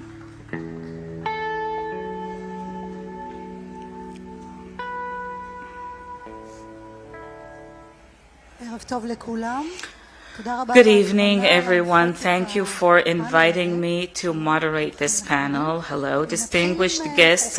Why don't we start with Professor Cutler? I would like to start with you because you're the only one among us who lives overseas, and we'd like to hear, how is it like to be a Jew today, not in the state of Israel, with everything that's happening with anti-Semitism and violence? So we'd like to hear from you about that. And you can speak in English. I can translate it while you speak, but I will ask in Hebrew and you can speak in English like we said. So thank you. I'll speak in English, not because I don't respect the Hebrew language, but because I do respect the Hebrew language. Let me begin really where Kochav ended, and I really want to commend her for an outstanding address and for being in the trenches all these years. Kol hakavod. So we are meeting really at a historical inflection moment with regard to the struggle against anti-Semitism. We meet not only, as has been said, on the eve of the 700th day of the unspeakable mass atrocities of October 7th, spoken of as the worst day in Israeli and Jewish history since the Holocaust, of horrors too terrible to be believed, but not too terrible to have happened, as Kochav authenticated in the most evidence-based, legally grounded report I've ever seen. And I say this as somebody who prosecuted the worst of sexual atrocities in Rwanda and elsewhere. One would have expected that, given these unspeakable mass atrocities, that this would have resulted in a uniform global condemnation, that it would have resulted in international action. On the contrary, what we have observed, and beginning on October 8th, was a denial even that these atrocities took place, or support for them, or justification for them, or even glorification and celebration of them in the global and public square. Of unspeakable atrocities perpetrated not only by a terrorist organization, Hamas, but by a genocidal, anti-Semitic terrorist statelet. Not because I say so, but because Hamas has said so in its founding charter of 1988 and since. And where, beginning on October 8th, Hamas has said that it will commit October 7th again and again and again until Israel's annihilation. One would have hoped as well that would have been a combating of this anti-Semitism. On the contrary, what we have witnessed since October 8th, and I say this as somebody who was special envoy for the combating investigation, we have witnessed an unprecedented global explosion of anti-Semitism. Let me give you, you asked about it, let me give you just a case study in Canada, but it is true in other democracies, where we are witnessing the highest level of anti-Semitic incidences ever recorded. In Canada, 8,200 anti-Semitic instances in 2025 alone. That's 17 a day. It's not just a matter of abstract statistics. We have to understand those who are the targets of such anti-Semitism. And we are witnessing the highest level of hate crimes ever recorded. In Canada, where Canadian Jews are 1% of the population, Canadian Jews are the target of 72% of all hate-motivated crimes. And where Jews as a minority are 25 times more likely to be the target of a hate crime than any other group in Canada. And it doesn't end there. These are not only hate crimes, they are horrific crimes of violence. We are meeting on the occasion of the anniversary of the murders of two U.S. Embassy staffers in Washington. We are meeting on the anniversary of the murder of the hostage and the March for Hostages in Boulder, Colorado. I can go on. And so let me close and say, what is so necessary now? Because what we have We'll go back to it later, what is necessary. I just want to talk now, to take what you said, and ask Joanna, what do we do now? He's describing a reality that's very, very difficult, a reality that we haven't seen for many, many years. What can be done, Joanna? What can we do? It's a simple question. It's an easy question. I'll speak both in Hebrew and in English. A panel about anti-Semitism and the anti-Semitism that is experienced much more by the Jews around the world than it is by us Israelis, even though, of course, we're in that as well. There are front lines that the Jews are experiencing outside of Israel that we in Israel experience in a different way. You asked what can be done. I think it's a mindset issue. I've established an institute here at Reichman called the Reputational Security Lab, which is in the Abba Eban Institute for Diplomacy and Foreign Relations. And I look at this whole issue of anti-Semitism, legitimacy, as a national capability that Israel has to develop at a much, much higher level because of the stakes. And the stakes are that it's not just about Israel, and it's not just about the Jews outside of Israel. It's in fact about all democracies at large, dealing with a kind of clash of civilizations, and we are, as usual, the canary in the coal mine. So if we have a mindset that says that this is an hasbara issue, or hasbara in English, or it's a public diplomacy, or it's a branding issue, which is my expertise, I think we will stay in the same place. We have to change our mindset that the reputation of Israel and the Jewish people, by extension, is a national security asset. It's a national security challenge. And as long as we don't see it as seriously as we see the issues with the Iranian atom bomb and so on, then we will never get the funding for it, the expertise of the people. We need to have an entire infrastructure for Israel that has to be completely reformed. What we currently have in place to deal with what the Jewish people and Israel are facing is not suitable for the challenge of the 21st century. We need a much stronger security apparatus in this realm of the narrative building. We need a much stronger ability to connect with and create allies. There are many allies out there, and we're consistently going against those who will never agree with us anyway. We need to build relationships. We need to look at this much more professionally. We have to have a national branding project. We have to have the equivalent of a Mossad, Shabak, IDF, and so on. It's a short question, but a very long answer. Thank you so much. Ophir, אני רוצה לשאול אותה. I'd like to ask you, Ophir, you're actually a graduate of Columbia University, which is well known for its anti-Semitic incidents and activities against Jews, and it's constantly presented as if these occurrences started after October 7th, but you were there long before that, and you experienced before that incidents, anti-Semitic incidents. So we would like to hear a bit about life in campus in Columbia University. Well, I don't know if we're holding this panel in Hebrew, in English, whatever you say, in Hebrew.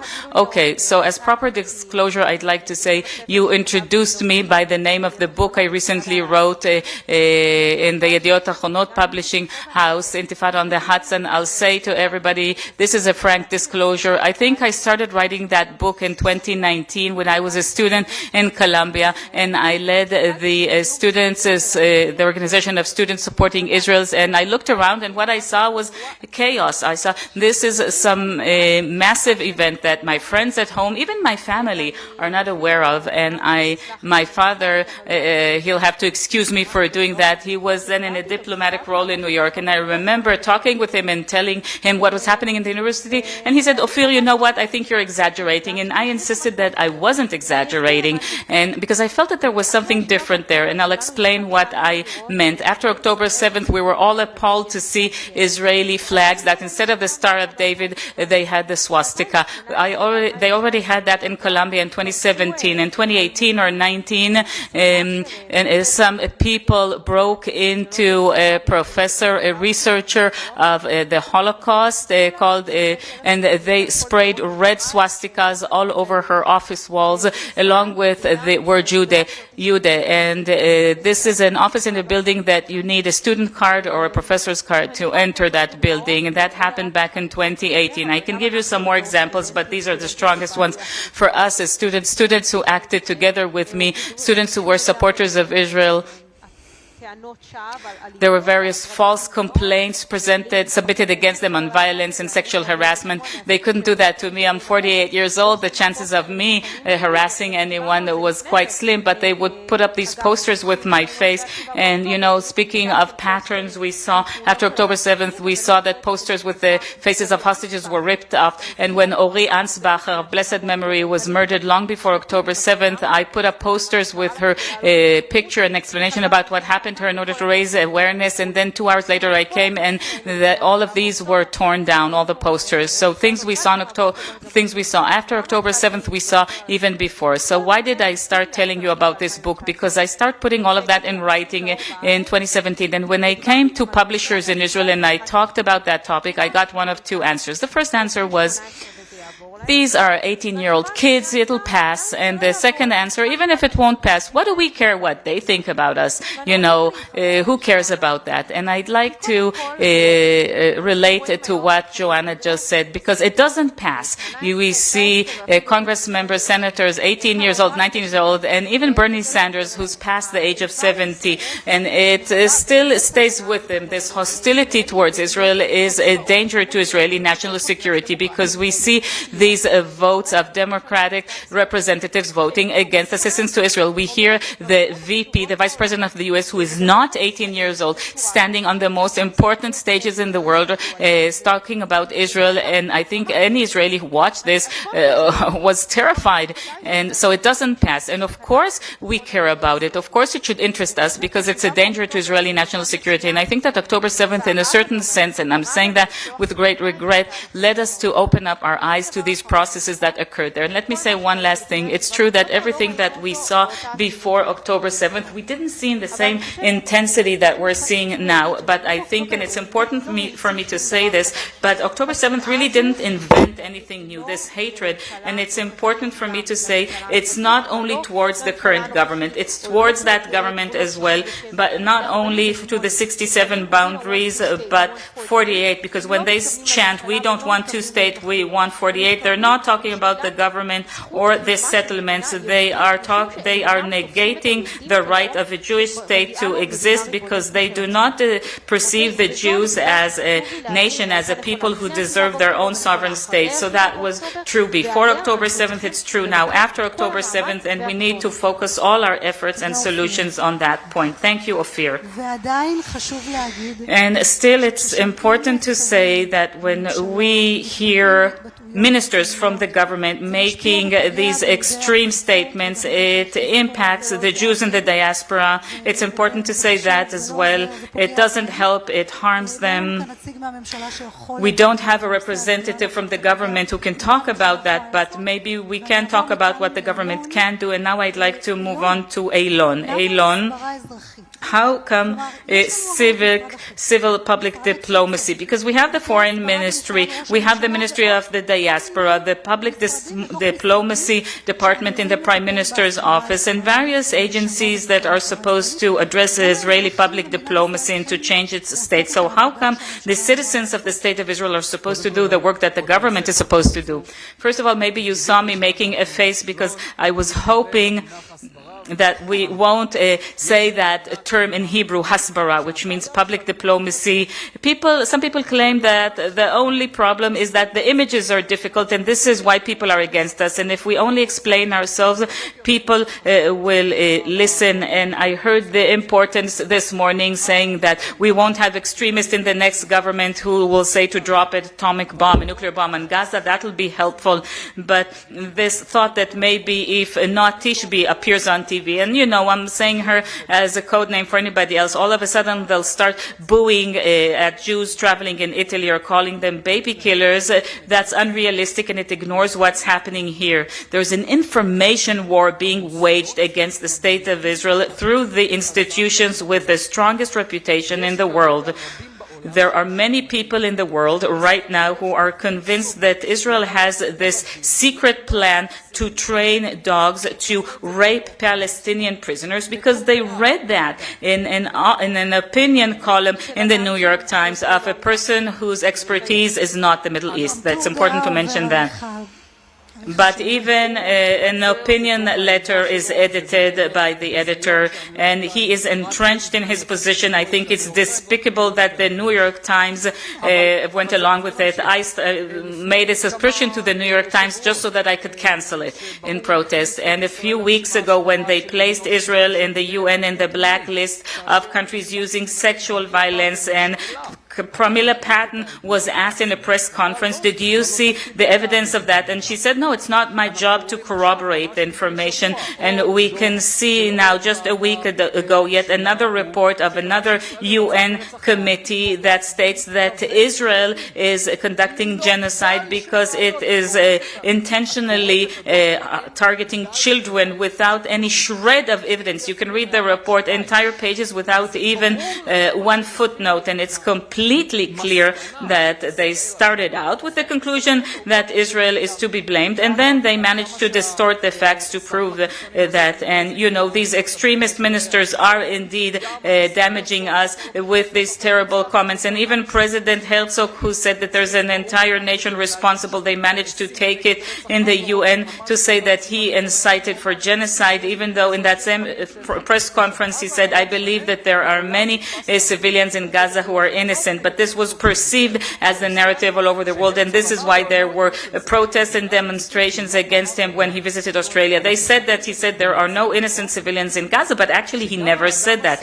So we're living in a reality that even a reasonable, normative person who's open to our position wants Amnesty and Human Rights Watch and the UN and Save the Children and Feed the Puppies and House the Homeless, and these organizations who have a much stronger and better reputation reputation, then the State of Israel say that it is our fault. Who will they believe? Where does the average person get their information from? Wikipedia. And right now there's a war going on to simply demolish Jewish history and Wikipedia, to completely re-edit, to get us to look like Nazi monsters, so that the average individual in Britain and France and everywhere else think that we need to be completely annihilated. But you still haven't answered my question, Elon. Why do we need a civilian or civic public diplomacy? See, I have an interest to say everything's bad in the State of Israel. It doesn't do anything, but today they appointed my dear friend Doron Spielman to be the spokesperson of the International Public Diplomacy Forum. I hope we'll see him. I think it's an excellent appointment, and I do hope that we will see more results.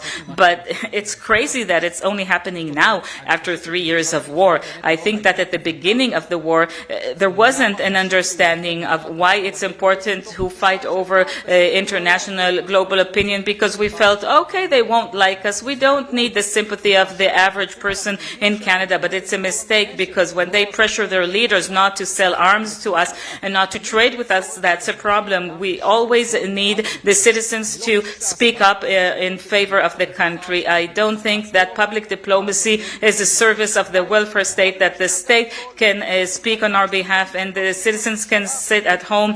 People need to say there are things here that are unrelated to the government. It's a broad national interest, and hopefully then there will be a new government after the elections. Understand how important this is, and that we must storm global public opinion, because we're facing a terrible problem, and like Ophir said, it's a genuine threat to Israel's national security. What Israel can do to change the situation? Is there something we can do? We can change the situation. And just to follow up, at this point, we have to realize that this eighth front is the internationalization of the delegitimization of Israel. And that anti-Semitism, in a word, is being laundered also under the protective cover of the United Nations, under the authority of international law, under the culture of human rights, under the struggle of so what we have to do is to say at this point, number one, with regard to the UN, I'll never forget what Kofi Annan told me over 20 years ago when I was Minister of Justice, when he said, a United Nations that does not put the combating of anti-Semitism at the forefront of its responsibilities is a United Nations that has forfeited its past and has betrayed its future. And we have to make that case internationally through the United Nations International. So with regard to the community of democracies, we have to tell them that they have a responsibility for a whole of government action, not simply performative tweets, not simply virtue signaling, but action. And the reason for action is not just because anti-Semitism is a threat to Jews, and with this I'll close. It's because anti-Semitism is toxic to democracies. So if a democracy wants to defend itself, it has to combat anti-Semitism. Anti-Semitism is a threat to the national security of democracies, to the individual and collective security of its citizens. So a democracy that is setting forth a national security policy and plan has to put the combating of anti-Semitism in that national security. A civil society, the NGOs that want to retain their integrity, have to put anti-Semitism at the forefront of what it does. Otherwise, it's a threat also to the work of human rights and anti-Semitism. So I close by saying that we've always said, that while it begins with Jews, it doesn't end with Jews. And so it has to be a collective responsibility at the international level and in each and all of the community of democracies. Can I please add something? Yes, of course. Certainly, the world pandemic of anti-Semitism is terrible and awful, but we need to distinguish between two phenomena. Some are anti-Semitic, full-fledged, against Jews and so on, but there is something more sophisticated. A phenomenon that says, I'm not against Jews, I'm against Zionism, which is a force, and of course you can't understand the motif of Jews murdering babies without the whole past of the Middle Ages, but I am against this colonialist apartheid state called Israel and Zionism. I'm not against Jews.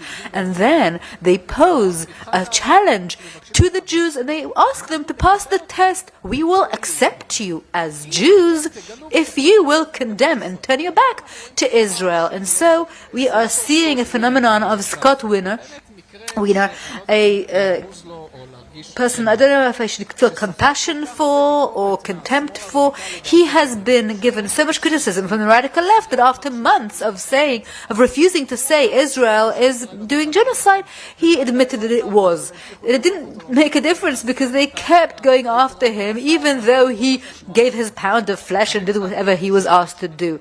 So there are these two phenomena. There is the classic anti-Semitism and the anti-Zionism, which is of course a new way of hating Jews, but in a much more convincing way that tells itself it's not anti-Semitic, they're on the right side of the map. It's the contemporary anti-Semitism we keep hearing about.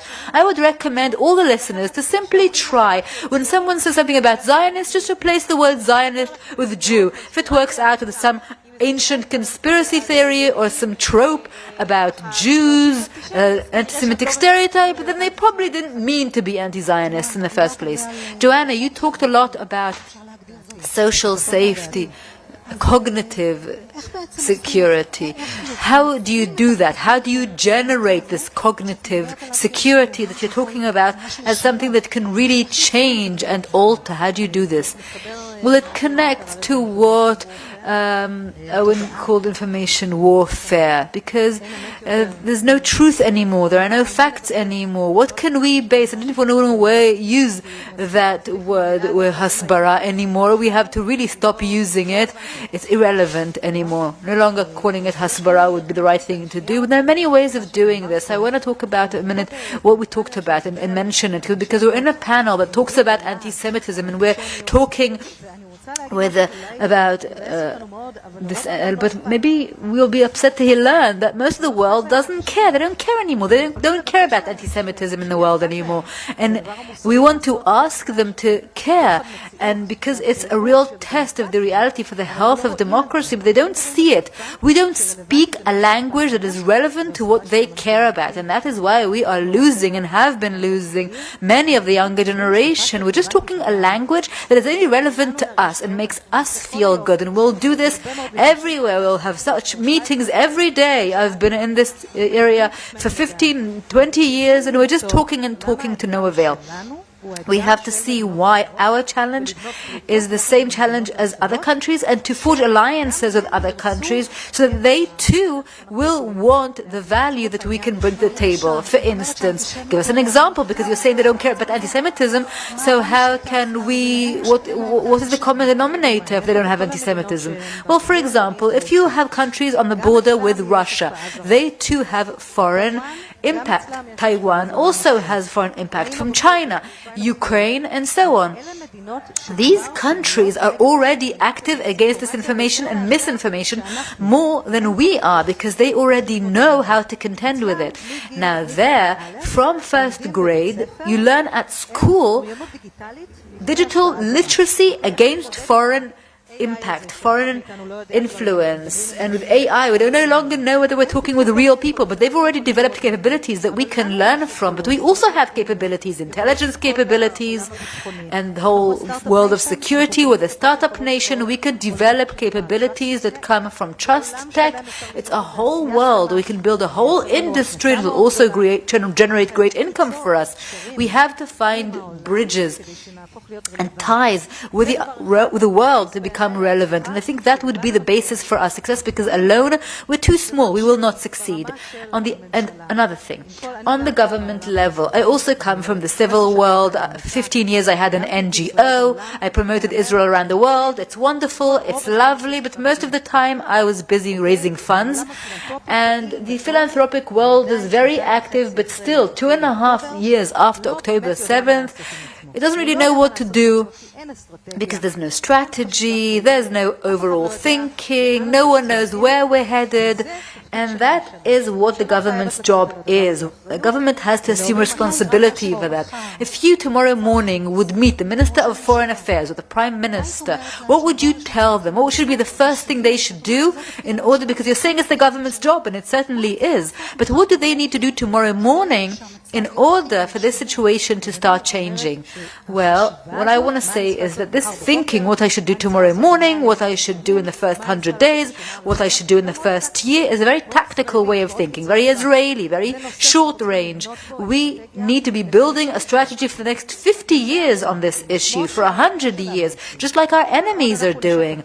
If we continue with this tactics of what we're going to do tomorrow morning, this is going to remain a problem, and that's why Ophir and the INSS and many other research institutes are talking about a strategy that takes into account the Jewish world, and we really develop a strategy. It takes 4 or 5 months to do this. If I were the Ministry of Foreign Affairs, I would build a strategic plan. However, if I were the Ministry of Foreign Affairs, in 3 months' time, there's elections, so what's the use of a strategic plan now? What will I do with it? So on this optimistic note, I would like to ask Professor Kotler. We talked about the diaspora Jews, and Joanna also mentioned the Jewish world and how important it is. How do you view things? How do you view the relationship between the Jews in the diaspora and the State of Israel? There is a problem here that is trickling down and is constant from Israel to the diaspora. They don't feel like Israel is there for them, and all sorts of decisions that have been made in recent years are pointing to that. So what is happening there in the world? What can connect us back to the Jews of the world? Israel diaspora thing, what we're witnessing is, and this has been going on for years now, is, the indictment of Israel as a racist, colonialist, settler, child-killing, apartheid, genocidal state. And what is necessary now for Jews in the diaspora and for Israel, what we need to do, not just in terms of the combating of anti-Semitism, as I spoke, but we need to affirm our own identity. In other words, that the Jewish people are a prototypical indigenous people, a people that still inhabits the same land, embraces the same religion, studies the same Bible, hearkens to the same indigenous prophets, speaks the same indigenous language Hebrew, and bears the same indigenous name Israel as we did 3,500 years ago. That has to be a core part of our affirmation of identity, Israel and diaspora. The second thing is we are a prototypical anti-colonial people. A people that has been enslaved, persecuted, etc., also for 3,000 years. And the final thing is that we need to affirm, and you are yourself a representative, that Israel is a multiracial, multi-ethnic, multinational, multi-religious, multi-linguistic, Jewish, democratic, Zionist state. That has to be at the core of our affirmation. Can I add something very quickly? Let me just say that I agree with Professor Kotler. We had a discussion before that we keep talking about diversity in Israel, and it's a country that's multicultural, and we don't see it around the world. When I go overseas, people are astonished. What? You come from Israel? Because they look at my skin color, they think everyone here is blonde with blue eyes, and we're all Europeans, and we are all colonizers. The diversity of Israelis and the Ethiopian Jews from Israel, we can do really, I know you don't like the word hasbara, but still it's hasbara, so we can do a lot of hasbara, so they need to use the Ethiopian Jews. That's what we talked about. That's what you meant about the diversity. Can Joanna? Yes, Joanna. I just wanted to add to what Professor Erwin Kotler has said. He's talking about a story. What's our narrative? What's our story? We need to define it. And it's a process, and in the area I specialize in, which is nation branding, it's a professional process that is done professionally. It takes about 8 months. It costs about $700,000, $800,000. it's a lot of story building, and there's an outcome, and then we can all go with this outcome and tell the story. And the small thing I would like to add to what you said is that our story has to be relevant and attractive to our target audiences, which we would like to impact. It can't just be our story. If the state of Israel will keep going around saying nation state of the Jewish people, if you're not Jewish, it's not relevant to you, and therefore you have no reason to defend it. So we don't just want these people. There are ways of telling this narrative. Because we only have 5 minutes, so Ophir and then Eilon, and then we'll wrap up this forum. Ophir. Perhaps you'd like to say what you think. I want to address some of the things that have been said. I definitely agree. And I think that a story or a narrative that first of all unites us, that we can all stand behind is one thing, and a story that also attracts outwardly is the second thing. And I think that what the story or narrative that Erwin has talked about, indigeneity, human rights, anti-colonialism, is a narrative that can certainly be attractive for audiences outside of Israel too. And unfortunately, I look at this and say the state of Israel apparently has made a decision that the identity politics is something from the leftists are all about, and we're ignoring the fact that every single minority in the world is using identity politics and its unique attributes to demand the rights they deserve. And only the state of Israel and the Jewish people have decided that they don't want to play this game. Now, we can't demand that we also get a hand in this card game if we're not going to sit at the table, and if everybody's playing identity politics, and the state of Israel is the only one who's not going to tell this story. And with all the respect I have for high-tech and Israeli innovation, has decided that it's going for a narrative of innovation instead of indigenousness, then of course, why should people say that we're indigenous? And I want to tell you one more thing, Ronnie. Please, briefly. Okay, very briefly. I feel that I will not be doing my duty here on this panel if I don't talk about this. And you asked Owen about the diaspora Jews, and I feel that often when I sit on panels with people who do belong to the world Jewry, they don't feel comfortable saying what I'm going to say, and perhaps you don't feel this way, so I'm just putting words in your mouth. But the state of Israel, not only under the current government, but also under it, in the recent years, has really not done its job as the Jewish state, because it continues to strengthen its status as the state of Israelis. And I'm challenging everyone here in this room and at home to see when was the last time that a minister or a prime minister have gone to a reform or conservative synagogue. I want to give you just one example. Rabbi Ami Hirsch, who 2 weeks ago said that the reform movement should stop authorizing rabbis, and that the reform movement should be teaching Zionism instead of Tikkun Olam. And Rabbi Amir Hirsch is not there in different forums, and we have lost touch, and we have not done the thing that we should have done, the most basic thing we should have done. And I want to finish with one thing. If you take away one thing from what I've said today, please let it be this sentence: we cannot go and yell Am Yisrael Chai and then go back home, close the door, and break down this chain of generations of 500 years. Because breaking away and tearing away the Jewish people from the half of the nation that is not living in Israel is exactly the opposite of Am Yisrael Chai. The state of Israel has a moral duty. Ophir, I'm sorry, I have to stop you. Okay, Eilon, I'm going to say 3 things. First of all, Ophir is right in everything she says, but I disagree with Joanna. I think that with $1 million budget, through PR companies, we could find a great narrative that we can market outwardly for Israel. But it's irrelevant if it's not a story that we can embrace and foster as the people. That's the basis. We, as a society, are divided on what we're doing here and what the purpose of this country is and where we're going. And so any narrative that we'll come up with will be challenged internally, domestically, by the coalition, by the Knesset, because other people will be telling other stories and we're not very obedient. Look, we're not the only country. Everywhere in the world they do have this. but we are argumentative. Already here on this panel there is an internal disagreement, but about the world Jewry. For most world Jews, Israel is something far away, and for many of them we have to admit that Judaism is also far away because many of them are unaffiliated.